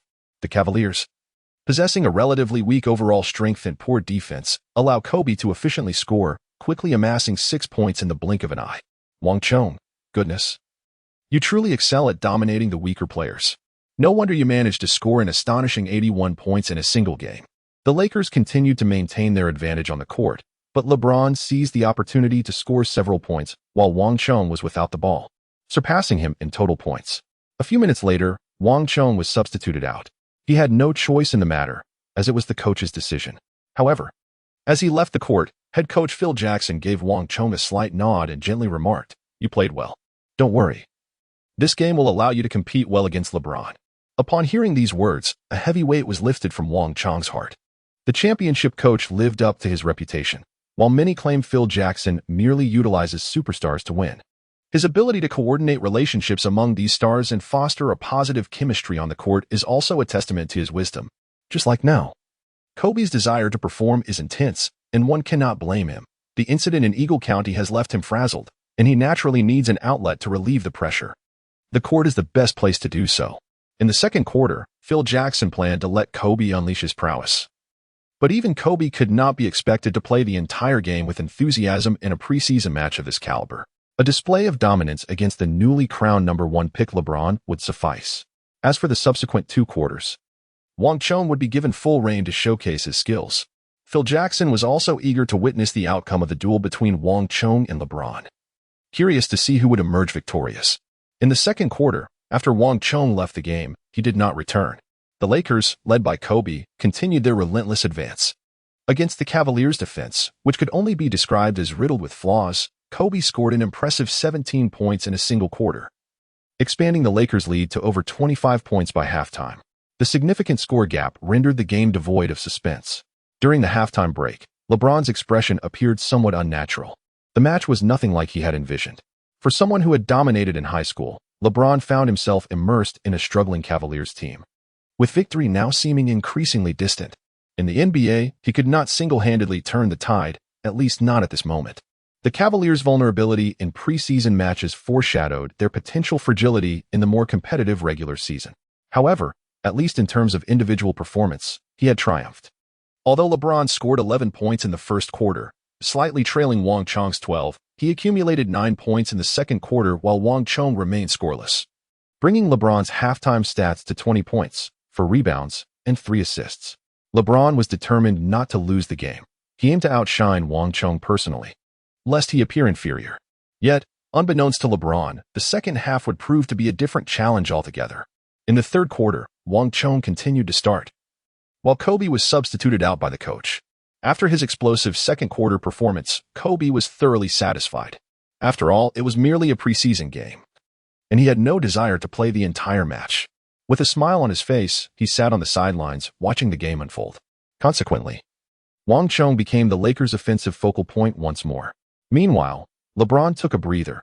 Having played nearly 18 minutes in the first half, his stamina, characteristic of his younger self, was not yet at peak levels, necessitating a longer rest in the third quarter. However, this brief respite allowed Wang Chong to unleash his scoring prowess. The Cavaliers' backup forward, Ira Newbell, an unremarkable player with a career average of only 5.1 points and 2.9 rebounds over 8 seasons in the NBA, could not pose any significant challenge to Wang Chong. As a result, the game commenced with Wang Chong scoring 3 consecutive mid-range jumpers, racking up 6 points and bringing his total to 18, just 2 points shy of LeBron's 20. Chapter 61. Wang Chong. I may have only a few tricks, but they are sufficient to challenge you. On the bench, LeBron could no longer contain himself, setting aside the game's outcome for a moment. If Wang Chong surpassed him in personal statistics, it would be a humiliation for the #1 pick. There was no logic in an NBA #1 pick being outperformed by a player selected 13th in the first round. Even Kobe and Iverson, who had only recently begun to see a shift in their respective standings, could not be compared directly during their rookie seasons. Iverson had made an immediate impact, averaging 23, 5 points, 4 rebounds, and 5 assists in his first season, while Kobe was merely a bench player, averaging just 6 points, 9 rebounds, and 3 assists. At that time, no one compared the two. LeBron was adamant that he would not share the spotlight with a player of Wang Chong's caliber in his rookie season. Observing Wang Chong's consecutive scoring, he could no longer hold back. "Coach, let me play," LeBron implored his head coach. "I am the only one who can stop that guy." The Cavaliers coach, Paul Silas, was a mediocre NBA coach, yet he understood the current dynamics. The outcome seemed predetermined, and a comeback for the Cavaliers was nearly impossible. Moreover, it was merely a preseason game. The stakes were not as high. Silas recognized and sympathized with LeBron's sentiments. Though the number 1 pick in the NBA is often shrouded in various accolades, the pressure they face is unparalleled, especially for someone like LeBron, who had already been elevated to stardom before entering the league.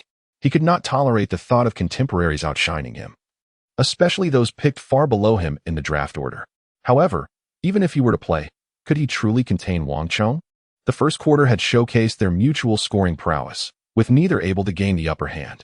While Silas wished to advise LeBron against acting impulsively, he knew his words would fall on deaf ears.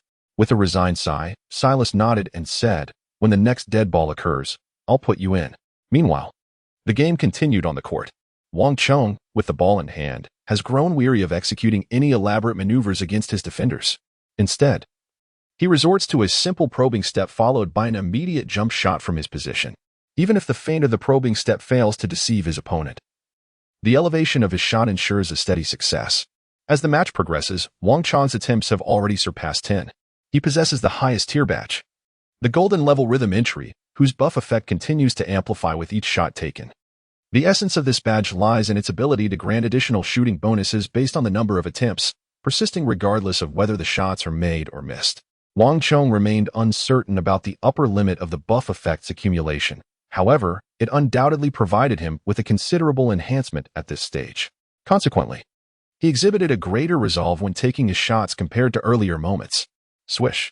The basketball swooshed to the net, marking Wang Chong's 20th point of the match, thereby equaling LeBron James' score. As the Cavaliers advanced their offense, Big Z aggressively attacked the paint, drawing a defensive foul from the Lakers' backup center and earning a trip to the free throw line. On the sidelines, LeBron exhaled a sigh of relief, nearly unable to contain his eagerness to step onto the court. "Don't get too cocky.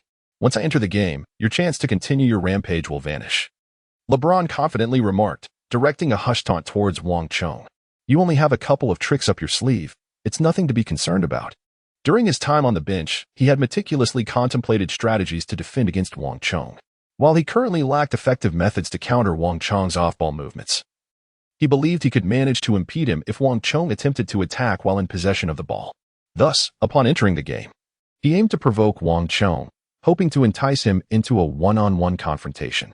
If the two were to engage directly in an isolation play, LeBron felt confident in his ability to diminish Wang Chong's shooting percentage. Had Wang Chong been a brash youth under 20, he might have fallen prey to LeBron's psychological tactics. However, he was not. As a time traveler from the future, inundated by the torrents of information from the digital age, Wang Chong was far too astute to be swayed by such rudimentary provocations.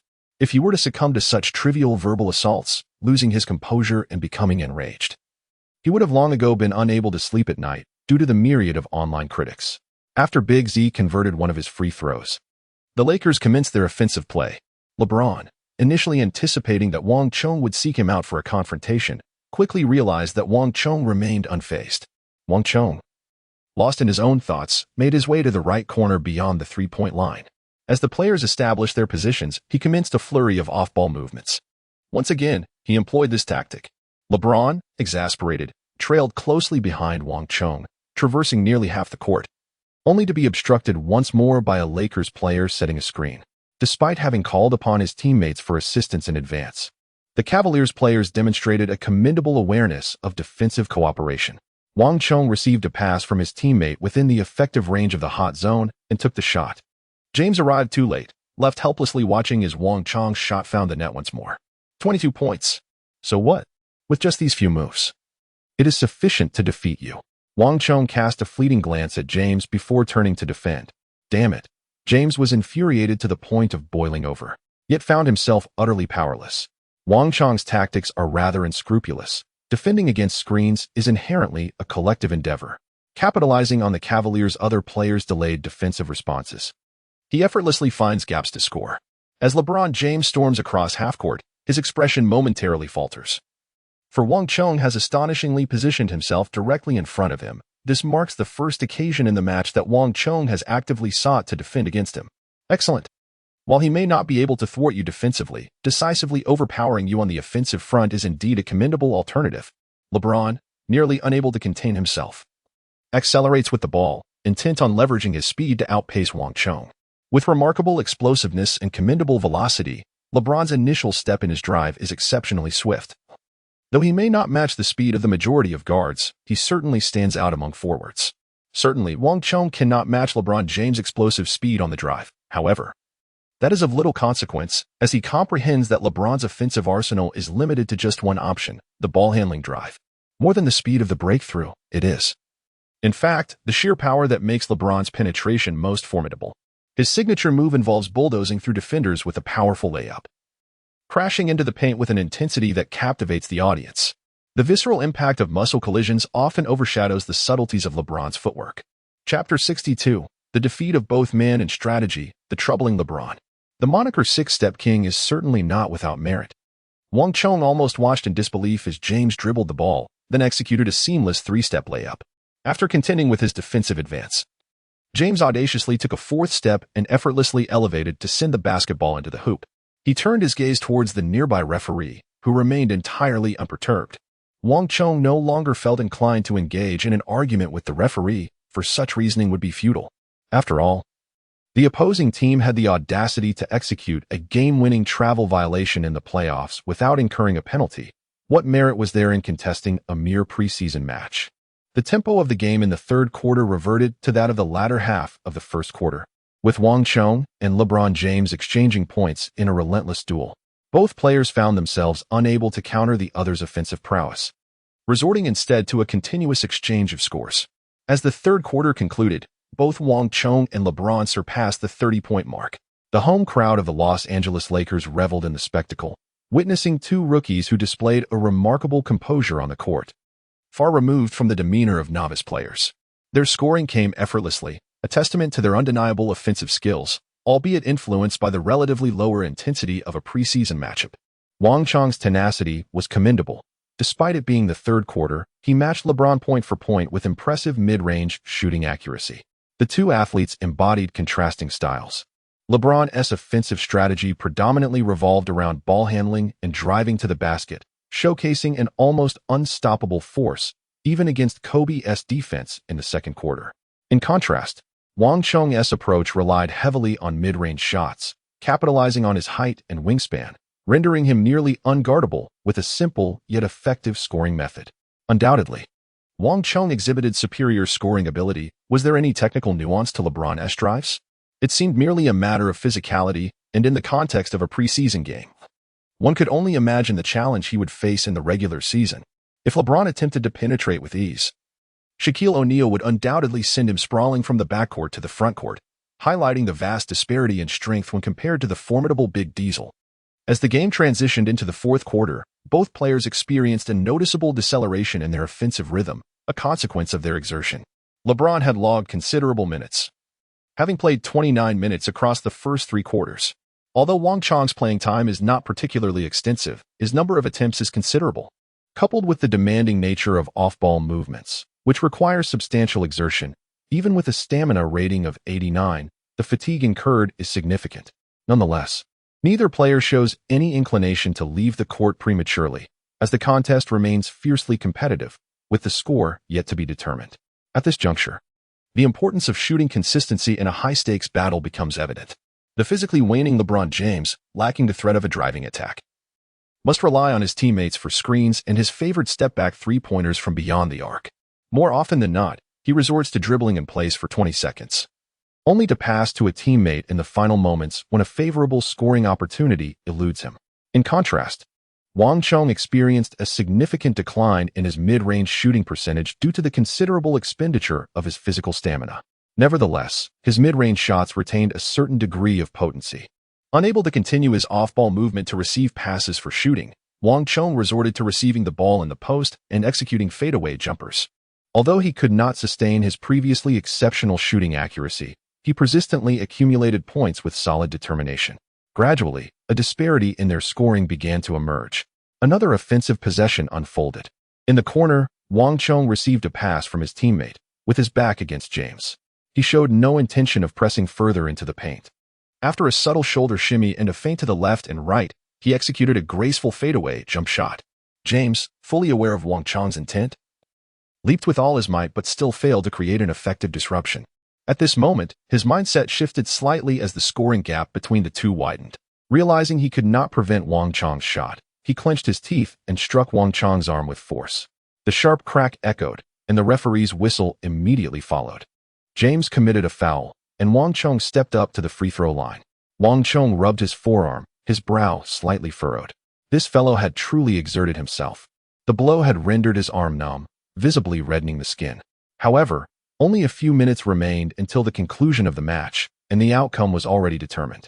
Stepping up to the free throw line, Wang Chong confidently sank both shots, officially surpassing the 40-point mark in personal scoring. Meanwhile, during the interval between his free throws, the Cavaliers opted to substitute LeBron James. As he exited the court, LeBron's expression betrayed his dissatisfaction, yet there was nothing he could do. When Wang Chong achieved a score of 40 points, his tally stood at 33 points. In the fourth quarter, he managed to secure only 3 points, having missed all 3 of his previous attempts and remained scoreless for quite some time. Even though LeBron James boasted impressive statistics with 8 rebounds and 10 assists, nearing a triple-double, it could not overshadow the fact that he was outperformed in scoring by Wang Chong. The point differential between the two teams consistently lingered above 20 points, rendering any suspense regarding the outcome of the match utterly non-existent. The current result represented the worst-case scenario for James, as he faced defeat both personally and as part of the team. Sitting on the bench, he wore a grim expression, remaining silent. Meanwhile, Ricky Davis, seated beside him, chuckled nonchalantly and patted James on the shoulder. "It's just a preseason game. No one really cares about the outcome. Keep your chin up. You performed admirably today." James glanced at Ricky Davis, incredulous. Did this guy really consider himself the team leader? What a farce. Wang Chong was soon substituted to take a breather. This match was the most arduous he had faced since enhancing his stamina to 89. Indeed, James posed a formidable challenge. His speed, strength, and vertical leaps surpassed those of Anthony, and merely contending with him drained a significant amount of Wang Chong's energy. Nevertheless, all efforts proved worthwhile. Although this was merely a trivial NBA preseason game, and the league had yet to commence data statistics for the preseason, officially starting in the 05-06 season, the specific details of this encounter might soon fade from memory. However, the media would undoubtedly make a spectacle of it, and fans would remember Wang Chong's victory in his inaugural confrontation with James. More critically, this game would undoubtedly elevate Wang Chong's standing in the mind of Lakers head coach Phil Jackson, thereby securing a better assurance of meeting the scoring requirements set forth by the system at the onset of the regular season. It was truly a multifaceted triumph. A delightful outcome. Just off the court, Wang Chong was instantly embraced by O'Neal, his hair tousled into disarray. "You did brilliantly, kid. You should have taught that guy a lesson. High schoolers should stick to the NCAA. What are they doing in the NBA?" Nearby, Kobe furrowed his brow. Who is he criticizing? Chapter 63, James. I am not a scorer. The recent updates have been rather lackluster. Those familiar with my works know that I have another book being updated concurrently. This dual endeavor has somewhat affected the pace. But once the book concludes at the end of this month, the update frequency for this one will improve. Today's update includes an additional chapter, and another will follow tonight. I hope everyone can show their support through collections and readership. The data before the new book launches is truly vital. Thank you. Whether O'Neal's remarks were veiled criticisms, only he could ascertain. Yet, it remained an undeniable fact that Wang Chong triumphed in their individual duel during the game. Over the course of the match, Wang Chong achieved 16 field goals out of 24 attempts, including 2 3-pointers from 5 attempts, and made 6 out of 6 free throws, totaling 40 points alongside 9 rebounds. Meanwhile, James recorded 13 successful shots from 27 attempts, converting 7 out of 14 free throws for a total of 33 points, 8 rebounds, and 10 assists. From a statistical standpoint, both players were relatively evenly matched. After all, James contributed not only points but also assists. However, James played nearly 10 minutes longer than Wang Chong, and their on-court competition revolved primarily around scoring, wherein Wang Chong undoubtedly emerged victorious, boasting superior scoring and shooting efficiency. As the 13th overall pick in the 2003 draft, Wang Chong's ability to contend with the first overall pick and anointed prodigy LeBron James while gaining the upper hand was nothing short of astounding. This was not a mere coincidence. In the preceding summer league, Wang Chong had similarly scored 40 points against another standout from the 2003 draft class, Carmelo Anthony. Two instances of surpassing 40 points against the elite of his cohort undeniably attest to Wang Chong's formidable prowess. In the clash of the finest rookies of the 2003 draft, Wang Chong recorded 49 against James's 34-8-10. Who will emerge as the most formidable player among the 2003 rookies? The Lakers triumphed over the Cavaliers with a resounding score of 110-88, and despite acquiring the new number 1 pick, the Cavaliers' road to resurgence remains a long one. The biggest dark horse of the draft? Wang Chong may well become the second coming of Kobe Bryant, and the Lakers have added yet another formidable player to their roster, brightening their championship prospects.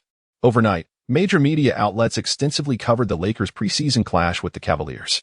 Typically, interest in preseason games at this juncture is minimal, especially since the league does not provide statistics for these matches. Yet, this game was different. James attracts attention, and Wang Chong's Lakers are among the league's most storied franchises. Furthermore, Wang Chong had recently made headlines in the Summer League by similarly outshining Anthony. The topic inevitably resurfaced during subsequent press interviews, where James was again queried regarding his thoughts on the match. Although he felt considerable displeasure, James maintained a diplomatic facade, stating, "It was a thrilling game. Although there remains a noticeable gap between our strengths and those of the Lakers, particularly in the second quarter when Kobe scored 17 points in a single period, solidifying their victory, their prowess is formidable, given they are a dynasty team that has dominated the league with 3 consecutive championships." The implication was clear. The defeat was not his fault, but rather a testament to the Lakers' strength, and the true turning point lay in Kobe's explosive performance, not in the efforts of the number 24 player. This evasive response failed to satisfy the reporters, prompting further inquiries. Wang Chong scored 40 points while you managed only 33. What are your thoughts on that? Thoughts? James shook his head, his expression devoid of emotion. I have no thoughts. I'm not a scorer by nature. For me, scoring isn't my primary focus. I prefer to facilitate and elevate my teammates. Despite his words, it was evident to any observer that James was visibly irked, having been struck at a sensitive point. While he claimed scoring was not his priority, he had taken 27 shots in the match, even exceeding Wang Chong's attempts. Was this truly indicative of a disregard for scoring? Regardless, Wang Chong's initial encounter with James came to a temporary close, yet it was merely the beginning. As long as both continued to play in the league, opportunities for further confrontations would certainly arise. Following the preseason game against the Cavaliers, the Lakers had several more preseason matches, yet due to their inconsequential nature, they could be overlooked. As October drew to a close, the Lakers' final preseason game approached, and Wang Chong eagerly anticipated the onset of the regular season. The 2003-04 season's regular season, more precisely the week leading up to it, was of paramount importance to Wang Chong. A month prior, the system had issued a task requiring him to score at least 20 points in the season opener and maintain an average scoring rate exceeding that of both James and Anthony during the first week. On the surface, this task appeared straightforward, yet in reality, it was exceedingly challenging. Both James and Anthony were indispensable core players for their respective teams, wielding significant ball possession and shooting opportunities. In contrast, Wang Chong was but a minor player on the Lakers, overshadowed by the formidable duo of O'Neal and Kobe, not to mention Gary Payton and Karl Malone. While these players had limited court time during the preseason, would he still enjoy such opportunities once the regular season commenced? Amid a sense of trepidation, the date of October 28th has finally arrived. This day marks the commencement of the Lakers' regular season as they prepare to host the Dallas Mavericks. The Mavericks, during this period, are undeniably a formidable contender in the Western Conference. Particularly noteworthy is the previous season, the 2002-2003 campaign, when the Mavericks, under the leadership of Nowitzki, Nash, and Michael Finley, achieved an impressive record of 60 wins and 22 losses, matching that of the Spurs. They advanced deep into the playoffs, only to be halted by the Spurs in the Western Conference Finals, succumbing to a 4-2 defeat.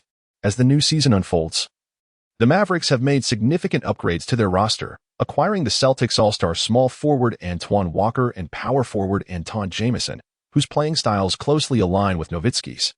Both players had consistently averaged over 20 points and 7 rebounds prior to joining the Mavericks, undoubtedly enhancing the team's competitiveness and establishing them as one of the most formidable forces in the West.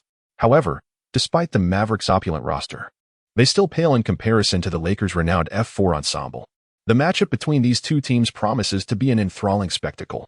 Regrettably, the Lakers will be without their star player, Kobe Bryant, for the season opener. Due to a call from the Eagle County Police, he is compelled to rush to assist in an investigation, thus missing this crucial game. The absence of a key player like Kobe, who averaged over 30 points, 7 rebounds, and 6 assists last season, shifts the balance of competition. Without him, the Lakers' advantage over the Mavericks becomes significantly diminished. As Chapter 64 unfolds, the anticipation for the NBA regular season opener intensifies. Upon learning of Kobe's inability to play, Wang Chong couldn't help but smile broadly. Feeling fortunate in an unexpected turn of events, Wang Chong pays little heed to the ongoing situation surrounding Kobe in Eagle County. Rather, he harbors a wish for Kobe to be convicted and imprisoned, rendering him unable to participate in the forthcoming season. Reflecting upon Kobe's performance during the 2003 to 2004 regular season and playoffs, Wang is convinced that he could not only assume Kobe's position but excel in it, perhaps even surpassing him. After all, he would never engage in the reckless pursuit of shots that deprived Shaquille O'Neal of opportunities to shine during the finals. Can one fathom a second-in-command averaging nearly 6 more attempts per game than the primary star, yet possessing a shooting percentage 25 points lower? However, such a scenario appears unlikely, as Kobe will most likely leverage his financial influence to negotiate an out-of-court settlement. Nevertheless, in the season opener, Wang Chong stands to benefit directly from Kobe's absence. In the locker room prior to the game, Phil Jackson emphasized the importance of utilizing Wang's off-ball movement and screen plays to create scoring opportunities from mid-range, thereby preventing the opposing team from double-teaming Shaquille in the paint. This strategy met with unanimous agreement from all, including Payton and Malone. Wang Chong's performance during the preseason has left no room for criticism. Unlike Kobe, Payton and Malone are here to seize the opportunity for a championship, showing indifference towards ball possession and statistical grandeur. In fact, should Wang Chong exhibit star-level prowess during the regular season, they would gladly relinquish their own ball rights.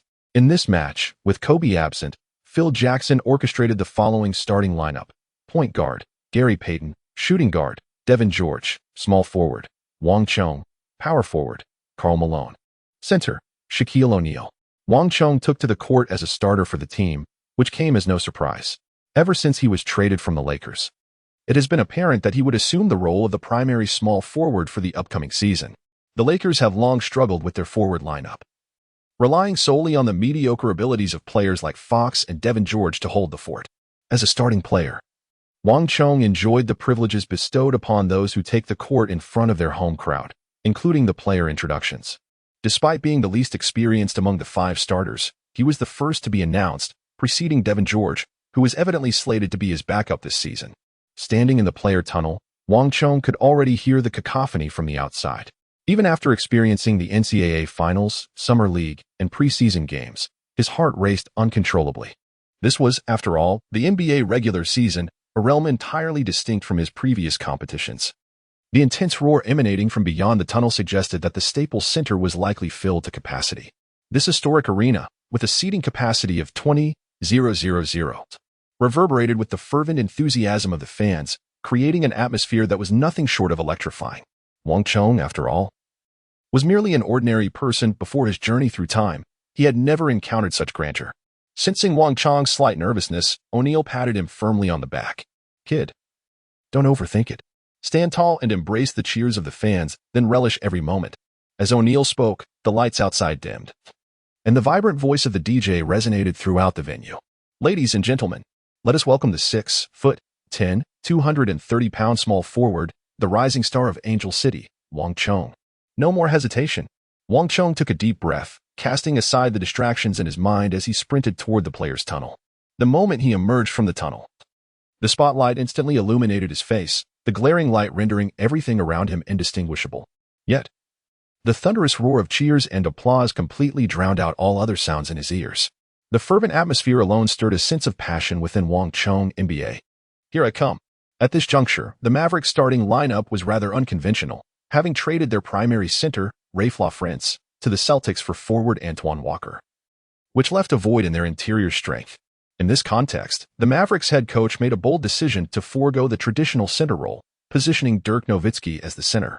Standing at 2.13 meters and weighing 111 kilograms, Nowitzki's style of play might be considered soft, yet his physique was adequate for the center position, except when facing Shaquille O'Neal. However, one must wonder how many centers effectively match up against O'Neal without appearing to be mismatched. Consequently, the Mavericks' new starting lineup consisted of point guard Steve Nash, shooting guard Michael Finley, small forward Antoine Walker, power forward Danny Fortson, and center Dirk Nowitzki. With two forwards just over 2.01 meters tall, this lineup hinted at a future small ball strategy. Nevertheless, with Nash as the primary playmaker, the Mavericks style, while not reaching the peak of the Suns' 7-second offense, was among the fastest in the league. However, the concept behind this lineup was too avant-garde and clashed with the current rules and tempo of the league, leading to a disappointing 52 wins and 30 losses in the regular season, culminating in a first-round elimination at the hands of the Kings, 4-1. The Mavericks' failure prompted Mark Cuban to unleash his frustrations on the unfortunate Nash, who subsequently left the team to join the Suns with a relatively modest contract of 4 years and $26 million. There, Nash underwent a transformative evolution, implementing an exhilarating fast-paced strategy and exquisite passing, ultimately securing 2 regular season MVP awards, much to the delight of the Suns. Yet, that was all in the future. At present, the Mavericks were just beginning to pay the price for their audacious lineup, particularly against the Lakers. The Lakers' forwards included Wang Chong at 2.09 meters and Malone at 2.06 meters, both towering over Walker and Fortson. This height disparity was not the main concern. Rather, it was the interior battle, where Nowitzki faced the imposing figure of O'Neal. Swallowing hard as he contemplated the challenge ahead, he wished he could say to O'Neal, "Please go easy on me. I'm afraid of the pain." This sentiment was not an exaggeration. With Nowitzki's slender build, a mere exertion from O'Neal could potentially lead to injury. Nonetheless, it should be noted that Nowitzki was not entirely helpless against O'Neal. He possessed the advantage of shooting range that extended beyond the three-point line. In his youth, O'Neal had the ability to sprint across the court, covering a considerable defensive area. However, by the time he was with the Lakers, his weight had surpassed 150 kilograms. If Nowitzki remained on the perimeter shooting, O'Neal might find it challenging to counter him effectively. Chapter 65, Barkley. I favor Wang Chong over LeBron. As the Lakers boasted the most luxurious roster in the league, their season opener naturally attracted extensive media coverage, including live broadcasts from major American networks, ESPN and TNT, as well as China's CCTV. In the TNT studio, the dynamic duo of Charles Barkley and Kenny Smith engaged in pregame banter. Charles. The attention surrounding the Lakers rookie Wang Chong has been immense. In previous preseason and summer league games, he scored 40 points against both the top pick, LeBron James, and the third pick, Carmelo Anthony. Many media outlets are now suggesting that Wang Chong may be the most talented and capable player of the 2003 draft class. What are your thoughts? Smith inquired. As a commentator on current events, Smith had thoroughly researched Wang Chong and was aware of his connection to Yao Ming. Last year, Barkley had experienced a notable setback involving Yao, famously dubbed the Barkley kisses a donkey's behind incident. Although Smith had not forewarned Barkley, he suspected that Barkley would harbor little affection for Wang Chong, potentially leading to sharp criticism and perhaps even a reckless wager akin to the donkey incident. However, to Smith's surprise, the moment he posed the question, Barkley responded with a broad smile. I know Wang Chong very well. You might not be aware, but I started following Marquette University during their NCAA Final Four run. I've watched many games featuring both Dwyane Wade and Wang Chong. I wholeheartedly agree with your assertion that Wang Chong may indeed be the most talented and capable player of the 2003 class, as I see in him the shadow of someone I despise yet must admire, Larry Bird. Barkley shook his head. Both are tall shooters with impeccable mid-range accuracy, and their styles are strikingly similar. Having faced Bird in direct competition, I understand better than anyone how difficult it is to contain a tall shooter defensively. I never expected to see another player reminiscent of Bird in the league today. Smith's mouth fell agape in astonishment as he gazed at Barkley, taken aback by the unexpected praise for Wang Chong. This was not the narrative he had anticipated. Yet, true to form, Smith quickly seized the opportunity and asked, so, based on your perspective, does that mean Wang Chong is indeed superior to the so-called strongest rookie, LeBron? This inquiry clearly aimed to incite controversy. In contemporary America, LeBron had amassed a devoted following who firmly believed he was the strongest player and destined to dominate the league as Jordan once did. To openly acknowledge that a 13th overall rookie surpassed their king would undoubtedly invite public disdain. Barkley, however, was known for his fearless disposition, particularly regarding his convictions. He would not back down unless faced with insurmountable evidence. Thus, when confronted with Smith's provocative question, he nodded without hesitation. At least from my perspective, that's the case. Barkley elaborated on his views. Wang Chong and LeBron are fundamentally different players. To me, LeBron resembles a more potent version of Magic Johnson in terms of offensive capability and physical prowess, while Wang Chong embodies the essence of Bird. The debate over whether Elgin Baylor or Larry Bird is the superior player remains unresolved. But one thing I can assert with confidence is that if both were placed on teams devoid of other stars, Bird's leadership would undoubtedly yield better results than Magic's. A point guard, no matter how adept at passing, can only rely on his teammates' performance. It is exceedingly challenging to single-handedly secure a victory. During the era of the Magic-Bird rivalry, it is indeed true that the Lakers, under the leadership of Magic Johnson, secured a greater number of championships. However, one must also acknowledge the objective facts. The Lakers trio comprised the legendary Kareem Abdul-Jabbar, Magic Johnson, and James Worthy, while the Celtics trio consisted of Larry Bird, Kevin McHale, and Robert Parrish. When evaluating the quality of these trios, it is evident that the Celtics fall short in comparison to the Lakers. McHale might only be regarded as comparable to Worthy, as their career statistics and head-to-head matchups are remarkably close. Yet, Parrish and Abdul-Jabbar are players of entirely different caliber. Thus, it is understandable that the Lakers triumphed over the Celtics in terms of championships during that period. However, this does not necessarily imply that Magic's true abilities surpassed those of Larry Bird. It can only be inferred that, given both teams possessed luxurious rosters, Magic's exceptional organizational skills were better able to enhance the team's overall performance. This brings us to the dilemma faced by LeBron James. In the absence of superstar teammates, it becomes exceedingly challenging for LeBron to clinch a championship. Conversely, players like Jordan, Bird, and even Kobe during his later championship years could secure titles with just one or two outstanding all-star caliber players surrounding them. This is not a matter of strength, but rather a question of playing style. The approach of having a primary ball handler necessitates that the entire team be constructed around him, yielding a high floor but a significantly limited ceiling. In contrast, a pure scorer can seamlessly integrate into a team structure, serving simply as an efficient endpoint for scoring. Kobe's latter championships were achieved with Lamar Odom and Pau Gasol as the primary ball handlers, utilizing Phil Jackson's masterfully refined triangle offense, while Kobe executed numerous off-ball plays rather than dominating the ball. Of course, when Kobe took on a more singular role, the dynamic shifted.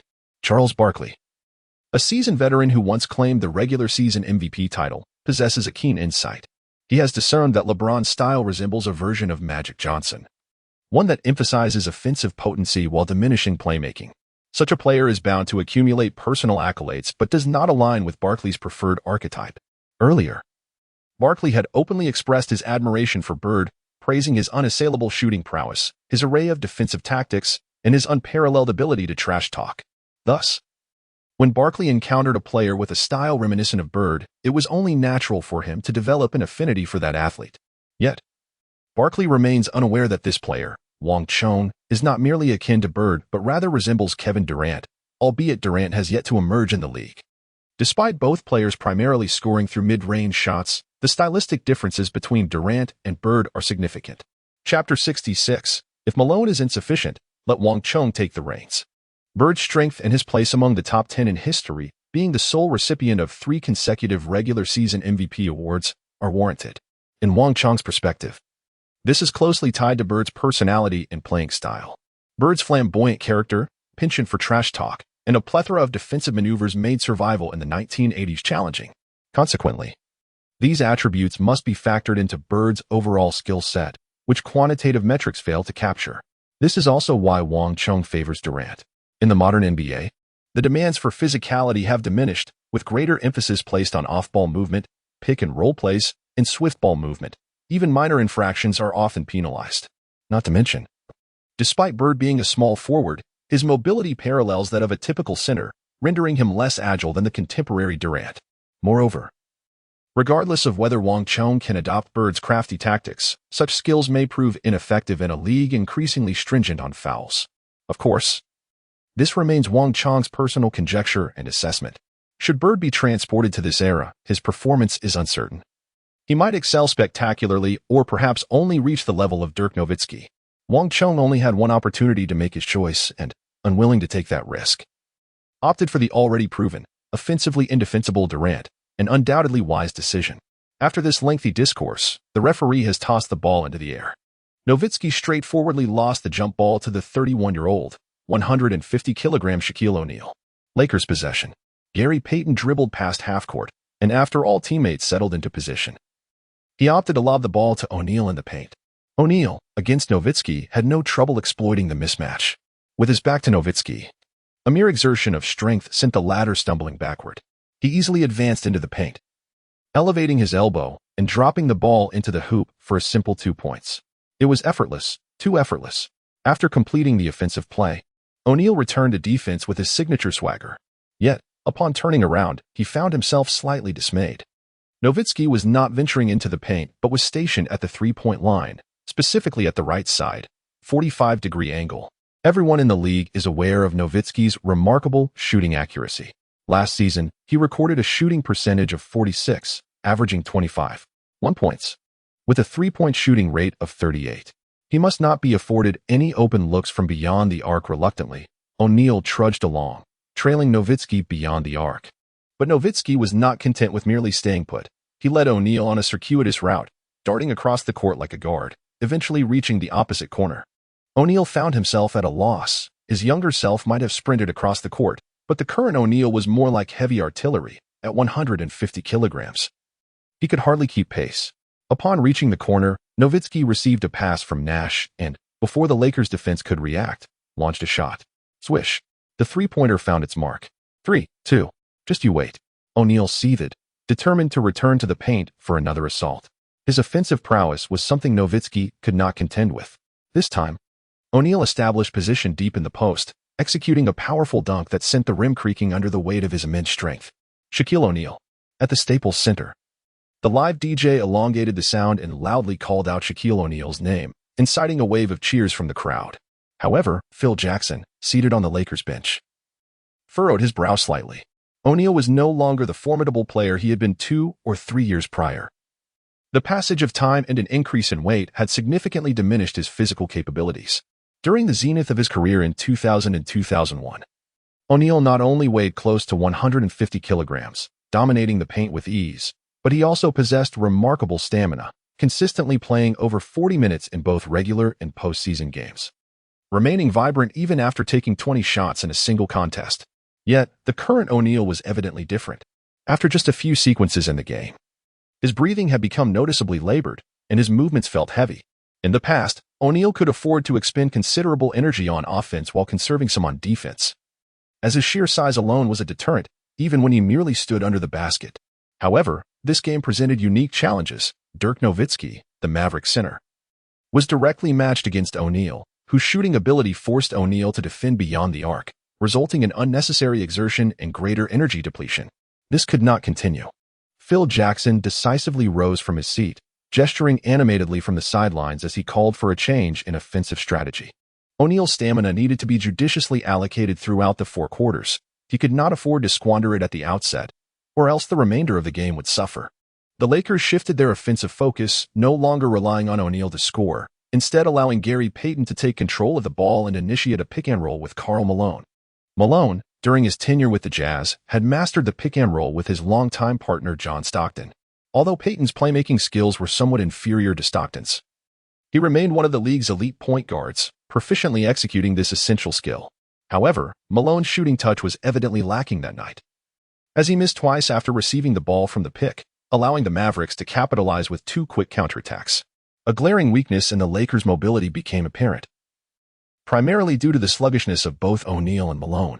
The Mavericks lineup was already bolstered by Nowitzki, standing at 2.13 meters, accompanied by 4 players just over 2 meters tall and Nash, creating a rapid offensive response whenever a shot missed or a mistake occurred. The initial lead established by O'Neal's strong drives to the basket was gradually being eroded, particularly as the Mavericks' primary scoring threat was Nowitzki, whom O'Neal could not keep up with. Jackson's discontent with the team's poor offensive execution was evident as he continued to shout, "Gary, try a pick-and-roll with Wang Chong." If Malone was ineffective, then Wang Chong would be the alternative. Although Wang Chong, standing 2.09 meters tall, was not as physically imposing as Malone, he proved to be an effective pick-and-roll partner. More importantly, his mid-range shooting percentage had been remarkably stable during previous training and preseason games. Phil Jackson was uncertain whether Wang Chong could maintain that efficiency in his NBA debut, but it was worth a try. Chapter 67. Is this the NBA? I have experienced it. Upon hearing Phil Jackson's words, Wang Chong's eyes lit up with excitement. He had not anticipated such an opportunity to arise so swiftly. Although he was starting his first game, he did not expect to immediately command a significant number of shots or effortlessly surpass 20 points to fulfill the system's initial objectives. After all, he was merely a rookie, a newcomer among seasoned players like O'Neal, Payton, and Malone. Consequently, throughout the preceding matches, he had remained composed, focusing on his role, stationed at the corner on offense to stretch the floor for his teammates, while diligently guarding his assignment, Antoine Walker, on defense to prevent any drives to the basket. Thus, the opportunity presented itself unexpectedly, as the Lakers initiated their offense. Gary Payton held the ball at the top of the three-point arc, and Wang Chong quickly moved from the right side to set a screen. Standing at 1.91 meters and weighing only 88 kilograms, Nash was not particularly formidable in terms of physicality, making it easy for Wang Chong to obstruct him. Payton immediately accelerated past Nash, driving towards the basket. Observing this, Walker instinctively turned to help defend Payton. This was precisely the outcome the Lakers desired. As Walker approached to guard him, Payton swiftly passed the ball to Wang Chong. At that moment, Wang Chong faced only Nash, who had just been obstructed by his screen. With no hesitation for elaborate fakes, Wang Chong lifted his hand and shot right in front of Nash. Despite Nash's desperate leap to disrupt the shot, it was evidently futile. Before Wang Chong, the field appeared vast and unencumbered, free from any distractions. He executed a mid-range jumper from a distance of 22 feet from the hoop, with the basketball tracing a perfect parabola through the air before swishing through the net. Swish. 2 points registered successfully. This marked Wang Chong's inaugural basket in the NBA. His first point, and thus the wheels of history began to turn. While it remains uncertain what monumental waves Wang Chong, equipped with his extraordinary skills, will unleash upon this league, the first step he has taken is undeniably solid. Wang Chong's recent offensive maneuver appeared rather unremarkable, yet Don Nelson, the head coach of the Mavericks, observed intently. This young player exhibits a style reminiscent of Dirk. With his remarkable height and wingspan, coupled with his precise mid-range shooting, Wang Chong's current playing style indeed bears a semblance to Nowitzki's, with the exception of his inability to execute Dirk's signature one-legged fadeaway. The pick-and-roll synergy between Payton and Wang Chong poses a significant threat. Had Walker not intervened, Payton would have surged unabated towards the basket, creating a substantial scoring opportunity. However, Walker's defensive choice allowed Payton to pass the ball to Wang Chong. When matched against Nash, Wang Chong's shooting is hardly distinguishable from being uncontested. Although Nelson recognized this, he had no strategies to counter it, or perhaps he simply could not conceive any solutions. Having coached for over 2 decades, Old Nelson's philosophy has always emphasized a relentless offensive approach, one that prioritizes speed to the utmost degree while disregarding defense altogether, essentially a run-and-gun strategy. Although the true champion of this style was Mike D'Antoni with Nash's Suns, Nelson had already immersed himself in this philosophy long before their emergence. Currently, the Maverick strategy is heavily reliant on this run-and-gun approach. Otherwise, how could they permit Nowitzki to play as a center? Even in the future, when Old Nelson transitioned to the Warriors, he remained committed to this offensive style, nurturing the team that would famously upset the Spurs. Moreover, the notorious hack-a-Shaq strategy, which caused Shaquille O'Neal immense frustration and would later trouble various technically deficient centers such as Howard, Jordan, and Drummond, was also conceived by Nelson. Since no countermeasures could be devised against Wang Chong's offense, the solution lay in furthering the offensive onslaught. As long as their scoring surpassed that of the opponent, victory would ensue, simple and straightforward. The Mavericks' focus remained on Nowitzki, who had outpaced O'Neal. Upon receiving the ball at mid-range, Nowitzki executed his signature one-leg jumper to score. In the face of Nowitzki, O'Neal scarcely leaped, merely raising his hand symbolically to interfere. However, as the transition from offense to defense occurred, Wang Chong surged forward once more. Continuing his pick-and-roll collaboration with Payton, Walker again opted to defend Payton, who posed a greater threat under the basket. In his reasoning, the shooting percentage for inside shots would undoubtedly surpass that of mid-range attempts. That rookie might shoot accurately, but could he possibly rival Dirk? Swish. He was greeted once again by the crisp sound of the net. Who possesses a superior mid-range jump shot, Wang Chong or Nowitzki? Wang Chong believes that reasoning should be attributed to Nowitzki. After all, he has yet to reach the peak form of Durant, whereas Nowitzki is already in his prime, boasting a mid-range shooting accuracy that could be rated as high as 98, possibly even a perfect 99. However, in reality, players do not possess the benefits of badges, and thus their true shooting percentages may not be as consistent as Wang Chong's. This is particularly evident under regular defensive intensity. For instance, as Wang Chong made 2 successful shots, his golden badge activated, stacking buffs. The more he shoots, the more accurate he becomes. During a Mavericks offensive play, Michael Finley attempted a drive but failed to score. As the teams transitioned, Payton crossed half-court and spotted Wang Chong at the three-point line, actively signaling for the ball. Did he intend to go one-on-one? Without hesitation, Payton recalled scoring 40 points against James in the preseason, which had earned Wang Chong the respect of most of the team, including Payton himself. Moreover, Wang Chong was matched up against Antoine Walker, a player known for his offensive prowess rather than defensive skills. If James struggled to contain Wang Chong, how could Walker possibly succeed? Seeing Wang Chong take the ball, Walker was unfazed. Despite Wang Chong scoring 4 consecutive points through pick-and-roll plays, he was merely a rookie. How formidable could he truly be? Walker, a 3-time All-Star, including last season, carried a sense of superiority. "Come on, rookie. Let me show you what the NBA is all about," he exclaimed, but before he could finish, Wang Chong had already vanished from his sight. Realizing he had been outmaneuvered, Walker was momentarily stunned. How swift! Wang Chong charged toward the basket, executing a one-handed soaring dunk. Although his speed and ball handling might be slightly slower compared to legends like Kobe, James, and Wade, against Walker, who was noticeably sluggish and overweight, he seemed to move like lightning. Standing at 2.09 meters tall, Wang Chong's long strides made it easy to surpass his opponent when the opportunity arose. During Durant's rookie season, his primary scoring method was also through ball-handling drives, with his elusive speed remaining a key offensive strategy well into his time with the Warriors. After completing his dunk, Wang Chong landed and turned to look back at Walker. "Is this the NBA? I have experienced it firsthand." Chapter 68, 8 points in a single quarter, a perfect debut performance. It is said that Bird is a master of trash talk. But Wang Chong feels that compared to the various online masters of sarcasm, the comparison of strengths remains uncertain. Having been shaped by the internet explosion era, Wang Chong may not possess the skills of the top keyboard warriors, yet in this age, he certainly holds his own. Particularly effective is his strategy of taking action first and responding with a retort, a combination that delivers maximum mockery. A simple phrase left Walker flustered. "You foolish rookie. You are seeking your own demise." Having once been recognized as an all-star alongside Pierce during his time with the Celtics, Walker could not tolerate such provocation from a newcomer to the league. As the Mavericks initiated another offensive, Walker eagerly called for the ball as he crossed half-court, intent on reclaiming his dignity. Though he was new to the Mavericks, Walker was a 3-time All-Star, and compared to others on the team, excluding Nowitzki, he held a significant advantage. Even Nash and Finley, who had each been All-Stars twice, were merely substitutes, while Walker had been a starting All-Star in the 2001 to 2002 season, indicating his considerable fan base. Thus, despite being new, Walker was granted the ball by Nash. With the ball at the top of the arc, Walker faced Wang Chong's defense, his expression stern. So, what is the true measure of Antoine Walker's ability? Mediocre at best, or so it seems to Wang Chong. In his years with the Celtics, Walker averaged over 20 points and 8 assists, yet as a forward, his shooting percentage barely exceeded 40.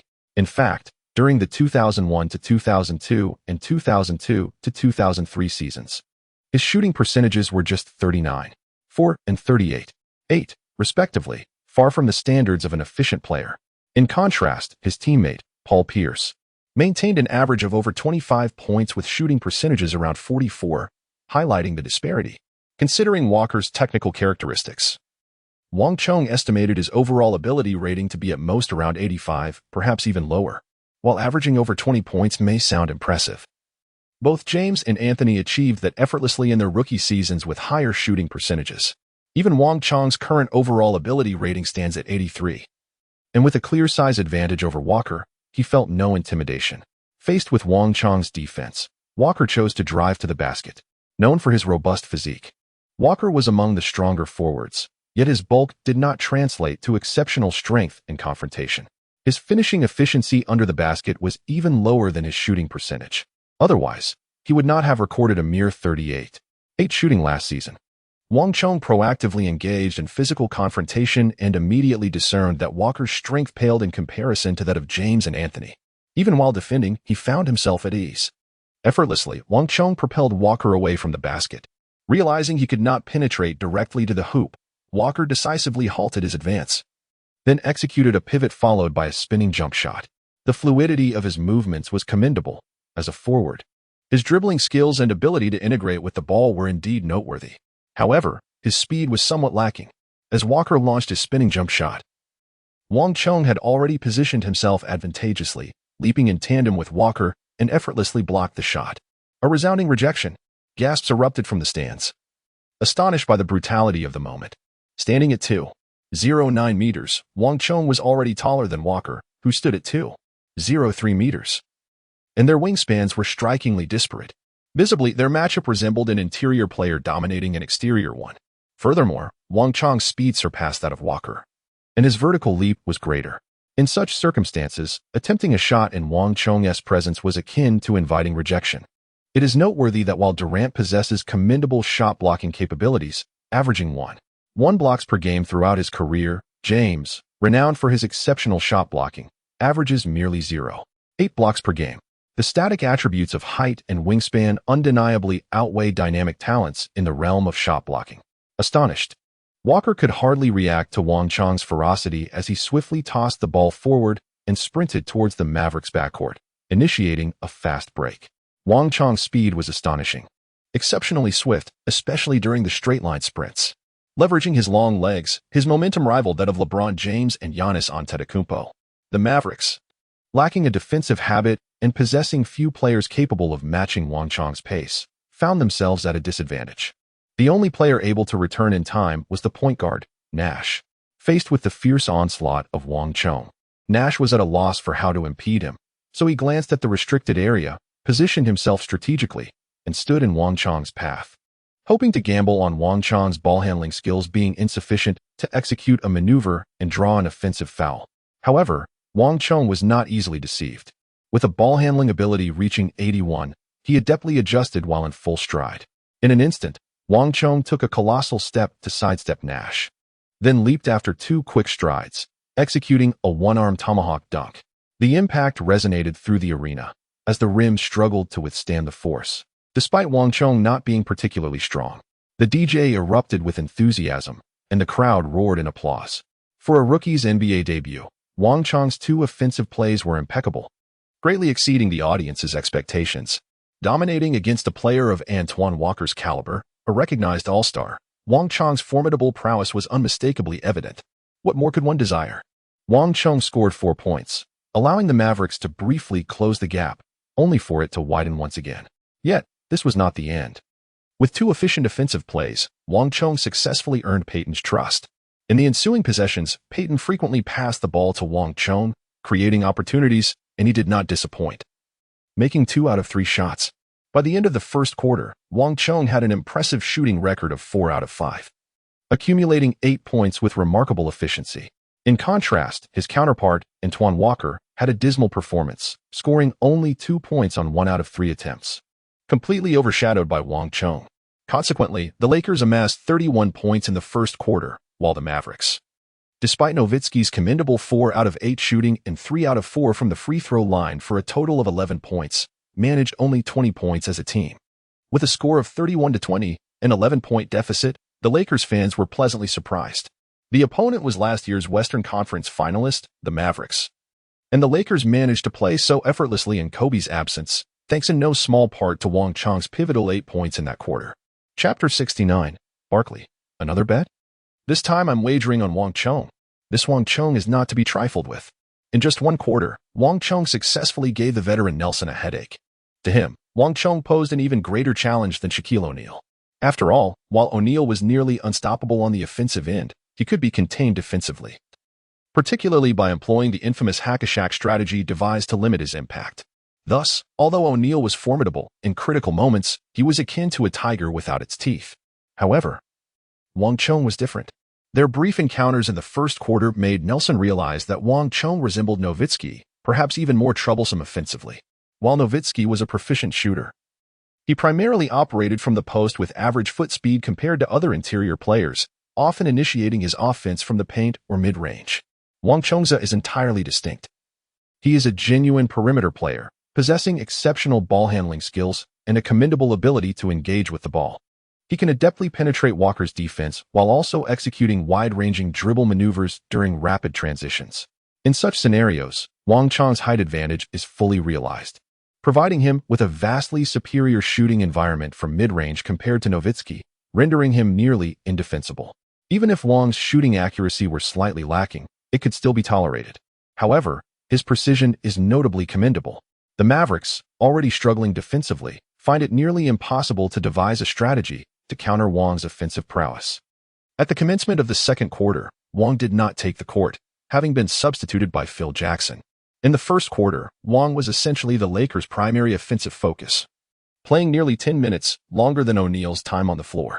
By this point, the Lakers had established a double-digit lead, and they were not inclined to exploit a singular opportunity.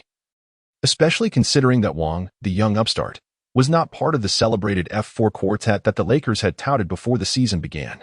The Lakers' lineup was adjusted to feature Fisher, Devin George, Bryant, Malone, and O'Neal. Naturally, the primary scoring threats remained O'Neal and Malone in the paint. On the other hand, the Mavericks introduced Antawn Jamison. Although Jamison was a bench player for the Mavericks, his threat was significantly greater than that of Walker, as he was often dubbed the Little Nowitzki. As the second quarter began, Jamison quickly sank consecutive mid-range shots, helping to tighten the score.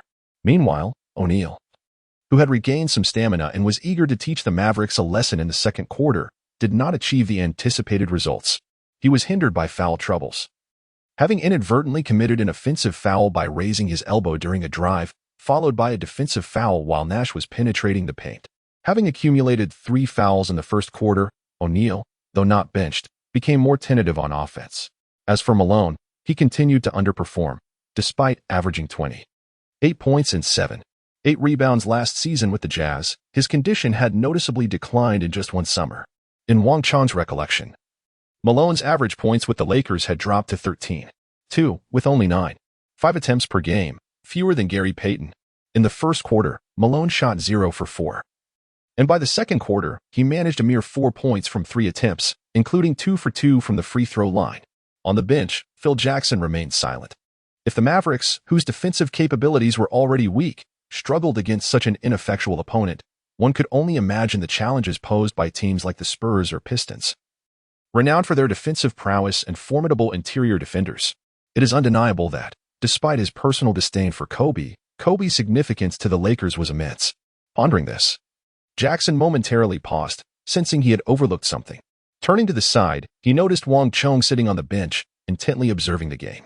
Wang's offensive performance in the first quarter lingered vividly in Jackson's mind. It was precisely the effect he desired from Kobe, efficient, unselfish, and capable of breaking through when the team's offense faltered. After a moment's reflection, Phil Jackson addressed Wang. "Wang, how has your rest been? Are you ready to take the court?" Wang Chong, brimming with enthusiasm, immediately rose to his feet upon hearing the coach's words. "Of course, coach," he exclaimed, eager to play the full 48 minutes and score 30, 40, or even 50 points. Although the system mandated that he score no less than 20 points in this game, another objective required his average over the week to exceed that of LeBron James and Anthony. Clearly, the higher the score in this match, the greater the margin for error in subsequent games. Thus, at 5 minutes and 21 seconds into the second quarter, taking advantage of a dead ball opportunity, Wang Chong returned to the court.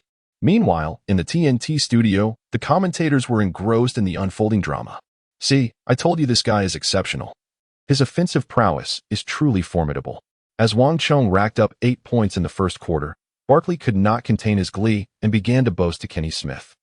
With his height and wingspan, ordinary perimeter players simply cannot defend against him. Given time, His mid-range shooting will undoubtedly become one of the most lethal weapons in the league. He continued, "Did you see that play where he defended Walker? It wasn't just defensive awareness, it was pure athleticism. I am absolutely enamored with this rookie." Listening to Barkley's incessant chatter, Smith rolled his eyes in impatience.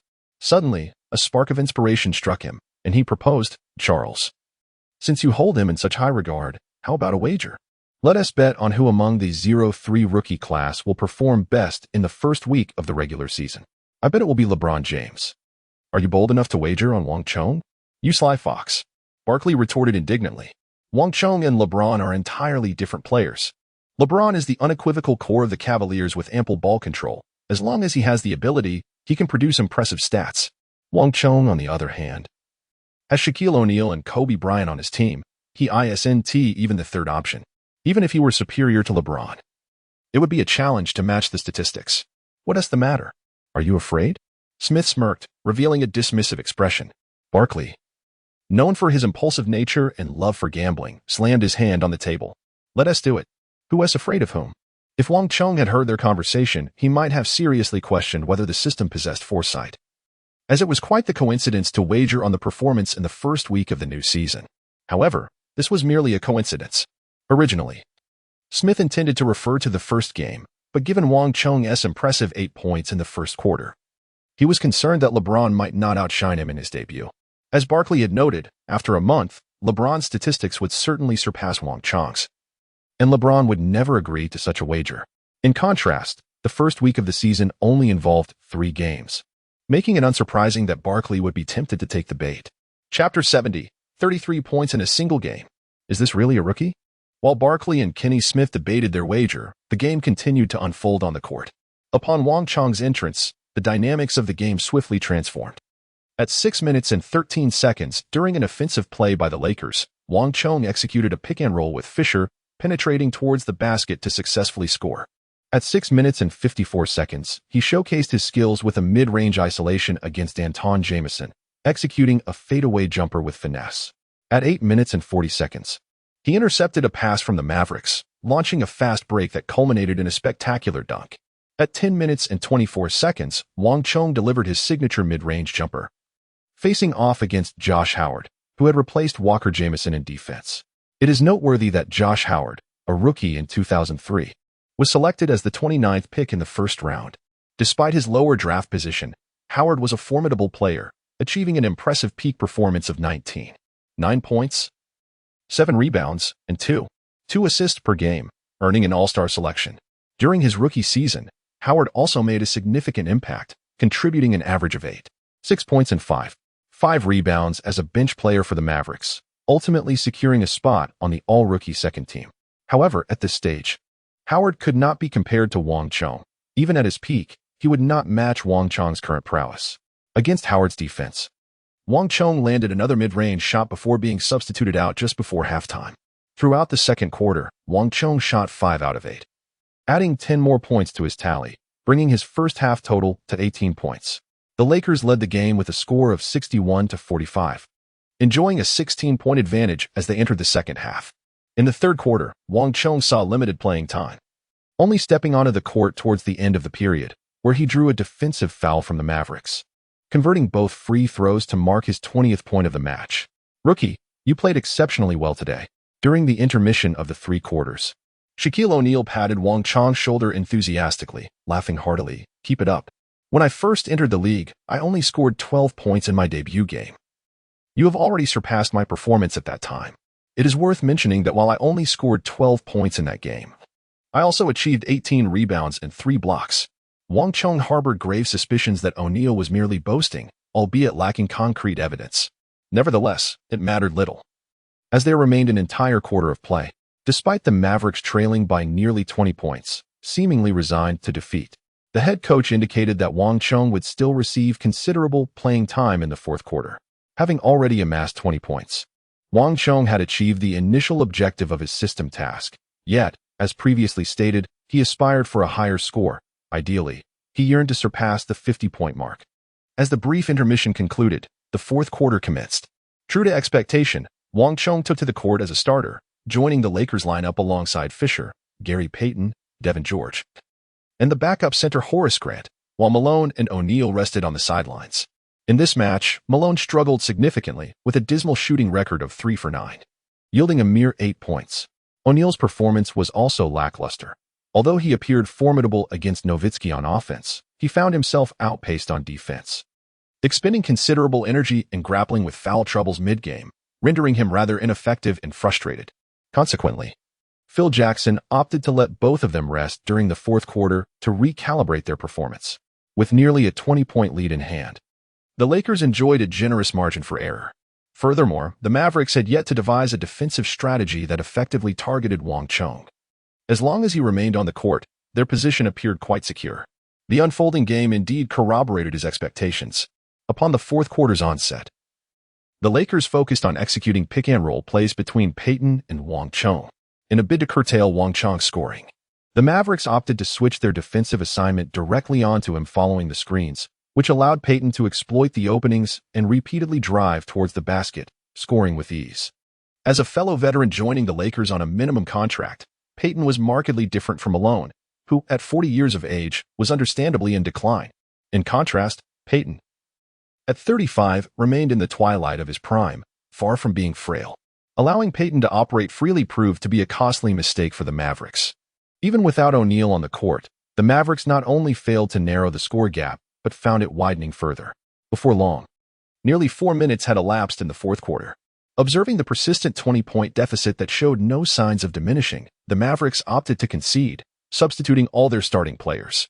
Witnessing this, the Lakers similarly replaced Gary Payton, yet Wang Chong remained on the court, continuing to compete against the substitutes from both teams.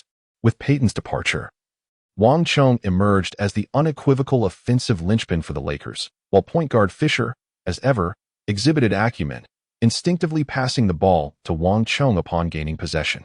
In the ensuing possessions, Wang Chong frequently took shots, evidently intent on accumulating points. As one who had traversed from an era characterized by explosive individual statistics in the league, none understood better than Wang Chong the art of amassing impressive and aesthetically pleasing data, a skill that was undoubtedly LeBron's forte. Wang Chong harbors no aversion towards enhancing his statistics. On the foundation of victory, why not embellish his performance? Especially during an era when the internet was not yet fully developed, how many would scrutinize the act of accumulating points in the final quarter? When Kobe's 81 points first emerged, it was nothing short of astonishing. Who would care that in the last 5 minutes, with a 12-point lead secured, Kobe still managed to score 14 more points? Embracing this mindset, Wang Chong unabashedly seized the opportunity to shoot relentlessly during garbage time, racking up 7 points before being substituted, and finishing the fourth quarter with 11 points. As the final buzzer sounded, the Lakers triumphed over the Mavericks with a score of 112-93, marking a resounding victory in the regular season despite the absence of their key player, Kobe, against a formidable Western contender. The home crowd rose in unison, showering applause upon their team. Wang Chong, Wang Chong, Wang Chong, echoed the chants of enthusiastic fans. Without a doubt, Wang Chong was the linchpin of this victory. With Kobe missing and both O'Neal and Malone underperforming, the newcomer stepped forward, achieving an impressive tally of 33 points, 7 rebounds, and 2 assists on 12 of 19 shooting, including 2 of 5 from beyond the arc, and a perfect 7 for 7 from the free throw line, boasting an astounding shooting percentage of 63. Chapter 71. The duel between Wang Chong and James Anthony has fallen behind. An explosive performance. Rookie Wang Chong dazzled in his debut, scoring 33 points and grabbing 7 rebounds, leading the Lakers to victory against the rival Dallas Mavericks in Kobe's absence. Is the strongest rookie of the 2003 class born? In the post-match press conference, Mavericks leader Nowitzki candidly acknowledged their inability to contain Wang Chong, likening him to a version of himself, only 3 centimeters shorter, but with enhanced speed and ball-handling skills. James or Anthony, the shining stars of the 2003 class? No, it is Wang Chong who deserves to be compared with James. The following day, major sports media outlets fervently discussed Wang Chong's debut performance. With 33 points, 7 rebounds, and 2 assists, alongside a shooting percentage of 63. Such statistics could easily grace the headlines of all-star players, let alone a rookie like Wang Chong. On the eve of Wang Chong's debut, on October 29th, the Cavaliers had already played, suffering a 92-106 loss against the Sacramento Kings. However, James's debut was commendable, featuring 25 points, 6 rebounds, and 9 assists. with a shooting percentage exceeding 60. The chosen one did not disappoint Cleveland, though the team's overall strength required further development to achieve victory. Comparing the statistics, 25-6-9 versus 33-7-2. Statistically, Wang Chong's debut stands shoulder to shoulder with James. Yet, James was the first overall pick of the 2003 class, heralded as the chosen one and widely regarded by the media as the future monarch of the league. Wang Chong is merely a 13th overall pick in his rookie season, and prior to the NCAA Finals, he was an unknown figure. Remarkably, in his NBA debut, Wang was able to compete on equal footing with LeBron James. Earlier in the preseason, he even managed to score 40 points against James. One might mistakenly believe that Wang was the first overall pick of the 2003 draft. However, many of James's fans are quite displeased with the media's comparisons between Wang and LeBron. What is this nonsense? What is Wang compared to my LeBron? He merely benefits from the Lakers' overall strength. Without Shaquille O'Neal drawing defensive attention or the elite point guard Gary Payton facilitating his plays, could he possibly score that many points? Our LeBron is different. The Cavaliers do not possess a roster as luxurious as the Lakers, and he has fought valiantly on his own against the entire Kings team, still managing to achieve a commendable 25-6-9 stat line, a noble effort despite the loss. Wang must not get too carried away. This is just the first game, and there are 82 regular season games in total. Let us see when he can consistently score 33 points. Meanwhile, the wager between Barkley and Smith has become a hot topic of discussion. In the first week of the regular season, who performed better, Wang or LeBron? Despite Wang's debut scoring 33 points, there are still more who believe in LeBron. Ultimately, one game does not prove much, especially considering the Lakers face the Mavericks, a team known for their offensive prowess, but lacking in defense. The Mavericks are arguably one of the strongest offensive teams in the league, so it is hardly surprising that Wang managed to score 33 points against them. However, future matches will not be so straightforward. Opponents will enhance their defensive strategies and tailor their game plans to counter Wang's skills. More importantly, with Kobe's return to the team, Wang's share of the ball will undoubtedly be affected. Under these unfavorable circumstances, what can Wang possibly compare to LeBron? As the calendar turned to November 1st, the Lakers faced the Phoenix Suns in their second regular season game. In the 2003-2004 season, the Suns had yet to welcome their true savior, Steve Nash. At this moment, the team included talents like Stephon Marbury, Amare Stoudemire, Joe Johnson, and Shawn Marion. Although their roster appeared impressive on paper, the team's performance was lacking. In Wang's memory, the Suns finished the season at the bottom of the league, second to last in the West. This was partly due to Marbury's mid-season trade and Stoudemire's injury, which limited him to just 53 games. But these factors do not wholly excuse the team's poor record. If the Mavericks were an offensive powerhouse with weak defense, the current Suns were lacking in both offense and defense. At least until Nash arrived to orchestrate the offense, the Suns had little hope. This game followed suit. The notorious ball-dominant Marbury showcased his style, shooting 24 times, the highest in the game, and scoring 26 points with a shooting percentage of 45.8. However, the Suns essentially played as individuals, relying on personal capabilities rather than cohesive teamwork. The result was a comfortable 109-96 victory for the Lakers, marking their second consecutive win. This match also marked Kobe's season debut. After missing the opener due to personal reasons, he appeared distracted and unfocused, scoring only 15 points, 6 rebounds, and 4 assists on 12 attempts. O'Neal, having rebounded from a lackluster performance in the previous game, dominated against the Suns' unremarkable center, Jack Voskuhl, scoring 24 points, 12 rebounds, and 4 blocks, the highest for the Lakers. As for Wang, he was indeed affected by Kobe's presence, taking significantly fewer shots, managing only 12 attempts. While this may seem minimal, it is considerable given the abundance of star players on the Lakers. In this game, O'Neal took 19 shots, Payton 15, and both Kobe and Wang had 12, while Malone attempted just 10. Wang scored 18 points, hitting 7 of his attempts and going 4 for 4 from the free throw line. This total, though not insignificant, paled in comparison to his explosive 33-point debut. Meanwhile, James's second game was somewhat underwhelming, with only 21 points, accompanied by 8 assists and 8 turnovers, leading the Cavaliers to their second consecutive loss. After 2 games, Wang averaged 25, 5 points, 6 rebounds, and 2 assists, while James averaged 23 points, 7 rebounds, and 8 assists. In terms of scoring, shooting percentage, and team performance, Wang had the edge, while rebounds and assists favored James. Determining who is superior remains challenging, but one thing is certain: both are the standout performers among the 2003 draft class, at least for now. Another player who should have been in the mix, the third overall pick Carmelo Anthony, had a disappointing start with averages of 15 points and 5 rebounds. This was partly due to facing the Spurs, the league's top defensive team, in his debut, where he was targeted by defensive specialist Bruce Bowen, resulting in a mere 12 points on 10 attempts. However, spectators are often indifferent to such objective factors. What matters is the performance. And his statistics have not impressed in these 2 games. As the first week of the new season nears its end, only one game remains. One that will directly determine the outcome of the wager between Barkley and Kenny Smith. Chapter 72. Mission accomplished, new badge earned, screen and roll shooter. On November 3rd, the Los Angeles Lakers hosted their 3rd regular season game against the Golden State Warriors. During this period, the Warriors were undeniably among the league's bottom dwellers, with only a few notable players, such as the dunk champion Jason Richardson and Eric Dampier. For the Lakers, this opponent posed no significant threat. The course of the game reflected this, as the Lakers effortlessly triumphed with a score of 97-72, achieving a commanding victory by a margin of 25 points and securing their 3rd consecutive win of the season.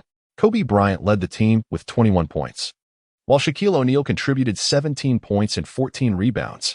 Both Karl Malone and Gary Payton also scored in double figures.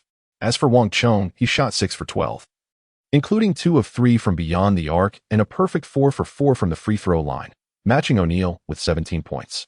As anticipated, Kobe's return greatly impacted Wang Chong, inevitably reducing his shooting opportunities. Nonetheless, after 3 games, with scores of 33, 18, and 17 points respectively, Wang Chong maintained an impressive average of 22.6 points per game, making him the highest scorer on the Lakers thus far. More significantly, on the other side, the Cleveland Cavaliers faced a severe setback with LeBron James' performance in the 3rd game. After 2 impressive outings, James, who had the entire Cavaliers fan base believing he was poised for greatness, suddenly encountered a devastating defeat. On November 1st, in the Cavaliers' 3rd regular season game, LeBron played for 39 minutes but seemed to drift through the game, managing only 8 points, 4 rebounds, and 6 assists on 3 of 12 shooting. The situation did not improve in the 4th game on November 5th, where the Cavaliers faced the Denver Nuggets. This matchup saw the long-standing rivals, James and Carmelo Anthony, finally meet on the NBA court. However, neither player shone in this game. Anthony shot 6 for 17 for 14 points and 6 rebounds, while James fared even worse with 7 points, 11 rebounds, and 7 assists on 3 of 11 shooting. Due to the scheduling, Wang Chong's team only played 3 games in the first week, while after their mutual struggles, James and Anthony posted average scores of 15, 3, and 16, 8 points respectively. Despite James' contributions in rebounds and assists, his performance paled in comparison to Wang Chong's average of 22.6 points. This left the entire league in disbelief. What was happening?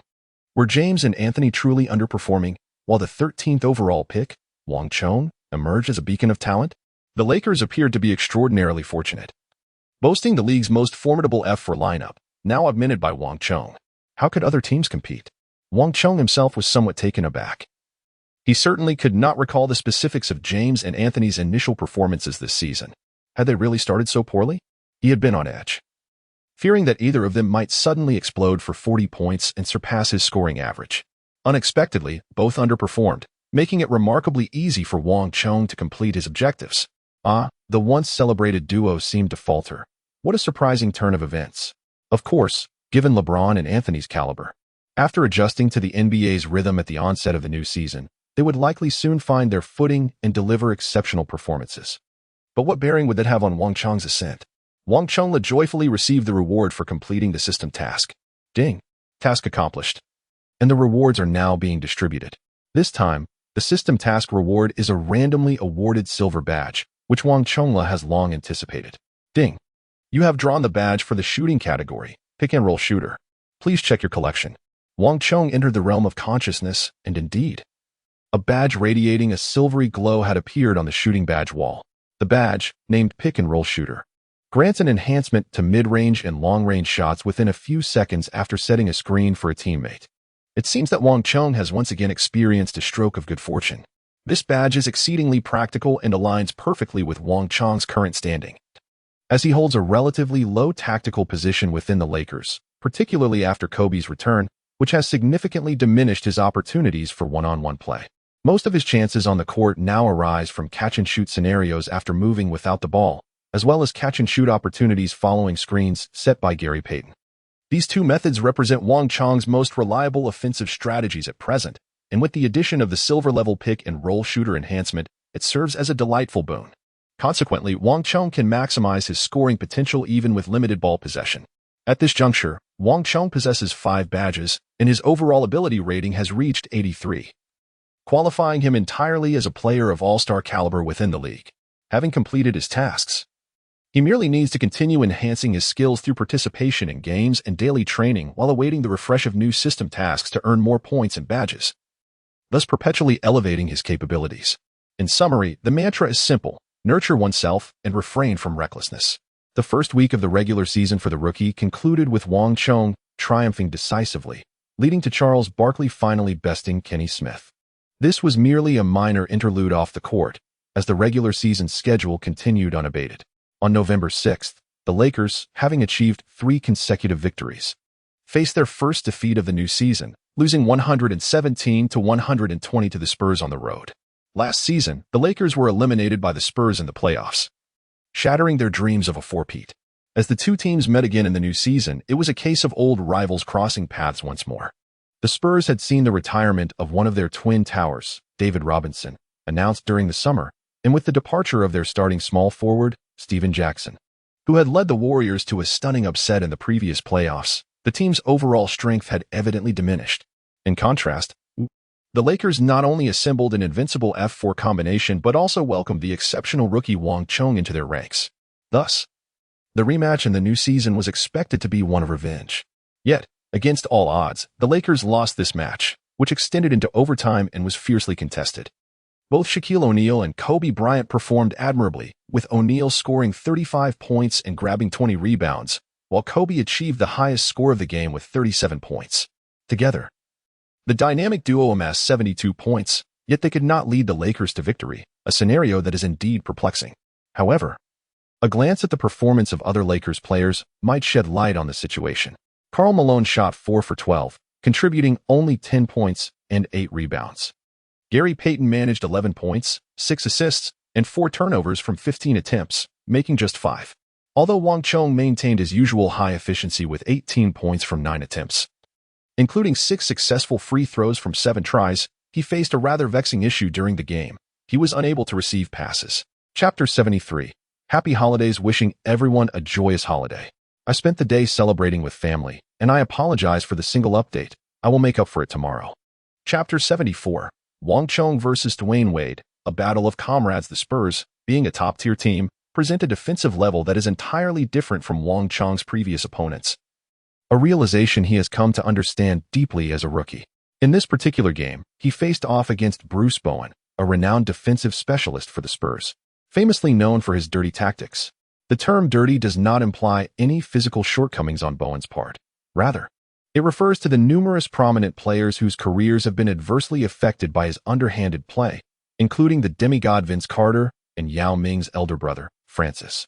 In addition to employing various unsavory tactics, such as stepping under opponents and elbowing, Bowen is also a defensive maestro. Despite his average physical attributes, his basketball IQ is exceptionally high, allowing him to exploit every rule, both within and beyond the confines of the game, to curtail his opponent's scoring opportunities. Wang Chong felt a sense of trepidation when facing Dwyane. His offensive strategies predominantly relied on mid-range jump shots, and with Dwyane's imposing height of 2.01 meters, evading his defense appeared nearly impossible. In such a scenario, the likelihood of his opponent succumbing to frustration and resorting to harmful tactics, such as stepping on his feet, was significantly heightened. Wang Chong's ability to withstand injuries, reflecting an overall endurance rating of 88, is commendable yet pales in comparison to the ironclad resilience exhibited by LeBron James, who rarely faces injury. Consequently, during offensive plays, Wang Chong exercises utmost caution in his shooting selections, particularly when it comes to landing after a jump, consistently monitoring Bowen's movements. Remarkably, this vigilance does not detract from his offensive efficiency, as evidenced by his impressive shooting performance of 6 successful attempts out of 9 throughout the match. However, the primary challenge Wang Chong encounters lies in critical moments, where he often finds himself unable to receive the ball, even when positioned in an open space. Despite his dazzling performances in prior games, when confronted with formidable opponents and the game reaches a tense stalemate or unfavorable situation, veterans like O'Neal, Kobe, and even Payton and Malone tend to place their trust in their own capabilities rather than in the rookie Wang Chong. This dynamic becomes particularly pronounced during overtime, where Kobe's shooting record stands at 1 out of 4, O'Neal at 0 out of 2, and Malone at 1 out of 3, while Wang Chong is deprived of even a single shooting opportunity. If the issue were rooted in Wang Chong's performance, he could seek solutions. Yet, the current predicament clearly does not stem from him, which complicates matters. It is akin to a skilled cook being unable to prepare a meal without ingredients. Facing the Spurs is challenging enough, but the situation may worsen in the finals against the Pistons. Not only do the Pistons boast a defense superior to that of the Spurs, but they also feature Kobe, who is fiercely vying for the finals MVP title and is willing to shoot at will to secure it. Thus, even if one clings to the Lakers' famed F4 during the 03-04 season, a smooth path to victory is far from guaranteed. The defeat against the Spurs leaves the Lakers feeling discontented yet not entirely resigned, as the F4 combination has only recently been formed. And with less than a month into the new season, they are still in a period of adjustment, unable to fully harness the capabilities of all their stars. As the season progresses, 2 potential outcomes may emerge. In subsequent matches, the Lakers reignite their winning streak, triumphing over teams such as the Hornets, Grizzlies, and Raptors, culminating in a 94-89 victory against the Detroit Pistons at home on November 14th. However, at this juncture, few regard the Pistons with any seriousness. Despite their journey to the Eastern Conference Finals in the previous postseason, they were swept 4-0 by the Nets, led by Kidd, in a manner reminiscent of a mere formality. It is noteworthy that just a season prior, the Nets, who faced the Lakers in the finals, were similarly dispatched by the Lakers in a 4-0 sweep. Given that the Lakers have little reason to fear a team that could not even best the Nets, it is unlikely that their fans could have anticipated that their illustrious F4 combination would falter against this seemingly unremarkable team on the grand stage of the finals. On November 16th, the Lakers host the Miami Heat, facing yet another challenge. Wang Chong finally shared the court with his former teammate, Dwyane Wade. Much like Wang Chong, Wade delivered an astonishing performance for the Miami Heat. The franchise, particularly Pat Riley, held Wade in high regard, granting him a starting position in the very first game, along with a generous allocation of shooting opportunities. In his debut, Wade played for 41 minutes, shooting 8 out of 18 and accumulating a team high of 18 points, along with 4 rebounds and 4 assists. Although his debut did not quite match the brilliance of Wang Chong or LeBron James, it certainly placed him on par with Carmelo Anthony. As the subsequent games unfolded, Wade consistently maintained an impressive average of 16 points, 4 rebounds, and 4 assists, boasting a shooting accuracy of 46, which surpassed that of both James and Anthony, as well as his veteran teammates, Eddie Jones and Lamar Odom. With half a month of the regular season already passed, Wade had emerged as the 4th most esteemed rookie of the 2003 class, trailing only Wang Chong, James, and Anthony, making their anticipated matchup all the more captivating. The day before the game, Wang Chong treated Wade to an extravagant dinner in Los Angeles.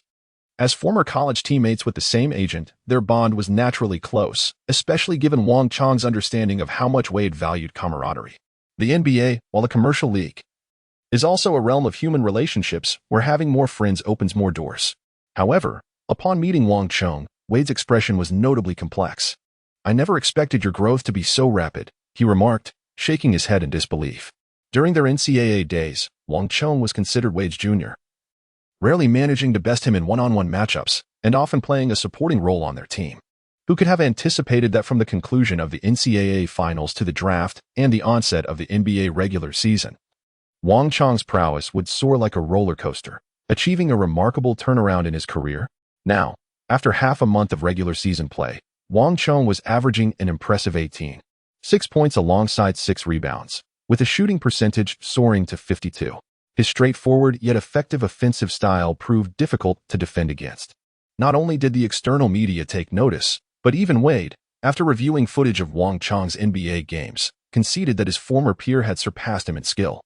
Wade found it baffling how Wang Chong had achieved such progress, ultimately attributing it to innate talent, as Wang Chong, still quite young, possessed enviable static athleticism, indicating a potential for immeasurable growth. "I'm afraid the victory in this upcoming match will likely be ours," Wade mused. Wang Chong smiled as he spoke to Wade. The disparity in strength between the Heat and the Lakers was glaringly apparent. The two teams were clearly not on the same competitive level, and the game was being held on the Lakers' home court, leaving the Heat with almost no chance. "Not necessarily," Wade replied with a dismissive grin. "Even if you win, it would be the Lakers' victory, not yours. How about this?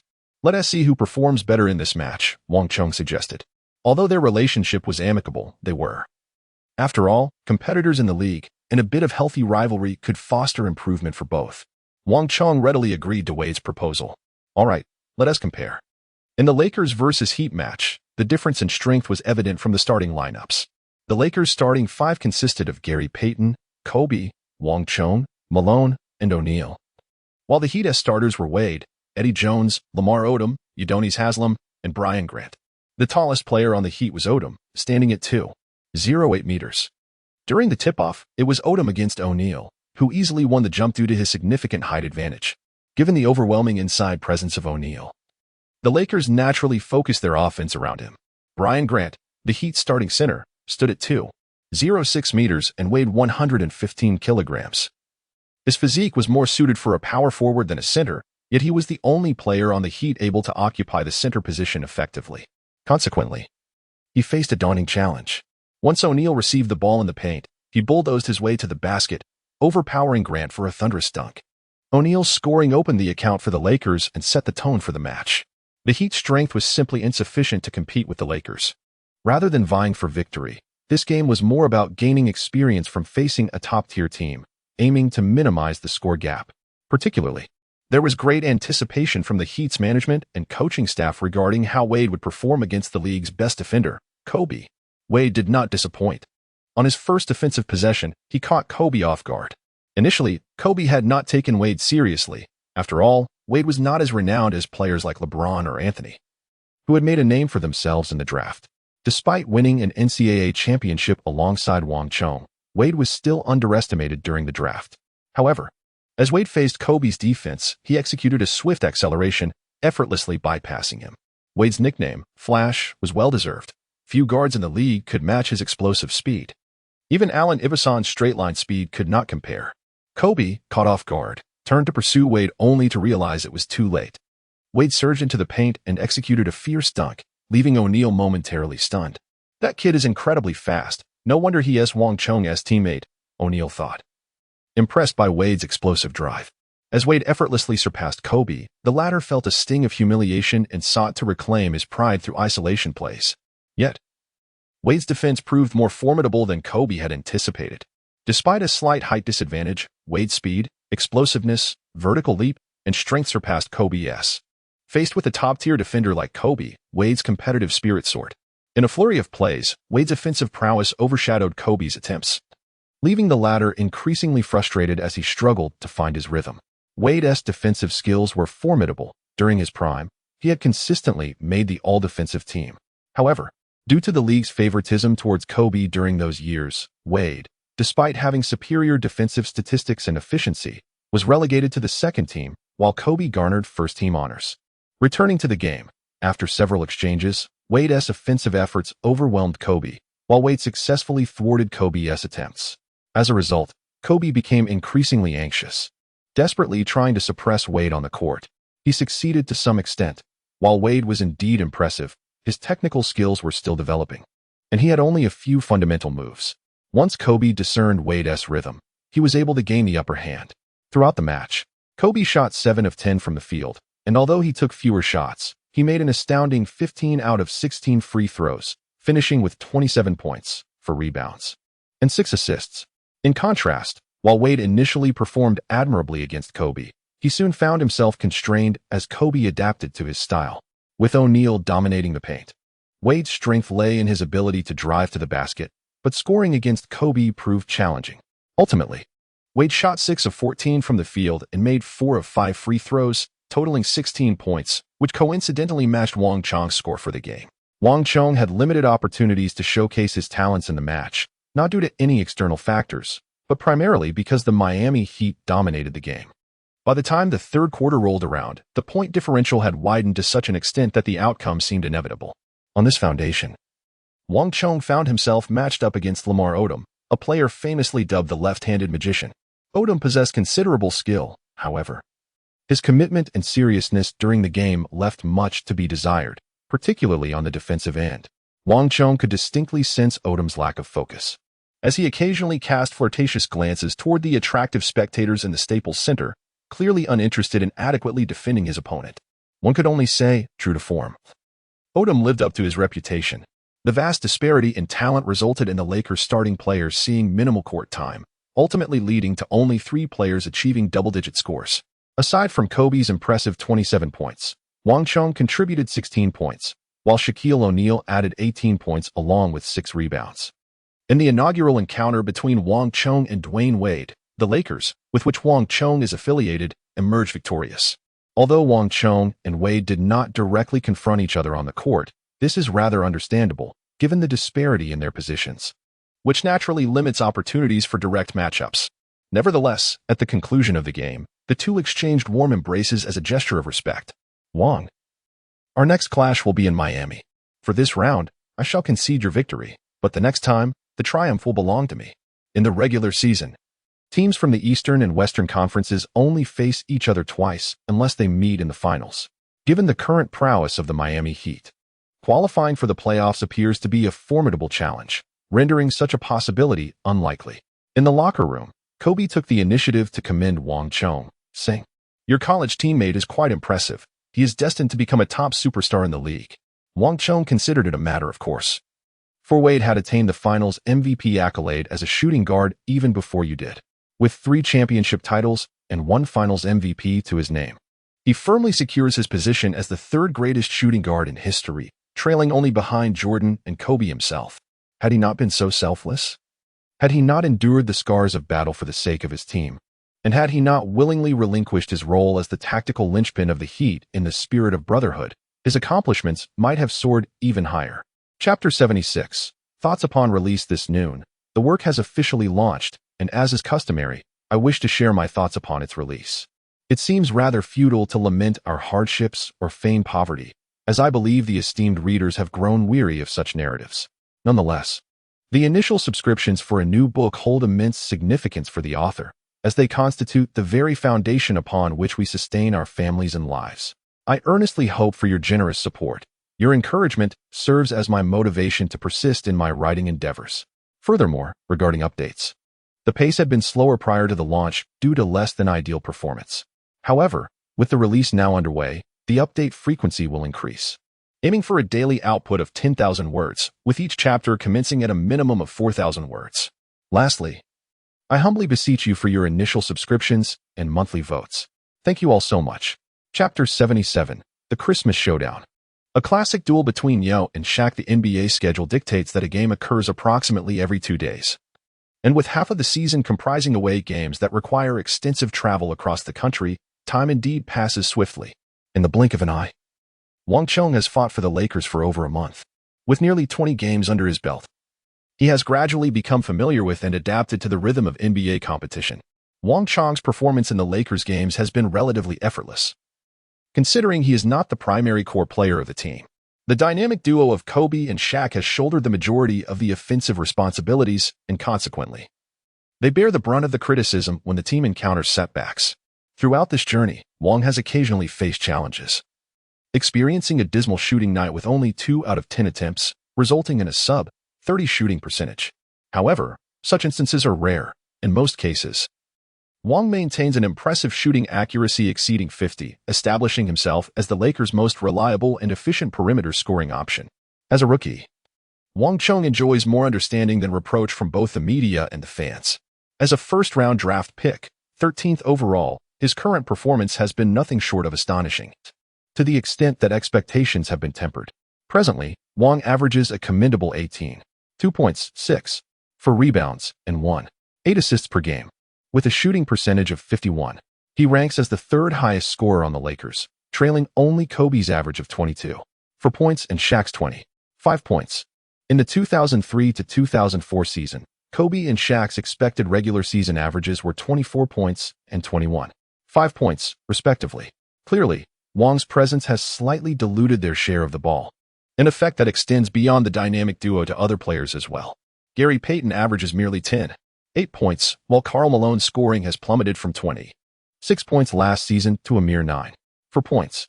Although the statistics of the Lakers' F4 do not align with preseason media predictions, Wang perceives this as a positive development.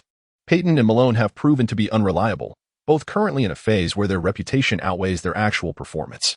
Their lackluster contribution in the finals, reflected in shooting percentages barely above 30, illustrates the futility of depending on them.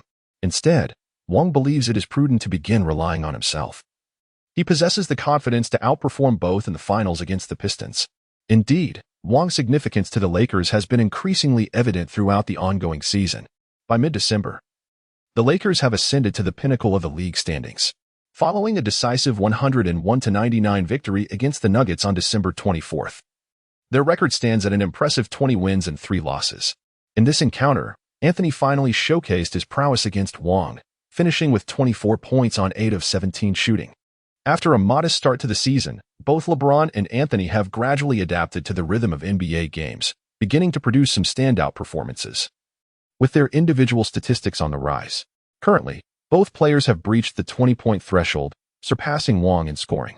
However, in terms of shooting efficiency, there remains a significant gap, as Anthony's shooting percentage lingers around 42, with LeBron slightly lower at just over 41.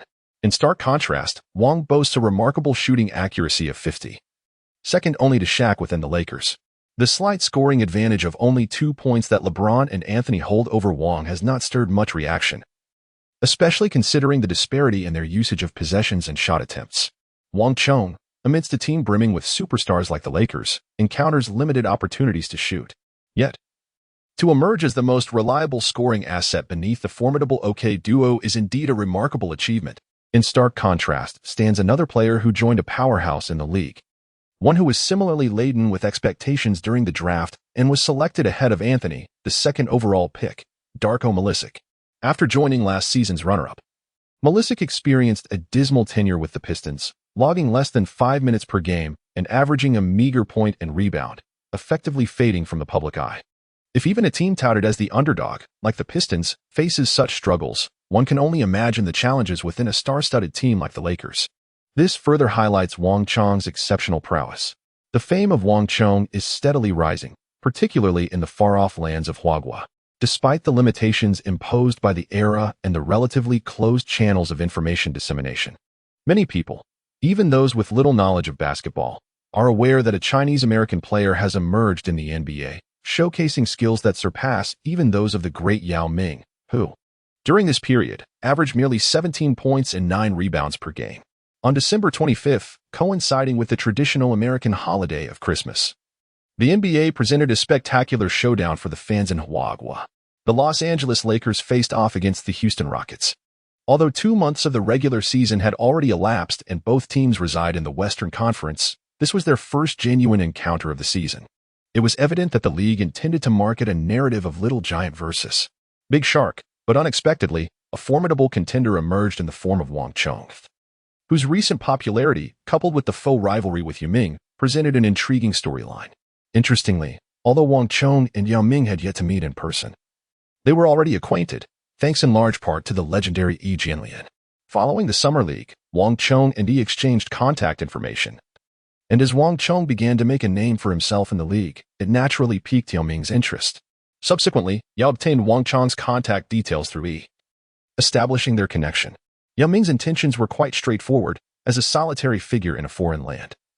He recognized that although Wang Chong may not strictly be considered a Huaguo national, they shared similar physical traits and a common heritage. Having watched Wang Chong's interviews and noting his fluent Mandarin, Yao felt an immediate sense of kinship. At this time, Yao Ming was merely 23 years old. Not yet the pillar of Huaguo basketball he would eventually become, nor did he embody the elder brother archetype. Instead, he found himself enjoying a camaraderie with Wang Chong. However, in this highly anticipated match, both players exhibited no mercy, delivering an exceptionally thrilling Christmas battle for the fans. Wang Chong and Yao Ming were certainly not on equal footing, as the focal point of this match was the confrontation between Yao and Shaquille O'Neal. During the previous season, A rookie Yao faced O'Neal and was soundly defeated, with the two only meeting twice in the 2002 to 2003 season due to injuries and appearances. In these encounters, O'Neal scored 31 points and 13 rebounds in one game and 39 points with 5 rebounds in the other. Meanwhile, Yao managed only 10 points and 10 rebounds in one game, followed by 6 points and 10 rebounds in the other, leaving him thoroughly outclassed. However, despite the harsh defeat, Yao had his moments of brilliance, notably delivering several impressive blocks against O'Neal. A season later, their circumstances had shifted dramatically. Chapter 78. Yao Ming. Unfortunately, he is not Chinese. Fans well acquainted with Yao Ming understood that after a somewhat inexperienced rookie season, he seldom found himself at a disadvantage against O'Neal. In the 2003 to 2004 season, during the first round of the playoffs, the Lakers faced the Rockets. Although the Lakers triumphed with a 4-1 victory, the duels between O'Neal and Yao were fiercely competitive. Over 5 games, O'Neal averaged 16, 2 points and 11, 2 rebounds, shooting at a rate of 51.5, while Yao averaged 15 points and 7, 4 rebounds with a shooting percentage of 45.6. Statistically, O'Neal held a slight edge over Yao, but it was evident that Karl Malone's commendable performance, averaging 18 points and 10, 4 rebounds, posed significant challenges for Yao, who was tasked with rim protection. Notably, the once dominant O'Neal averaged only 16 points against Yao, which speaks volumes. It is often said that O'Neal was past his prime in the 2003 to 2004 season, yet he managed to score over 20 points and 10 rebounds against Tim Duncan in the second round, Kevin Garnett in the Western Conference Finals, and Ben Wallace in the finals. The Christmas showdown between the Lakers and Rockets was broadcast live by CCTV. In the commentary booth, the two announcers took their positions, and as the equipment powered up, professional smiles adorned their faces. Hello, dear viewers, welcome to the NBA 2003 to 2004 regular season. Today, we present to you the match between the Los Angeles Lakers and the Houston Rockets. As is well known, December 25th is Christmas in the United States, and the NBA has a long-standing tradition of Christmas games. The commentators elaborated on the significance of this festive matchup. Meanwhile, viewers at home caught glimpses of the players warming up on the court, along with Wang Chong and Yao engaged in light-hearted conversation. Oh, we see Yao Ming enjoying a lively discussion with Wang Chong. For those familiar with the NBA, Wang Chong needs no introduction. However, for new friends, allow me to introduce him. Wang Chong is a Chinese-American who entered the league through the 2003 draft, selected as the 13th pick in the first round, making him the highest-drafted Asian player in NBA history apart from Yao. Wang truly deserves his draft position, as he had an impressive rookie season, averaging 18 points and 6 rebounds, compared to Yao's rookie averages of 13, 5 points and 8, 2 rebounds. However, their different positions and playing styles warrant consideration. In a sense, this Christmas battle can be deemed a Sino-American derby. The Lakers' starting lineup remained unchanged, featuring Peyton, Kobe, Wang Chong, Malone, and O'Neal. The Rockets' starting 5 included Yao's older brother, Steve Francis at point guard, shooting guard Cuttino Mobley, small forward Jim Jackson, power forward Kevin Cato, and center Yao Ming. During the jump ball, O'Neal faced an opponent with no height advantage. In the current league, few centers exceed O'Neal's height of 2.16 meters, with Yao being one of them at 2.26 meters. As the referee tossed the ball into the air, Yao successfully claimed the jump due to his height advantage. Not only is Yao one of the rare players able to surpass O'Neal's height, but he is also uniquely positioned to match O'Neal's physicality during this era. It is no exaggeration to say that, despite O'Neal being in the twilight of his career, Yao was the only center capable of holding his own against him. Of course, this excludes Tim Duncan, who primarily played as a center for the Spurs, but has always been registered and recognized as a power forward. The media had hyped the anticipated showdown between O'Neal and Yao, and naturally, they faced off from the very start of the match. Yao initiated the scoring with a mid-range jumper, one that O'Neal could not defend against due to his lack of mobility.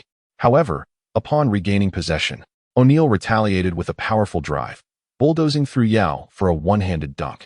During this period, Yao had begun to bulk up under the coaching of Jeff Van Gundy, favoring traditional heavy centers, reaching approximately 140 kilograms. Despite his height, he did not appear overly robust, yet his physicality had significantly improved.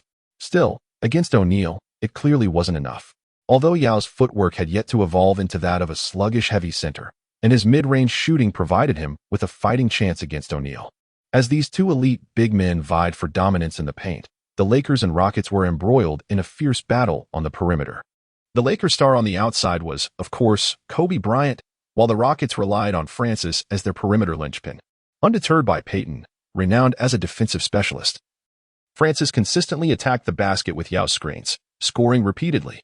Conversely, Kobe struggled, missing 3 consecutive attempts and failing to score. Observing this, Phil Jackson swiftly adjusted the strategy, shifting the offensive focus to Wang Chong. The Lakers benefited from Wang's reliable mid-range shooting, ensuring that even during Kobe's off nights, they had a dependable option to rely on, executing strategies that left opponents helpless. The Rockets faced similar challenges. After Wang Chong set a screen for Payton, he swiftly maneuvered to the vicinity of the free throw line. As Payton returned the ball to Wang Chong, Francis, standing before him and gazing at the towering figure of Wang Chong, who stood at an impressive height of 2.09 meters with his long arms raised, were a look of utter disbelief. Swish. Almost unopposed, Wang Chong made a mid-range jumper and promptly turned to defend. Meanwhile, Francis could not help but inquire of Yao Ming, who stood nearby, "Are all your people giants?" Yao Ming opened his mouth, at a loss for words. Indeed. The development of basketball in China is considerably lagging when compared to that of the United States. Aside from a few tall players with remarkable static talents, few have been able to stand out and seize the opportunity to enter the NBA. Prior to Yao Ming, the 2 Chinese players who successfully made it to the NBA, Wang Zhizhi and Yi Jianlian, were also interior players. Wang Chong is indeed an exceptional case. Despite possessing an impressive height of 2.09 meters, he is unequivocally a perimeter player, a rarity among the elite talents in China. Regrettably, as an American of Chinese descent, he is ineligible to join the national team. Had he been a citizen of China, it is certain that the great Yao Ming would have wholeheartedly advocated for Wang Chong's inclusion in the national squad for the 2004 Athens Olympics. Chapter 79. Anxiety from Kobe. The unforeseen factor of Wang Chong obliterated the Houston Rockets' previously slight advantage. In the first quarter, the score stood at 33-30, with the Lakers trailing by a mere 3 points. As the game progressed into the second quarter, Kobe's shooting rhythm began to warm up, achieving 4 successful shots out of 7 attempts, along with 2 flawless free throws. Simultaneously, Shaquille O'Neal, with 3 successful shots out of 4 and 4 out of 6 from the line, also tallied 10 points. The Lakers once again amassed an impressive 30 points in the second quarter, while the Rockets' offensive capabilities evidently began to falter. In response to O'Neal's relentless assault on the Rockets' paint, Yao Ming valiantly scored 8 points on 4 of 6 attempts. However, while he managed to hold his ground against O'Neal, his teammates struggled. Francis could not replicate his efficiency from the first quarter, making only 1 out of 4 attempts for a meager 2 points and 2 assists, with only Jim Jackson contributing 6 points among the other key players. Consequently, the Rockets could only muster 24 points in the second quarter, losing their slender 3-point lead and falling behind. As the game entered the third quarter, the situation deteriorated further.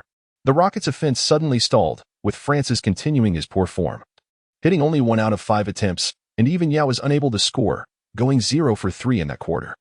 The Rockets finished the third with a mere 16 points, while the Lakers surged ahead with 27 points, Kobe adding 11 points on 4 out of 10 shooting, and Wang Chong contributing 6 points. By the final quarter, the deficit had widened to over 10 points, making the Lakers' victory seem almost certain. Unexpectedly, however, Kobe inexplicably followed Francis's lead, shooting only 1 out of 7 in the quarter, despite his evident struggles. Seizing this opportunity, the Lakers unleashed a 12-2 scoring run, narrowing the gap to within 2 points. In this critical moment, Phil Jackson decisively benched Kobe, shifting the offensive strategy to a pick-and-roll involving Payton and Wang Chong, along with O'Neal's isolation plays. This adjustment proved remarkably effective. Wang Chong's efficient performance in the first 3 quarters of the game rendered the Rockets wary, prompting them to allocate more defensive resources toward him.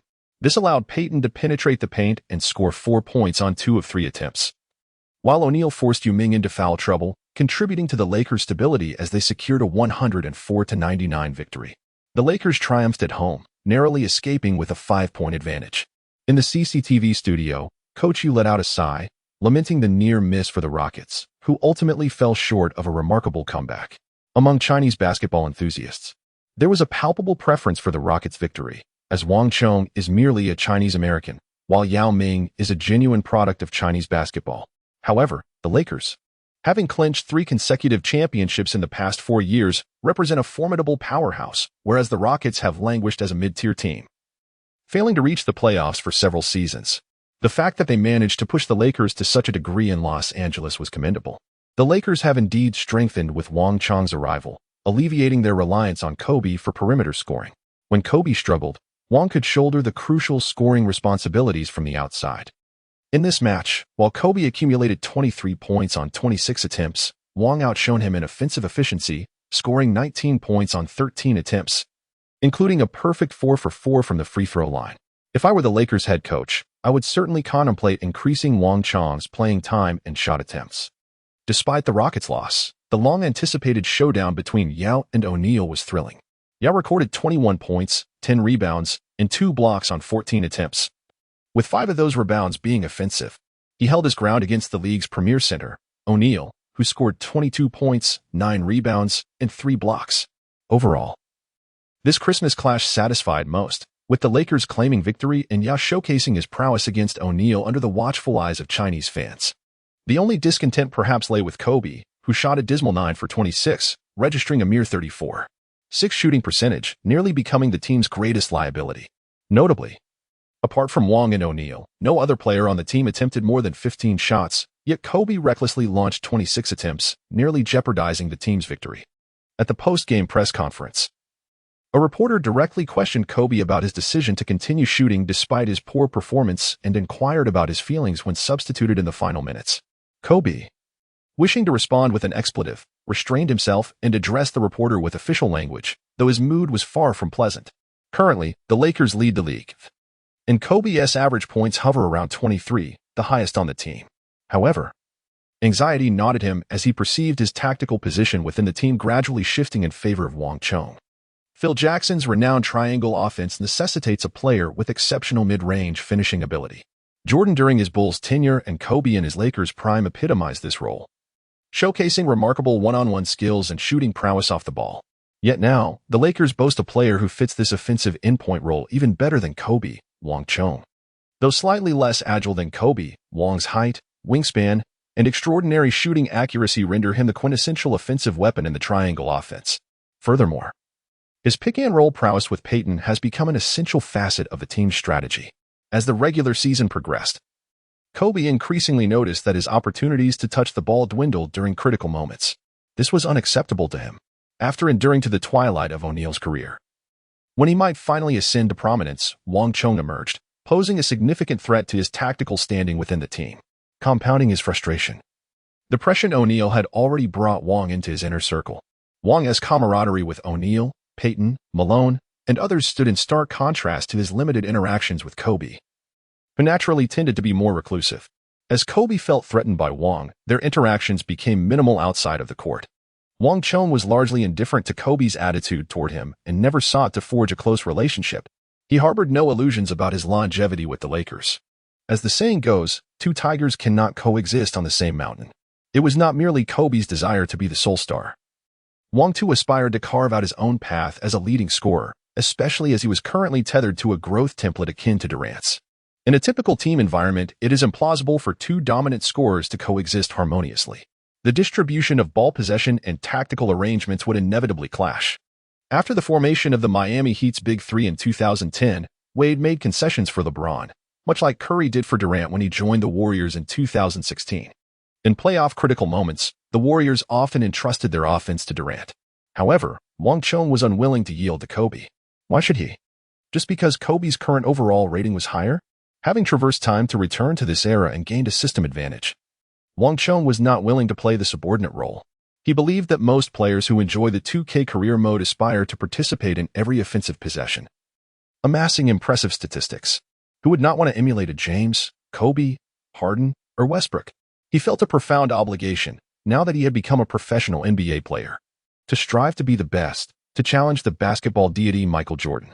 This rationale alone precluded any possibility of coexisting with Kobe, as he doubted Kobe would willingly accept a secondary role for the sake of victory. Thus, the adage holds true: 2 tigers cannot coexist on the same mountain. With the backing of a system, Wang Chong might soon surpass Kobe, and given the advantages of his height and wingspan, the question of who is superior remains open to interpretation.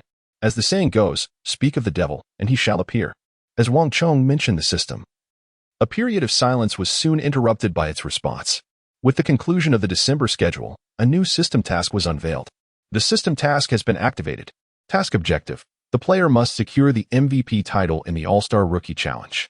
Upon encountering this task, Wang Chong couldn't help but raise an eyebrow. MVP of the Rookie Challenge? The system certainly exhibits audacity in issuing such a challenge. Currently, the Rookie Challenge remains unchanged from its traditional format, pitting first-year players against their second-year counterparts, unlike the future reformation that will feature a showdown between players of different nationalities and American locals. As a rookie in 2003, Wang Chong naturally belongs to the ranks of first-year newcomers, alongside rivals such as James, Anthony, and his former teammate Wade. This lineup appears formidable. However, there exists a significant chasm in strength between first-year and second-year players. Moreover, the 2002 draft class boasts formidable talents, particularly in the paint, where the combination of Yao Ming and Stoudemire poses a challenge that the interior players from the 2003 class cannot contend with. Additionally, the 2002 rookie cohort includes players like Boozer, Ginobili, and Karen Butler. After enduring a season of rigorous training, their collective prowess has undoubtedly surpassed that of the average first-year rookie. In Wang Chong's recollection, the upcoming Rookie Challenge would likely result in a massacre, with a score hovering around 140 to 120, where the first-year rookies would succumb by a margin exceeding 20 points. Even with Wang Chong's presence among the first-year players, his status as an outside shooter does not alter the reality of the interior dominance displayed by Yao Ming and Stoudemire. Furthermore, in his pursuit of the MVP title for the Rookie Challenge, Wang Chong faces adversaries not only from the second-year cohort but also from within his own team. James and Anthony have already viewed Wang Chong as a thorn in their sides, unwilling to see him claim the MVP honor. With a heavy sigh, Wang Chong shook his head in resignation. The challenge ahead seemed daunting, yet, regardless of the obstacles, he felt compelled to persevere. The allure of the system's task rewards was too enticing to dismiss. Completing the task would yield an impressive 1,000 points and a randomly awarded golden level badge. The prospect of such substantial rewards left Wang Chong momentarily awestruck. After all, this was 1,000 points along with a golden badge. The value of a golden level badge is immense, but even the 1,000 points alone were enough to spark his desire. Since the draft, he had not accumulated points in quite some time. Over the past few months, Wang Chong had not allowed himself to become complacent. He had diligently adhered to his training regimen, resulting in a modest yet gradual improvement in his abilities, albeit without the acceleration provided by points. Currently, his overall ability rating had risen from 83 at the start of the regular season to 84, a significant advancement. However, in terms of on-court impact, this increase offered limited assistance, as the enhancements primarily pertained to abilities that were initially rated lower and thus easier to upgrade. The essential skills upon which Wang Chong relies for his survival, such as his mid-range shooting, remained stagnant at a score of 94. However, his close-range shooting, three-point shooting, and free throws have seen modest improvements, though these slight enhancements are hardly noticeable in actual games. His efforts to elevate his abilities appear limited, with an expected increase of merely 1 to 2 points in overall capability ratings over a season. It may take him 3 to 4 years to cultivate his overall rating to above 90, and within 5 to 10 years to reach his peak, elevating his capabilities to above 95, thus ascending to the ranks of elite stars in the league. This trajectory is typical for a standard top-tier player. Yet, Wang Chong is not an ordinary individual. With the aid of a system, he possesses an advantage, making his accelerated growth entirely justifiable. Should he complete the tasks for the Rookie Challenge and earn the reward of 1,000 points, based on past experiences, Wang Chong could significantly enhance his overall rating to above 88. Achieving an overall rating of 88 would place him at a stable all-star level, with further potential for selection to the All-NBA team if his team performs exceptionally well. An overall rating of 88 would equate to the caliber of a second-year LeBron James, Dwyane Wade, or Carmelo Anthony. In LeBron's second season as the team's cornerstone, he averaged impressive statistics of 27-7-7. Although the Cavaliers did not reach the playoffs, his remarkable performance marked him as one of the league's elite. At this time, LeBron's overall rating was likely at least 88, perhaps nearing 90. In Wade's second season, his personal statistics soared to 24 points, 5 rebounds, and 8 assists, propelled by Shaquille O'Neal's arrival. leading the team to the top of the Eastern Conference. After a hard-fought 7-game series against the Pistons, they fell short in the Eastern Conference Finals.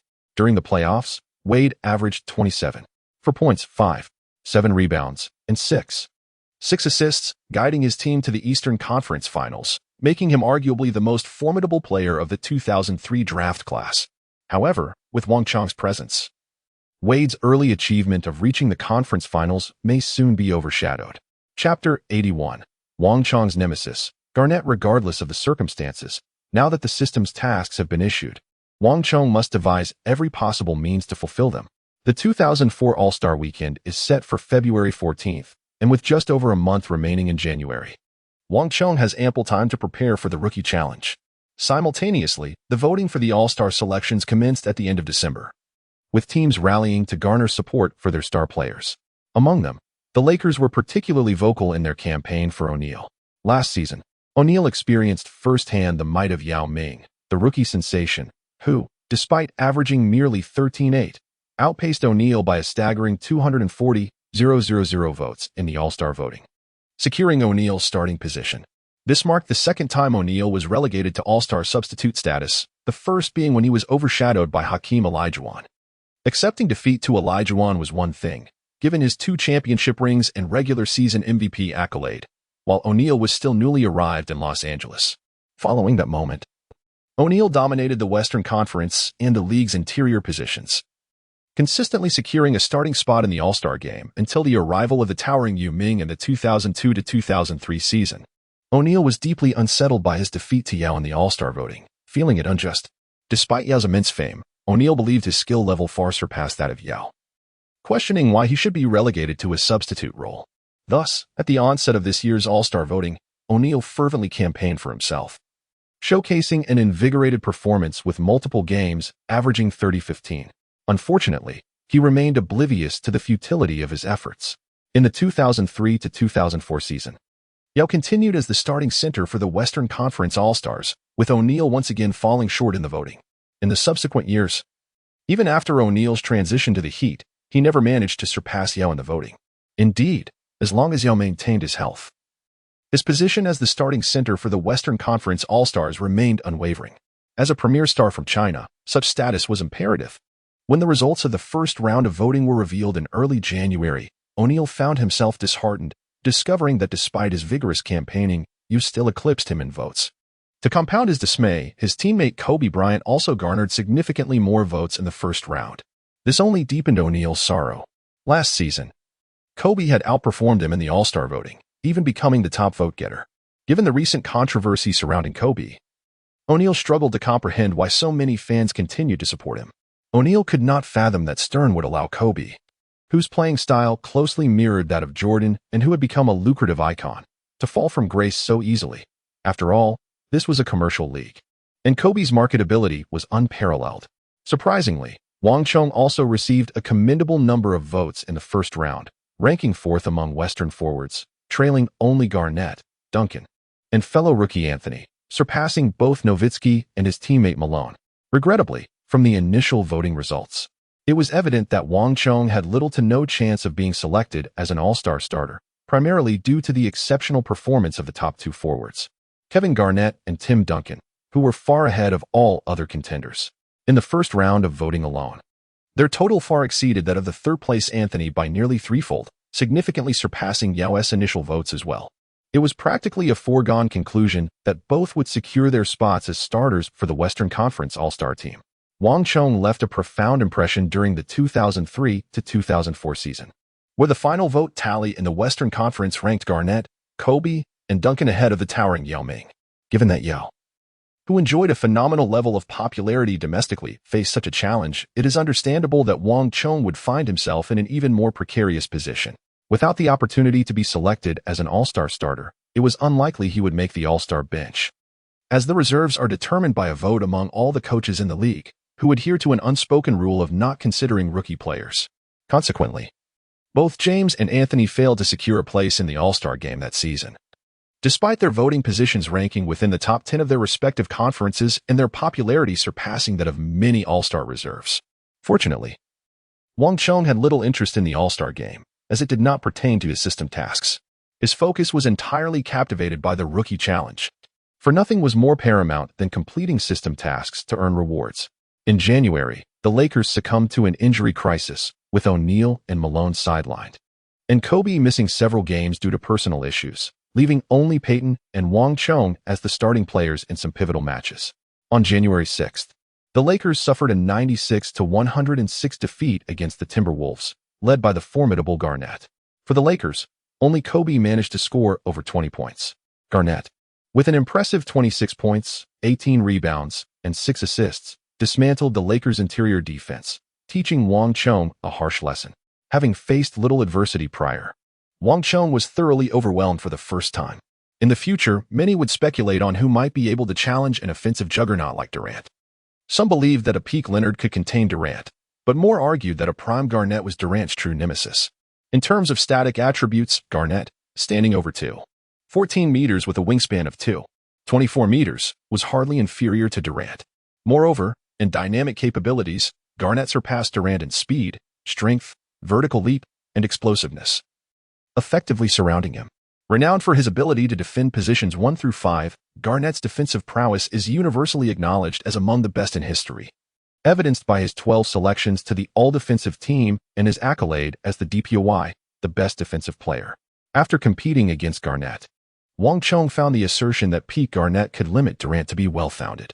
The formidable presence of Garnett created such an overwhelming defensive pressure that Wang Chong found himself unable to play effectively. His reliable mid-range jump shot was rendered futile against Garnett, who easily blocked his attempts.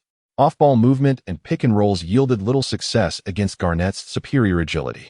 Consequently, Wang Chong ended the game with a dismal record of 2 for 8 shooting, totaling a mere 6 points, and suffered 2 significant blocks from Garnett, marking a rather unfortunate outing.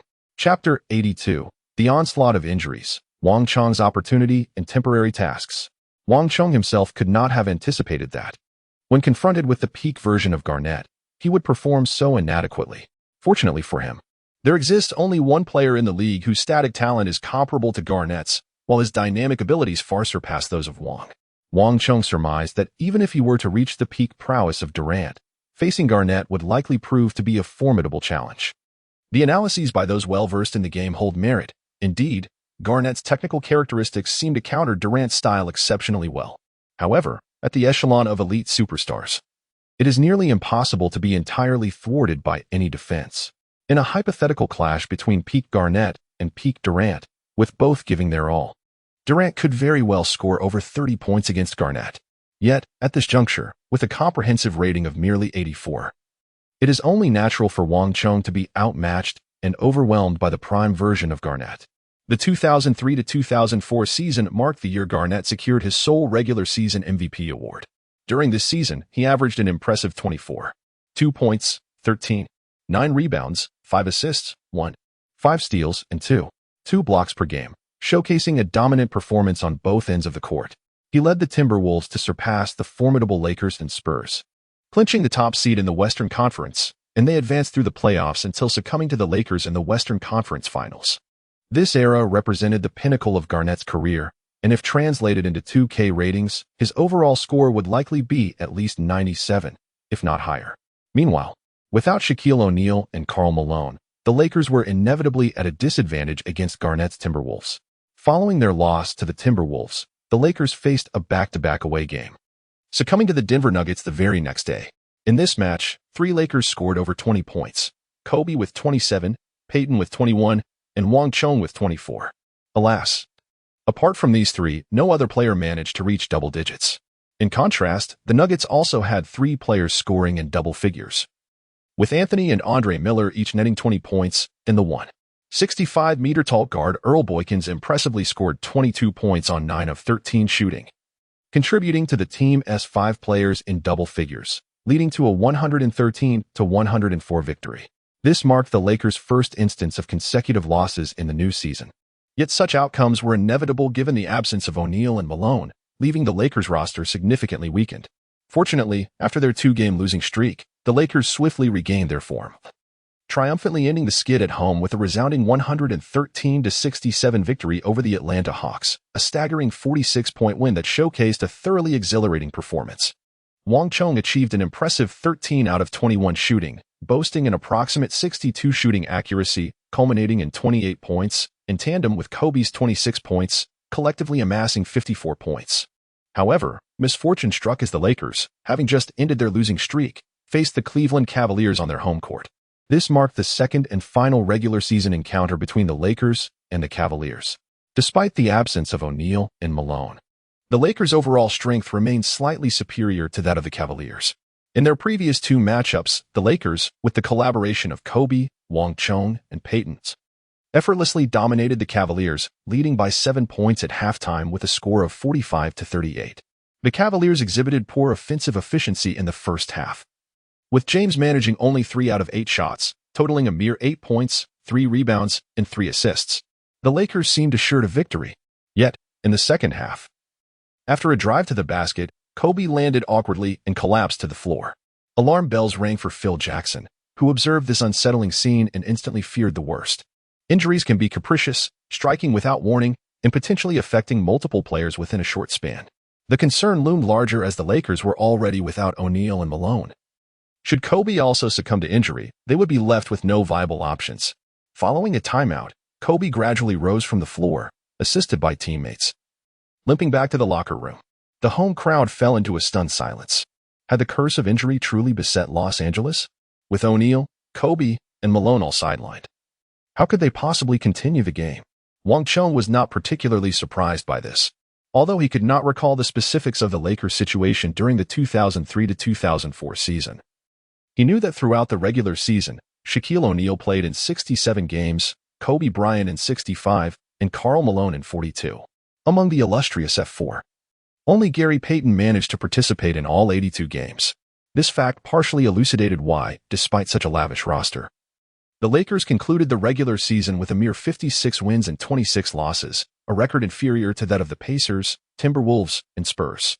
Understanding this, Wang Chong was not taken aback by the injuries of the aforementioned trio. Rather, he perceived it as an opportunity, an occasion to showcase his own abilities.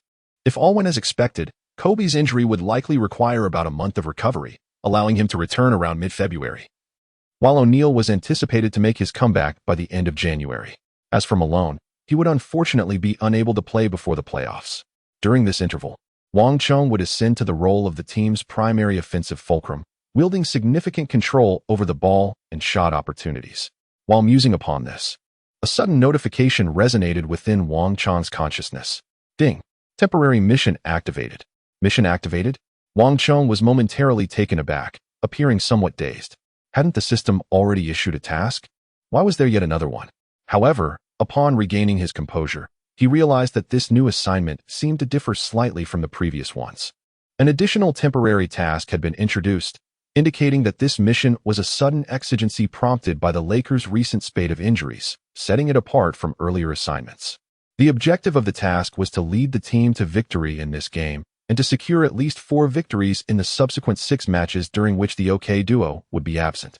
Successful completion of this task would yield a reward of 1,000 points. Wang Chong's eyes suddenly sparkled with excitement. A reward of 1,000 points. It was equivalent to the points awarded for the MVP of the Rookie Challenge. Though it lacked a badge, its value was enough to entice Wang Chong. Naturally, such generous rewards often imply an exceedingly high level of difficulty. Winning the current match was not particularly challenging, despite Kobe's inability to return in the second half. The Lakers held a near double-digit lead, and LeBron's performance was dismal. Victory seemed assured. However, the subsequent 6 games, requiring at least 4 wins, would not be so straightforward. The Lakers' upcoming 6 opponents included the Nuggets, Kings, Clippers, Suns, Grizzlies, and Mavericks.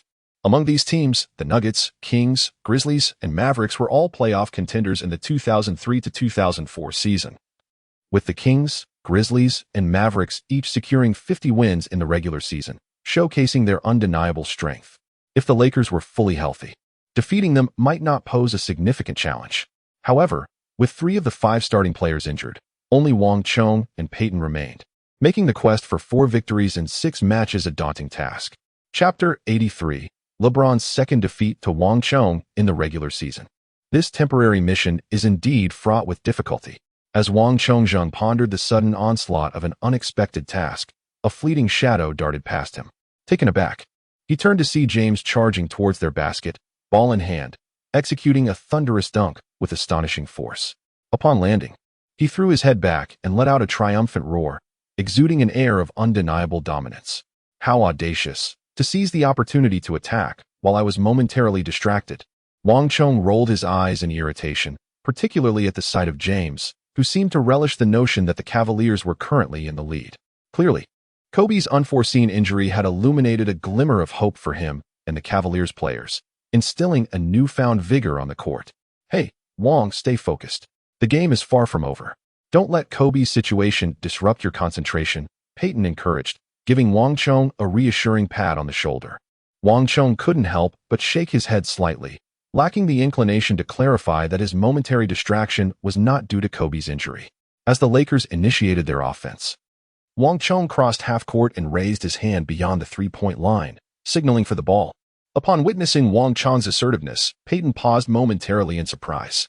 Wang Chong rarely actively seeks the ball on the court, seldom engaging in off-ball movements or setting screens before directly requesting possession. It is evident that he is determined to orchestrate his own offensive rhythm. Glancing at the formidable LeBron James before him, Peyton harbors some doubt regarding Wang Chong's capabilities. He is well aware of the young man's prowess in mid-range shooting and holds a certain admiration for it. However, Wang Chong's ability to independently command an offensive play has yet to be showcased on the NBA stage.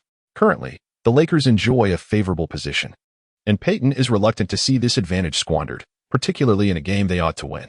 Having already lost 2 out of their last 3 matches, the Lakers, now deprived of 3 key players, may face further defeats, rendering this victory of paramount importance to him.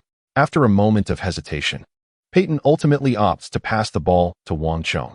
With few trustworthy teammates remaining, he decides to grant Wang Chong the opportunity to make an attempt. As the young player has called for the ball, receiving Peyton's pass, Wang Chong positions himself just beyond the three-point line, with none other than LeBron James guarding him.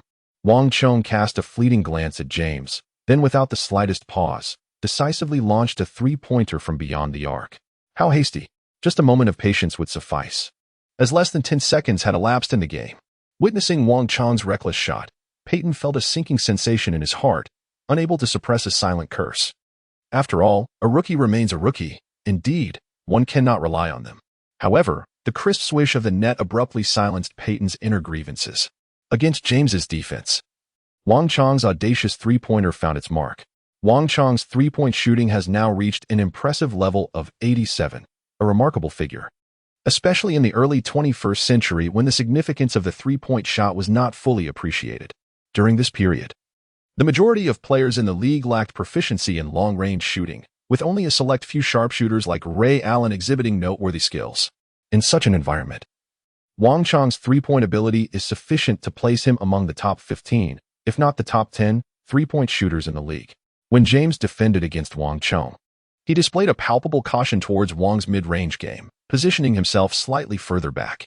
Faced with such open space, Wang Chong seized the opportunity without hesitation, decisively sinking a three-pointer that taught James a lesson. Following this, Wang Chong executed a pick-and-roll with Peyton, successfully converting a mid-range jumper, and then, receiving the ball in the post, he executed a back-to-the-basket fadeaway jumper, scoring 7 consecutive points. As a result, after Kobe's injury forced him to leave the game, the Cavaliers not only failed to capitalize on the opportunity to close the gap, but instead saw it widen, necessitating a timeout for adjustments. However, following the timeout, the situation did not improve. At this juncture, the Cavaliers had traded away Ricky Davis, who had believed that James was there to assist him, directly placing James in the role of starting point guard. Consequently, James was listed as a guard during the All-Star voting period. Yet, the departure of Ricky Davis, while revitalizing James's statistics, propelling him towards an average of 25-5, did not alter the Cavaliers' overall strength. Despite winning more games than the previous season, their record remained outside the Eastern Conference's top 8, reflecting a generally weak team composition. Apart from James, only Boozer possessed a modicum of scoring capability, while players like Big Z and others lacked independent offensive skills. Thus, whenever James struggled with his shooting during this game, even against a Lakers team that was significantly weakened, the Cavaliers were unable to seize the opportunity to secure a victory, entering the fourth quarter with a double-digit lead. The Lakers watched as James made several attempts to rally the Cavaliers for a comeback, but each effort was thwarted by Wang Chong's scoring prowess, snuffing out any hope before it could flourish. Wang Chong's mid-range scoring was remarkably consistent, rendering his points virtually uncontainable, which naturally precluded any hopes of a comeback.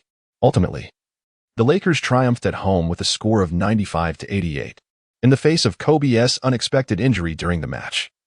Wang Chong shouldered the offensive responsibilities for the Lakers in the second half, achieving an impressive tally of 31 points and 8 rebounds on 12 of 21 shooting, including 3 of 7 from beyond the arc and 5 of 6 from the free throw line. Conversely, Payton struggled with his shooting, managing only 11 points on 4 of 13 attempts, and even Kobe, prior to his injury, had a shooting percentage scraping just above 40, with 10 points to his name. Thus, it could be asserted that Wang Chong was responsible for over 80 of the victory. In contrast, LeBron James, who faced Wang Chong, suffered yet another defeat to the Lakers in this regular season rematch.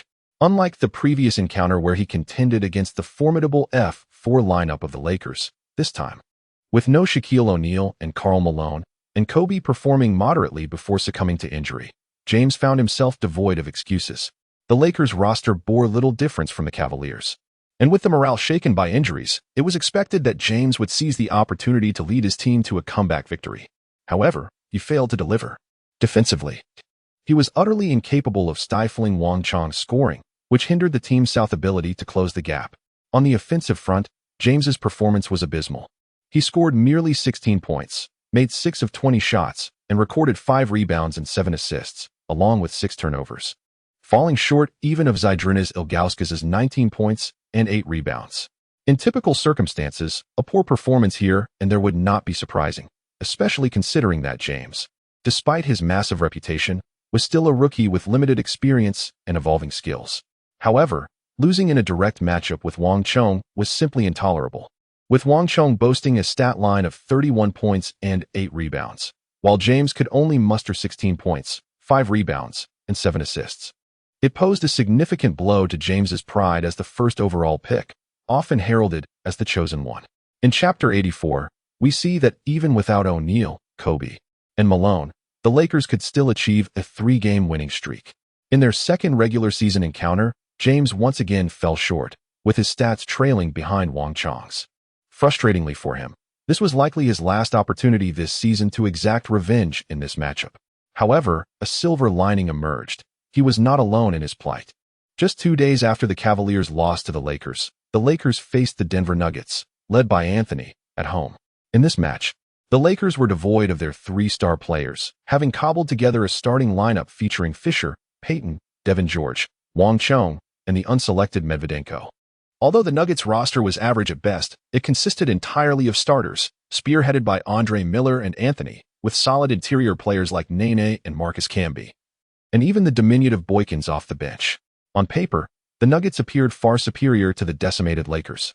However, the game turned into a resounding victory for the Lakers, who decimated the Nuggets 97-71, winning by a staggering 26 points. Payton scored 21 points with 6 assists, while Medvedenko contributed 12 points off the bench. Wang Chong emerged as the highest scorer of the game, netting 27 points, 9 rebounds, and 2 assists on 10 of 16 shooting, including a perfect free throw record. The Nuggets managed only 3 players in double figures, Miller with 15 points, Nene with 12, and Anthony with 14. Throughout the game, Anthony experienced the same frustration that James had felt just days prior. Although he did not directly face Wang Chong, he longed for the chance to do so, as defending against Devin George proved to be a daunting task. He could not fathom how a mere bench player could defend him so effectively. Indeed, George had been relegated to a backup role due to Wang Chong's ascent, and his minutes had dwindled in the current season. This situation instilled in George a profound sense of urgency. He recognized that as Wang Chong continued to rise, his own time on the court would further diminish, potentially leading to his exit from the team. With Kobe's unexpected injury granting him a rare starting opportunity, George was determined to showcase his value to the management.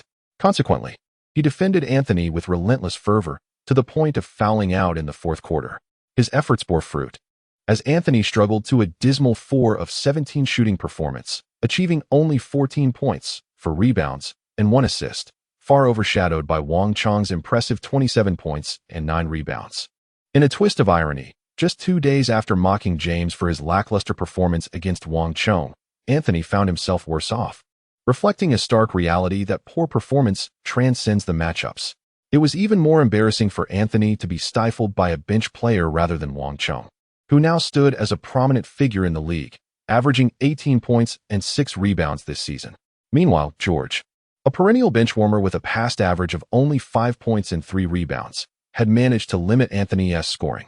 As the dust settled from these two encounters, those anticipating the Lakers' downfall were left astonished, as the team, bereft of O'Neal, Kobe, and Malone, triumphed in consecutive victories over the Hawks, Cavaliers, and Nuggets, achieving an unexpected 3-game winning streak. In these 3 matches, Wang Chong has averaged an impressive 28.6 points per game, maintaining a shooting accuracy exceeding 50, showcasing a bewildering offensive efficiency. Unexpectedly, the consecutive injuries to players like Shaquille O'Neal and Kobe Bryant have afforded Wang Chong a grander stage to exhibit his talent. Thanks to his remarkable performance, the Lakers have secured 3 consecutive victories, and their record has not significantly declined despite the absence of O'Neal and Bryant. Although the opponents faced by the Lakers in these 3 games are not among the league's elite teams, their accomplishments are certainly commendable. It is difficult to fathom the terrifying prowess this team could achieve if all members were in peak health. Despite Wang Chong and the Lakers displaying formidable resilience in their recent outings, their winning streak came to an end at 3 as they faced the Sacramento Kings next. And in an away game at that. The Kings, under the guidance of coach Rick Adelman and his Princeton offense, have remained a formidable force in the Western Conference for the past few years, even nearly toppling the Lakers during the Western Conference Finals, interrupting their three-peat dynasty. With a complete roster, the Kings undoubtedly rank among the top 4 in the West, making them a challenging adversary for the depleted Lakers. The Lakers fell to the Kings with a score of 103-83, thus concluding their 3-game winning streak. However, Wang Chong's performance once again sent shockwaves through the league. Throughout the game, he shot 11 of 22 from the field, made 2 of 6 3-point attempts, and converted 6 of 7 free throws, amassing 30 points, 4 rebounds, and 4 assists. The Kings' small forward, Peja Stojakovic, an all-star player, showcased exceptional shooting skills, particularly from beyond the arc, placing him in the same echelon as Ray Allen and Reggie Miller. In this game, he made 4 of 6 3-point attempts, scoring a total of 25 points, the highest for the Kings. However, while Peja is an outstanding shooter, his defensive capabilities leave much to be desired. The physical attributes of white players often place them at a disadvantage compared to their black counterparts in terms of strength, speed, jumping ability, and explosiveness. Typically, white players who wish to excel defensively must adopt a robust style of play combined with various unsportsmanlike tactics, akin to Larry Bird and Bill Laimbeer. Peja, however, does not fit this mold, as his well-known passivity and fragility on defense render him ineffective, posing almost zero defensive pressure on Wang Chong. Chapter 85. With a record of 3 wins and 2 losses, retreat is not an option. Victory is imperative. It is not solely Peja who struggles defensively. The Kings' overall defensive prowess is rather lacking. The Princeton offense prioritizes attacking over defending, which is one of the reasons Wang Chong is able to effortlessly rack up 30 points. Of course, this is predicated on Wang Chong's own exceptional abilities. On January 17, 2004, the Lakers narrowly defeated their crosstown rivals, the Los Angeles Clippers, with a score of 91-89, securing victory by a mere 2 points. In this match, Wang Chong's form dipped slightly, as he recorded 9 of 19 shooting, made 2 of 2 free throws, and tallied 20 points along with 6 rebounds. Gary Payton also contributed significantly with a robust double-double, scoring 15 points, grabbing 6 rebounds, and dishing out 15 assists. The Clippers' all-star power forward, Elton Brand, had a spectacular game, amassing 35 points and 20 rebounds. Wang Chong's performance in this match exhibited a slight decline, which can be attributed to his matchup with Brand. Due to the absence of several key players on the team, Wang was shifted from his usual small forward position to that of a power forward, directly facing Brand. Confronting a physically robust interior player like Brand posed considerable challenges for Wang. Although he matched Brand in height, his playing style was predominantly perimeter-oriented, rendering him unable to compete with Brand in terms of strength and heft. Despite the Lakers securing a victory, this game revealed a vulnerability in Wang Chong's defensive capabilities in the paint. Moreover, while his stamina is decent, it does not reach elite levels. The energy expended in the matchup against Brand significantly diminished Wang's scoring efficiency in the second half, culminating in a mere 2 points in the fourth quarter. Fortunately, The combined efforts of guards Payton and Fisher stabilized the situation, ultimately leading to the Lakers' triumph. Nonetheless, Wang's 20 points remained the highest on the team. Without his efficient scoring in the first half, the Lakers might have struggled to clinch the win. Unbeknownst to him, the Lakers have now played 3 games in Kobe's absence, achieving a commendable record of 2 wins and 1 loss. However, Wang Chong felt a tinge of pressure stemming from the matchup against the Clippers. Although they emerged victorious, he found himself unable to deliver a decisive score akin to Durant's in crucial moments. Given his current capabilities, it is unrealistic for Wang to excel in every facet of the game. After all, he is merely a player rated 84 overall, not yet a superstar with a rating of 90. His present performance is commendable, yet he cannot afford to lower his own expectations, especially with 3 games remaining to meet his objectives. The upcoming opponents include the Suns, Grizzlies, and Mavericks, excluding the Suns, who share a similar record with the Clippers. Both the Grizzlies and Mavericks are formidable teams capable of achieving 50 wins in the regular season. To fulfill his mission, Wang must secure at least 1 victory against these 2 teams. Initially, Wang felt confident about this, but the encounter with Brand left him reeling. At his current level, he finds himself lacking when contending against higher-tier all-star players. The Grizzlies boast Paul Gasol, who is destined to partner with Kobe for 2 NBA championships, while the Mavericks feature the even more formidable Dirk Nowitzki. The pressure to defeat these teams and achieve at least 1 victory weighed heavily on Wang. His greatest fear loomed over the prospect of having secured 3 wins, only to falter in the final game, rendering his efforts in vain. Such a scenario would likely deprive him of sleep for 3 days and nights. Conversely, the match against the Suns presented little suspense. On January 19th, the Lakers triumphed over the Suns at home with a score of 95-88. The Suns star player, Stoudemire, was sidelined due to injury, leaving the team to rely on the efforts of Joe Johnson, Sean Marion, and Leandro Barbosa. In the match, Wang Chong faced off against Marion, a renowned long-armed player in the league. Standing at 2.01 meters tall, Marion possesses an impressive wingspan of 2.21 meters and exhibits exceptional athleticism. During the most illustrious years of the Suns' fast-paced offensive strategy, Marion was a pivotal figure in the team's frontcourt. However, when Wang Chong confronted Marion, his height advantage was distinctly evident, as there exists an 8-centimeter difference between them. Even though Marion's wingspan is nearly comparable to Wang Chong's, he still struggled to effectively counter Wang Chong's shooting. Furthermore, given the Suns' lackluster defense, the Lakers did not need to rely entirely on Wang Chong throughout the game. 6 players scored in double digits, making the victory rather unchallenging. The Clippers, being the bottom team in the Western Conference, faced little astonishment at the Lakers' triumph despite their depleted roster. However, the subsequent opponent would present a different challenge. On January 21st, the Lakers faced the Memphis Grizzlies on the road and suffered a defeat with a score of 91-82. Wang Chong's apprehensions materialized as Pau Gasol dominated the game, amassing an impressive 24 points and 20 rebounds, wreaking havoc on a Lakers team devoid of interior presence. Throughout the match, Gasol took on the primary defensive responsibility against Wang Chong. Although Gasol's style starkly contrasts with that of Kevin Garnett, they share numerous similarities, notably their exceptional static athleticism that surpasses that of Wang Chong. Standing at 2.13 meters with an astonishing wingspan of 2.3 meters, Gasol's agility allows him to keep pace with Wang Chong's speed. Gasol's relentless defense severely disrupted Wang Chong's mid-range shooting, significantly diminishing his accuracy. Wang Chong displayed an intense desire to win, for securing victory in this match would enable him to fulfill his task ahead of schedule and earn the system rewards after already winning 4 games. However, Gasol's stylistic and, more specifically, his innate supremacy rendered Wang Chong powerless. While a peak Durant would not shy away from Gasol, the future Lakers have indeed deployed Gasol to guard Durant against the Thunder on numerous occasions.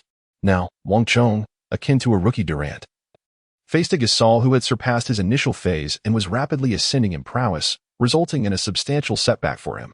This matchup against the Grizzlies marked Wang Chong's most dismal performance since his encounter with Garnett in the Lakers vs. Timberwolves game, as he managed only 5 field goals out of 14 attempts, tallying a mere 14 points and 5 rebounds.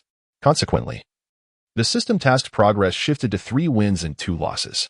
With the final game looming against the Dallas Mavericks, Wang Chong found himself with no option but to prevail in order to secure the lucrative rewards from the system. Chapter 86. A challenging start. Wang Chong's frantic shooting on January 22, 2004, the Lakers faced the Mavericks on their home court. The audience erupted in cheers as Mavericks star Dirk Nowitzki, once again facing defense, executed a classic one-leg jumper to sink a mid-range shot. At this juncture, the game had entered the second quarter, with the Mavericks leading by 6 points, which extended to 8 following Nowitzki's basket. Nowitzki was in fine form, having scored 10 points from 6 attempts in the first quarter and adding another 4 in the second, bringing his total to 14 points before halftime, clearly on track for a 30-point game. Unfortunately for the Lakers, Wang Chong was tasked with defending Nowitzki. Yet he found himself in a position similar to the times he had bullied players lacking his height and wingspan with his pull-up jumpers. Although Nowitzki, standing at 2.13 meters, did not possess the same height advantage over Wang Chong as smaller forwards typically did. His signature one-leg jump shot allowed him to create an equally undefendable shooting space akin to Wang Chong's. Fortunately, unlike his encounters with Garnett and Gasol, while Wang Chong struggled to contain Nowitzki, the latter also faced challenges against Wang Chong's offensive maneuvers. Nowitzki did not possess the same speed as Gasol or Garnett, making it arduous for him to keep up with Wang Chong's off-ball movements. Thus, while Wang Chong was unable to thwart Nowitzki's scoring, the latter equally found it challenging to defend against Wang Chong. As Nowitzki tallied 14 points, Wang Chong managed to contribute 11 points, maintaining a commendable scoring efficiency. However, this was evidently insufficient. With the first half nearing its end, the Lakers trailed by 8 points, and the situation was increasingly dire. They could no longer afford to remain passive. Wang Chong clenched his teeth, knowing that if he were to lose this match, all his previous efforts would be in vain. The only chance he had left rested upon the badge abilities granted by the system. As the Lakers launched their offense, Payton brought the ball past half-court. Upon establishing his position, he noticed Wang Chong moving towards him with intent. With the regular season already halfway through, Payton could easily surmise that Wang Chong was aiming to execute a pick-and-roll strategy. Casting a glance at Nash, Payton deftly switched the ball to his opposite hand and accelerated towards Nash's right side. Nash attempted to keep pace but collided with Wang Chong, who was setting the screen for Payton. Shaking off his defender, Payton surged forward towards the Mavericks' paint. Observing the unfolding scene, Nowitzki, trailing Wang Chong, was compelled to defend against Payton, which played perfectly into Payton's hands. The basketball was swiftly tossed backwards, and Wang Chong, having moved just 2 steps sideways after the screen, found himself within the effective range of the Hot Zone Hunter badge as he received Payton's pass. Without hesitation, he leapt for a jump shot. On the badge wall of his awareness space, several badges illuminated simultaneously. Hot Zone Hunter, Pick and Roll Shooter, Mid-Range Maestro, and the Golden Rhythm Shooter badge all activated in unison. As Nash attempted to contest the shot, Wang Chong's release was flawless, resulting in a solid basket without any surprises. Wang Chong's gamble extends beyond the current stability of his offensive efficiency. It hinges on the enhancement of his shooting touch that the Rhythm Shooter badge promises once stacked to a significant degree. The Rhythm Shooter badge grants players additional boosts to their shooting attributes after a limited number of attempts, regardless of whether those shots find the net. Indeed, he is poised to unleash a barrage of shots. Regardless of their success or failure, he must continuously fire away to maximize the effects of the Rhythm Shooter buff, culminating in a decisive performance during the final quarter. In the ensuing minutes, Wang Chong engaged in frequent pick-and-rolls with Payton. Should an opportunity arise that seemed less than favorable, he would assertively demand the ball for isolation plays. On the Lakers bench, Phil Jackson furrowed his brow, acutely aware that Wang Chong's style had shifted. In the past, while Wang Chong had taken a fair number of shots, each was executed under optimal conditions, complemented by his exceptional mid-range prowess, which naturally resulted in high efficiency. However, today's Wang Chong exhibited many ill-advised attempts, reminiscent of Kobe Bryant's audacious playstyle. Under normal circumstances, he would have swiftly intervened to curb Wang Chong's burgeoning imitation of Kobe. With a single player like Kobe in the team already sufficient, the emergence of a second would complicate matters. Yet, in the current context, with the Lakers missing the formidable trio of O'Neal, Bryant, and Malone, they found no other player with a higher offensive efficiency than Wang Chong. Rather than allowing other players to struggle with sub-40 shooting percentages, it seemed prudent to let Wang Chong continue, as he might indeed replicate Kobe's feats, possibly scoring over 50 points in a game and leading the team to victory. Thus, even upon noticing Wang Chong's stylistic evolution, Phil Jackson refrained from calling a timeout for tactical adjustments. As the second quarter progressed, Wang Chong alone took 8 shots, finishing the period with 11 attempts, making 5 and converting both free throws for a total of 12 points, bringing his halftime tally to 19. The sheer volume of shots inevitably led to a decline in his shooting percentage, and the Lakers could not recover from their downward spiral in the second quarter, trailing by 11 points with a score of 57-46. Sighing in resignation, many Lakers fans observed this situation without excessive disappointment. After all, they were competing against a top-tier team that had reached the Western Conference Finals the previous season. Considering the absence of three key players, their ability to remain competitive was commendable. Indeed, it would have been astonishing if they were to triumph under such circumstances. Following the halftime break, the second half resumed. The Mavericks replaced half of their starting lineup, with both Nowitzki and Nash taking a breather, while Antoine Jamison filled Nowitzki's role. Meanwhile, Payton exited for the Lakers, leaving Wang Chong on the court. Without Payton's ball handling, Wang Chong seized the opportunity, resolutely taking command whenever he received the ball. As he pressed on, the Mavericks gradually began to sense a shift in the dynamics of the game. Wang Chong's offensive prowess is exceedingly steady. Following the commencement of the third quarter, his efficiency in scoring has markedly surpassed that of the first half, with a shooting accuracy nearing 50%. The Mavericks, caught off guard for but a moment, found themselves at the mercy of Wang Chong, who swiftly amassed 8 points, propelling the Lakers to unleash a formidable 12 for offensive surge, narrowing the deficit from 11 points to a mere 3. Chapter 87. Mission accomplished. Overall ability rating, 87. This young man is truly remarkable. On the Lakers bench, O'Neal erupted in hearty laughter, overwhelmed with joy. The past few weeks had seen him relegated to the sidelines due to injury, a situation that left him quite disheartened, particularly as the results of the All-Star voting were unveiled. Despite being in close contention with Yuming, he found himself unable to surpass his rival. With only 2 days remaining before the final round of voting concludes, it appeared likely that he would once again serve as a backup to Yao. This naturally left O'Neal in a rather sour mood. Nonetheless, the Lakers managed to maintain their performance even in the absence of both him and Kobe, especially with Wang Chong, whom he regarded as a prodigy, averaging nearly 30 points per game and aiding the Lakers in securing victory after victory. This was indeed a delightful surprise. Wang Chong's emergence brings great joy to Shaquille O'Neal, the most elated member of the Los Angeles Lakers. On one hand, Wang's rise fortifies the team's strength, securing their championship prospects. On the other hand, as a perimeter player, Wang's exceptional performance poses a threat to Kobe Bryant's standing within the Lakers. Should the team choose to cultivate Wang at the expense of Kobe, O'Neal would be even more delighted. In his eyes, Wang's playing style and potential far surpass that of Kobe.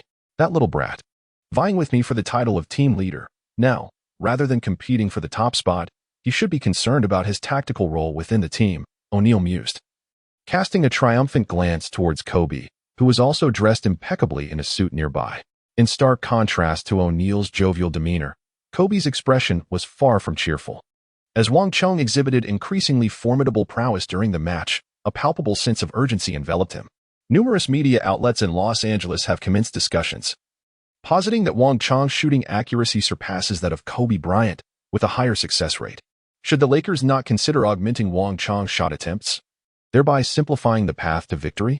Amidst a myriad of opinions off the court, the game continued unabated. Following a brief intermission, the Mavericks reintroduced their primary players, only to be astounded to discover that, despite the full return of their starters, they remained incapable of thwarting Wang Chong's scoring onslaught.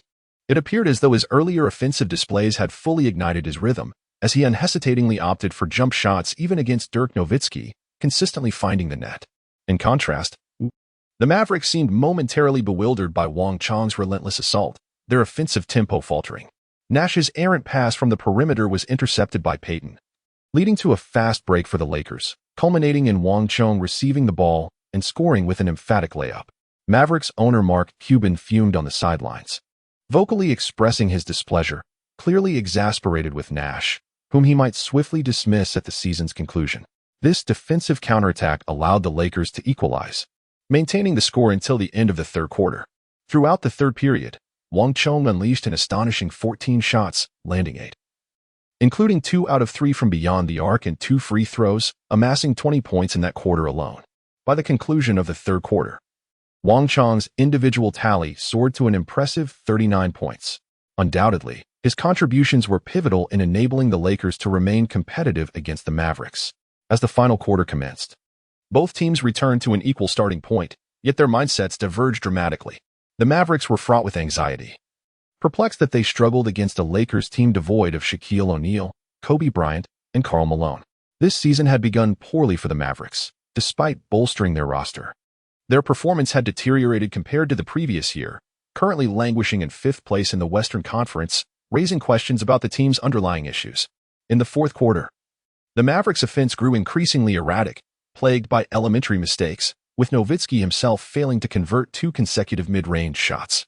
Seizing the opportunity, the Lakers, under Payton's leadership, launched a resurgence, establishing a 5-point lead.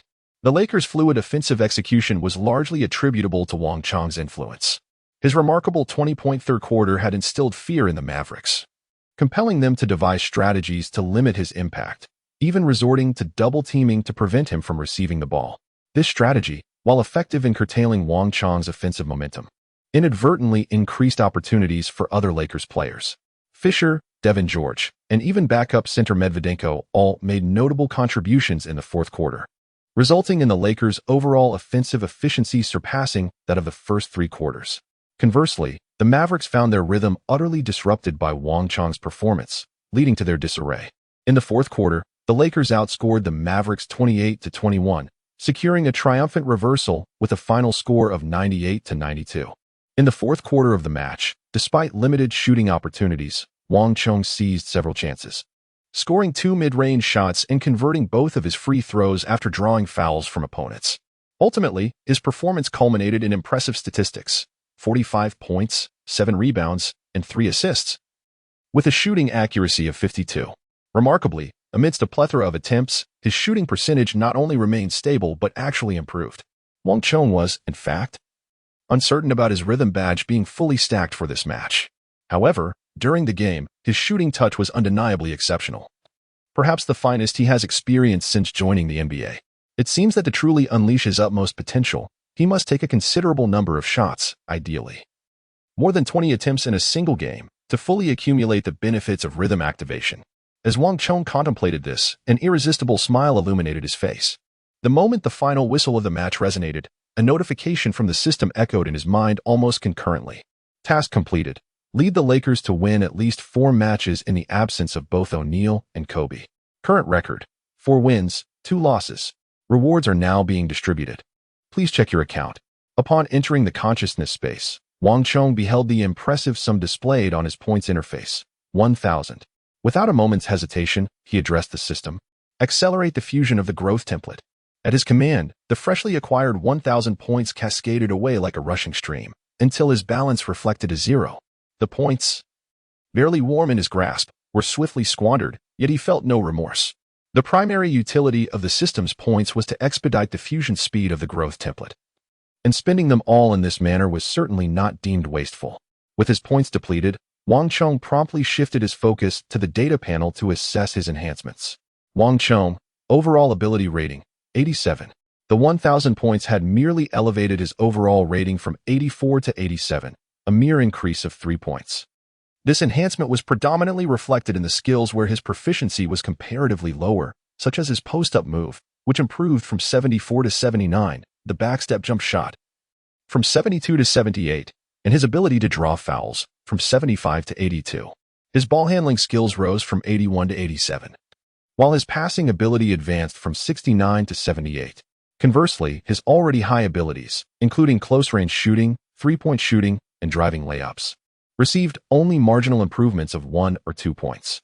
Wang Chong's highest ability value has seen a slight increase in mid-range shooting, rising from 94 to 95.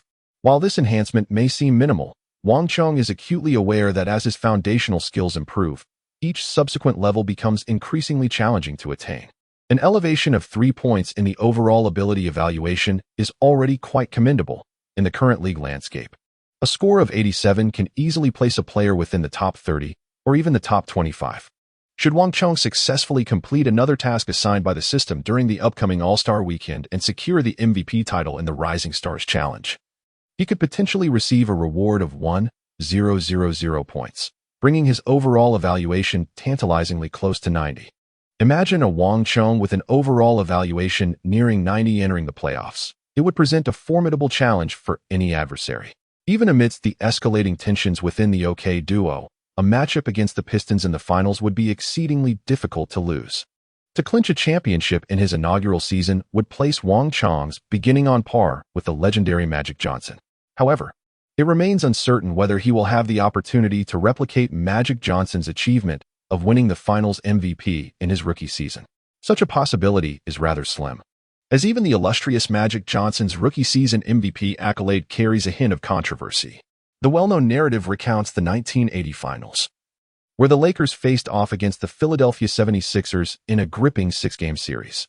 Following an unexpected injury to Kareem Abdul-Jabbar, Magic Johnson was thrust into the center position and unexpectedly flourished, scoring an astonishing 42 points, along with 15 rebounds and 7 assists, leading the Lakers to a 4-2 triumph over Philadelphia. Indeed, Magic's performance in Game 6 was nothing short of extraordinary, yet it cannot obscure the fact that in the preceding 5 games, Abdul-Jabbar outperformed him. In those 5 games, Kareem averaged 33, 4 points, 13, 6 rebounds, 3, 2 assists, and 4, 6 blocks, showcasing a level of dominance akin to that of a peak Shaquille O'Neal. It was precisely due to Abdul-Jabbar's formidable prowess that the Lakers managed to secure a 3-2 lead, gaining the upper hand in the series. Throughout those 5 games, Johnson's statistics were a commendable 17 points, 10 rebounds, and 9 assists. Although impressive, they were notably inferior to Abdul-Jabbar's. Thus, it can be asserted that while Kareem carried the team for 5 games, Magic shone in just 1. Yet, the Finals MVP ultimately went to Magic, a decision that, while somewhat justifiable given his explosive Game 6 performance, also reflects the undeniable influence of the league's narrative at the time. The NBA was then in a precarious situation, witnessing a steady decline in viewership and in dire need of a phenomenon to rejuvenate the league. In this context, Magic Johnson was elevated to prominence, embarking on a remarkable journey that would shape his illustrious legacy. The most significant distinction between Wang Chong and Magic Johnson lies in the fact that, although the Lakers boast a seasoned player akin to Kareem Abdul-Jabbar in the twilight of his career, they simultaneously possess a rising star, an illustrious idol at the tender age of 25, enjoying considerable popularity. Under such circumstances, Wang Chong's aspiration to secure the Finals MVP amidst the presence of these two formidable figures appears to be an exceedingly daunting task. However, contemplating such matters at this stage is premature. There is no necessity for Wang Chong to draw comparisons with Magic Johnson. His primary objective now is to establish a solid foothold in the league, diligently complete the tasks set forth by the system, and expedite the integration of his growth template. Wang Chong was resolute in his belief that, despite being bound to Durant's growth template, his future development would undoubtedly transcend the limitations of Durant. After all, with the integration of the system's enhancements, once the template fusion reached completion, there would surely be alternative avenues for Wang Chong to surpass the confines of Durant's model, reaching even loftier and more formidable heights. The remarkable rookie astoundingly scored 45 points in a single game, leading the Lakers to a comeback victory over the Mavericks. In a score of 45-33, the Maverick star player, Nowitzki, astonishingly fell short against a rookie in scoring prowess. Was this Dallas leader truly deserving of his tactical core status within the team? Wang Chong had already entered discussions regarding the strongest rookie of the 2003 class, having triumphed over both James and Anthony on the court, single-handedly scoring 45 points to rescue his team from peril. His performance validated that his regular season statistics, slightly trailing behind those of James and Anthony, were not indicative of a lack of skill, but rather a consequence of the influence exerted by being part of the illustrious Lakers organization. Following the clash with the Mavericks, Wang Chong's already stellar reputation in the media soared even higher, eclipsing both James and Anthony. During the absence of Shaquille O'Neal and Kobe Bryant, Wang Chong's performance was nothing short of impeccable. Aside from a disappointing game against the Grizzlies where he faced Gasol, he consistently delivered superstar-level performances, particularly in the match against the Mavericks, where he scored an astounding 45 points, a feat that could easily be described as legendary. Following the game, O'Neal, in a media interview, boldly proclaimed, "I am ready to celebrate with champagne in the Finals locker room. With Kobe, Karl, Gary, and Wang, there is no reason for failure. Brother, I will be back soon. I won't let you fight alone any longer." As O'Neal had stated, in the next game, the Great Shark returned from his lengthy injury, and just a couple of days later, Kobe would also rejoin the fray. The Lakers had indeed weathered the most challenging phase. On January 24th, the Lakers triumphed over the Utah Jazz with a score of 93-86.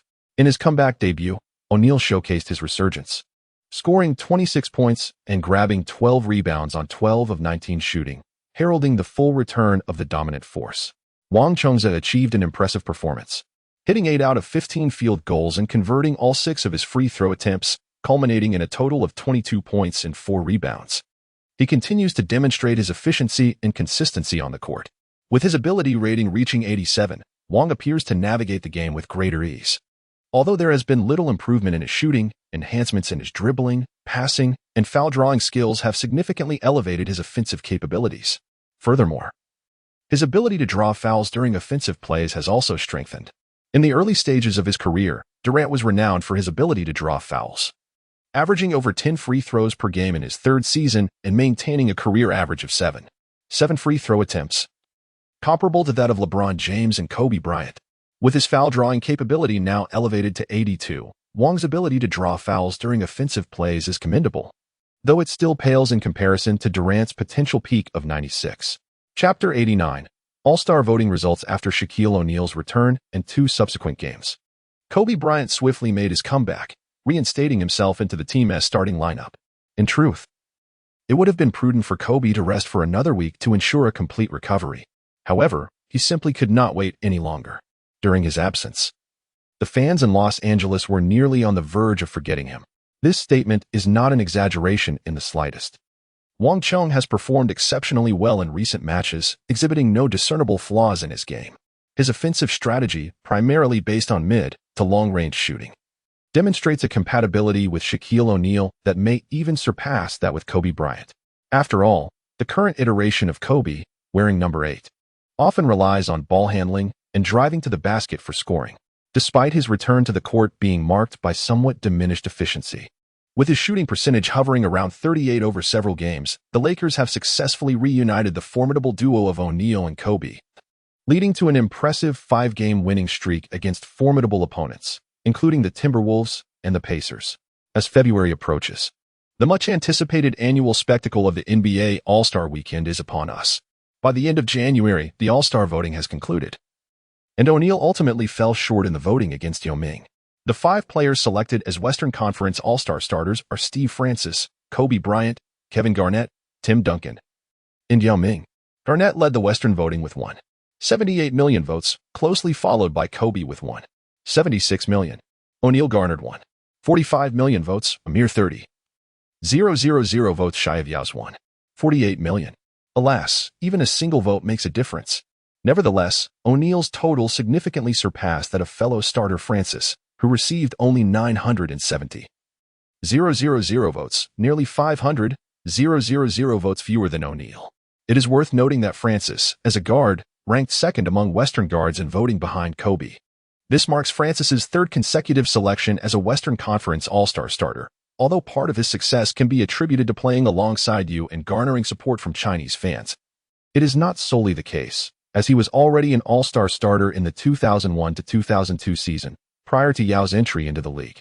Wang Chong garnered an impressive number of votes in this All-Star event, surpassing 800,000, even eclipsing LeBron James, who received 760,000 votes in the Eastern Conference, securing a notable position in the overall ranking of the Western Conference.